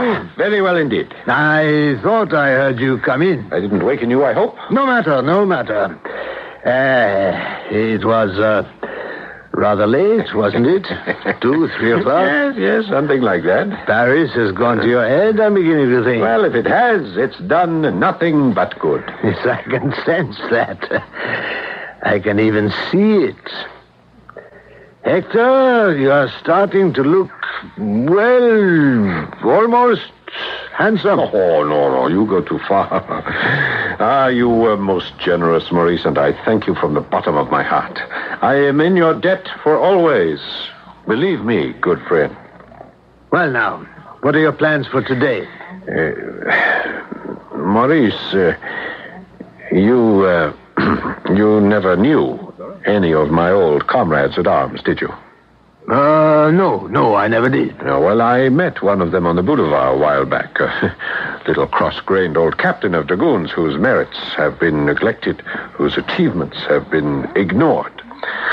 Well, I went to see him the very next day in his shabby lodgings where he sulks like a rat in a hole, very much as I sulked in the luxury of the chateau. But is that all you have been doing these past weeks? Visiting an old soldier in his dreary lodgings, sharing his dreary life? Not altogether dreary, Maurice. No? What can possibly brighten it? The sweetest, the dearest bit of sunshine in the world, Maurice. He has a wife? He has a daughter. A daughter? Is it not strange, Maurice? The richest blessings of our lives are so often those which cost us the least. I wasted years of my life in the worship of a wicked woman who jilted me and cheated me. But the adorable daughter of my comrade... I gave this meek angel but a few courteous words, a little tenderness, and... my life, which had been so dark and desolate, grew bright beneath her influence. And now... Yes? And now? She says she loves me. She has consented to become my bride.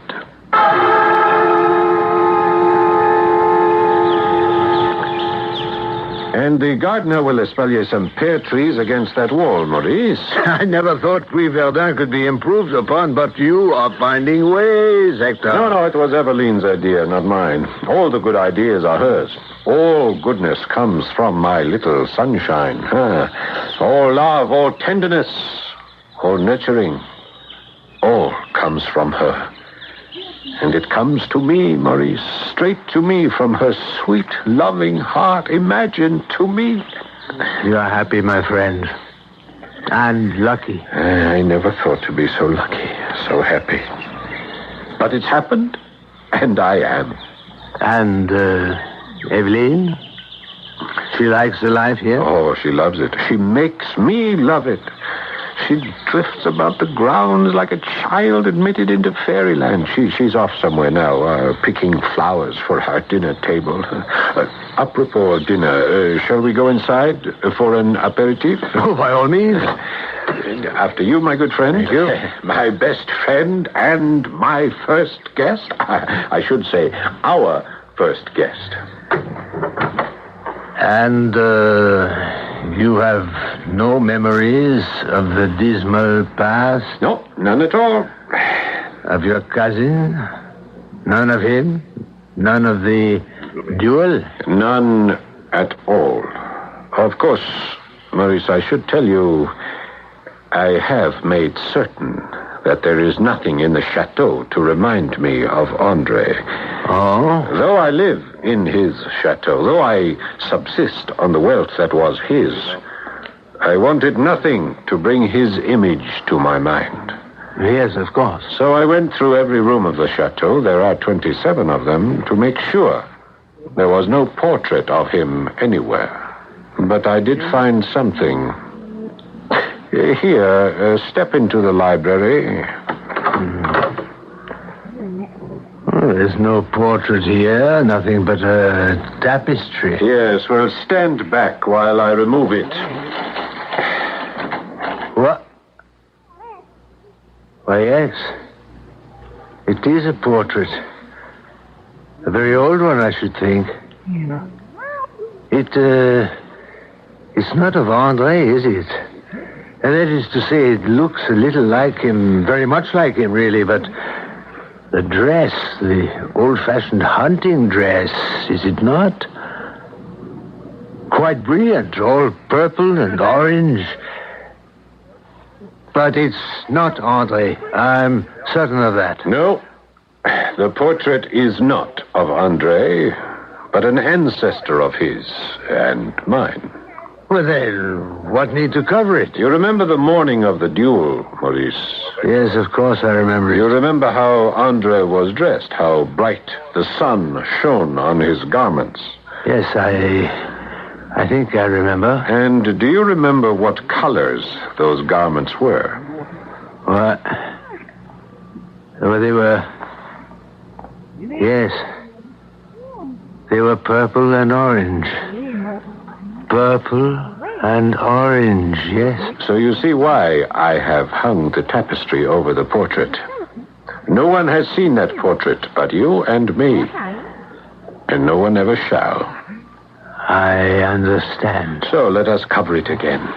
Because I see my sunshine coming up the garden path, roses in her arms. Ah, Maurice, how sweet the change has been in my life and in my home. Do you know even my servants love me now? Because they love their mistress. I'm so happy for you, my friend. Hector, where are you? There she is. Coming, my love. The portrait is concealed, huh?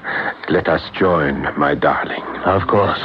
Here we are, my dear. See the lovely roses I gathered for our table. Look, Maurice, in your honor. Your own beauty would have sufficed, madame. Oh, you are so kind. Hector, who's the lord of the chateau nearest to this? Why, my dearest, there is no chateau within 40 kilometers of here. Is that true? But of course.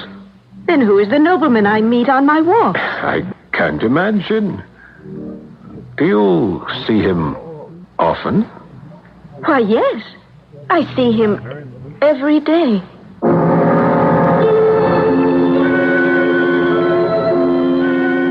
Have the halcyon days come to an end?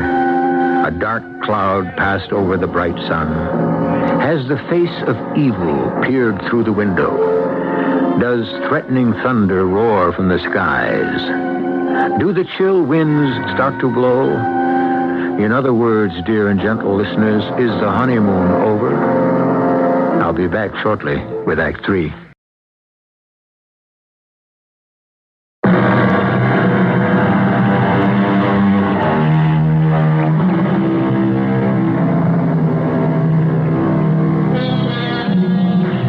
is true that to be vindictive is very bad indeed.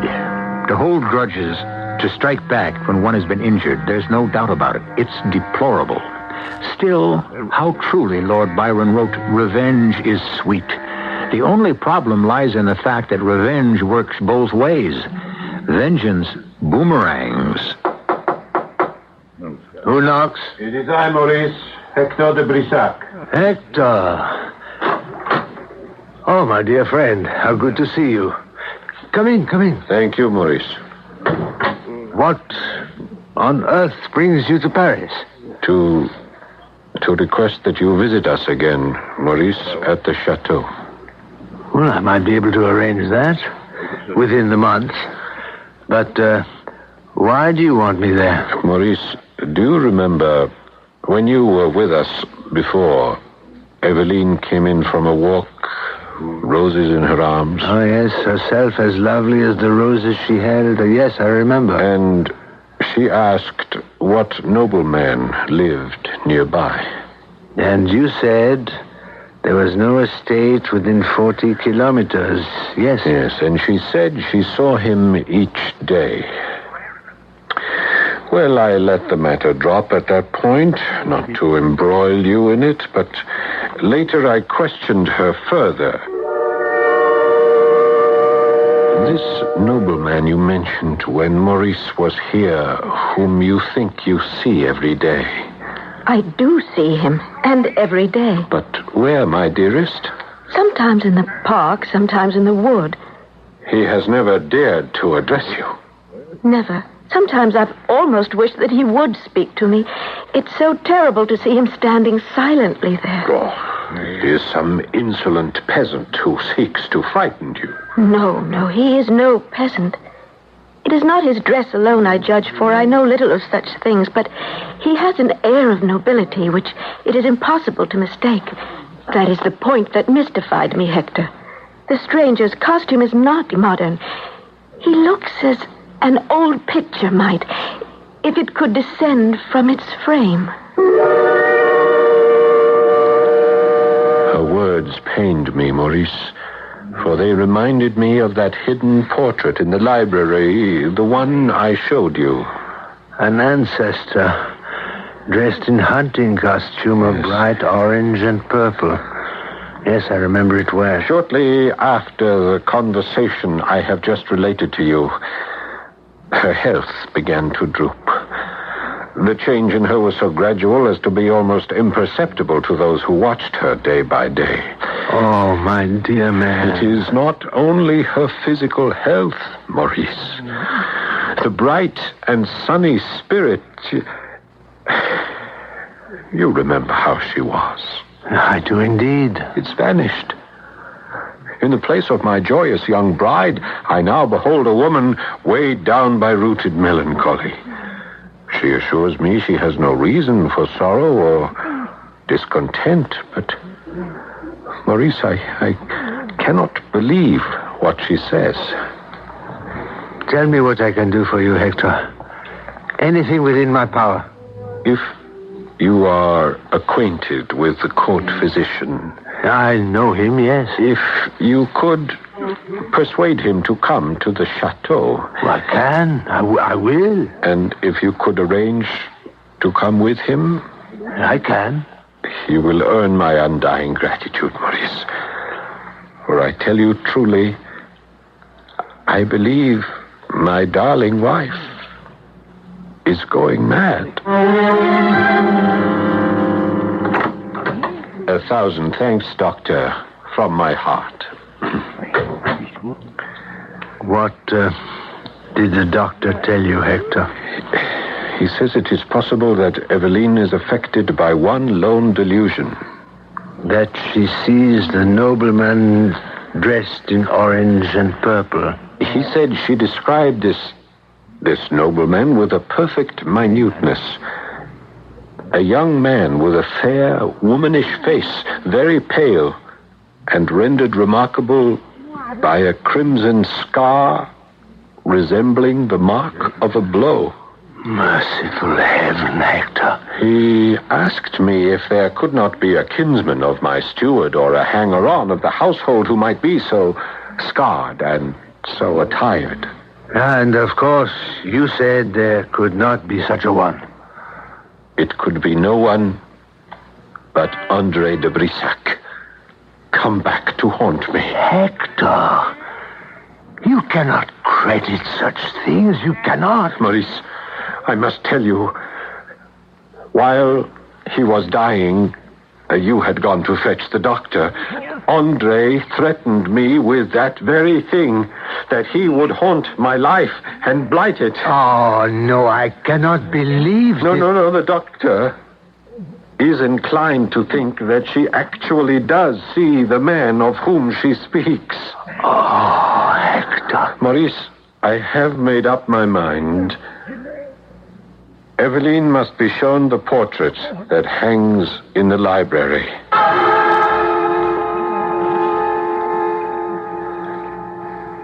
Are you feeling well enough, my sweetheart, to undertake this small adventure? To our own library, Hector. There is something here I want you to see. But I have seen everything before. Not quite, my beloved. What else can there possibly be? Eveline, behind this tapestry is a portrait. A portrait? Why have you concealed it? To shut out bitter memories. Memories of what? What memories could you have that would make you bitter? Memories of something that happened long before you came into my life. And what has the portrait to do with me? Nothing. I hope and pray. Still, for the sake of your health, for the sake of my happiness, and the two are fatally intertwined, I must show you the portrait. Stand there, my darling, while I remove the tapestry. There. What do you see? Dear Heavenly Father. You are trembling. You are shaking like a leaf. Let me put my arms about you. Let me hold you. No. Let me look. Oh, Hector. Hector, this is witchcraft. The dress in the portrait, the colors, the orange and the purple. Those are the colors he wears, the man I meet on my walks. But the face. The face. Yes, the face. What of the face? The face is not his. Tell me, if you can, describe to me the face of the stranger. Is it one at all familiar to you? No. It is not a face I have ever seen before. A young face. Pale. Quite pale. His skin is white and very delicate. I see it distinctly in my mind at this very instant. How white it is and how delicate. Because across one cheek is a red scar. A bright red scar. The mark of 4 fingers of her hand. You were good to visit us again, Maurice. Your request was so urgent, Hector, I could not deny it. Yes. Well, after that confrontation in the library, when I showed Eveline the portrait, you know, I asked her to describe the man of her delusion, and she described to the last detail the face of my cousin. Line for line. And most vividly of all, she described the cruel mark upon his face, the mark of a fierce blow from an open hand. Maurice, I knew then that Andre de Brissac had fulfilled his vow. In vain I watched her. In vain I tried to soothe her, till at last... Yes, Hector.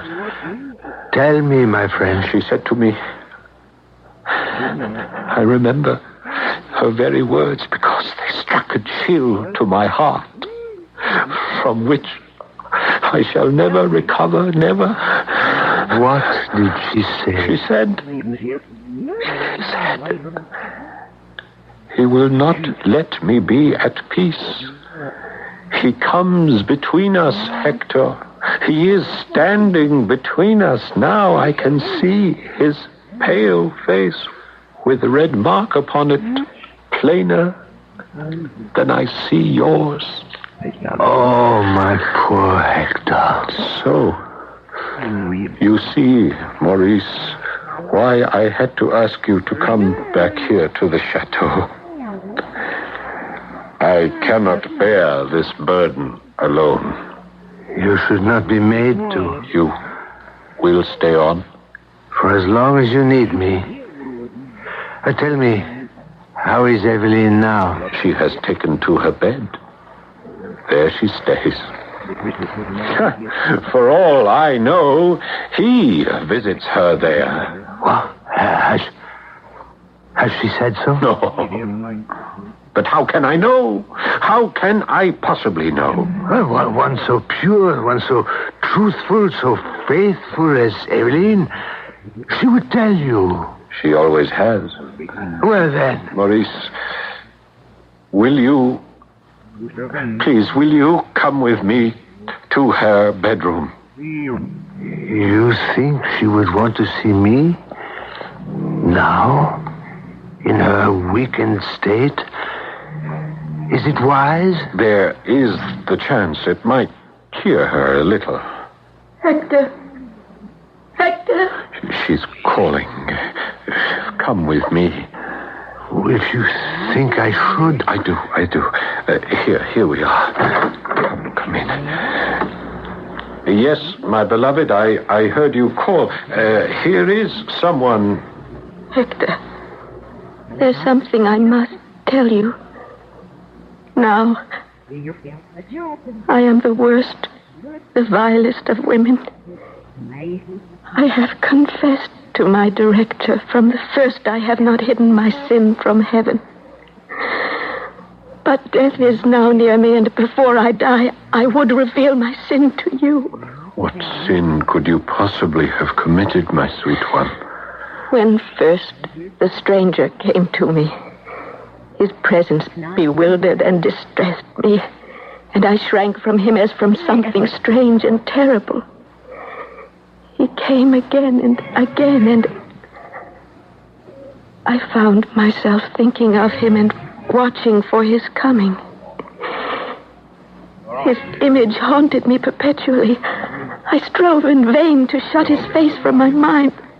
Oh, Hector. Kill me if you will, for I deserve no mercy at your hands. What are you saying? I came to count the hours that must elapse before his appearance, to take no pleasure save in the sight of that pale face with the red brand upon it. He plucked all old familiar joys out of my life and left me but one unholy pleasure, the delight of his presence. For an entire year, I have lived only to see him. Now, curse me, Hector, for this is my sin. Whether it is the work of witchcraft or comes from the baseness of my own heart, I know not. I only know that I have striven against this wickedness in vain. Oh, my love, you have had no part in this. The fault was mine. All mine. There he is. Where, my love? Where is he? Standing there at the foot of my bed. He's moving closer to my bedside. Yes, he is here now. Close to me. Close. So close. No. Oh, no. No. She is dead, Hector. You have lost her, poor man. But did you see? Did you see? She held out her arms at the last to him. Not to me. To him.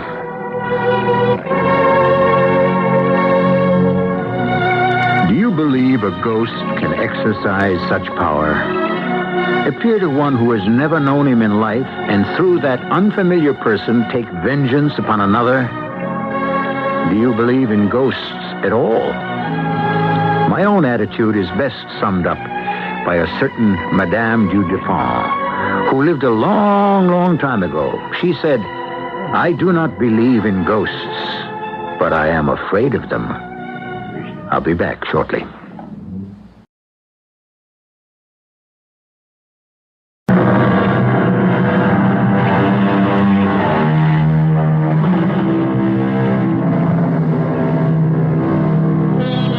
The drama you have just heard was adapted from a story published in 1862. It was entitled Eveline's Visitant, and the ladies will be happy, I hope, to know that it was written by a lady. Her name was appended to the story, simply and demurely as Miss Braddon. Thank you very much, Miss Braddon. Our cast included Paul Hecht, Robert Dryden, and Patsy Bruder. The entire production was under the direction of Hyman Brown. This is E.G. Marshall inviting you to return to our Mystery Theater for another adventure in the macabre. Until next time, pleasant dreams.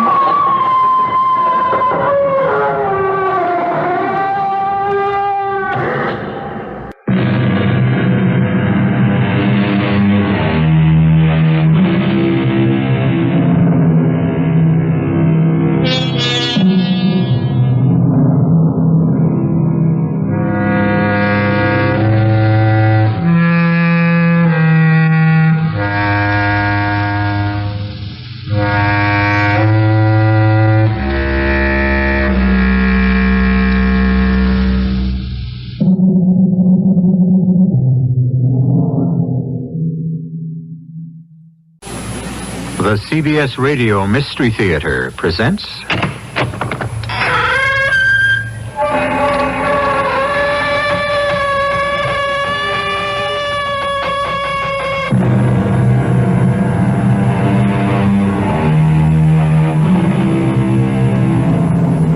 Come in. Welcome. I'm E.G. Marshall. You turn a switch, you pump a pedal, an electric spark encounters acid. A flash, an explosion, a burst of energy, a thing that stood still now leaps forward. In a real sense, it lives, nourished by fluids, fed to the right places, at the exact split second. An inanimate object, an automobile. But how different, in theory, is an animate object, say, a human being? We are also sustained by fluids, miraculously timed by the interaction of electricity and acid. Car and driver, you both live. Mr. O'Brien, I want to help you. I'm telling you the truth, Doctor. You want to keep working, don't you? I have to. Well, then, you have to... I mean, you can't go around saying that the bus you drive actually has feelings, emotions, in fact, has life as we know it. But, Doctor, it's true. Whether or not it's true, do you have to say so? But, Doctor... I'm offering you a way out. What's that? Just keep your mouth shut.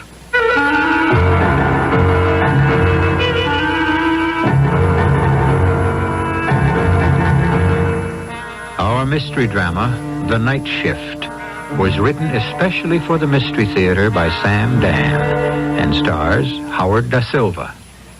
It is sponsored in part by Contact, the 12-hour allergy capsule, and Buick Motor Division.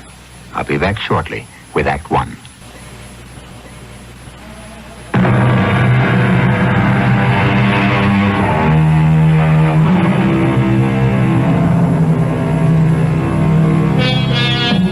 You walk quickly into the office, but there's no hiding it. According to the clock on the wall, you are 23 minutes late. You say to the office manager, "I missed the bus." And he thinks, well, day in, day out, week in, week out, always punctual. Forget it. Yes, day in, day out, week in, week out, and today for the first time, you missed the bus. But, of course, it really doesn't occur to you to think, did the bus miss you? Well, where should we begin? Why not in Eddie O'Brien's house? A week ago, Tuesday, at midnight, Margie O'Brien has just turned off the TV. Oh, this picture isn't going anyplace, Eddie. Come on, let's get to bed. After a while. Well, it'll be 6 a.m. before you know it. All right. Well, you do have to get your rest, don't you? Yeah, sure. Well, oh, come on, Eddie. I want to turn out the light. Go ahead. Wait a minute. Where are you going? I'll be back in a while. What do you mean you'll be back in a while? Where are you going? Where do you think? I don't know what to think. Oh, every night after midnight for the past week, you've been running out of here. Where are you going? I keep telling you, to the garage. Why?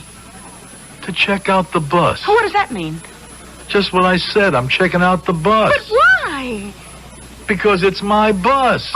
No, it's not. It's the company's bus. And you don't get paid to check it out. Your job is to drive it. I'll be back. But you're not going to the garage. Oh, you don't fool me. You've got someone. You got somebody else on the side. Look, I told you where I'm going. I'm going to the garage to see my bus. You'll see it 6 hours from now when you shape up for work. Don't wait up for me. You won't get away with this, Eddie. I won't stand for it. Get away with what? And what is it you won't stand for? This phony story. Going down to the garage to see your bus. But it's true. What's her name? 2792. Funny thing about wives. Whenever you do something they can't understand, right away they get the idea you're fooling around with another woman. I don't know about other women. Margie was always enough for me. The answer is, I can't explain it. I mean, well, who would believe it? It's the bus I drive. The new bus that came onto the line 3 months ago. I walked into the garage one morning, and Joe Collins, the dispatcher, says to me, Hey, look at what we got for you today, Eddie. Yeah? Is that all you can say? Yeah? Ain't she pretty? What's pretty about a bus? Ah, you got no poetry in your soul, Eddie. She's just a bus. A hunk of steel, aluminum, glass, and rubber. What are you building? Well, if that's all a bus is, why do we refer to it as she and her? Why not just say it? A guy was talking about it on the TV the other night. We call ships and buses and planes and boats she because we see them as mother figures. You're kidding. Yeah, it's because they protect us with their bodies. Are you crazy? I'm not crazy. He's crazy. We call them things she because they're beautiful. And you're crazy, too. Oh, look at her, so graceful. Hey, ain't you going to be proud to drive her? I'll drive a horse and wagon. Just give me the money at the end of the week. Well, she was pretty. And even more important, from my angle, she handled like she was a sports car. Here she was, this enormous bus. And she could... Okay, I'll say the word because what do I got to lose? You're going to think I'm crazy anyhow. She could dance her way through traffic. I used to hate to show up for work in the morning because it was the beginning of 9 hours of torture. Is that too strong a word? Well, why not? Being irritated, nervous, frustrated. I was all right at the start of the run. Does this bus go to Carrollton? We sure do. And you can get the shuttle there at the Glens Corner. Thank you. But along about the last hour, I was sputtering like a firecracker. You have change of $1? What's the matter? Can't you read? Exact fare, 50 cents. It says so in front of the bus. And I wouldn't let it go. I'd stew and simmer with it. Everything could set me off. Traffic, pedestrians, cops. I'd get home and she'd be no help either. Eddie, let's eat out tonight, huh? Oh, for crying out loud. Eddie, I wasn't feeling well today. Yeah, I don't feel well any day. Oh, now don't start talking to me about your job. You don't have any idea of how I know all about it. And you know what I say? Quit. Quit? Yeah. Just say to your boss, I quit. And do what? Oh, there are plenty of jobs. But I don't know how to do most of them. Then learn. Go to school. At my age? Besides, You know what kind of pension plan we got? Oh, honey, I want just a little more out of my life. Like what? Well, let me put it this way. I would like a husband who, when he comes home every night, isn't always tired. I'll stay home. You go out and get a job. Oh, can't we ever talk sense? Today's husbands stay home. Wives go out and have careers. You're so smart. You know so much. You could do better than me. Oh, Eddie, if I were you, I'd just shut up. I'd be getting the better part of that bargain. An hour to clean the house, an hour to do the shopping. Eddie, I'm telling you right now. An hour to cook supper. I'm warning you. After all, it isn't as if we have kids. You're going to be sorry, Eddie. Yeah? Why am I going to be sorry? How am I going to be sorry? I don't know yet, Eddie. But I'll find a way.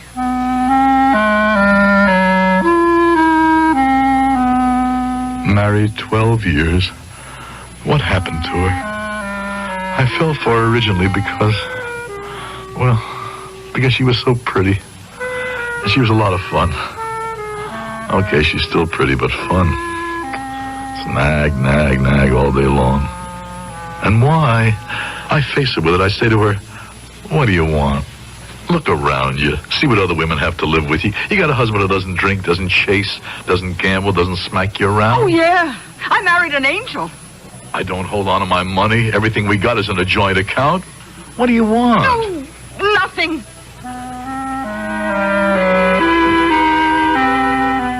And so, that's how it always ends up, with nothing.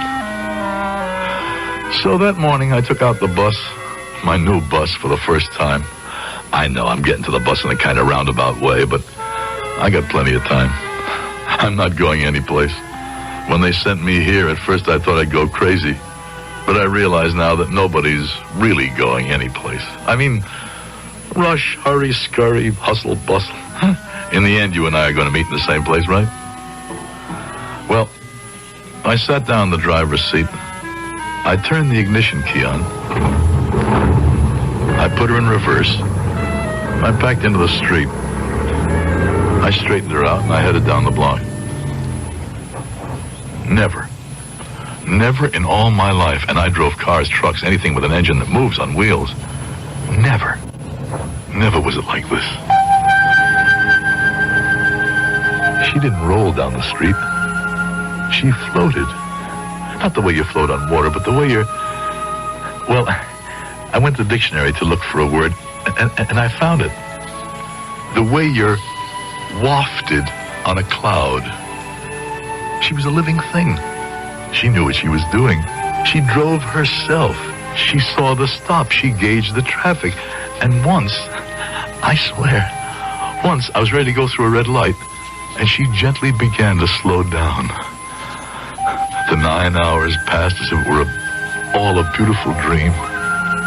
On my last trip, I passed by the garage to turn her over to my night man.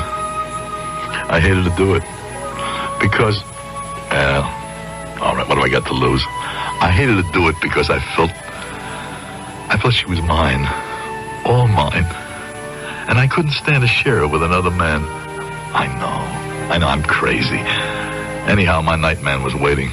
Hey, look what we got here, $27.92. Joe says the new heaps are it.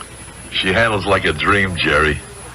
Just look at her. She's beautiful. Give her 6 weeks. She'll be dented and banged up. The windows will be filthy. The outside will be caked with mud. Never. And all them juvenile delinquent kids will slash the seats and maybe bust the window. Don't say that. What are you running a fever about? Listen, Jerry, you don't have to push her. What are you talking about? I know you, Jerry. You got a heavy foot, and you ride the clutch. You don't have to with $27.92. Hey, Eddie, you're a great guy in many respects, but listen, I wish you'd quit being a company man. No, I'm only trying to show you that you don't... Trying to what? Trying to save him money? So they put in a new clutch. What do you care? Some money out of your pocket? No, it's just that... Yeah? Nothing.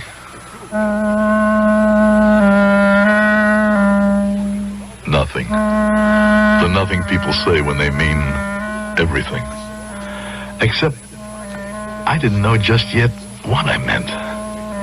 Well, the next morning I showed up for work, and it rained the night before, and there was mud all over her. So I said to the dispatcher, "Hey, Joe, This bus has to be washed. Yeah, I know.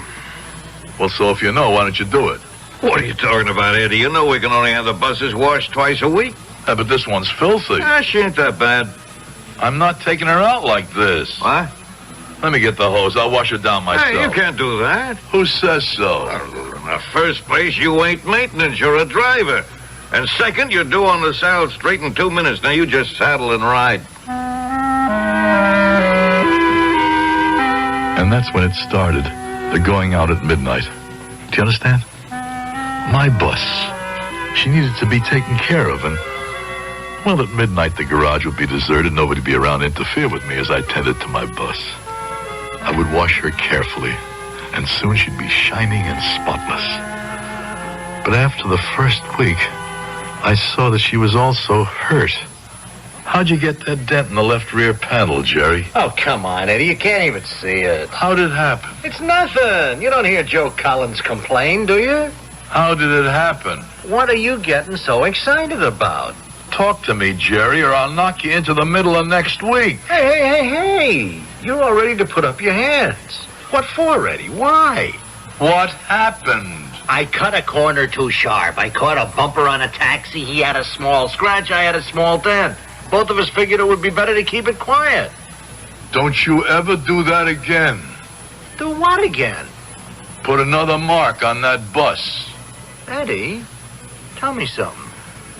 What's this concern you and that bus? And another thing, you are riding the clutch.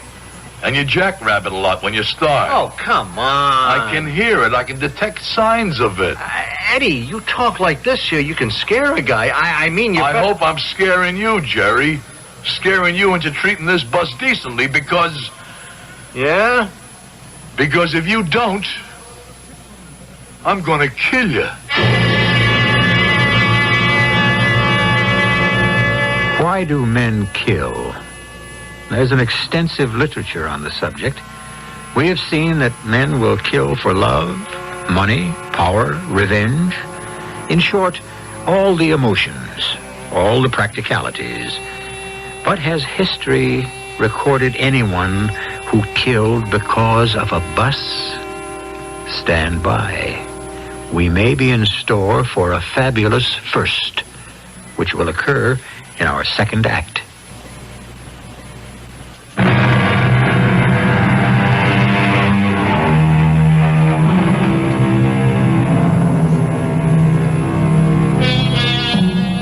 All right.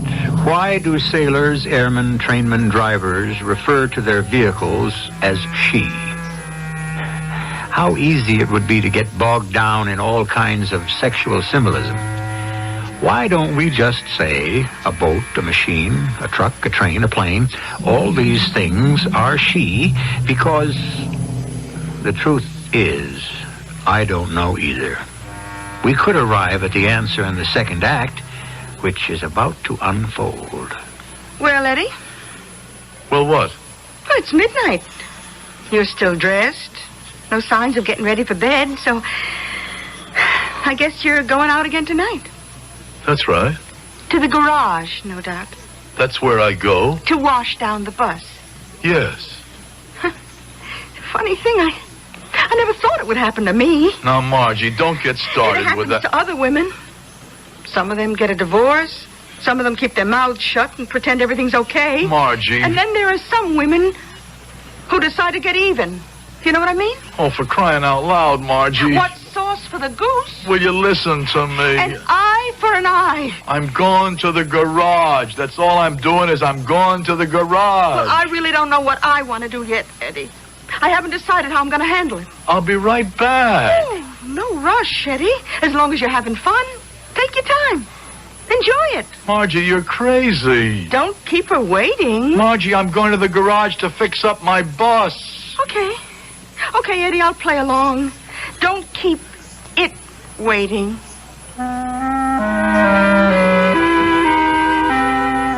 Some kids had slashed a seat.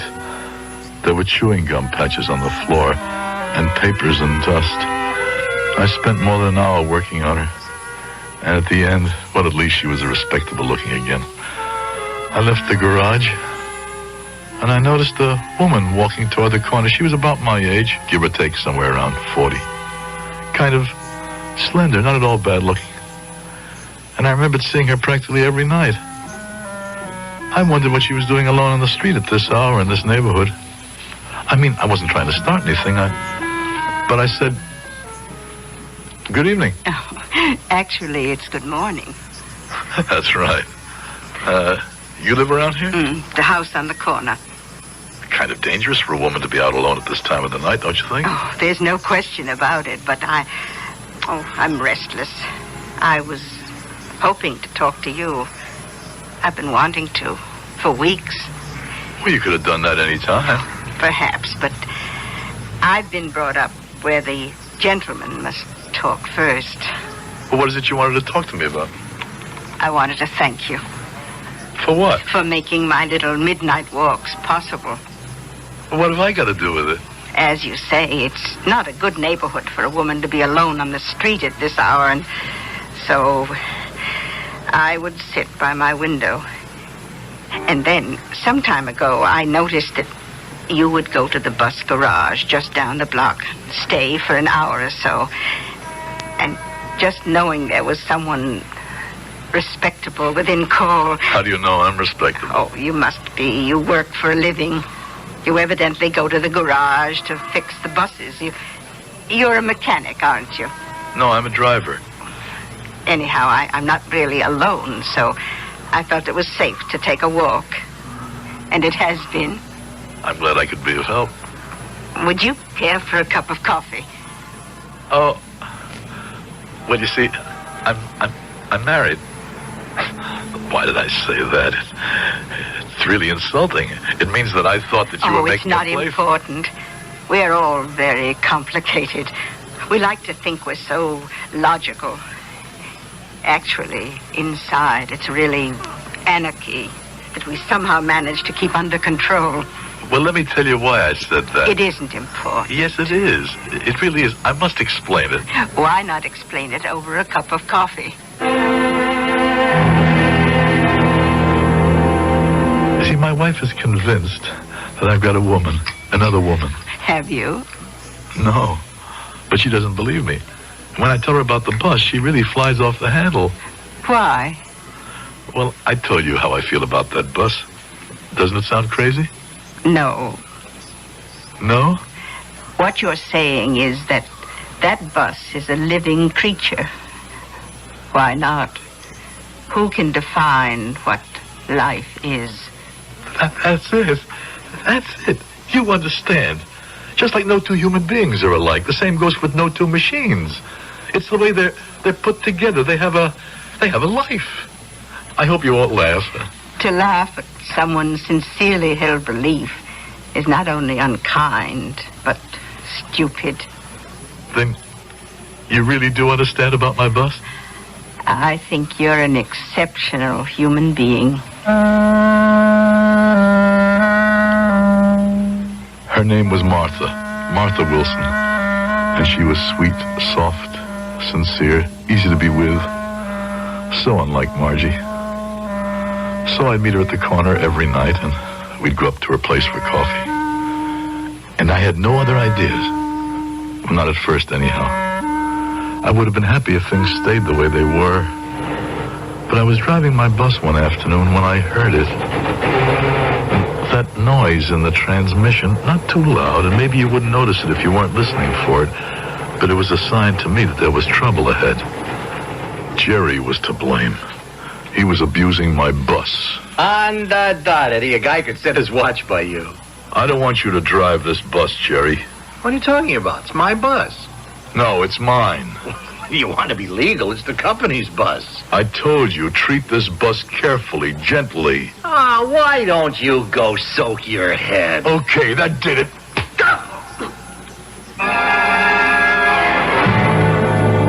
I don't care who started it, Eddie. I won't have any fights on the job. Listen, Joe. No, Eddie. I'm overlooking too much already. Yeah? What? Look, you want to sneak in at night, and for no pay you want to work on your bus, okay. But it's got to be under your hat, and there can't be any fights. I don't want Jerry driving my bus. Now, just a second. In the first place, it ain't your bus. And in the second place, we have to get 17 and a half hours worth of service out of her every day. I don't want anybody else driving her second shift. Eddie, what's come over you? I'll be the night shift myself. You mean pull 2 shifts? That's exactly what I mean. Forget it. What? What are you, kid, Eddie? We got a contract. No one's allowed to work 2 shifts. Even so, a state law won't let one guy do 17 hours behind a wheel. Jerry is killing my bus. Don't you understand? Jerry is killing my bus. Eddie, relax, huh? Your bus is still way ahead on any schedule of maintenance and depreciation. Now, why don't you go home, get a good night's sleep?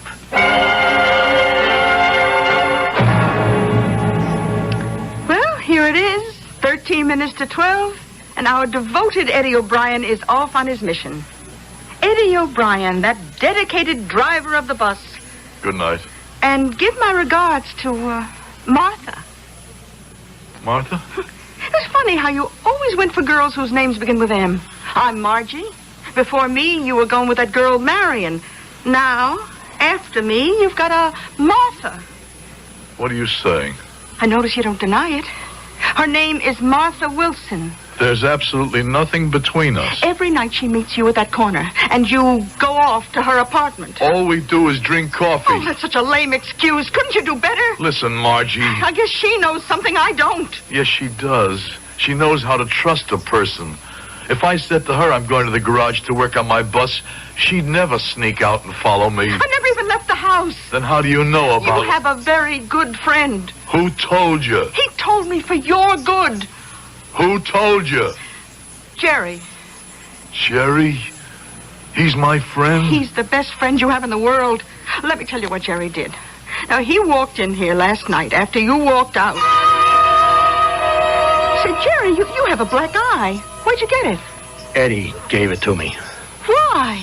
I know Eddie 15 years. We were always pretty good friends. Mm-hmm. Until I married him instead of you. Lately, we haven't seen too much of each other. Oh, you were always a good guy, Jerry.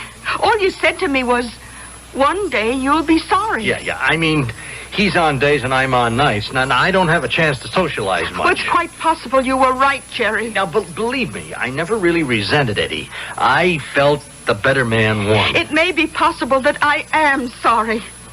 What's wrong between you and Eddie? Would you believe a 3-letter word? Bus. Yeah, that bus. Tell me, what's with that bus? Search me. But you drive it, too. What kind of magic has it got? Magic? The bus is just a cover. For what? You should ask for who. Oh, I see. He doesn't have the right to cheat on you, Margie. You're the most wonderful girl I know. Oh, please, Jerry, not now. I don't mind giving you up. If it was to a guy who could make you happier than I could. Who is she? I want you to be happy. Who is she? I've always loved you. I loved you enough to be happy when you threw me over for Eddie. Will you tell me who? It was because I wanted you to be happy, but you're not happy now. You can't be happy now. Oh, Jerry, if you don't tell me who she is. Just tell me this. Huh? Is it a surprise to you? I mean, if there's another woman, isn't it something you knew in your heart all along? And what if I did? Are you to blame for any of it? Oh, what kind of question is that? Are you? I have to know. I love you, and I have to know if you can still make it right between you and Eddie, because if you can't, and it is over, I hope we're back where we started. Who is she, Jerry? Who is she, Eddie? Not what you think at all. She's just a kind, sweet, sympathetic lady. Everything I'm not. Margie, I swear to you, Martha Wilson and I, we have never so much... That's even worse. Oh, Eddie. Eddie, what have I done to you? You haven't done anything. Oh, please tell me, because I love you. I know, and I love you, too. And I want you to meet Martha. Oh, no. Are you crazy? She can teach you something. Oh, let me hear this. How to understand those things we cannot see, those forces we cannot feel. Eddie, don't, please. You don't understand that an object can be a living entity. Eddie, where did you get all this from? My bus is not a number, not just 2792, but a being. A being that can feel, that can respond. Eddie! Jerry drives her, too. He complains about her transmission, her steering. That's because she doesn't respond to him. Oh, don't say any more. Let me call She resists him, but she knows I respect her, that I care for her. Darling. And so she responds to me. Oh, Eddie. You need help. Margie, doesn't it occur to you that maybe you need help?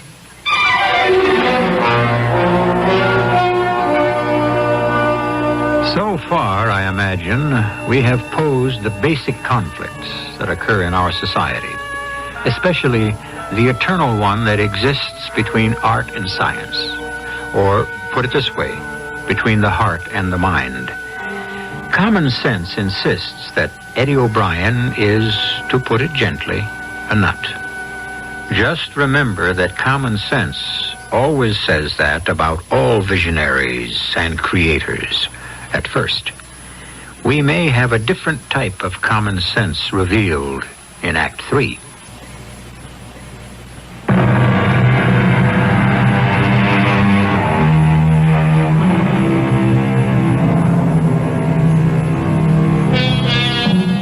Scientists will tell you that the dividing line between what is animal and what is vegetable cannot really be clearly defined. So, if you go lower down the scale, the dividing line between what is animate and what is inanimate is also somewhat blurred. What is the answer?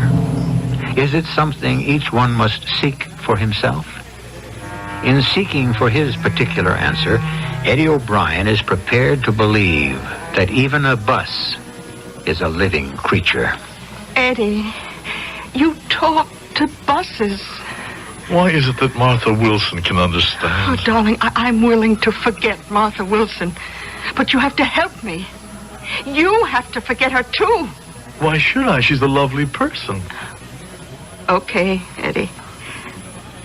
I won't say another word.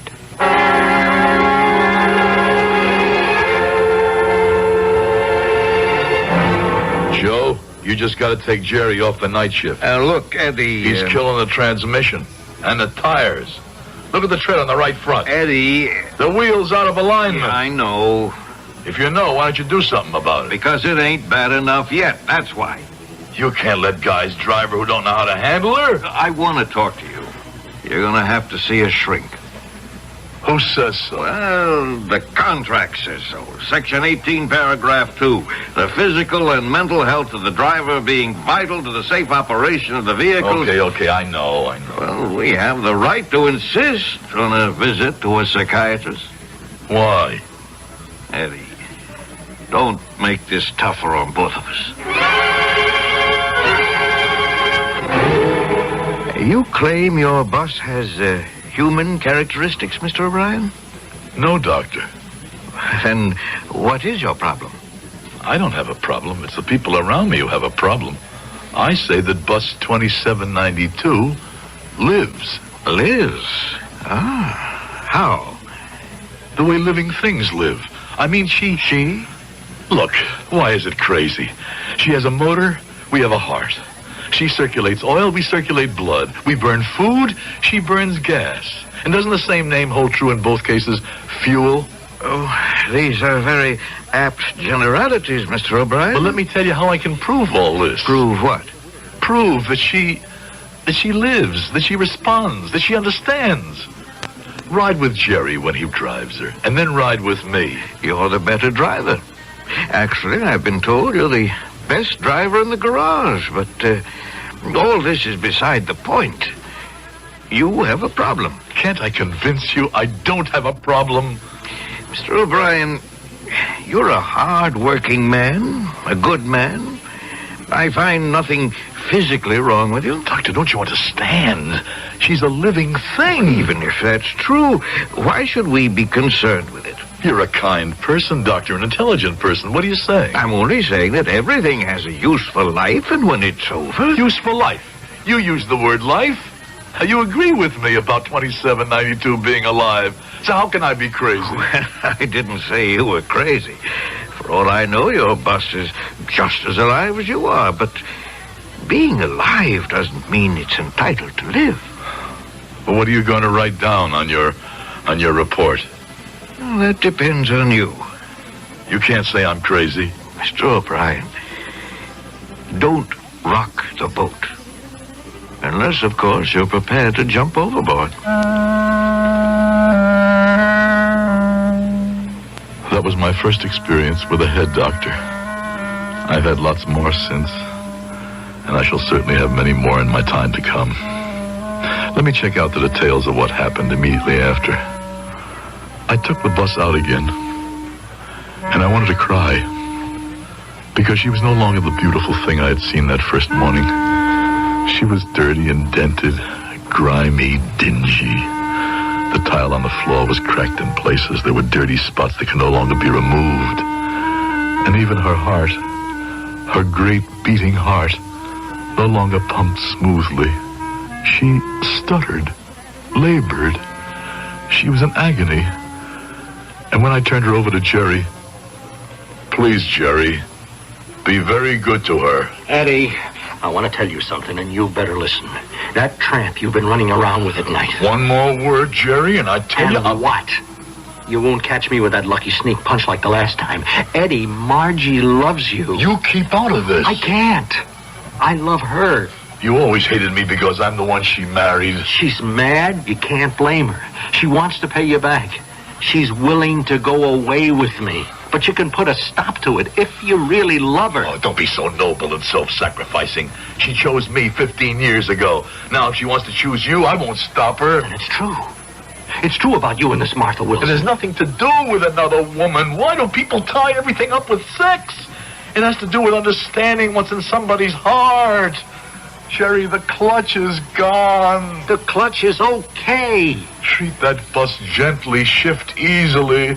Promise me, Jerry, promise. Oh, you're crazy. I can see that now. Look, I am not going to let you ruin the rest of Margie's life. Easily, Jerry. She responds so beautifully when you treat her gently. Let go of my arm, you nut.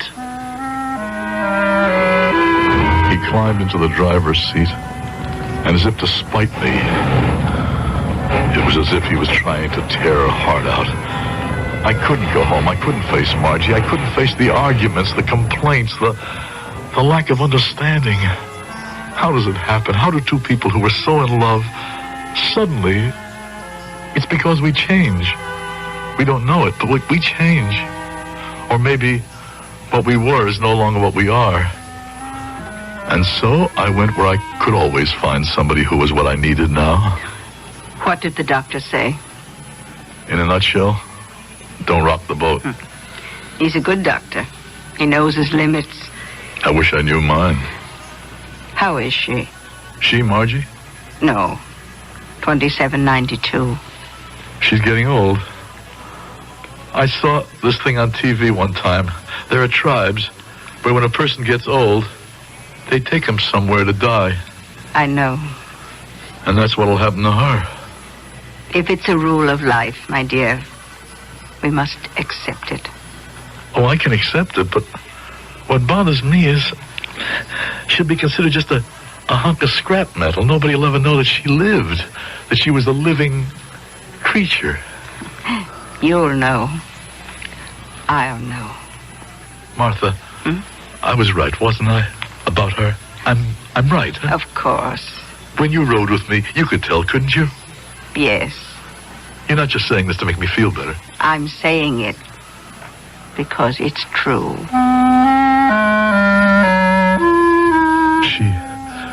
She was a wonderful person, Martha. And she looked something like Margie. And maybe I fell in love with her. Because I thought this was how I'd wanted Margie to look when she reached 40. How Margie would be when she reached 40. Quiet, sympathetic. That was the first night I didn't go home. I stayed with Martha.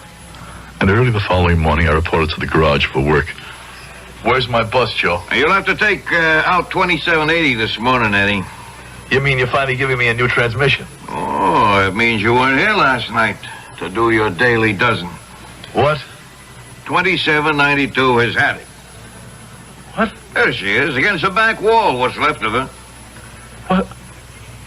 What happened? Well, Jerry had an accident last night. It wasn't his fault. What happened? Well, these kids, they must have been drunk, doped, who knows. They come right at him. So to avoid a head-on, he pulled over and piled up against the building. He crashed her. It couldn't be helped. Lucky he's got witnesses. Look at 2792, Joe. She's dead. Yeah, I guess you could put it that way. She's dead. And what happens to her now? She'll be stripped? I saw this thing on TV once. An animal, a big, beautiful animal. I forget what it was. Anyhow, it died in the jungle. And the vultures and the hyenas. Well, you really got yourself an imagination. He killed her. Jerry killed her. Oh, come on, Eddie. Hey, where you going? You're due on the street in 3 minutes. Eddie! He killed her. He planned it with Margie. That was how Margie would get back at me. Well, 2792 was dead. I knew that. And I would give 2792 a burial, a decent departure from this world. But first she had to be avenged. Walking into a store saying, I want to buy that revolver, and then to go to Jerry's apartment. He wasn't home, but I should have thought of that. Of course, he'd be at my house. Eddie! Look, Eddie, you... Don't kill because of this. You really don't care. Eddie, don't kill. Why kill me, Eddie? You don't love her anymore. Why? You know why, Jerry. You're gonna die because you killed her. I didn't kill anybody. Yes, Jerry, you killed 2792. Eddie! The two of you, you planned it. You did it to get back at me, to hurt me. You know how I loved her. No, Eddie, no. You yourself said it, Margie. An eye for an eye.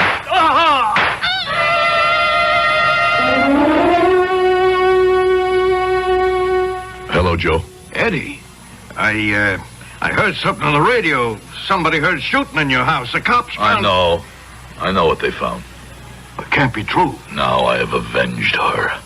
I'm going to give her a decent burial. Hey, let me get you something to drink. Hey, where you going with that can of gasoline? Out of my way. Well, you're crazy. I can't let you do that. You can't stop me. Oh. No one can stop me. I heard the cops coming. They probably figured I'd be at the garage, but they were too late to stop me. I poured the gasoline all over her, all over my beautiful 2792, and I lit a match.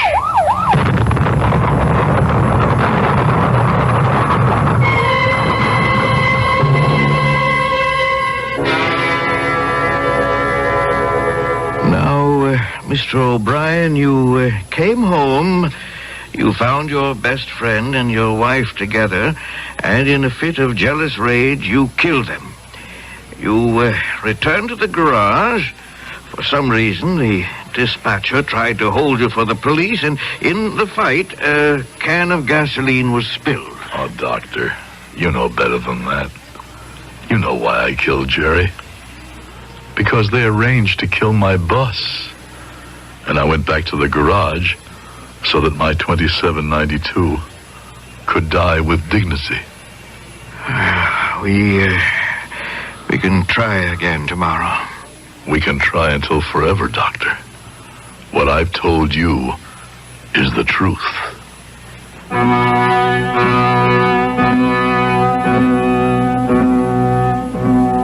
There you have it.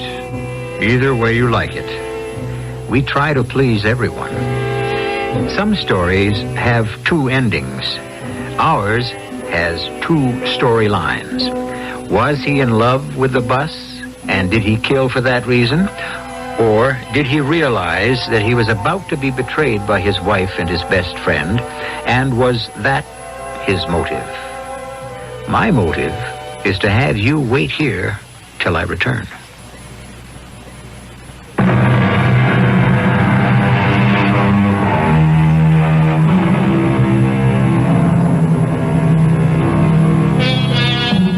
The popular song says, "Love, your magic spell is everywhere," to which we might add, "and in everything."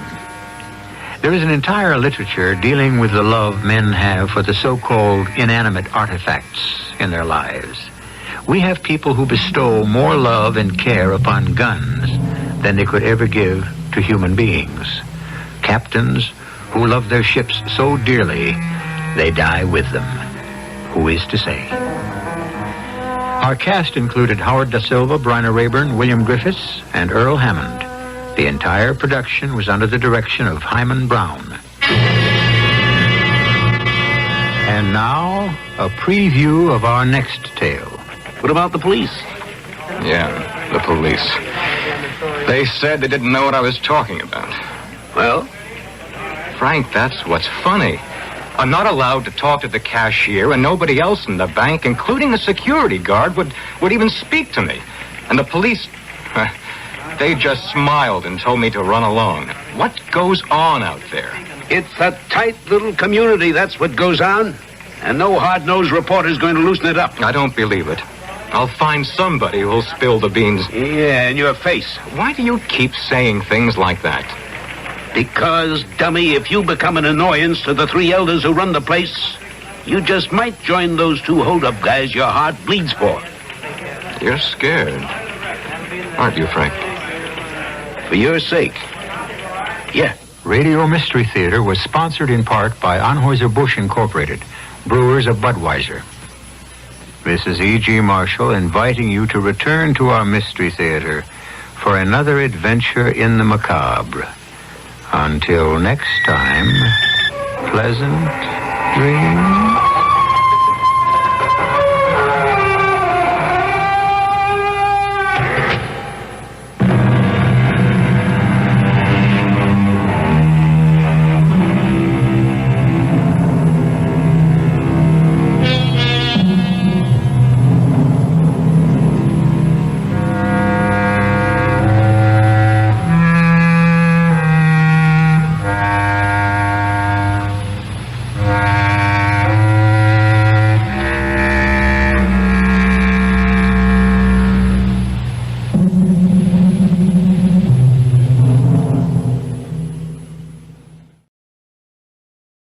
The CBS Radio Mystery Theater presents...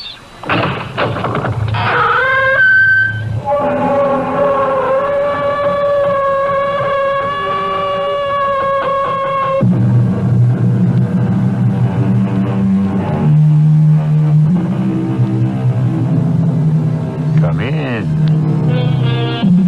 Welcome. I'm E.G. Marshall, your landlord in this mansion of terror.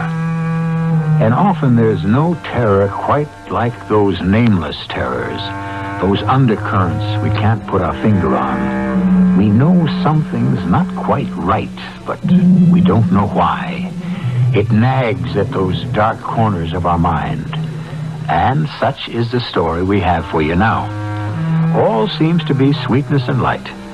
But watch out for those dark corners, those things left unsaid. Jane and Mike Slater are young city dwellers spending their vacation in a quiet village called Granville. They thought it was the perfect spot to get away from it all. That's what they thought until they got there and tried to get away from it.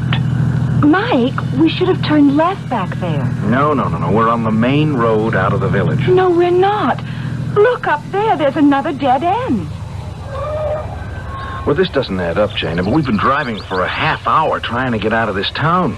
Every road is either a dead end or it takes us right back into the middle of the village. But we came in on the main road. Where is it? Why can't we find it? I think they don't want us to find it, Jane. We're trapped. Trapped in this town, and I don't know why. I don't know why, but they don't want us to get out.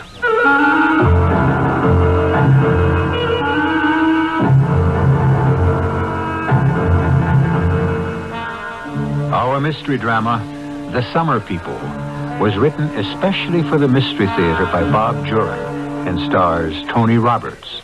It is sponsored in part by Anheuser-Busch Incorporated, brewers of Budweiser, and Buick Motor Division. I'll be back shortly with Act One.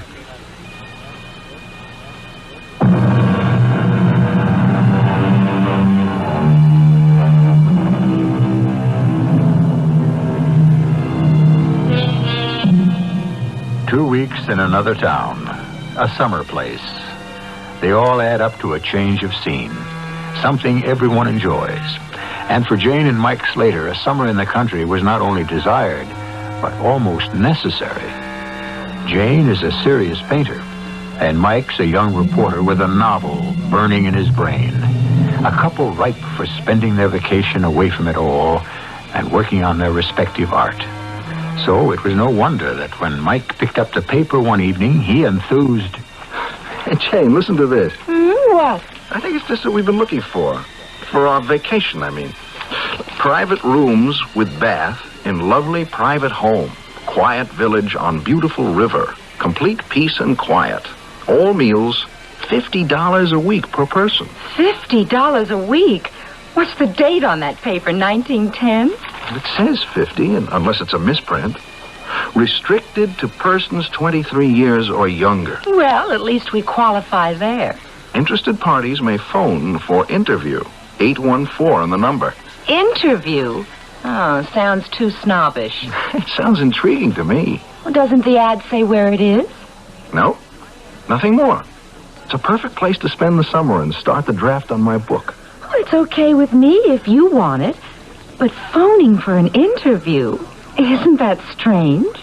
Well, whoever put the ad in had his reasons. We won't know unless we call.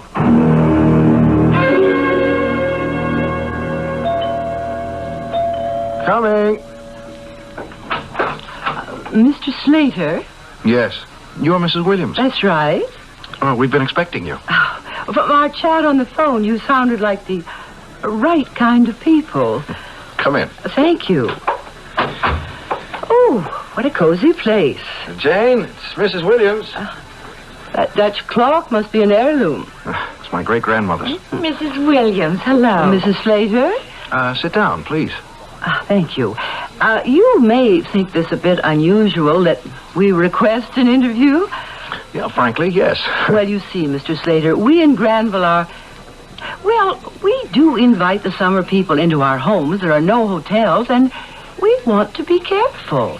I mean, we want to be sure our summer people will fit in. Your ad said only people under 23 years old. I think that's curious. Well, so you should. But we're a young town, Mrs. Slater. Oh, Granville's been a village for 230 years, but the people are young. We stay young. And we want our summer visitors to be the same way. How old would you say I was, Mr. Slater? Oh, no. Don't put me on the spot. Oh, would you want to guess, Mrs. Slater? Well, since you asked, 40? 42? Oh, I'm 79. 79? Oh, you can't be. Well, that's the way it is in Granville. We've found the secret for keeping young. And we want our summer people to enjoy us just as much as we'll enjoy them. It all sounds great to me. We're quite self-supporting, but we do depend on the summer people. That's why we're willing to take the trouble to meet our prospective visitors personally. You're both in good health? Oh, yes. No recent illnesses or operations? Would you like a blood sample? Oh, come on, Jane. Oh, this is ridiculous, Mike. Mrs. Slater, I understand your reaction. Many people feel the same way, but if you're willing to cooperate with us, just these few questions, you won't regret it. Just where is Granville, Mrs. Williams? Well, I'll give you the directions when we decide on your visit. What do you do, Mr. Slater? Well, I'm a writer. I'm a news writer for the Post. Jane goes to art school. She's working on her master's. Oh, you're both artists. Oh, well, thanks for the compliment. The reason I was interested in your ad is I want to spend the summer blocking a book, and Jane wants to paint. It sounded like just the place. Oh, I'm sure it will be. I can tell from meeting you both. So attractive, healthy, young. You'll fit in with Granville just perfectly. If we choose to come. Oh, but why wouldn't you? You haven't told us enough about the town or your home. You've been concerned in making sure we'd fit in. Well, maybe we couldn't, from our point of view. Oh, well, you do have a point, Mrs. Slater. But I'm afraid there's not much more to tell. Granville is a pleasant little village on the banks of the Saconee River upstate. I can offer you my second-floor suite and the friendship and attention of all the residents of Granville. We'll think it over. I'll call you in a day or two, but I'm pretty certain we'll be there. Very well, Mr. Slater, Mrs. Slater. It's been a pleasure meeting you, and I do hope you will decide to come to Granville. You're just the kind of people we want. Thank you. Forgive my reservations, Mrs. Williams. We'll let you know. I'll be waiting. Good night. Good night. What's the big deal, Jane? It sounds perfect. I don't know, Mike. There's something strange. The things she didn't or wouldn't say. Yeah, well, that's all the more interesting. I'm dying to see the place. And we're okay on her list? Oh, yes. She seemed eager to have us. I'm not against it, Mike. Let's sleep on it. I'll probably feel different in the morning.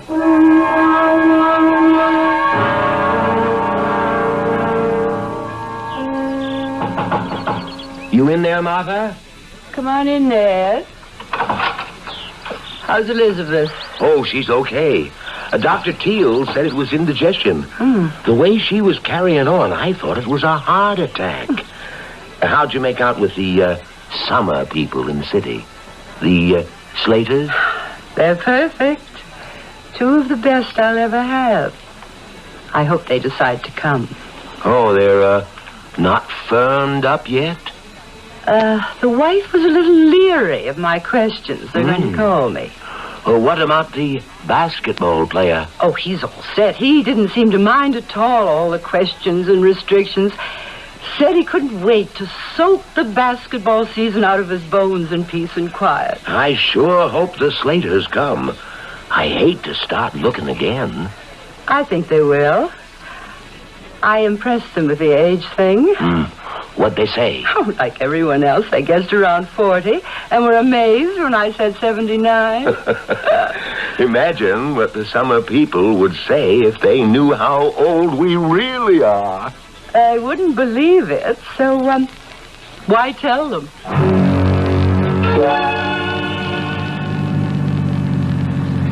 It can't be much further. We passed the lily pond 2 miles ago. Oh, she said 2 miles past the lily pond, look for wooden sign on right and take road to the left.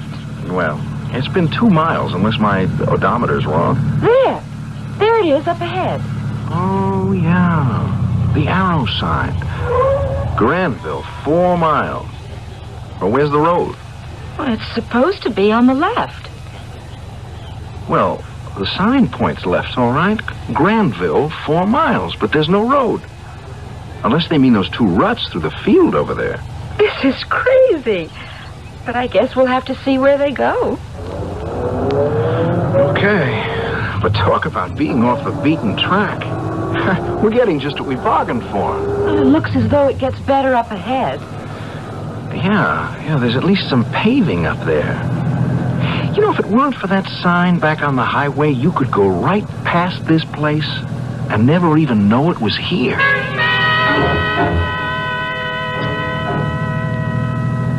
Well, this looks more like it. There is a town back in here. Welcome to Granville, population 210. How can they be so accurate? After meeting Mrs. Williams, I can believe anything. Why, Mike, it's beautiful. Yeah, it's clean, all right. Nice-looking houses, too. It's almost unreal. It's so perfect. Where do we head next? Continue along Thimble Street. That's what we're on. To the greenhouse on Maple Avenue. Well, that can't be too far. Hey, look at that, Jane. A little church. There's something to paint. My first subject. I wonder where the river is. Well, we got plenty of time to find it. Oh, Mike, this really is paradise. We made the right decision coming here. I think so, too. I can't wait to... What's the matter? But where do we go from here? I mean, we're at the end of Thimble Street, and so far there's been no Maple Avenue and no greenhouse. We must have passed it. We were talking too much. I've been watching every street. We didn't come to Maple Avenue. Well, we'll have to ask. I'll go in that little store. Ask the fellow coming out. Excuse me, sir. Oh, Hello there. Could you tell me how to get to Mrs. Williams? Oh, sure. You're the Summer people. She's expecting you. Yeah, the directions said straight on Thimble to Maple Avenue. Oh, you passed Maple 1 block back. Go back, left on Maple, by the green house. Then about a 1/4 mile, you'll find Mrs. Williams on the right. Big yellow house with a green porch. Oh, thanks so much. I can't see how we missed Maple Avenue, though. My name's Ned Broker. Glad to have you with us. I'm Mike Slater. It's my wife, Jane. See you later. Thanks for the directions. What a pleasant man. It proves Mrs. Williams' point, I guess. Granville stays young. Well, it's nice to know we're not staying with a bunch of old fogies. Hey, they seem to be anything but that. Mrs. Williams and that guy back there, at least. Oh, there's the greenhouse. Maple Avenue. I don't see how we passed it before. Well, go left like the man said. A 1/4 mile and we'll be at Mrs. Williams. Hello, I've been waiting for you. Here we are. Well, I wasn't sure when you'd arrive. No, we only made one bad turn. Not bad for newcomers. Mr. Broker in the village told us how to get here. Oh, well, come on in and get settled. Your rooms are all ready, and I've got a pot of hot coffee and homemade apple pie all waiting. Like I said, this is paradise.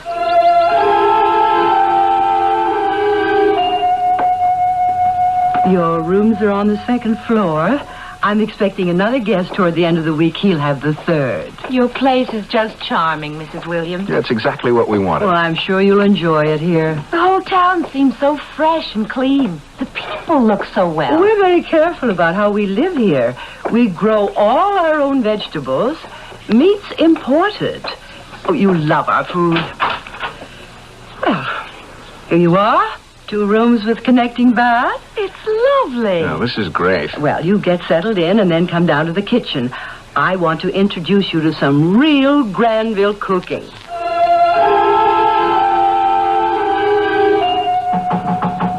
You in there, Martha? Come on in, Ned. Your folks settled in? Just about. Well, you were right about them. They seem like the right type to me. I know how to pick them. When's the next one arriving? At the end of the week. I told the Slaters I'd drop around and see them settled. Oh, stay for pie and coffee, Ned. They'll be down in a couple of minutes. I'll show them around town tomorrow. The girl's a painter? That's what they said. Well, she'll be looking for subjects. I'll know what to show her. Yes. And what to keep her away from?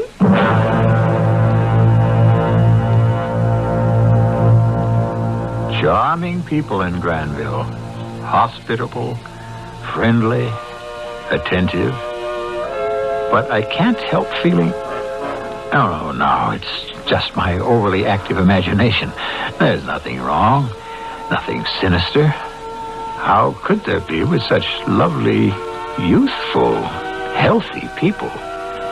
And yet, we'll return to Granville when I return with Act 2.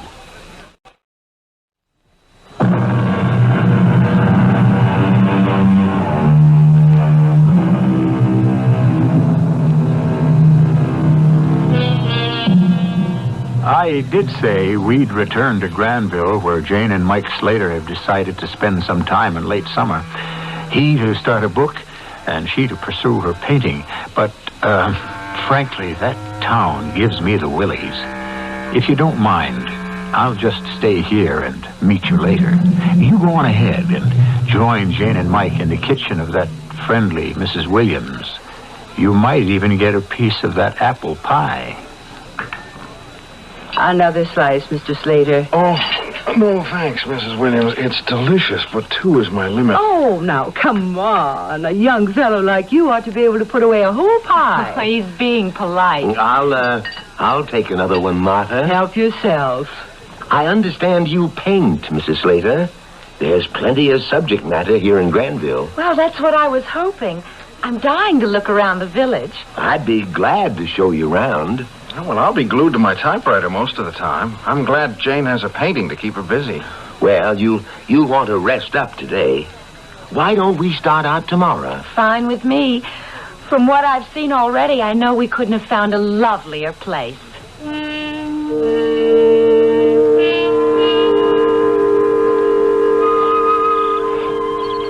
I've never seen such immaculate farmland. We grow everything we eat. Let's walk on down to the riverfront. The view there is something. What's that low brown building over there? A factory? No factories in Granville. That's our freezer. We freeze the harvest for the winter months. One of our few concessions to modern gadgets. Oh, you have such an idyllic place here. I'm surprised you want outsiders at all. Oh, living too closed up isn't good either. We like the right kind of summer people visiting us.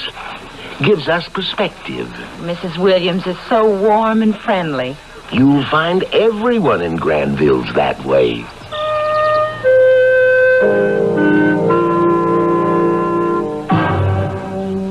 So, how was the grand tour?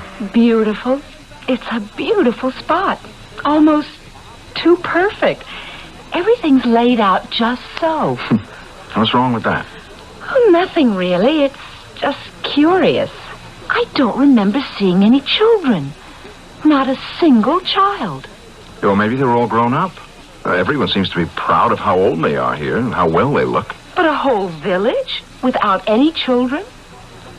Yeah, that's unusual, yeah. But what's the difference? Well, none, I guess. To us, anyway. I'm going to start on Mr. Broker's barn. It's so unique. Mrs. Slater, lunch is ready. Thank you. We'll be right down. Oh, I don't really feel like any lunch. Hey, that breakfast she poured into us would last me a week. Oh, the food's fantastic, but we can't hurt her feelings. I know you're going to like it here, Mr. Egan. Oh, I can see that already. Peace and quiet's all I want. Well, you're on the third floor. A nice young couple has the second. Oh, Mr. Slater, hello. Oh, hello. This is Mr. Egan, Mr. Slater, our new resident. Hi. Hi. Mr. Egan's a professional basketball player. Right, recovering from the season. And Mr. Slater's a writer. His wife's a painter. We're sort of on a work vacation. Well, you won't see much of me. I'm just going to sleep and eat. Oh, that's what I like to hear. I'm afraid the Slaters aren't used to my big meals. Yeah, the food's great. There's just so much of it. Well, it's my duty to keep our summer people well fed. You won't have any trouble with me, Miss Williams. Well, now, come along. We'll get you settled. See you later, Mr. Slater. Oh, hey, I didn't mean that the way it sounds. Call me Mike. Okay, I'm Tim. See you later. The basketball player all settled in? Yes. Guess I'd better get out to the main road and take the sign down. We won't be expecting any more for a while. Not for a while. Well, how's the painting coming along, Jane? Oh, I don't know, Tim. I started out with a bang, but lately I haven't been able to concentrate. Can I look? Sure. Oh, that's 2 weeks of work. Mm-hmm. Looks good to me. Oh, it's all there, the barn and the sky and the field, but it's just there. There's no spark. I don't know, I've been so lazy lately. I can't get up steam. I'm the same way, and enjoying every minute. It must be Mrs. Williams' cooking and this country air. Oh, hi there. I didn't know you were back. You finished for the day? Yeah, I can't work up any enthusiasm. Yeah, that's my problem. Talk about writer's block. I've been staring at that typewriter for a week. I'm beginning to wonder if we came to the right place after all. We wanted peace and quiet to work, but between the food and the climate, we're growing fat and lazy. Oh, well, it suits me fine, but I'm going to have to take off 10 pounds before the new season starts. Hey, how did you happen to find this place, Tim? Oh, just an ad in the paper. Same as we did. Did Mrs. Williams give you a personal interview? Sort of. She came to my apartment, took one look at me, and gave me directions to Granville. Didn't you think it was funny they made such a fuss about meeting us? Well, yeah, I did, but she was so nice, and this Granville sounded so great, I didn't care. I just wanted to get away. I didn't even tell my fiancé where I was going. Have you looked around the town, Tim? No, I've done what I said I'd do. Just sit, eat, and sleep. Hey, Jane, there's no need to bring that up. What's that? Well, Jane thinks that there's something unusual here. Tim, there's not a single pet in town. everyone in Granville is a youthful senior citizen. Oh, well, there's nothing odd about that. I was in Florida one time, and there were these old people. This isn't an old people's retirement community. It's a plastic village. Everyone's very charming and gracious, like mannequins. Well, I still don't see anything wrong in that. It just bothers me. Why are they so anxious to have us come for the summer? They say they need their summer folk. For what? Well, the money. I mean, they don't have any industry here. They just need cash for some things. The money? $50 a week for the two of us? What are you paying, Tim? 25. It's not the money, but this lethargy. We all have it. I think they're draining our strength in some way. Oh, come on. Don't make such a big deal out of nothing. I'll see you two at supper, okay? How about some homemade ice cream? It's already in the kitchen. Thanks, no. No thanks, Mrs. Williams. Yeah, I was just going to take a snooze. Maybe later, Miss Williams. Well, whatever you wish. It's there when you want it. She was listening.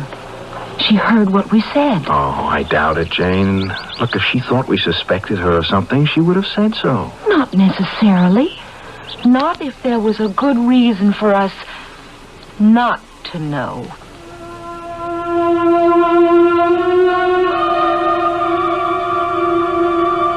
What's up, Martha?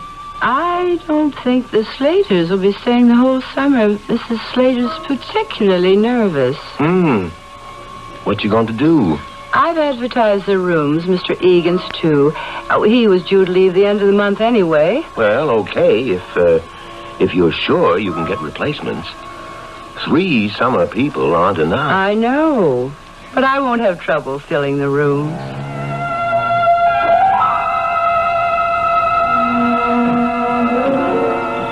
Hello there. Hi, Mr. Egan. Out for a stroll? Well, I just like to watch other people work. Getting ready for the barbecue tomorrow? Yep. Real great time, our July barbecue. It's a lot of work, but we think it's worth it. Well, I'm glad I'm going to be around for it. Say, Mr. Egan, I wonder if you could help me later on? Sure. A couple of chores that could use your muscle power. Oh, anytime. Tell me where and when. Well, I'll come by for you at Mrs. Williams this evening. Well, don't make it too late, though. I've been hitting the sack earlier and earlier. I never slept so good in my life. Oh, we'll all be bedding down early tonight. With the barbecue and dance, nobody will be going to bed tomorrow night. More corn, Mrs. Slater? Oh, yes, maybe just one more. Another round of steaks are on the grill, too. What a shame Tim had to miss this. Yes, too bad. I'm so surprised he didn't say anything to us before he left. Well, when Mr. Egan got the phone call last night, he said it was an emergency at home. He just grabbed his things and ran. He seemed very upset. That's so curious because I thought... What, Jane? Martha, want to give me a hand with these? Oh, be right there. Help yourself to salad, Mr. Slater. What were you going to say? I'm wondering who could have called him. I remember him saying he didn't even tell his fiancée where he was going.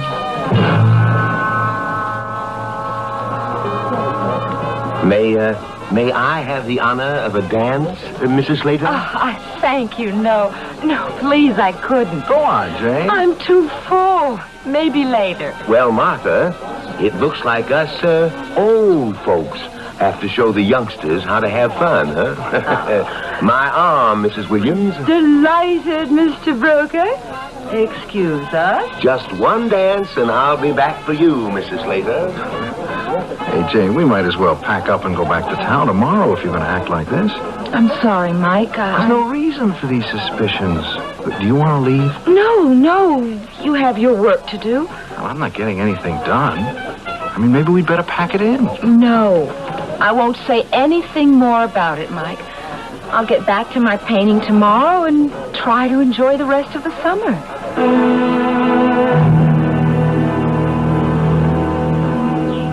You ought to be back writing instead of watching me paint. I don't see why you're unhappy with this painting, Jane. You know, it's Mr. Broker's barn to a T. I have a new idea for it. This morning I hit on what's wrong. What? Well, all you see is the outside. You don't feel a whole barn in the picture. It's because I've never bothered to look inside. What do you mean? Come on. Mr. Broker won't mind. Even though I'm not going to show the interior, if I know in my mind what it looks like, I'll give the whole painting more character. That makes sense. It's the first barn I've ever seen with no dust on the windows. Door's not locked? Not surprising. Mrs. Williams never locks her house. I don't think any of them do. Yeah, well, let's go get that mood you're after. It's as clean as a you-know-what. Yes. What's the matter? It's too clean. Whoever saw a barn without any hay or harnesses or just plain junk? Yeah, there's a loft. Maybe there's some junk up here. Oh, hey, be careful climbing that ladder. It's steady. You see anything? Sorry. No plain junk, but... Hey, wait a minute. What is it? I'll be darned. For heaven's sake. Look at this. It's the sign. It's the sign we saw out on the main road. Oh, maybe it's one like it, an old one. No. It's the same sign. It's the one that pointed to the two ruts through the field. Why would Mr. Broker have it in here?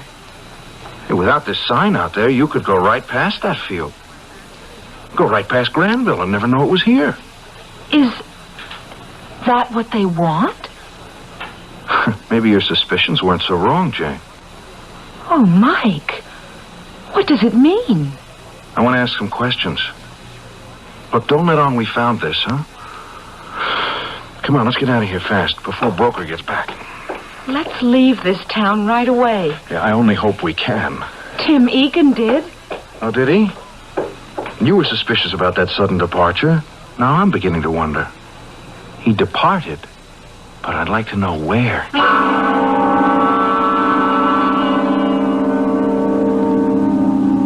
How are things in Granville? You'll forgive me for not going along with you, but maybe now you know why. I much prefer to stay here and let you tell me what's going on there. I'm dying to know what happens next to our friends Mike and Jane Slater. You'll be able to fill me in after you return to Granville shortly in Act 3.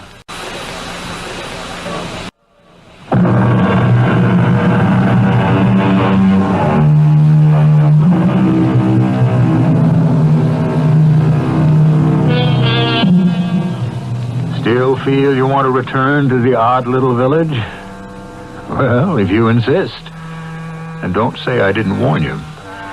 Mike and Jane Slater have finally awakened to the fact that Granville isn't all it's cracked up to be. Jane felt it first, and now Mike, having found that Granville can shut itself off from the world with them in it, decides Jane wasn't so wrong after all. The thing that makes me curious, and perhaps you too, is why? Why do these sweet townsfolk of Granville appear to be increasingly sinister? I hope you'll be able to tell me when you get back. That is, if you get back. What kind of danger are we in? I don't know. It's so damn maddening, I don't know. Do you think it's even safe to go back into the house? Oh, we've got to get our things from the car. Look, we'll tell Mrs. Williams that we've got to leave sooner than we thought. Won't she be suspicious after Tim Egan's disappearance? Hey, I'd like to find out if that guy really went home. Oh, forget about him. Let's get ourselves home. There's Ned Broker just leaving Mrs. Williams. He probably knows we've been to his barn. Don't let on about anything. Well, good morning, you two. Rested up from last night? Oh, yes. Yeah, still stuffed, though. Been putting the finishing touches on that painting, Mrs. Slater? Yes, it's finished, as a matter of fact, and, it's a present for you. Oh, now, Mrs. Slater. Oh, please, take it. Well, thank you. That's real special. Put it over my mantle. Sorry to run off. Got the chores at home. Yeah, that's okay. See you around. Bye now. I don't know why I did that. You didn't like it anyway. Listen, the phone. Maybe we can sneak up the stairs while she's on the phone. Hello? Who? Oh, Slater. Oh, yes. It's for us. No, they never arrived. I was expecting them the 1st of July. That's right. They were taking the 2nd floor for the summer. I called their apartment in the city twice and didn't get an answer. I assumed they changed their plans. Mike. I wish they'd let me know. I could have gotten other tenants. And you haven't heard from them since they left the city? Oh, dear. Well, I wish there was something I could tell you. Yes, perhaps you'd better. All right, goodbye. Mike. She's gone into the kitchen. Mike, this is unbelievable. We are in danger. I don't know what or why. We have to get out of here. Don't let on we heard that conversation. Don't do anything to make them think we're suspicious. We've got to give ourselves time to make an escape. Why would she say we weren't here? That we'd never arrived? So they can do whatever they intend to do with us. That call had to be from Stu Hendry. He's the only one I told where we'd be. He must be frantic. Well, I've got to call him. How can you? There's got to be a public phone in the village. Mr. Slater, lunch is ready. I couldn't eat a thing. Try when I slip into town and call Stu.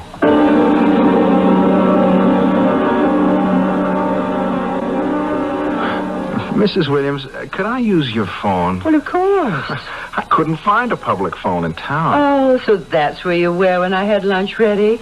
You didn't have to go all that way. All you had to do was ask. My phone's right here in the parlor. I only want to call my publisher about my book. I'll reverse the charges. All right, just help yourself. I'm going to a friend's for the afternoon. It's our backgammon day. And help yourself to the refrigerator. Mrs. Slater hardly touched a thing for lunch. Henry here. Stu, it's Mike. Mike, where the hell are you? In Granville. Listen. What? Why, I just phoned there, and some dame told me you never arrived. I know. Listen, Stu, we're in danger here. Danger? What? I don't know what it is, but Stu, listen. This is important. Jane and I are leaving here in a couple of minutes. We'll call you as soon as we're out. If you don't hear from us in 1 hour, I want you to get all the police you can and get up here to Granville. Well, how do I find the place? Take Route 47 north to Minorville, then Route 11 west 2 miles, and look for... Oh, no. The sign won't be there. Look. You look for 2 ruts across a... Stu, do you hear me? Stu. Damn, they know. Jane! What is it? Is everything packed? Yes, I just finished. We're leaving now. Mrs. Williams went to a friend's. Hurry. What did Stu say? We were cut off, and it wasn't any accident. Grab those cases. I'll take the trunk and the typewriter. Oh, I'll be so glad to get out of here. I'll kiss those hot city sidewalks. But this is our only chance. Someone was listening in on my talk with Stu. I just hope we can make it in time. I'll get the door. Wait. Anybody out there? Not a soul. Okay. Let's go. Do you think they're watching us? I don't know. Just keep walking and we'll load the car. There's nothing they can do to stop us here. They don't seem to have any guns. None that you know of. All right, help me with the trunk. That's it. Now the case. Okay. Get in. Still not a soul on the street. So much the better. Where are you going? You should have turned right. No, we've got to get back to Thimble Street. We came in through Thimble to Maple. It's left on Thimble. Oh, I guess that's right. The green house, remember? Yes, there it is. Only, what's that sign say? Well, that was Broad Street. Well, there wasn't any Broad Street when we came in. Well, it's probably the next one. Keep going. I can't. We're coming to a dead end. We'll have to go back. Try turning right on Broad Street. Oh, gee, this is getting crazy. We turned left coming in. Turn right here. Okay. Oh, this looks right. This takes us right out onto the main road. Oh, thank God.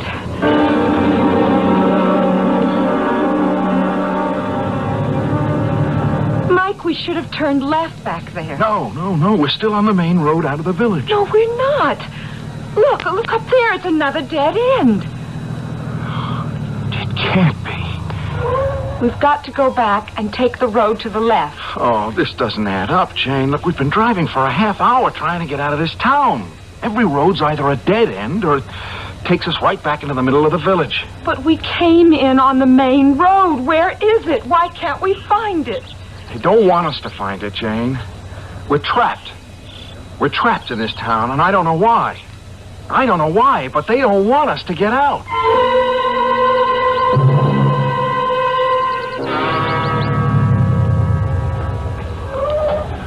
We're back at Mrs. Williams. Oh, all roads lead to Mrs. Williams. I don't know what to do anymore. Driving around is useless. I'm going to confront that woman. I'm going to find out what's going on. Then we'll never get out of here. Again, I have to say, I don't know. Come on. We're going to wait for Mrs. Williams to get back from her backgammon.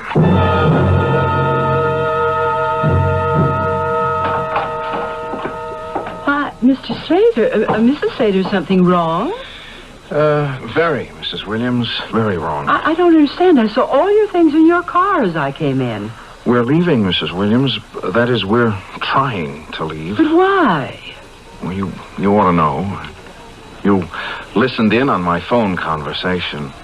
You know now that we're on to you, all you lovely people in Granville. On to us? Oh, come on, Mrs. Williams. We're prisoners here. We know it. You know it. Why? That's what I want to know. Why? Mr. Slater, if you want to leave, I think you'd better. I've never had guests act as strangely as you. All right. What happened to Tim Egan? And why was the road marker hidden in Broker's barn? And why? Why can't we find our way out? Every street's changed since we came in. For a half an hour, we drove in circles trying to find the road we came in on. Mr. Slater, if you want to leave Granville, I'll have Ned show you the right way. It's no secret.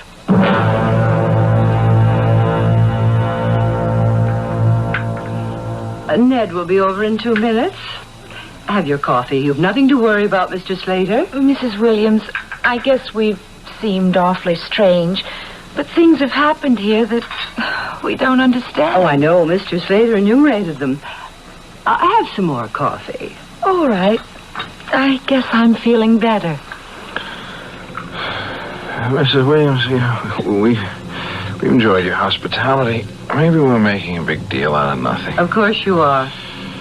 I can't see a thing we've done to make you think we want to harm you. I was trying to get out of town, and the road marker, like you were trying to hide us. Well, maybe our imaginations got the best of us. Yeah, maybe we ought to stay the rest of the summer, Jane. We've chased away the boogeyman. No, I'm afraid it's time for you to leave. I'm sorry, too. I don't think you've got enough of my good home cooking. Martha, you in there? Come on in, Ned. I think they're about ready. They each had 2 cups. I do hope you got some replacements coming. A new couple tomorrow, 2 more on the weekend. Good. Mr. Slater? Mrs. Slater? When do we go home? I'd better get them over to the freezer. Oh, dear, I wish I'd had more time to fatten them up a bit. Oh, you did fine, Martha. Same as always. Oh, I hope so. It's my job. Well, I'll get them packed down, and then I'd better get that sign out again. Don't want to miss the folks tomorrow.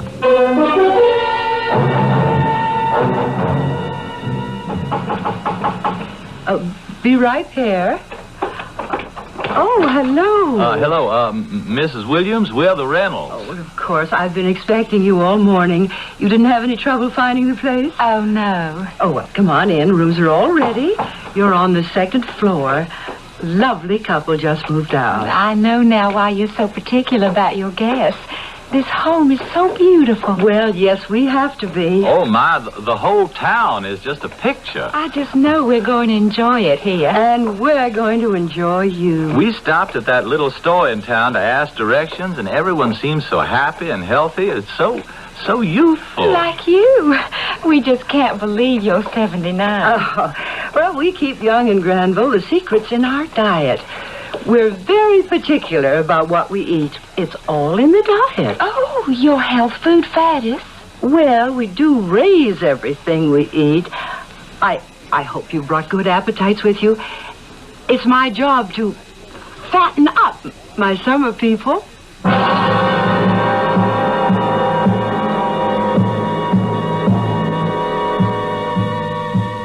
Well, I warned you not to go back there, but you went anyway. You can spare me the details. I know what went on there in Granville. Suffice it to say, a trip to Granville is a one-way trip.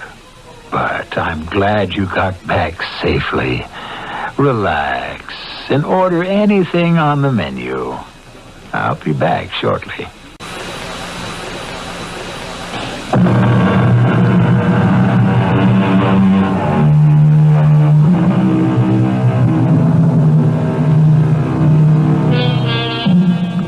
I do hope you won't make the mistake of ever returning to Granville again.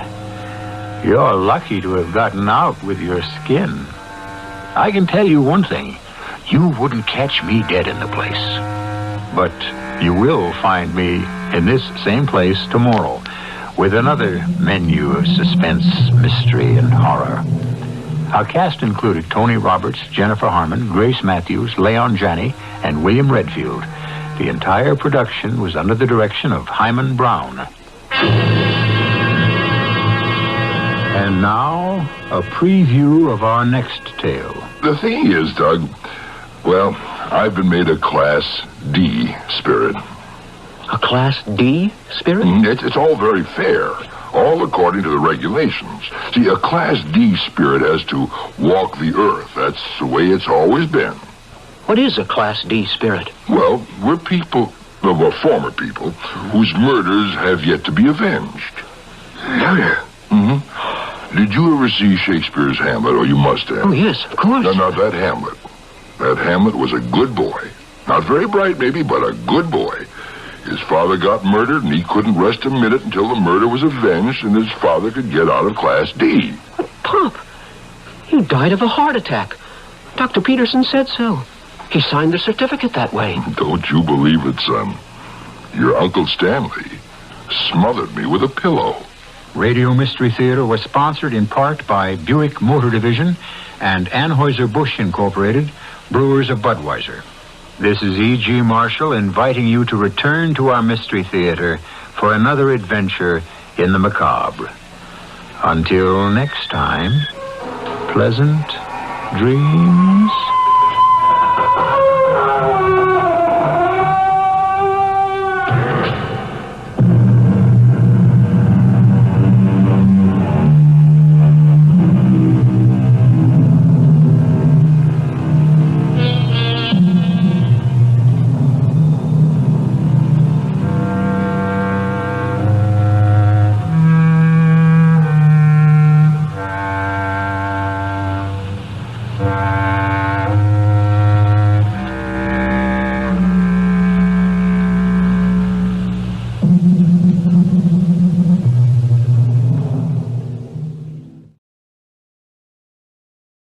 The CBS Radio Mystery Theater presents...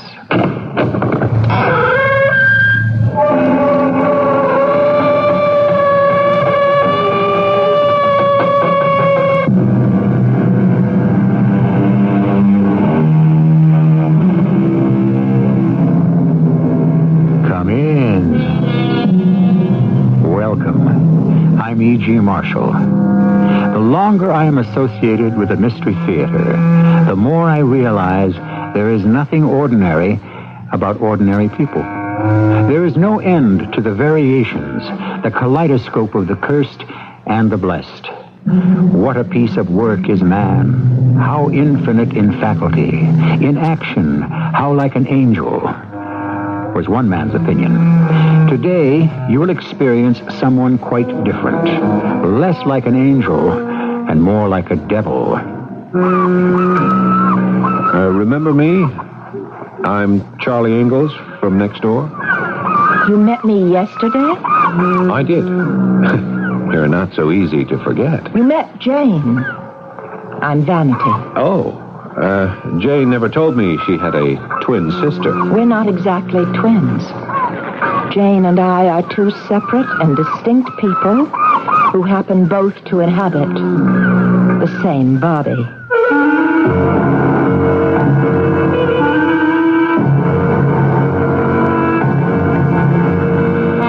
Our mystery drama, Vanity and Jane, was written especially for the Mystery Theater by G. Frederick Lewis and stars Marion Seldes. I'll return shortly with Act 1.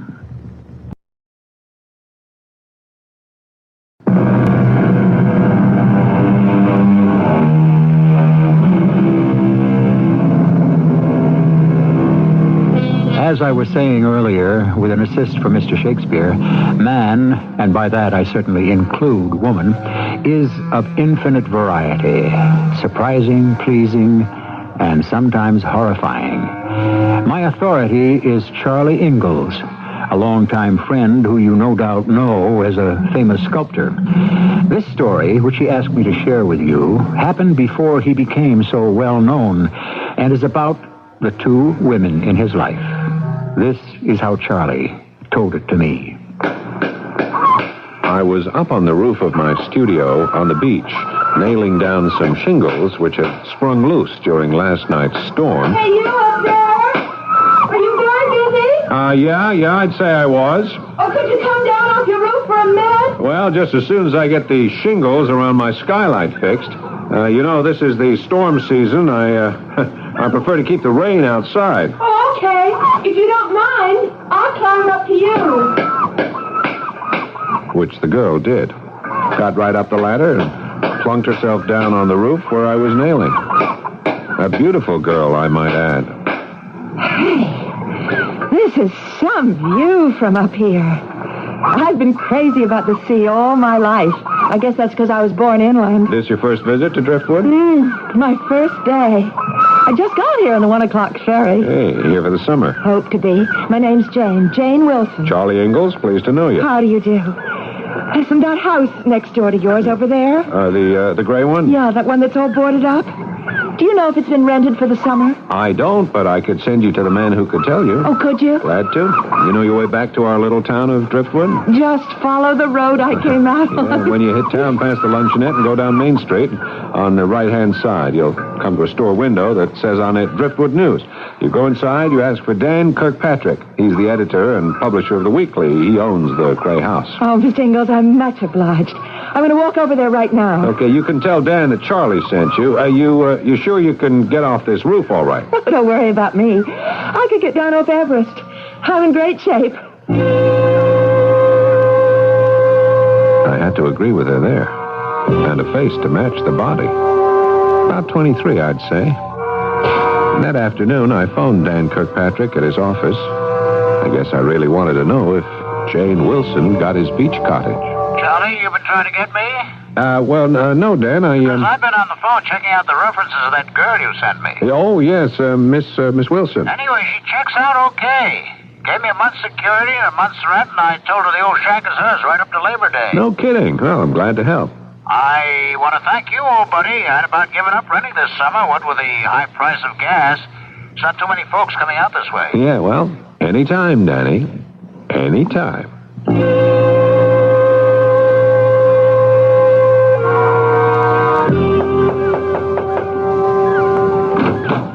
Yes? I just came over to find out if you needed anything. I mean, since we're neighbors, you know. Who are you? Charlie Ingalls from next door. You are?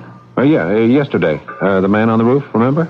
I was fixing my skylight. You climbed up on my roof and talked to me. I don't remember anything like that. I've never climbed up onto a roof in my life. Okay. Okay, have it your way. So long, neighbor. Oh, wait a minute. You said you met me yesterday? Well, you're not easy to forget. That wasn't me. You met Jane. I'm Vanity. Oh. Jane never told me she had a twin sister. Well, we're not exactly twins. You see, Jane and I, we're both separate and distinct people who happen both to inhabit the same body. You do? You don't believe me? Well, I believe you, Well, but... that's generally the reaction, so I don't tell many people. Well, it's not the kind of thing one hears every day of the week. Well, Mr. Ingalls, I'm not going to stand here in the open doorway, so if you don't mind, good night. Look, how about you coming over to my place? I'll cook up some supper. You know, we bachelors are very resourceful. If that's your delicate way of informing me you're not married, I'll say thanks. No thanks. Just one thing before I go. You are Vanity Wilson, is that right? Yes, we've just been over this. Now, please go, Mr. Ingalls. No, I will. I just wanted to make sure I understood. Vanity objects to people barging in, people she doesn't know, hasn't met, or expects, huh? I mean, Vanity doesn't accept spur-of-the-moment dinner invitations, even from a new neighbor, so I know what she doesn't like. Can you tell me what she does like? I like to paint, to write. I love music.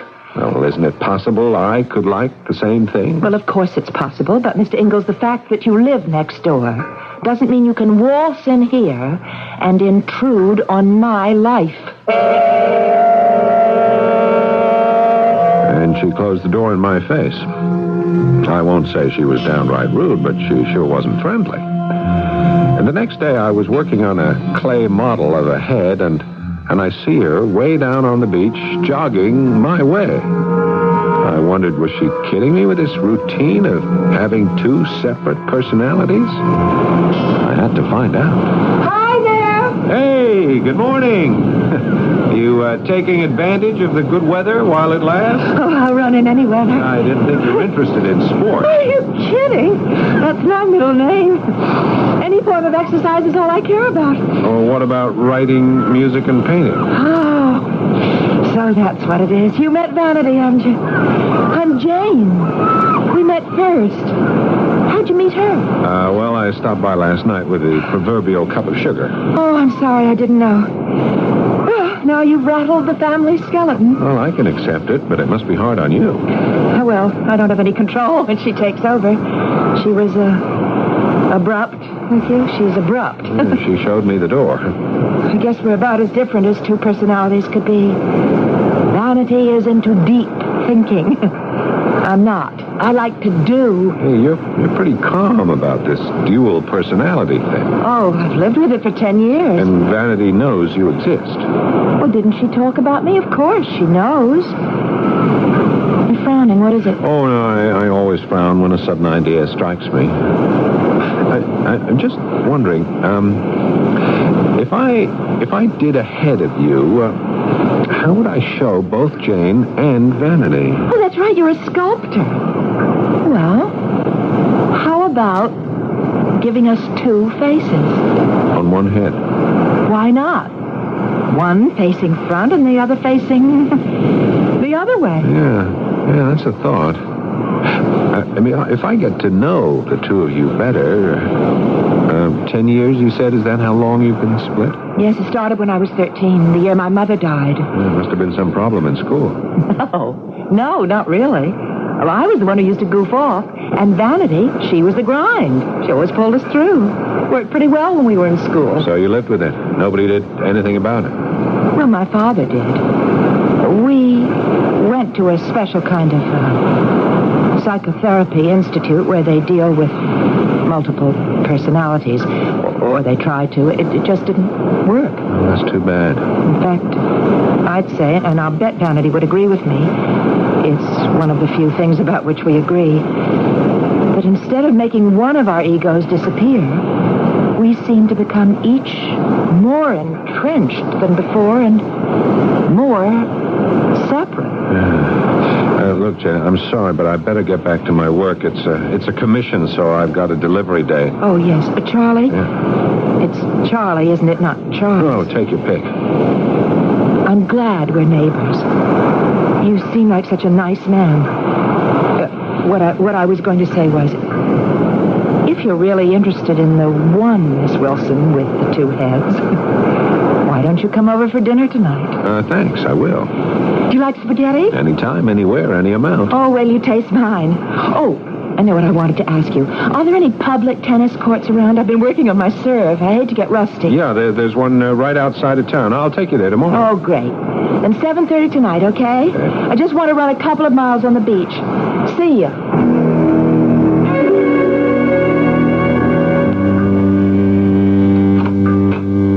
7:30 on the button. Here I am.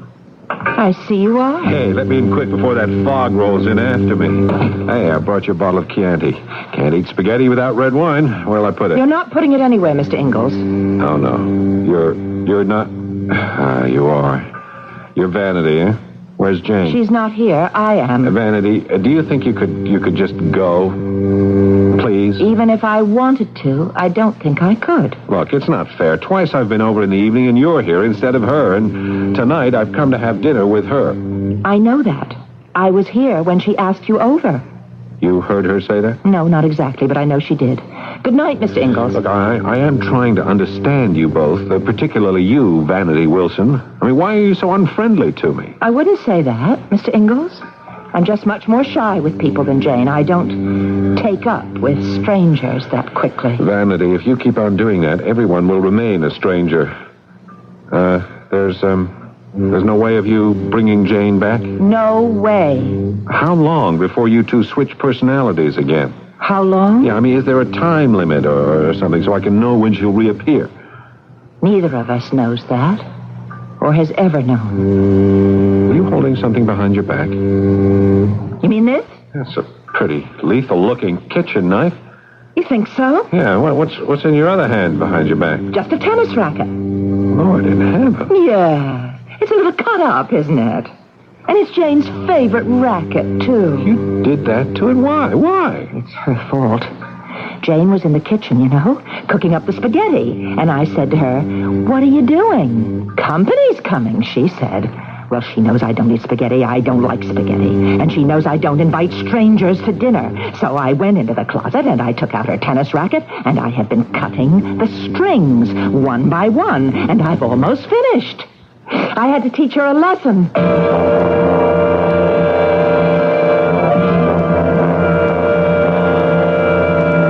I warned you, didn't I, of the unpredictability of the human species? I said to my friend Charlie, if it were if I discovered I was dealing with a dual personality, one of whom disliked me, I would have put an end to the friendship. He said, it wasn't that easy. I had to put up with Vanity because I'd already fallen in love with Jane. I shall return shortly with more of Charlie's story in Act 2.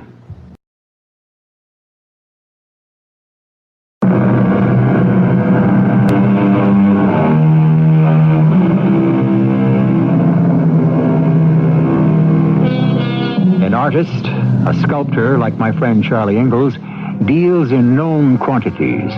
The planes of a face, the texture of skin, the movement of the body, the thrust of motion. But dear old Charlie had no experience whatsoever with the texture or movement of the mind. This made his comprehension of Jane and Vanity Wilson so elusive and mysterious. I tell you, Dan, what I mean is if I did tell you what I know about this girl, you wouldn't believe me. Have you come into my little office to cry my shoulder or to give me an exclusive for the Driftwood News gossip column? Dan, I'm serious. I really came to ask you what you knew about her. It's your house she rented. You must know something about her. I do. So you wouldn't have rented her the cottage if she had a record or something. Whatever she tells you, why don't you believe it? Because it's almost unbelievable, and I can't believe she's putting me on. What I know? Well, there's not much to tell. Don't go away, Charlie. Let me get this. Driftwood News. Dan Kirkpatrick at your service. Oh, hi, Mrs. Stratton. Sure, news is news. It did? Well, we don't have a photographer on the staff, but if you can get someone to take a picture of it, sure, we'll print it. If it's what you tell me, sure. Oh, that's news, all right. We'll get it into this week's paper. Goodbye. That's the stuff a local weekly gets to print. After the Monday storm, a rowboat was washed up on Mrs. Stratton's beach. And that's what she called you about? We're going to have storms till the end of the month. Oh, no, wait a minute. Get this. On the prow of the rowboat, she says you can see distinctly the name Titanic. Come on. When I told her to send me a picture, it's some yacht owner's idea of being cute. Oh, now about Jane. She told me that she's been in a kind of psychiatric hospital or institute. She gave me the name of a doctor. I called him. He told me she was okay. A very nice person. Had her own money. Her father died recently. And he was all for her having a nice summer out here, the doctor. Well, I knew her mother died 10 years ago, but her father, too? Yes, a month ago. She wrote me a check, security in the first month. I called the bank. They said, yep. I like the girl, and why shouldn't she have the cottage? Mr. Kirkpatrick? Oh, Jane Wilson. How nice to see you. You been shopping? You know this gentleman? Hello, Jane. Oh, I certainly do. My neighbor. Guess who we were talking about just now? Jane. It is you this time, isn't it? It's me. Oh, you were talking about me? Well, I was trying to I don't know. Why don't you ask me, Charlie? I would have told you. I'm not always sure of finding you at home. I wondered if you'd come for dinner last night. Oh, well, anyway, the reason I'm here, Mr. Kirkpatrick, is there anywhere in town I could... Oh, I'd better show you. I wrapped it up so carefully. Is there a place where I could get this restrung? What happened to your tennis racket? I don't know. I mean, I wasn't there, so I'm not sure. Dan, isn't there a tennis pro who runs a sports shop on Windmill Road? Looks like you tried to net a shark with that racket, and the shark got away. Dan, you've made your amazement quite graphic. Now, how about answering Jane's question? Yes, Howie's sports shop, but he doesn't open till after lunch. Oh, excuse me. Driftwood News. Yes, Mrs. Stratton. It has? Oh, that's a shame. Well, better luck next time. Bye. The high tide just washed the Titanic off her beach. Hey, Jane, let's get out of here. How about lunch? Oh, I don't think I deserve it after last night, but I'm famished. Well, it wasn't your fault at all, Jane. I did feel sort of foolish arriving right on time and having Vanity tell me to get lost and go home. But that's the terrible part about this. And it's getting worse. Sometimes I just know what Vanity's doing, as she sometimes knows what I'm doing. But last night, all I remember now is that I'm getting the spaghetti ready for our dinner. I look up, and there she is, with a kitchen knife in her hand. Jane, that was you holding that knife. No, it wasn't. I didn't pick it up. It wasn't my hand. And that's all I knew until this morning. Didn't you put two and two together when you found your tennis racket slashed like that? It's just getting worse. Look, I mean, do you want to talk about it? Yes, but let's eat first. It'll help me calm down. Your hand is shaking. Are you all right? I could do with a glass of something. Well, that's what this wine is for. I'll pour, you talk. I don't know how to explain this because on the face of it, it's impossible. Well, do you think maybe a quick trip back to the institute might help? No, that wouldn't. So this morning, I knew I had to get out of the cottage as fast as I could. But you can't escape Vanity that way. She's inside you. She wears the same skin. It's such a strange thing. 1 minute, I'm Jane Wilson. I'm completely in control of my life. And the next, without warning, I'm Vanity Wilson. I'm hidden inside and almost conscious in a peculiar way that she has taken over. And what she says and does is very clear to me. But I never knew she'd taken a kitchen knife and cut the strings of my racket. That I didn't know. Is there nothing that can be done so that you have some control over her? We're good friends. Sometimes we talk back and forth. Sometimes, as if we were actually two separate people in two separate bodies. I would hardly call you good friends. Well, we were when we were growing up. And now? Well, do I have to tell you? You've seen, she hates me. I had this premonition, this feeling that Vanity's she's going to kill me. What? I mean it, Charlie. I mean, don't you see? The way she cut up the tennis racket, she could cut me up, too. No. Hold it. You're talking about a second personality that lives inside your own body, Jane. I mean, she has your arms, your hands. Whatever Vanity might do to physically hurt you would hurt her as well. Yes, you know that, and I know that. But I'm not sure Vanity realizes that I don't exist outside of her. Of course she must know. Think of yourself as a many-sided person, but one person. Jane loves the out-of-doors sports. She has an open nature. Vanity is shy, retreated, prefers artistic things. I'm going to stop you. Vanity is not the artistic side of my nature. Vanity is a rival. I'll go further. I'd say she's sinister, perhaps even evil. I know it. And I'm frightened for the both of us. You said sometimes you talk like separate people. Now, have you tried reasoning with her? Well, I heard what she said to you when you came to dinner. Or rather, I knew that she'd said it. Jane knows I don't like strangers, so I have to punish her. And she's never been so overtly antagonistic before. Well, I've never been threatened like that. And you don't know why? Oh, I can guess. It's you, Charlie. I think she's jealous. Oh, there's someone at the door there who's waving at us. Oh, it's Dan. Well, come on over, Dan. No, he's shaking his head. Oh, I guess he doesn't want to join us. He's being diplomatic. Excuse me a sec. I'll just go and see what he wants. And see if you can get someone to take our order. Yeah, I'll do what I can. What is it, Dan? We waved to you. You could have come over.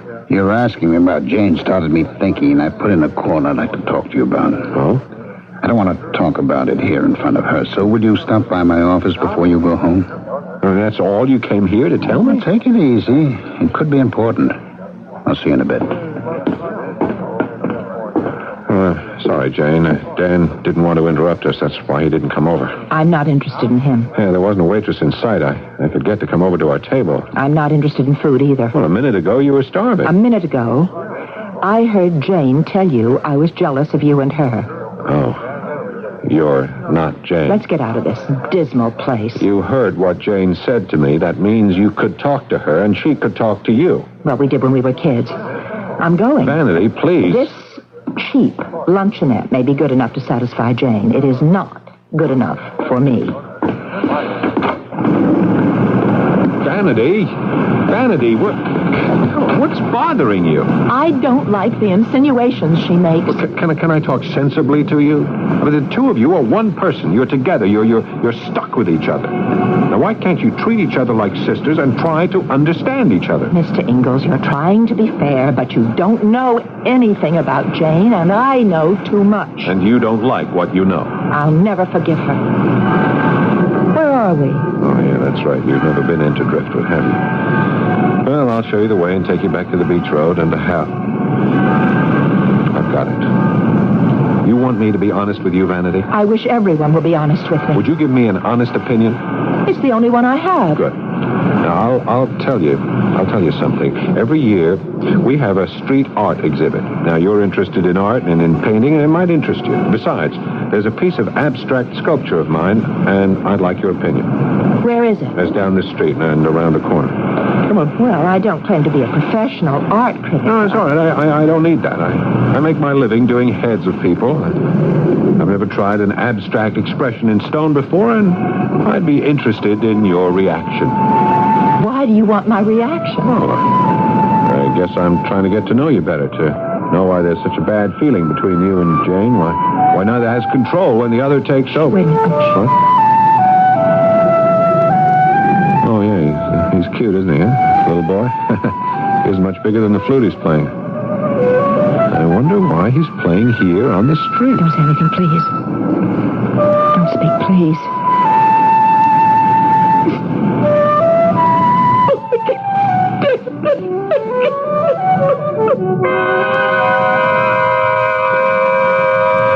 It was very strange. Vanity looked around like a frightened doe, wanting to run, yet unsure which way to go. The little boy stopped playing. Vanity pulled the child to her and held him tightly in her arms. Don't ever stop playing. Promise me you'll always play. Vanity, come on. You're scaring that child. Let him go. I will. There, now. See? Now, will you play for me again, little boy? Please?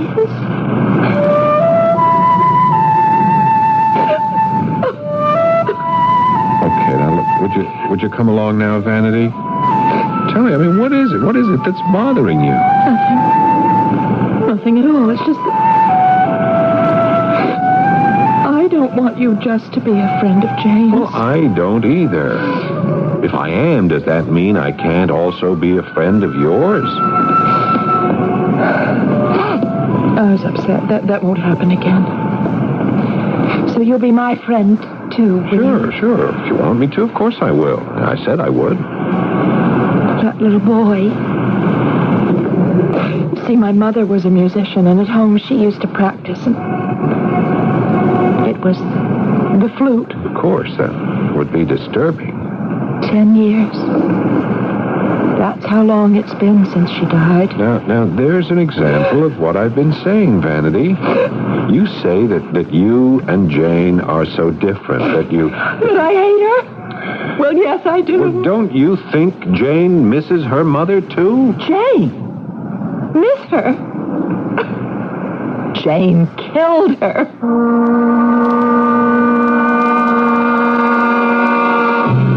In effect, if Vanity Wilson manages to do away with her alter ego Jane, since they are one and the same person, the result would not be murder, but suicide. Under no circumstances can that action be justified. A man is a prisoner of his life, said wise Socrates. He has no right to open the door and run away until the gods summon him. How this looming tragedy is resolved, I shall tell you when I return shortly with Act 3.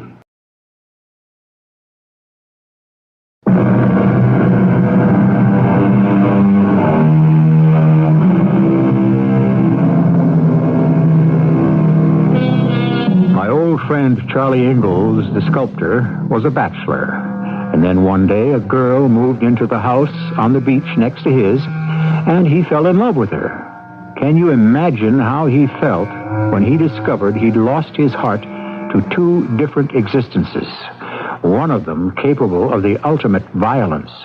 Dan, what's happening? Why doesn't that Dr. Condon come to the phone? Don't get yourself so worked up, Charlie. They've gone to get him. He's somewhere in the institute. What do you mean, don't get worked up? You act as if I could just walk away from Charlie, easy, huh? When did I say that? Even if I didn't care for Jane, how could I leave her alone with this second identity, this Vanity character? Jane thinks she's dangerous and threatening. That's why we're putting in this call to Dr. Condon. He treated her. Hold it. Dr. Condon? This is Dan Kirkpatrick. I published the Driftwood News on the island. Remember, we talked last week about my renting to Jane Wilson. Here, would you give me that telephone? All right, here. Doctor. Hello, Doctor. This is Charles Ingalls. I live next door to Jane, and she is afraid that her second personality, the one she calls Vanity, is going to kill her. Yeah, there was an incident last night with a kitchen knife. Yeah, Vanity got hold of a kitchen knife. You can? Oh, yeah, I'd really appreciate that, Doctor. Yeah, we all would. I'm going to put Dan back on the phone now. He knows exactly how to get here.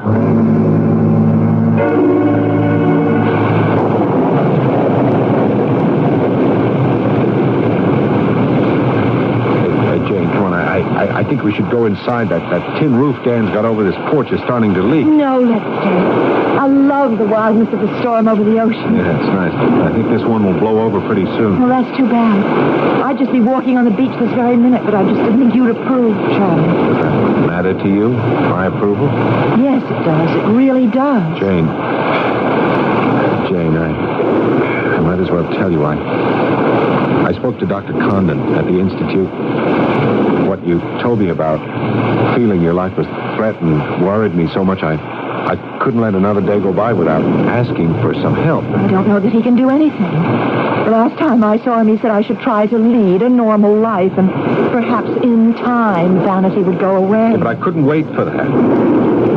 He's coming out here. I didn't know what to do. There's nothing you can do, Mr. Ingalls. I have no intention of harming Jane. Not at this time. Jane? Well, have you become Vanity? Is that you? Yes, it's me. When I think about what Jane has done, something comes over me and I can't contain myself. I want her punished. I want her dead. You just said you wouldn't harm Jane. That was a minute ago before I started thinking about what she's done. Now, if you don't mind, I don't like this storm. It makes me uneasy to be out here. I'm going inside. No, you're not. You're sitting with me right here on this porch until you explain Mr. yourself. Ingalls, will you let go of my arm? I will not let go, Vanity. You stay right in that chair. You're hurting me. Stay where you are and your arm won't hurt. Why are you so cruel? Don't you understand these noises, the thunder and lightning? I'm afraid of storms. Now let me go. No. What is it you said to me this afternoon about Jane and your mother? I want you to say it again. It has nothing to do with you. Oh, stop. Stop that thunder. Let me go. I can't stand it.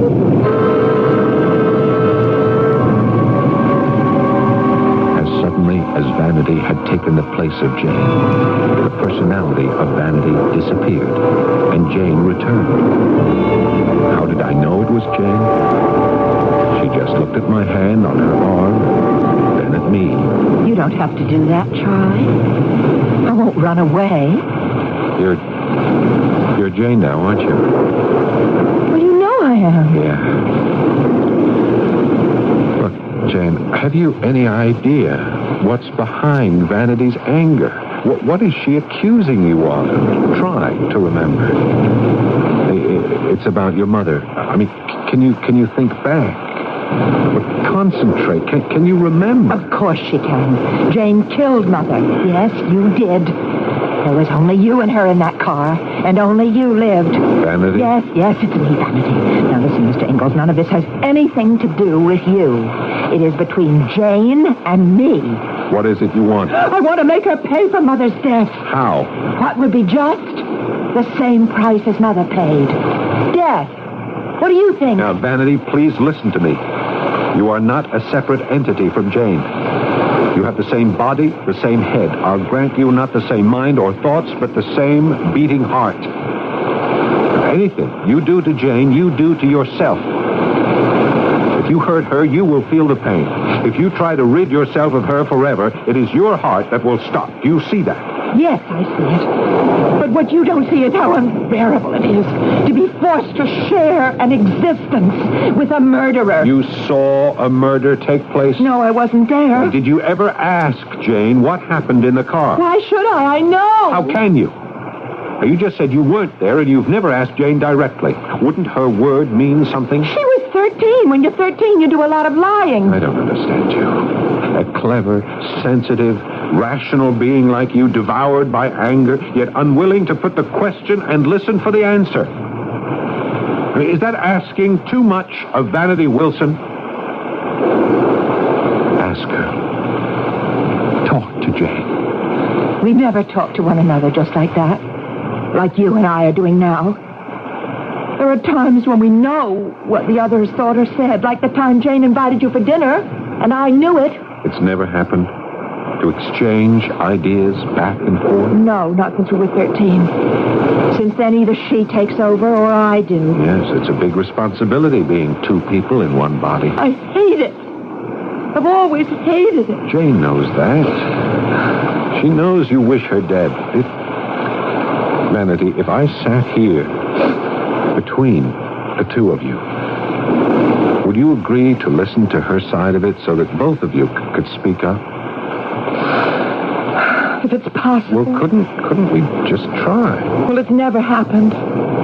She and I have never talked directly. I know.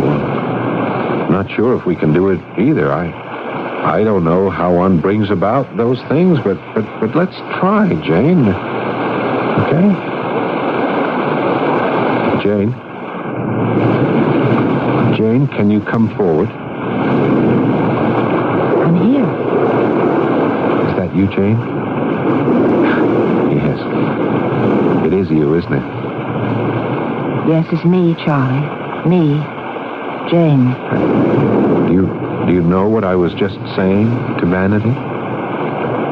You'd like us to face each other and talk directly.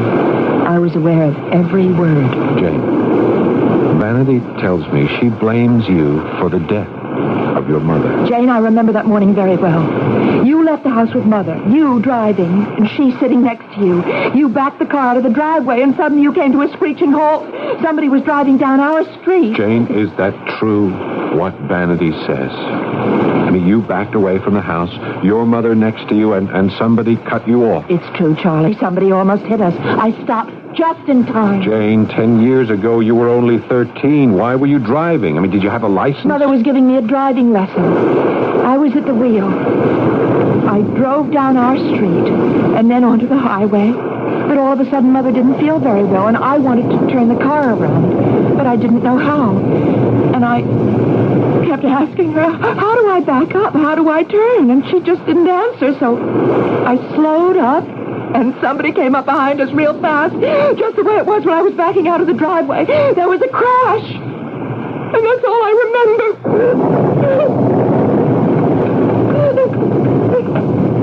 Say, what's with you, nature lover? Hi, Dad.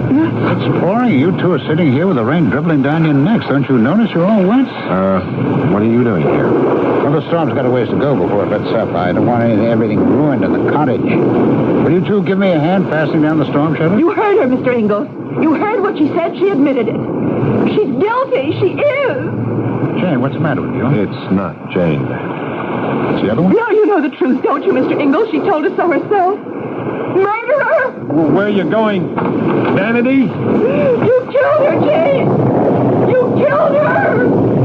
What is the girl saying, Charlie? What is she running out in the storm for? It would take too long to explain. She'll get good and soaked out there.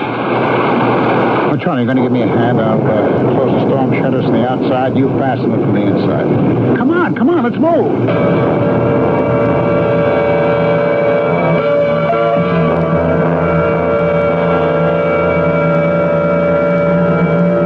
Went by. The storm cleared. Jane didn't return. The moon was out. Dan and I walked along the beach to find her. The ocean was still very rough. That girl is sick. I hope that doctor gets here soon. Johnny, I understand what you tell me, but I don't think all the well-meaning effort in the world is helping. There she is. I see her. Look at her running into the water. Can that girl swim? Well, it depends on which one she is. One of them is a good swimmer. Charlie, what are you doing? Here, hold my jacket. I'm going in after her. Charlie, now don't do that. Come back. That undertow's a killer. It was a killer. The sea dragged me out, tumbled me over, and threw me back on the beach like a wet rag. Charlie, you hurt? Everywhere. I feel like I've swallowed the ocean. That Wilson, she's still out there. You'd have to be an Olympic champion to get through that. Now, hold it. Here she comes. She's swimming in. How does she do it? Hey, this way. Over here. Will you look at her? Look at that. She's made it. Hi there, you two. And you thought she'd be in trouble. I didn't expect to see you. Are you looking for me? You gave us quite a time, young lady, running out into the storm like that. Oh, I did? Let's get back to the house before the weather changes its mind and starts up again. Besides, you two look like you could use dry clothes.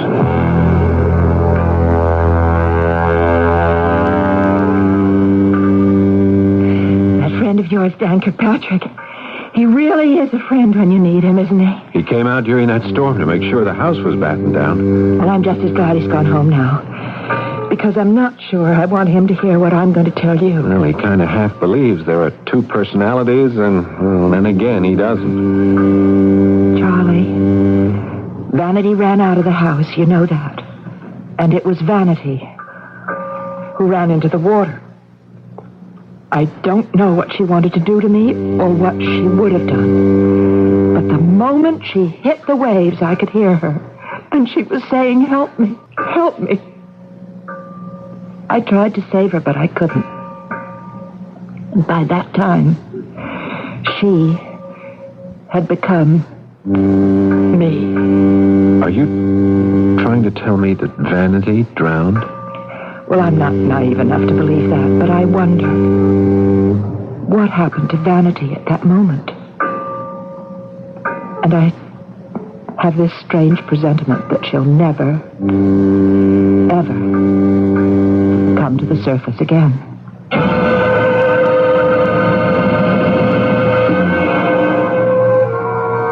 Jane was right. I rationalized that what happened that night was a kind of baptism, a cleansing in the sea. Vanity never again did come into our lives. I say that without fear of contradiction. You see, Jane and I married at the end of that summer, and this week we celebrated our 5th anniversary without Vanity.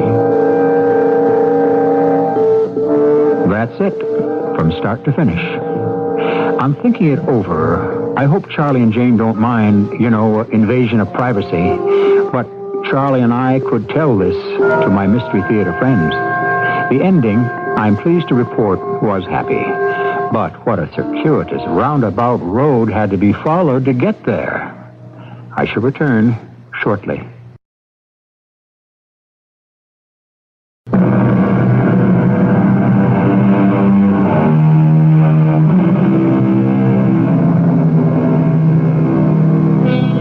It's a habit easy to acquire on the Mystery Theater, poking one's nose into other people's lives. But it's not a failing to be curious. I have that on no less an authority than the great Albert Einstein, who said, "One cannot help but be in awe of the marvelous structure of reality." Try to comprehend a little of this mystery every day. Never lose your curiosity, which I don't think, Mr. Einstein, I ever will. Our cast included Marion Seldes, Paul Hecht, and Ralph Bell. The entire production was under the direction of Hyman Brown. Radio Mystery Theater was sponsored in part by Raven House Paperback Mysteries. This is E.G. Marshall inviting you to return to our Mystery Theater for another adventure in the macabre. Until next time, pleasant dreams.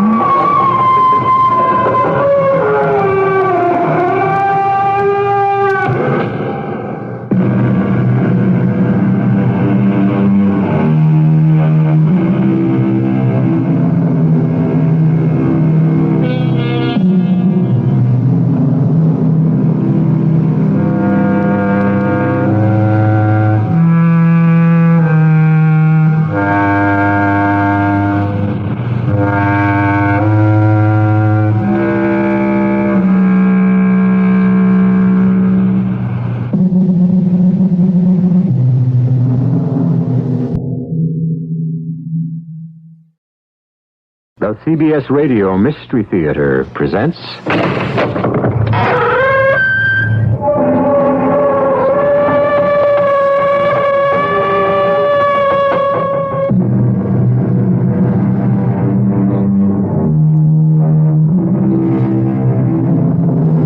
Come in. Welcome. I'm E.G. Marshall, harbinger of your hour of mystery, suspense, and the macabre. What do we think of when we think of the future?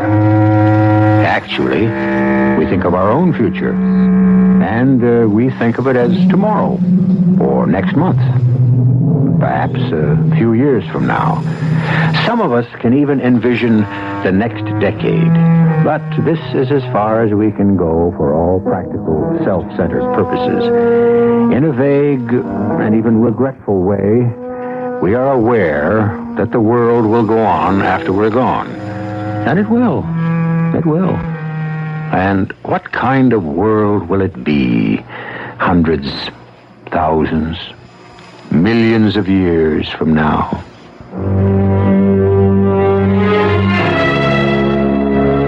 My name is Rado. I'm an admiral of the fleet. You're not aware of me, but I can make the decision that will end your life and the life of every living thing in the solar system. I have the power of decision. When we patrol space and I hear my observers say, "Unknown ship," Range? 34 million miles. Clear for action? Clear for action. Aimer ready? Ready. Firing switch on? Firing switch on. Right now is when I decide.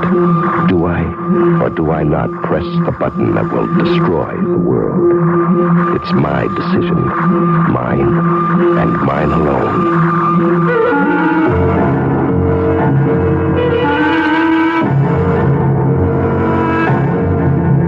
Our mystery drama, Who Made Me, was written especially for the Mystery Theater by Sam Dan and stars Larry Haynes. It is sponsored in part by Buick Motor Division. I'll be back shortly with Act One.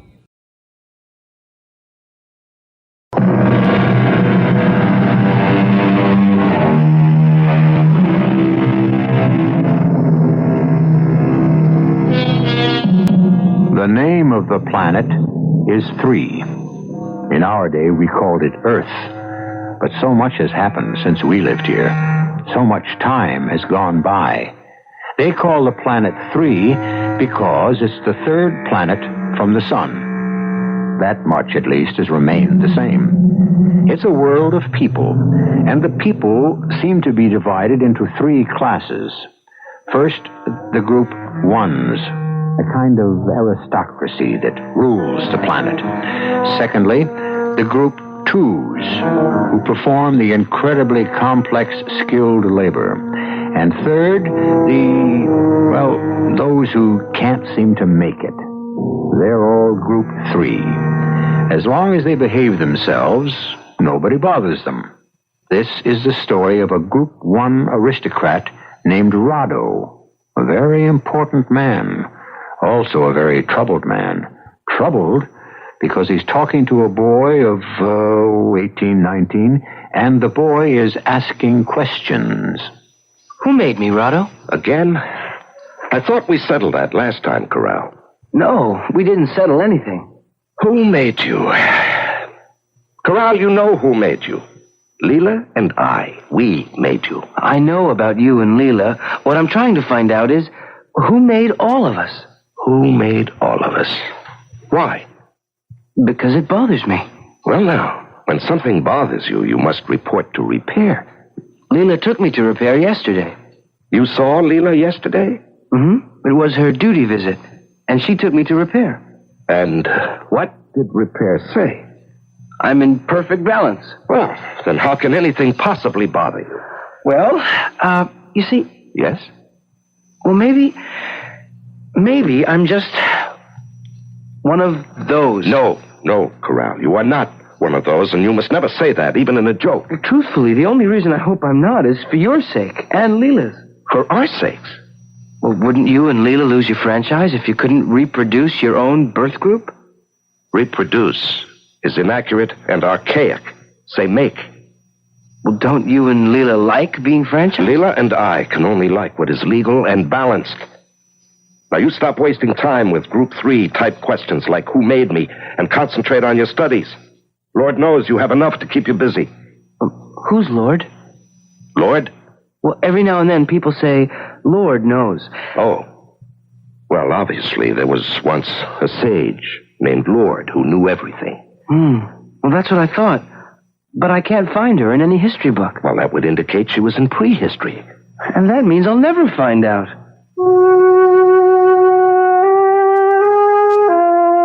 And that's Corral.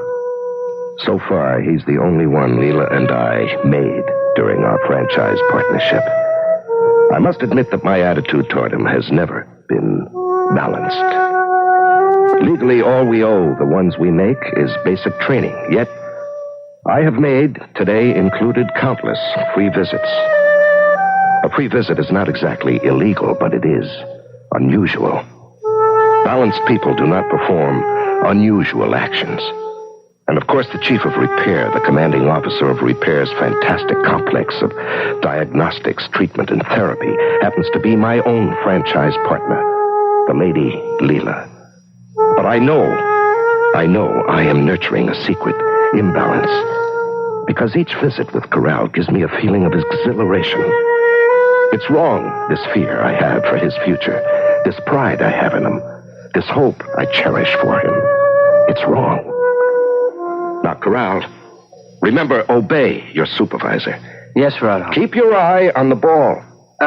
What does it mean? Keep your eye on the ball? Well, it's quite possible the ancients may have inscribed the rules of conduct on a device shaped like a ball. Oh. And therefore, people would do well to keep looking at it. You know, you do ask a lot of questions, and after all, I am not a woman. Well, even though you're not a woman, people say you know just about everything, Rado.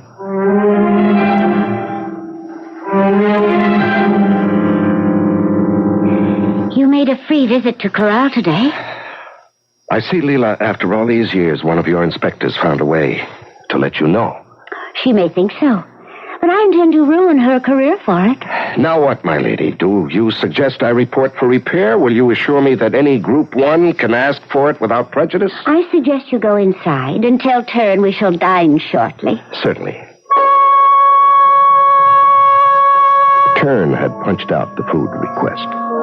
Characteristically, she had asked the wrong menu, but I said nothing. You know how they are. The tiniest criticism and they collapse into a severe depression or explode into a manic tantrum. When Turn saw me, she smiled. A typical Group 3 smile. You know those people, they seem to smile with their entire body. I can release dinner any time, Admiral. The lady will tell you. Say the word, sir. Speak one little word, or point your finger, or blink your eye. I said the lady will tell you. May I leave the villa tonight and visit my partner? You must ask the lady. If the lady says no, I will kill myself. You are free to leave now, Turn. We shall release dinner ourselves. Oh, thank you, lady. Darling lady, sweetest lady ever made. Why did you allow her to leave so early? You and I have to talk. Well, whatever we say would be beyond her. Yes, if she's Group 3. Turn? How could Turn be an inspector? I suspect Turn, because she's too perfect. Too absolutely Group 3. Well, suppose she is an inspector. What have you and I ever said to each other that's reportable? I am head of repair. You are Admiral of the Fleet. And we are about to be disenfranchised. Why? Corral cannot qualify for Group 1. He will fail the examination. But you took him to repair yourself. He was judged in perfect balance. Oh, yes. Because he was examined by a single practitioner, and I was present. Do you think he's out of balance? Oh, I know it. He's one of those. I refuse to believe that. You refuse to accept it. Yesterday he asked me, do you love me, Leela? Love? I see. Love. Well, the best I could get out of him is that love is an intense form of like. Well, couldn't you explain that any emotional intensity is a form of imbalance? Well, love is an intense like. It can only be bestowed on one person. It restricts and excludes. And what type of Group 3 questions has he been asking of you? I was afraid to tell her. And yet see how calm she is. It's because she's a woman. We men, we take things so much harder than they do. When Corral is classified down to Group 3, he'll disappear from her life forever. But I know this. He will never be gone from mine. He'll never be cold or sick or hungry, and he shall not die young. Secretly, somehow, I'll arrange to protect him. He's my Corral. What are you thinking about, Rado? I'm becoming reconciled to the fact that Corral will not be admitted to Group 1. Who said he will not be admitted? You did. Well, I said he couldn't qualify. Well, isn't that the same thing? No. Because, qualified or not, he will pass the examination. He will? How? You and I will prepare him for it. Leela, that's illegal. Of course. I shall pay my duty visit the day before the exam. I will inject him for stability in physical function. Well, if that's discovered, we'll be degraded. I know. I wrote that law myself. But why, Leela? Why? Because I don't want to be disenfranchised. Leela, you're talking like a man. Oh, shut up. My lady, you're obviously out of balance. So report me to an inspector. Well, let me take you to repair. No. Please. Please. Please what? Find a way to keep us franchised. Please. But how can I? I want to stay franchised. I find it pleasurable to be franchised with you. I never expected pleasure. I never even knew it existed. I I submitted to the order. I accepted. I complied with the directive of the franchise committee. After they balanced us together, I agreed. I obeyed the law. And the pleasure came later. Oh, I want us to stay franchised, Rado. Don't you? I want us to stay balanced, Leela. Having our franchise is what keeps me balanced overall. Do you understand? I understand you're unbalanced. So are you. So are you. All right. You realize all imbalance must be reported. Yes. And I'll report mine if you'll report yours. It'll take time, but eventually I can be balanced out of my need for this franchise. Are you willing to be balanced out of your need for Corral? You see, I know about that. What's to be done? Yes, we could probably cheat him past the classification board somehow, but then what? If he's really Group 3, those characteristics will become noticeable eventually. He'll be officially declassified, and our franchise will be dissolved in any event.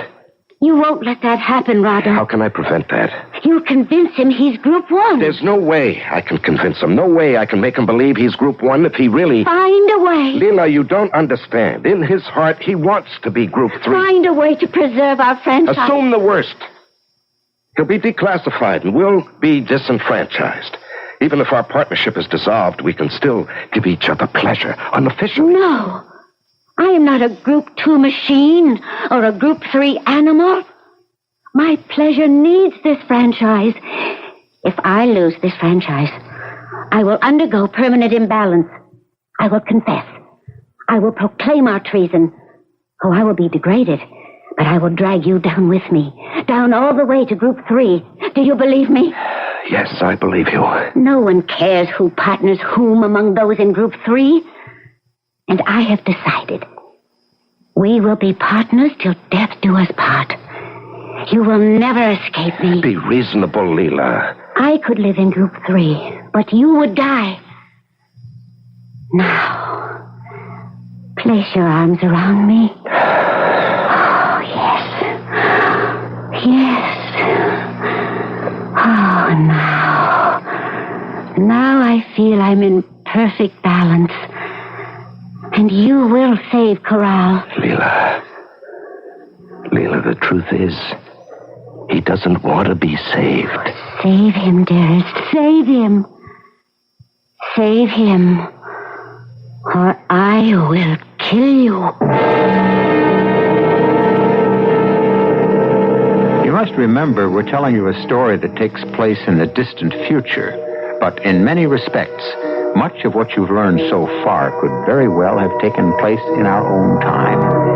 As we evolve, it's only the outward trappings that change. People remain the same, basically. Or do they? Well, there'll be some differences when I return in just a few moments with Act 2.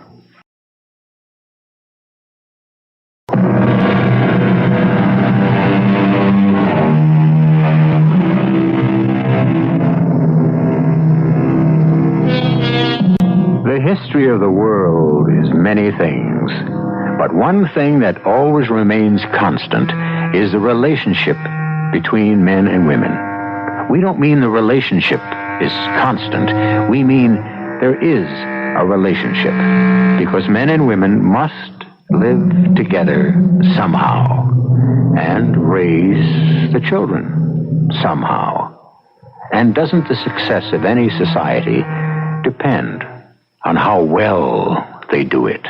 Leela, you're not listening to me. I said Corral wants to be in Group 3. No one in his right mind wants to be in Group 3. We have created one who is one of those. Balance. Oh, Lord, whoever you were, tell me how I can achieve balance. I need balance. Every time I take the ship up there with my 22 technicians, I'm the one who needs balance. Without Corral, how can I hope for balance? The next time, The next time I hear my observer technician warn, Unknown ship. range, 32 million miles. clear for action. Clear for action. This is how it is on patrol. The unknown ship circles in the viewing field. Is she hostile? Is she curious? Would she just as soon not have spotted us either? Is she stronger than we are? Weaker? This is where I must maintain balance. How easy it would be to signal my aimer and fill the universe with death and destruction. How often have admirals before me done this? Unbalanced admirals. What a price the universe has paid for that. And how many times? No, balance. Balance. And I am balanced. My vanity, my ego, my pride is not in need of constant nourishment. I do not require all life in the universe to bow down before me. Perhaps the admiral in command of the unknown ship does. Now watch the screen. I'm headed for him. He is headed for me. Very well, Admiral. I am not willing. My vanity does not require me to destroy the world. You may claim the victory, and I give the order. Awaiting orders. Execute 180-degree turn. Acknowledge 180. Head for home. Heading home.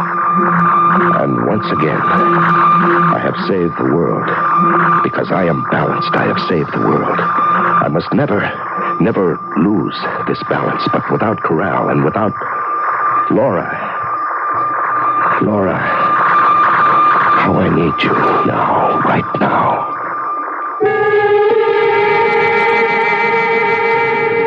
Are you tired, dearest? She kills me, Laura. You don't have to talk about her, Rado. They drain you and destroy you, these Group 1 women. Laura, tell me you love me. Tell me you love me. I love you, Rado. I love you. Listen to me. I'm fantastically unbalanced. But I don't report to repair. I come here to this Group 3 woman, to this illiterate but beautiful, soft, and lovely woman. I have the power to destroy the universe, but I am helpless in her hands. I come to her so that she can save me from myself. Don't kiss me now, Rado. Why not? I love you. You don't want to kiss me. Not now. Not while there's something inside you that's angry, that's frightened. I can feel it. What is it, Rado? Yes, I am frightened. You? Afraid? Oh, no, not my Rado. Corral. I'm frightened for Corral. Why? Corral will be declassified. Oh, no, not Corral. Yes, it's true. Rado, no Group 1 boy is ever declassified. Oh, but he asks questions. Your kind of questions. Group 3 type questions. Don't they all? Didn't you? Why, I don't remember. You don't want to remember. How do you know? Oh, sometimes you talk in your sleep and you ask questions. What kind of questions? It's one question, and you've been asking it for years and years. What question? Who made me? Who made me? Of course. That's a normal and natural question. And suddenly 20 years fall away, and I see myself talking to my own Group 1 senior.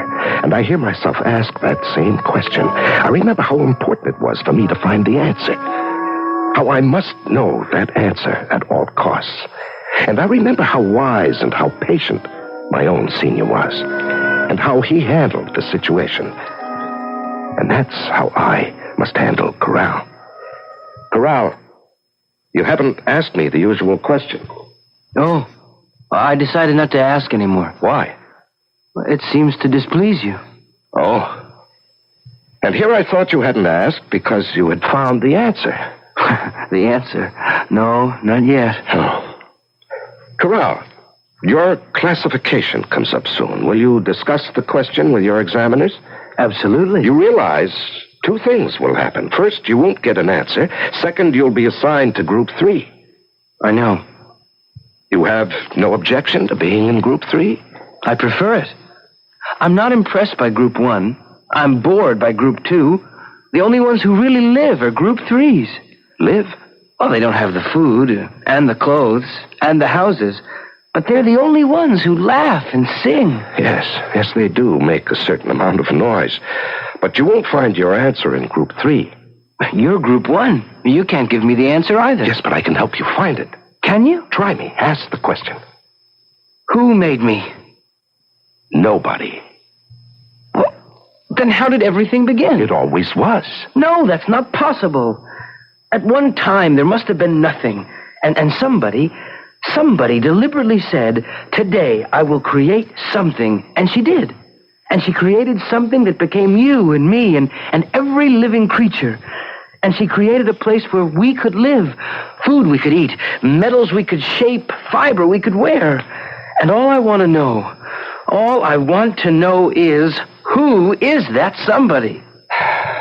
Corral, I don't think the answer lies on this planet or any planet in our solar system. I patrol all of them.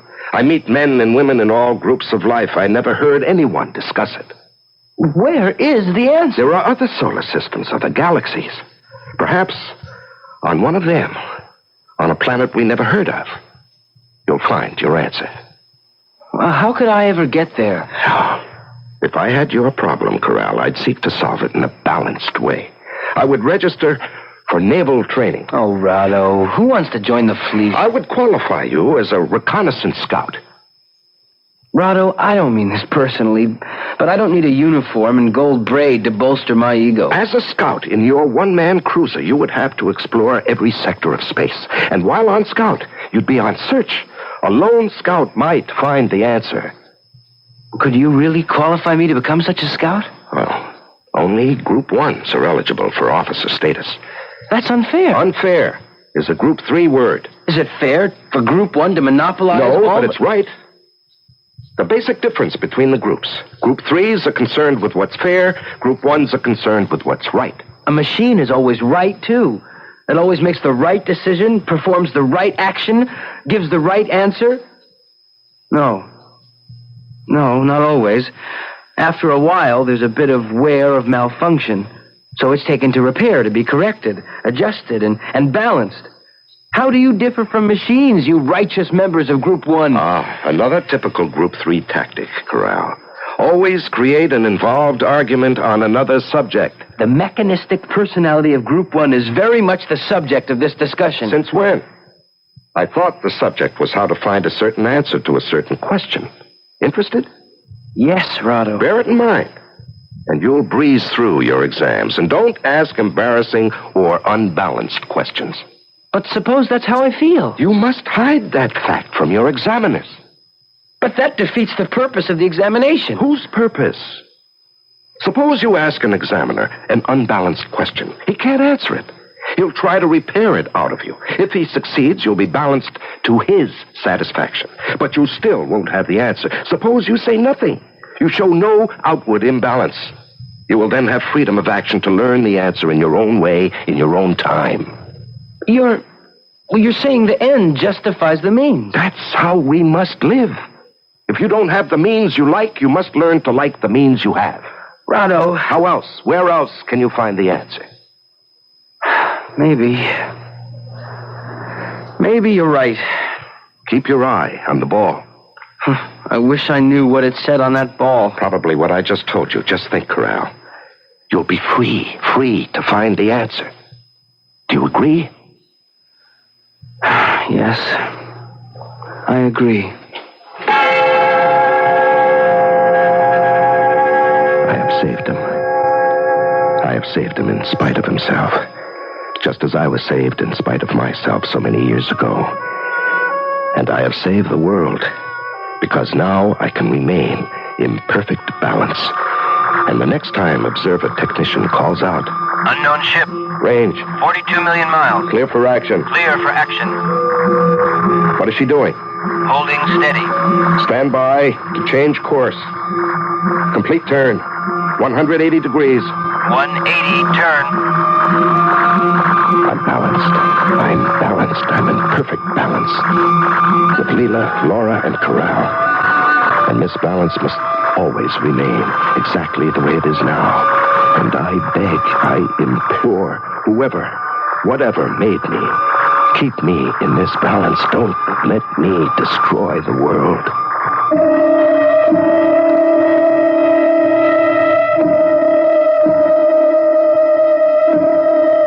Well, you can see what's involved. We are dealing with human beings, and human beings are made of highly volatile and combustible materials. And balance, whatever it may mean in that far-off future time, seems to be a precarious state at best, especially since it seems to hang on the whim of a 19-year-old boy. Well, the immediate future will bring you the third act when I return in just a few moments.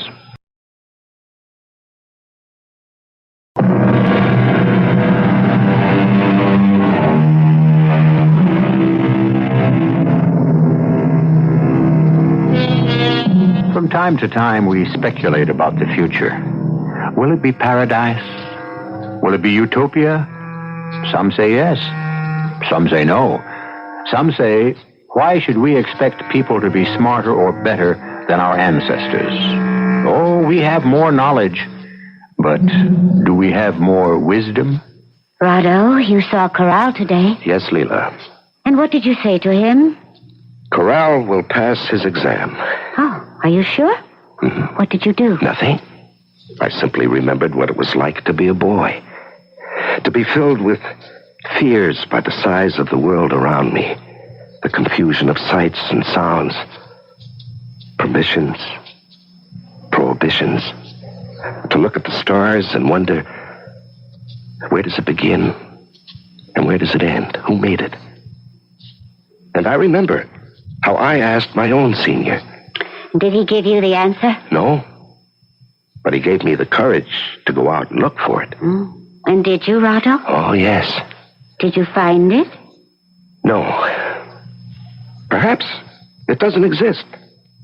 I looked for it a long time. Then one day, I stopped. Why? The answer didn't seem important anymore, or maybe the question no longer bothered me. I forgot it even existed until Corral brought it up. Well, it will bother him the way it bothered me. And then one day, he will forget it, just as I have forgotten it. Actually, I never forgot it. It just really doesn't seem all that vital anymore. And so, as the time for his exam approached, I could see that Corral had made his decision. He wasn't happy, but he was making the best of it. It's more important to be balanced. Yes, Corral. The world must be run, and the world must be saved by balanced people. The people of Group 1. Yes, say the rest of it, Corral. Our system requires balance. It ordains who is Group 1, who is Group 2, who is Group 3. This is our holy mission. Yes, Corral. You are ready for your exam. Rado? What does holy mean? It means, complete and entire. It comes from the word whole. Huh. But why is it spelled without the W? Oh, some lazy Group 3 printer must have left it off by mistake and custom. I can't wait to qualify for reconnaissance scouts and leave. I can't wait. It was me all over again 20 years later. I have succeeded. I have saved him for Group 1 because he thinks, as I did, it's the only way to find the answer. Of course, later on, he'll realize the answer exists here at home. He'll find a Group 3 woman like Laura, and she'll explain it to him the way Laura explained it to me. And like me, he won't be able to accept it. I remember when I learned the answer. Laura, do you ever ask yourself, who made me? I know. I don't mean your senior partners. No, nor do I. I mean, I know who made all of us.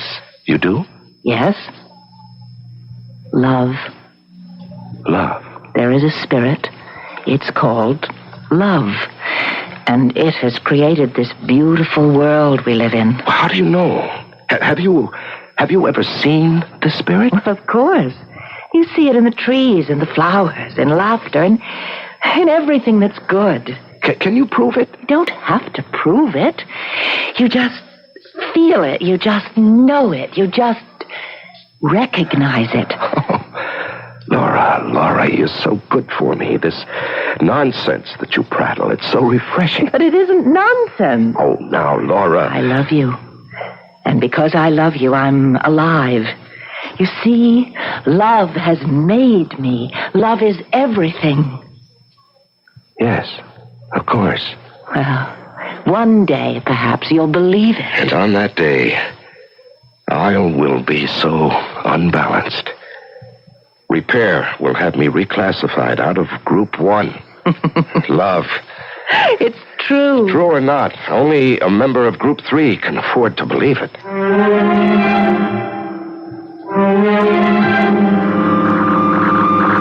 for the Admiral. Yes? From the Commander-in-Chief. Report immediately. Acknowledge. Tell her I acknowledge. Navigator, head for home.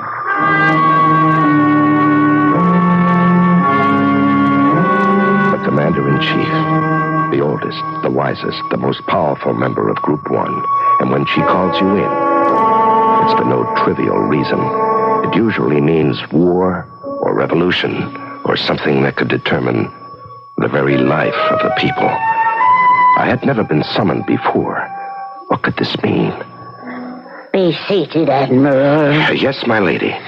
Do you know why I sent for you? No, my lady. I have here a directive. It is to be read to all Group 1 officers of the fleet.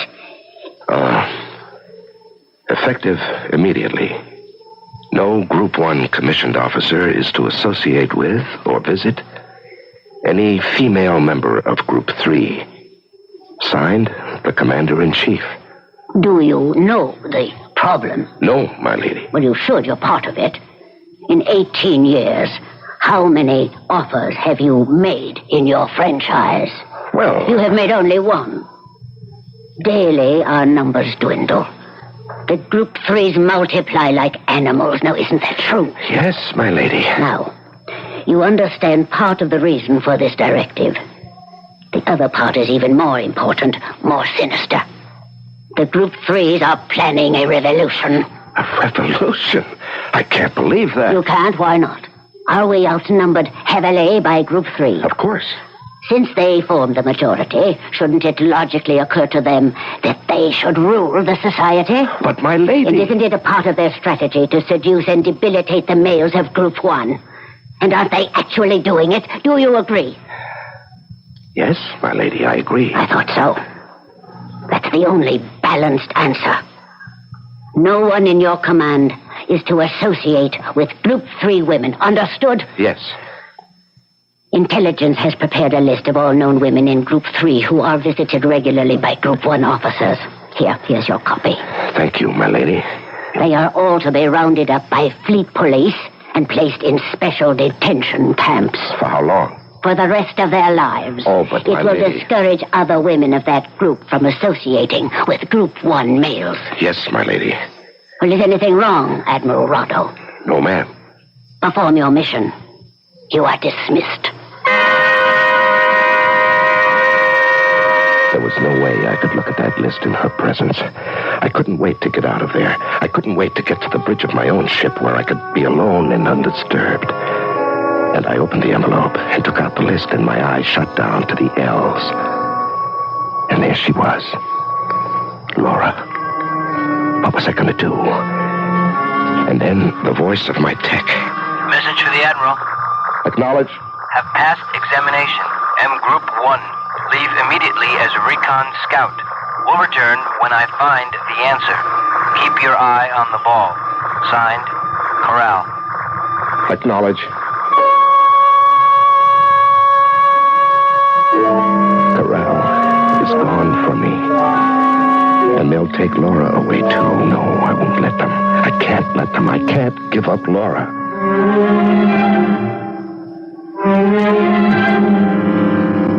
I can can hide you, Laura. No, Rado, no. Why not? I couldn't live that way. But you'll die in that camp. I'll die anyway. I need people, music, happiness. I need life. Laura, listen. This is just a temporary scare. I believe it. What do you believe? I believe there'll be a revolt. Group 3 will revolt? Group 3 will try to overthrow the government. How? With what? Just by being, just by existing. For your own good, Rado. I will leave you. For my good? You're living a lie, and I'm helping. Laura, I can't give you up. You don't have to. But the law says... The law says no Group 1 commissioned officer is to associate with women of Group 3. You are commanded to round up the women of Group 3. I know all this. Rado, become a member of Group 3 yourself. Then there's no problem, no violation of the law. There's your answer, Rado. You can't do it. I love you, Laura. But not enough. Laura, please. Poor Rado. Don't leave me. Don't leave me. You sent for me, Commander-in-Chief? Yes, Admiral. I have sent for you to give you a commendation. Read it. To Admiral of the Fleet, Rado. Well done. You have accomplished your mission in less than 1 month. Group 3 women are no longer the menace to an orderly, balanced society.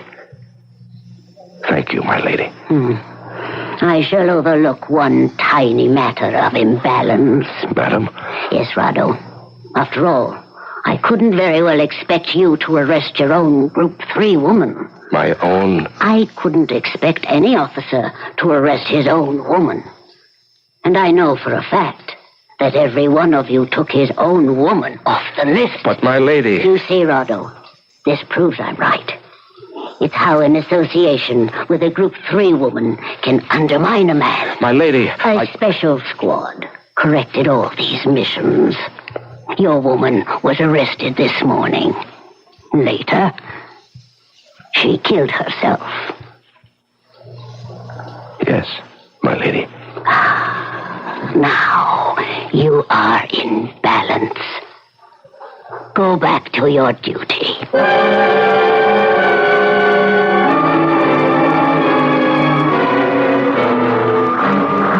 Unknown ship. Admiral, unknown ship. Yes, what is it? Unknown ship.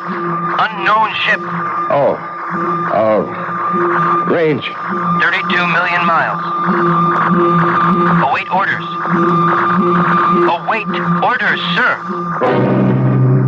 I should stand up to them. But I must back down. I must back down for the Commander-in-Chief. I must back down for Leela. And now look at this strange ship in the viewing field. Does her Admiral think I'm going to back down for him, too? I'll blow this whole universe apart. I'll show everybody. Look at him coming at me. Range, 29 million. 29 million. Full speed ahead. Full? Ahead? Aimer, ready. Aimer, ready. I won't back down for you, my friend. Firing switch on. Firing switch on. Range. 24 million. I'll show everybody. I'll teach them to take Laura away from me. Laura, I will... No, Laura, not for you. Not for what I learned from you. Love made me. And not for Corral, not for my son. Yes, I know that word. It's the same word as the sun in the sky. That's what the one you make becomes, the sun in your sky. No, even though you're both gone, you will keep me balanced. Range, 22 million. Firing switch on. Firing switch off. Firing switch off. Navigator, prepare a 180-degree turn. We're headed home. Acknowledge. What's the unknown ship doing? She is turning, too.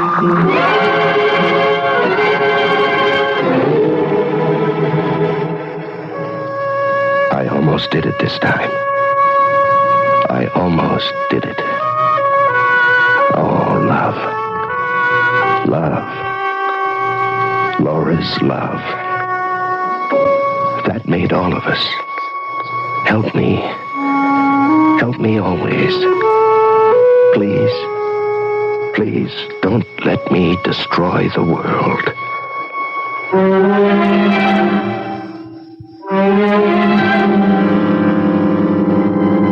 More and more, we develop machines that can annihilate the universe. And more, the decision to destroy or not to destroy rests in fewer and fewer hands.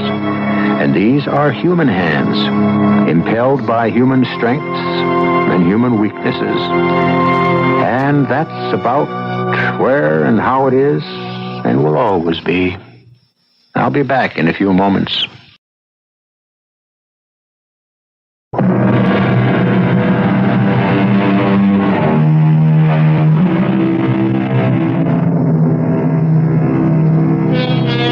How many times has the world been destroyed? Are we the first civilization of our kind? How many have there been before us? Can anyone say?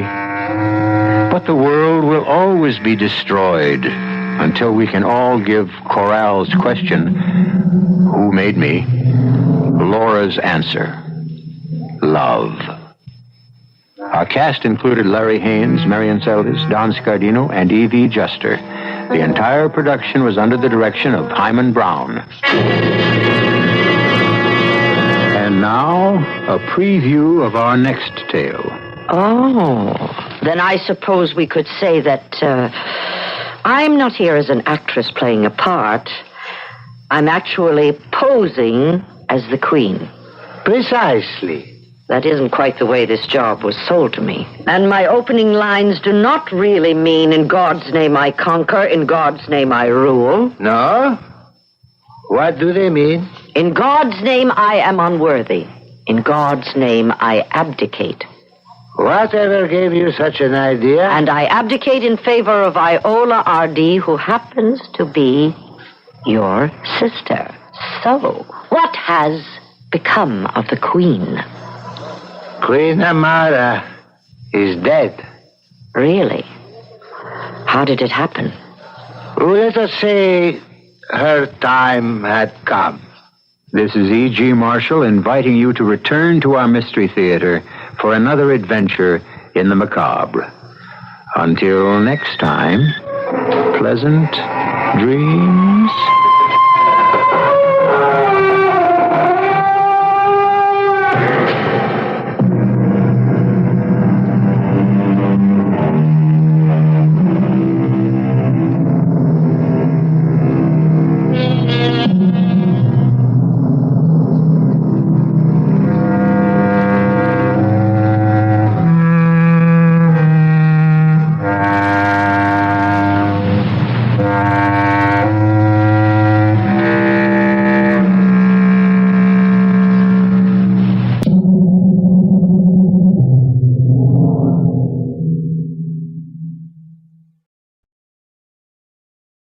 Tired of the everyday routine? Ever dream of a life of romantic adventure? Want to get away from it all? We offer you Escape. Escape, transcribed to free you from the four walls of today for a half hour of high adventure. You are standing outside a room, horror gripping you, while before your eyes, seen through the transom window, the most beautiful girl in the world is about to die because of you.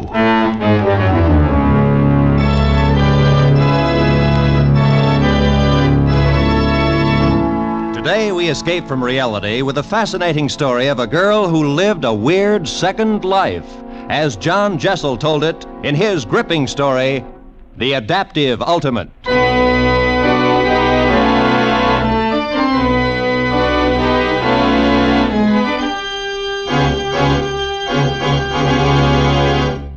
No, Daniel, I can't do it. You have a very interesting theory, It's but... more than a theory, Dr. Bach. I've proved it. It works. I tried my serum on tubercular guinea pigs and it cured them. They adapted themselves to the tubercular bacillus and live. I tried my serum on a dog with rabies. He adapted himself, too.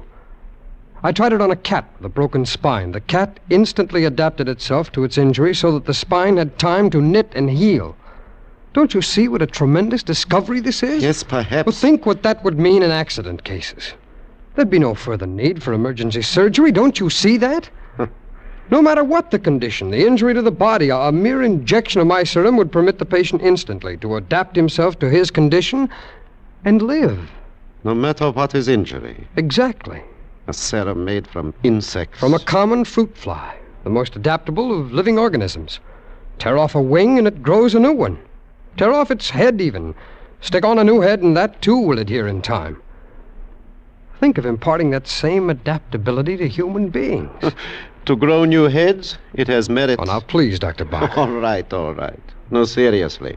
I know this may be a great thing, but to permit you to experiment on a human being, no. The most hopeless case you can find, Dr. Bach. Someone already doomed. Well, if someday I discover in the hospital a hopeless case, understand it will be hopeless. I understand. And if the patient shall consent, then you will have your human guinea pig.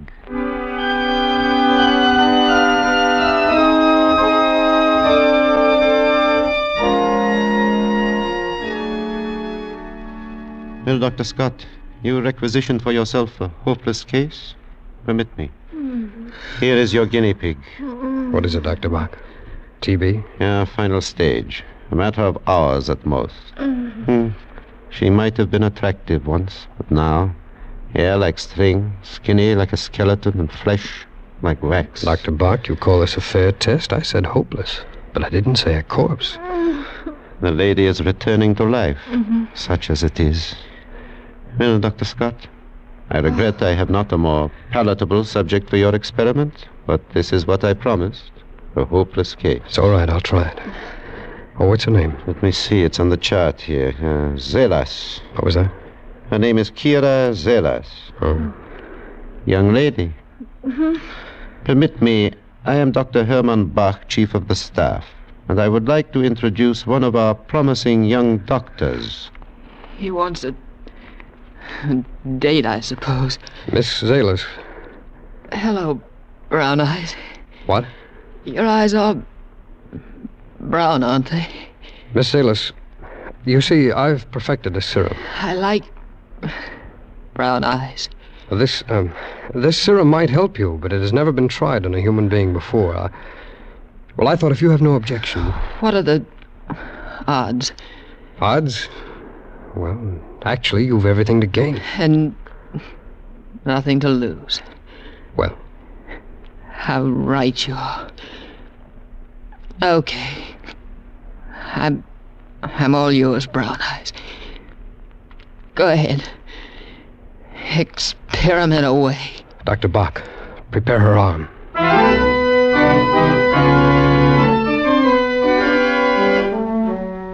24 hours and she is yet alive. I would have said yesterday it would be impossible she should survive the night.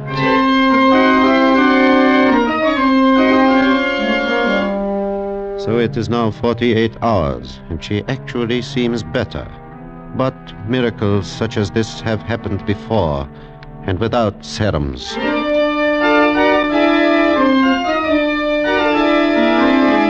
A week, and she still lives.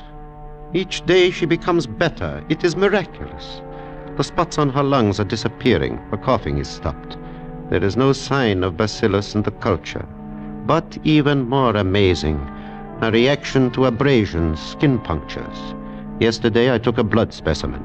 Before I had 1 cc, the puncture in her skin had closed. Yes, in 30 seconds. The ordinary person, it takes a day, 2 days for it to heal. With Miss Kira Zelas, 30 seconds. It is amazing.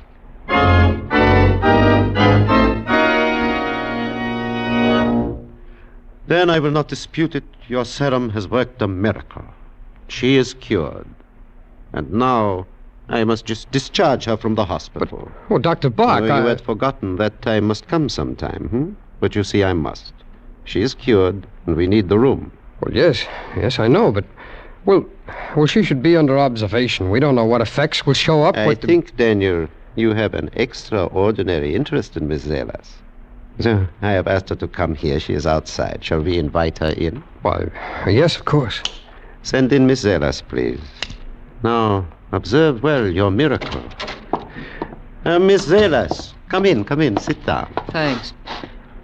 Oh, hello, Brown Eyes.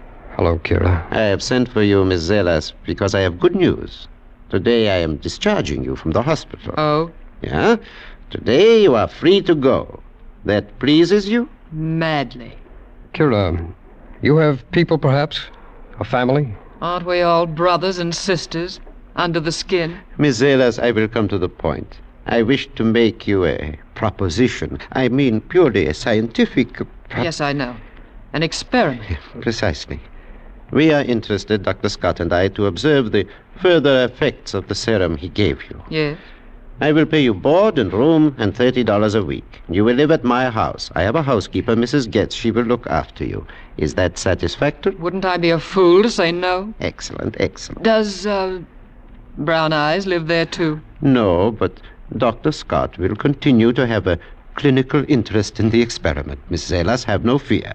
Good. Yes. Well, it is now almost time for dinner. I will take you, Miss Zelas. You will join us, Dr. Scott? Oh, yes, fine, Dr. Bach. Very well. We shall meet outside in, 10 minutes? That'll do me nicely. Miss Zelas, you wish to wait here or maybe outside? A little fresh air? I think I could use a little air. Good. There is a little park across the street. You will find benches there to rest. We will meet at the front entrance in 10 minutes.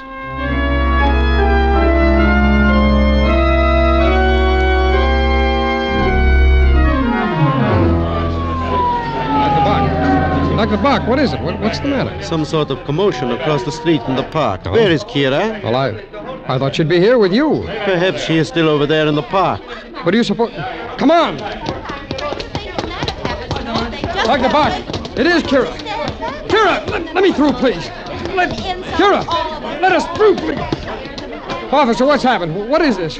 Why are you holding this lady? You know this woman? Yes, of course. What is it? What's the matter here? Plenty. Your lady friend here merely walks up to an old gent about 60 or so, picks up a nice hefty rock, and beats his brains out. Officer, there must be some awful mistake. Yeah, her mistake. Cold-blooded murder. Come on, sister. There's the wagon. But, officer, listen. You'd better come along, too, mister. Mona Lisa here don't seem to be much in the mood for talking. We'll need someone to tell the desk sergeant her name.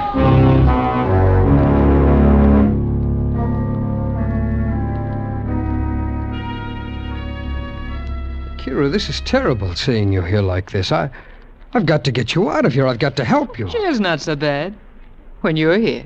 Well, listen, this is all a terrible mistake. If you'll tell me what... Mistake? Why, yes, of course, you...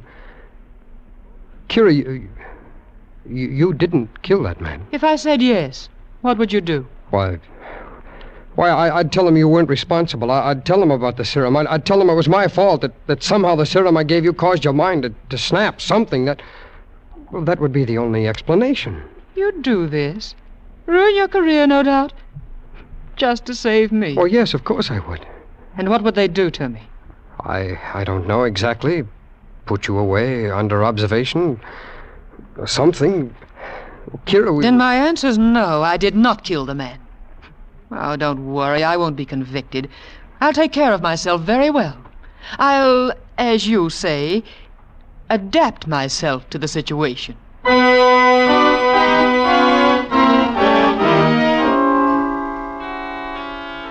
All right, now, Mr. Salvatore, continue.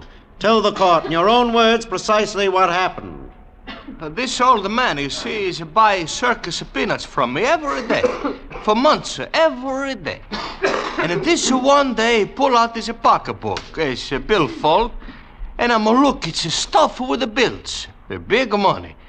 He say, Salvatore, can I make a change for $20? And I'm laugh. I'm say, mister, I'm a peanut man. You take the peanuts and you pay me tomorrow. He said, thank you very much. He turn around, and then here's this dame, she pick up, it's a great big stone, and it conks him. It's a murder. I object, Your Honor. Objection sustained. Continue, Mr. Salvatore. Oh, she nothing more to say. This dame, she bend over, and she reach in his pocket to take the money. I'm a grabber, people come, police come, and Mr. Salvatore, Can you describe this young lady to us? Oh, I remember her very well. She's skinny. She's ain't no beauty, you know. You got the black suit, the brown hair, eyes, don't know, dark, you know, maybe brown or blue. Thank you, Mr. Salvatore. Your witness? Mr. Salvatore, you say that the young lady, the assailant, had brown hair and dark eyes? Si. Brown hair, dark blue eyes. And do you see the young lady in the courtroom? Oh, si. She's a sit right to... What's the matter, Mr. Salvatore? Are you pointing at Mrs. Alis? Si. May I ask the defendant to rise, please? Mrs. Alis, will you kindly remove your hat, please? Dr. Bach, look. Her hair, it's become the color of aluminum. Your Honor, I submit that this defendant does not possess dark hair, nor, if you will observe, dark eyes. I am prepared, therefore, to submit a lock of her hair to be tested by any chemist the court may appoint to prove that the pigmentation is entirely natural. I don't believe that it is. Now, Mr. Salvatore, do you still say that this is the young lady you saw in the park? I think she's... Is she? Mamma mia, no!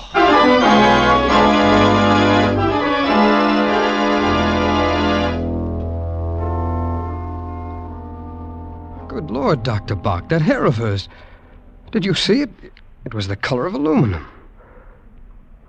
She was beautiful. Yeah, beautiful. And so she has been acquitted. They call her innocent. Daniel, I am a convert to your great principle of adaptability. But where will it end? You start with an ideal, and you wake up to discover you have created a monster. But she was acquitted. It was all a mistake. You really believe that? Dr. Bach. Yes, Mrs. Gritz? She is here, Doctor. She? That woman in the newspaper. Kira is here? You said she was so poor, such a church mouse. Ah, you should see her. What do you mean, Mrs. Gitz? So fine, so great a lady. I'll go and talk to her, Dr. Bach. Hello, Brown Eyes. Hello, Kira. Aren't you glad to see me? Oh, yes. Yes, of course. Oh, congratulations on your acquittal today. We were there. I know, I sensed it. I was hurt that you didn't come up and congratulate me. Well, there were photographers and what... Why, Kira, your hair, it's black again. Isn't it always? Don't you like it? Oh, yes. Yes, of course. It's beautiful. Am I beautiful, Brown Eyes? Very, very beautiful. And are you happy to have me back? Oh, yes. I always did like Brown Eyes. Kira. Tell me, how do you like my new clothes? My gown? Why, it's very nice. Nice. It's exquisite. I have a whole new wardrobe, hat, shoes, Well, suits. how, Kira? Where did you get the money? Money? You only had $3 when you left the hospital. Oh. So I did. Kira, you did take that wallet from the old man. Why, naturally. You did murder him. Certainly. Oh, come. Don't look so shocked. Oh, I'm tired, Brown Eyes. You'll excuse me if I appropriate Dr. Bach's room. Good night.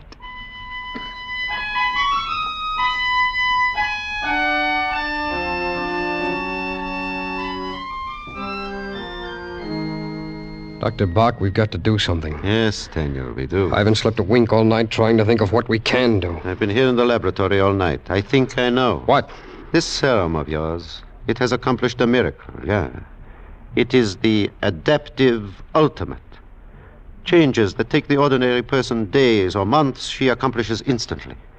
She walks into the sunlight, she is tan. She walks out, she is pale again.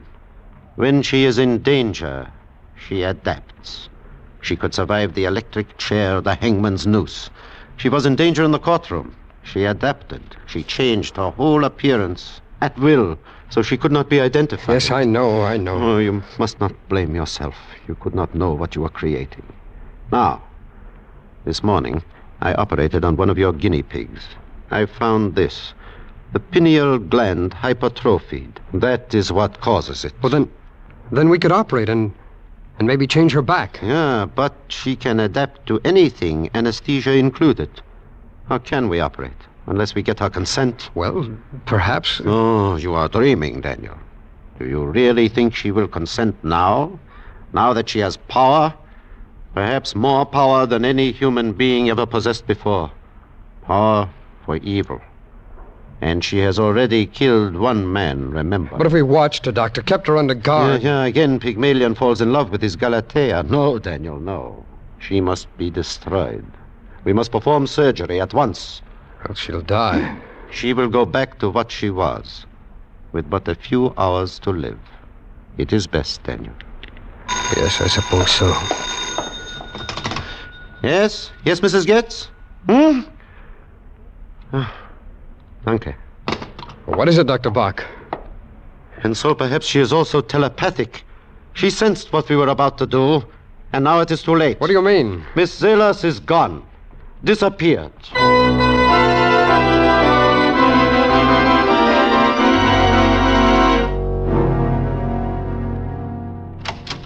Dr. Bach, did you call for me? Yeah, Daniel. Have you seen the evening paper yet? No, not yet. Then here. After 2 months, there is news of our Miss Kira Zelas. What? Let me see that. Where? Oh. The surprise of the evening was the appearance of John Callan, Ambassador at Large, Diplomat Extraordinary, the man slated to head the forthcoming World Atomic Energy Control Commission. Mr. Callan, one of Washington's confirmed bachelors, squired the gorgeous Kira Zelas. You see? She has become gorgeous, our drab little urchin. Miss Zelas, the dazzling beauty who affects a dark wig by day and a white one at night. A great power of adaptability, courtesy of Dr. Daniel Scott. Dark by day, white by night. Well, what are we going to do, Doctor? Do? The World Atomic Energy Control, the one real hope of world peace. Kira isn't interested in peace. What can we do? Surgery, I know, but politics? We must wait and see. We must wait and see how far your mad woman will go. Washington is agog with rumors about the romance between glamorous Kira Zelas and John Callan, the newly appointed head of the World Atomic Energy Control, one of the most powerful political figures on the globe. John Callan leaves tomorrow for the crucial atomic energy conferences at Geneva, Switzerland, and sailing on the same boat as the exotic Miss Kira Zelas, with whom his name has been frequently linked. Rumor has it Miss Zelas acts as a sort of unofficial assistant to Mr. Callan, thus making her one of the most important women in the world. Glamorous, exotic. Of such fragile stuff is world peace fashioned these days, Daniel. I wonder what she intends to... Somebody calling at dinner time? Oh, sit still, Dr. Bach. I'll see who it is. Yes? Kira! Hello, Brown Eyes. May I come in? Why, yes, of course. Oh-ho! Our exotic guinea pig, Good evening, Dr. Bach. I'm not intruding. Of course not. You're very kind. John and I... You've read about Mr. Callan? Oh, yes. We're leaving for Europe tomorrow for the conferences in Switzerland. Yes. He had a series of meetings to attend tonight, so I told him I would stay here. You're staying here? I took the liberty of saying you were my uncle, Dr. Bach. Oh. John will call for me in the morning on his way to the airport. We're leaving at 8. I do hope I'm not too late for dinner. Not at all. In fact, we're very happy to have you here. Aren't we, Dr. Scott?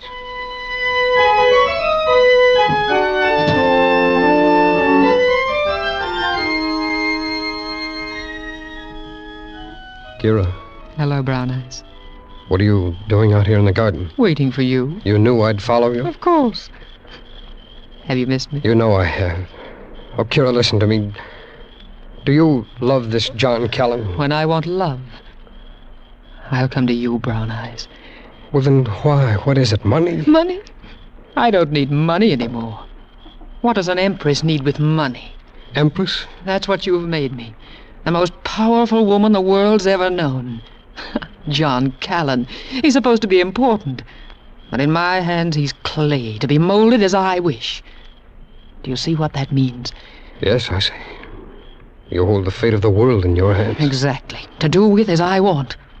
And I shall. Would you like to rule the world with me, Brown Eyes? Kira, you're evil. What is good? What's evil? Come here, Brown Eyes. Look at me. And forget such things.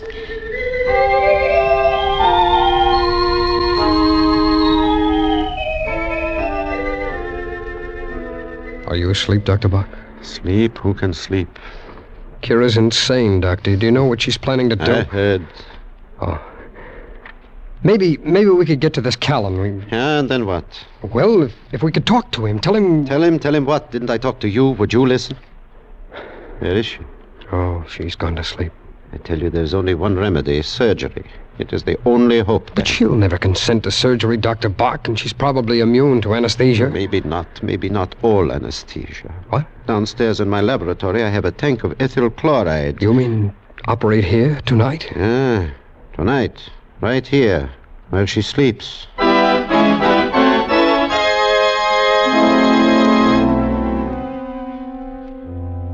right, then. Now stop staring down at her. Pour the anesthesia onto the cone. Hurry. That ought to be enough to anesthetize an elephant. Onto the face, quickly. All right. Stand tightly. Hold it I'm close. trying.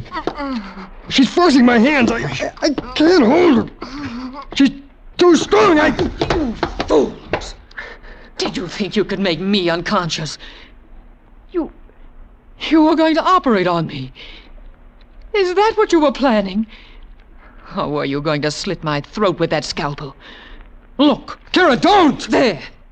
You see? I plunge your knife into my heart. I withdraw it.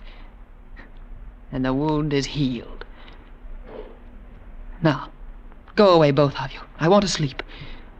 John will be calling for me at 8.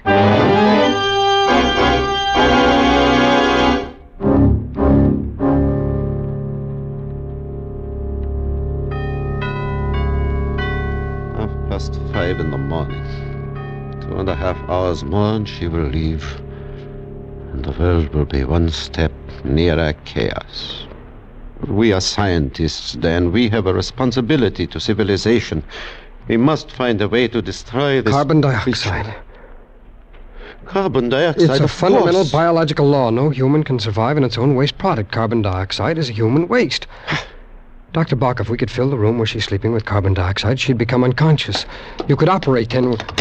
Who are you calling? The hospital.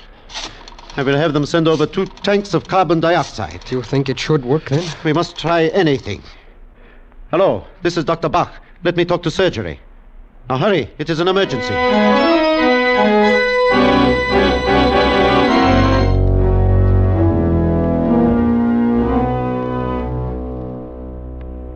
The tube is ready. You sealed the crack under the door? Yes. You closed the window? Yes. All right. Let us start the gas.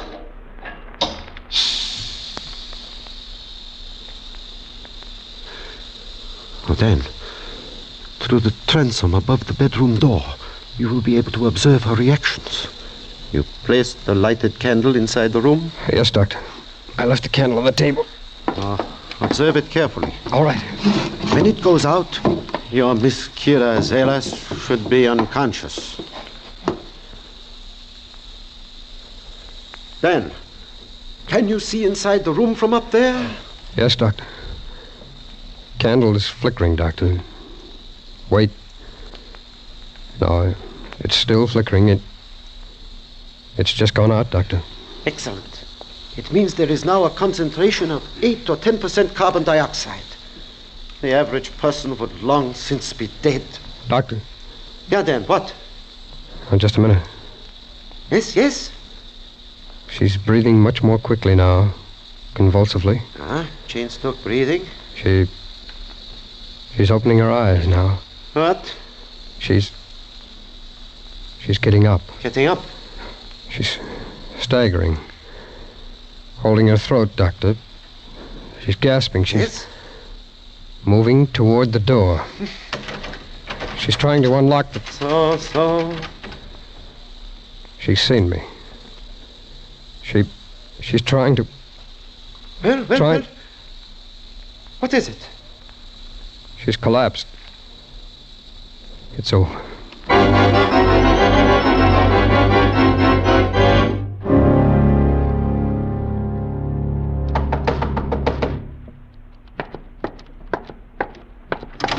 Yes? How do you do, Dr. Bach? I'm John Callan. Yes, of course. Come in. I haven't taken you away from anything. Oh, no. We were performing some surgery, my associate and I. I have a miniature surgery here for emergencies, and we have just finished. Is that the patient on the table? Yes. Is she... Yes, she is dead. Too bad. Seedy-looking creature, wasn't she? She was a charity case. Well, I won't keep you. Is Kira here? No, she changed her plans. She said there were some things she wished to do, and she would meet you at the airport. Well, that's a woman's prerogative, isn't it, changing plans? Yes. I'd better get a move on, then. Nice to see you, Doctor. I hope we'll meet again when I return from Europe. Yes, that will be nice, Mr. Callan, and good luck on your mission. Thank you, sir. Goodbye. Yeah, goodbye. Well, Daniel, maybe we will get some sleep now. Dan? Huh? Oh, I'm sorry, Doctor. I was daydreaming. She's lovely, isn't she? Lovely.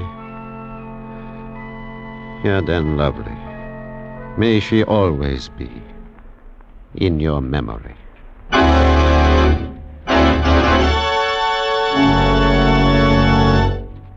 Escape is produced and directed by Norman MacDonald.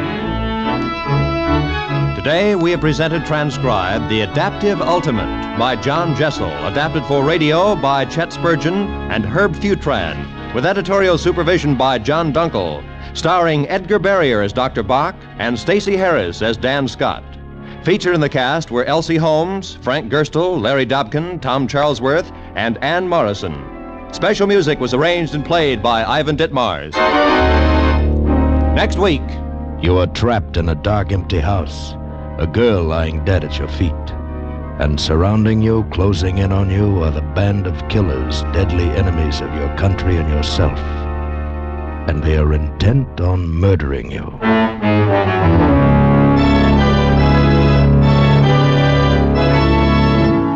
Next week, we escape with the famous story Confidential Agent by Graham Greene.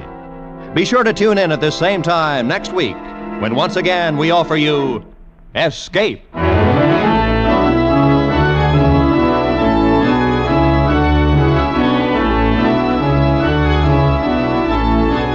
This is Roy Rowan speaking for CBS, the Columbia Broadcasting System.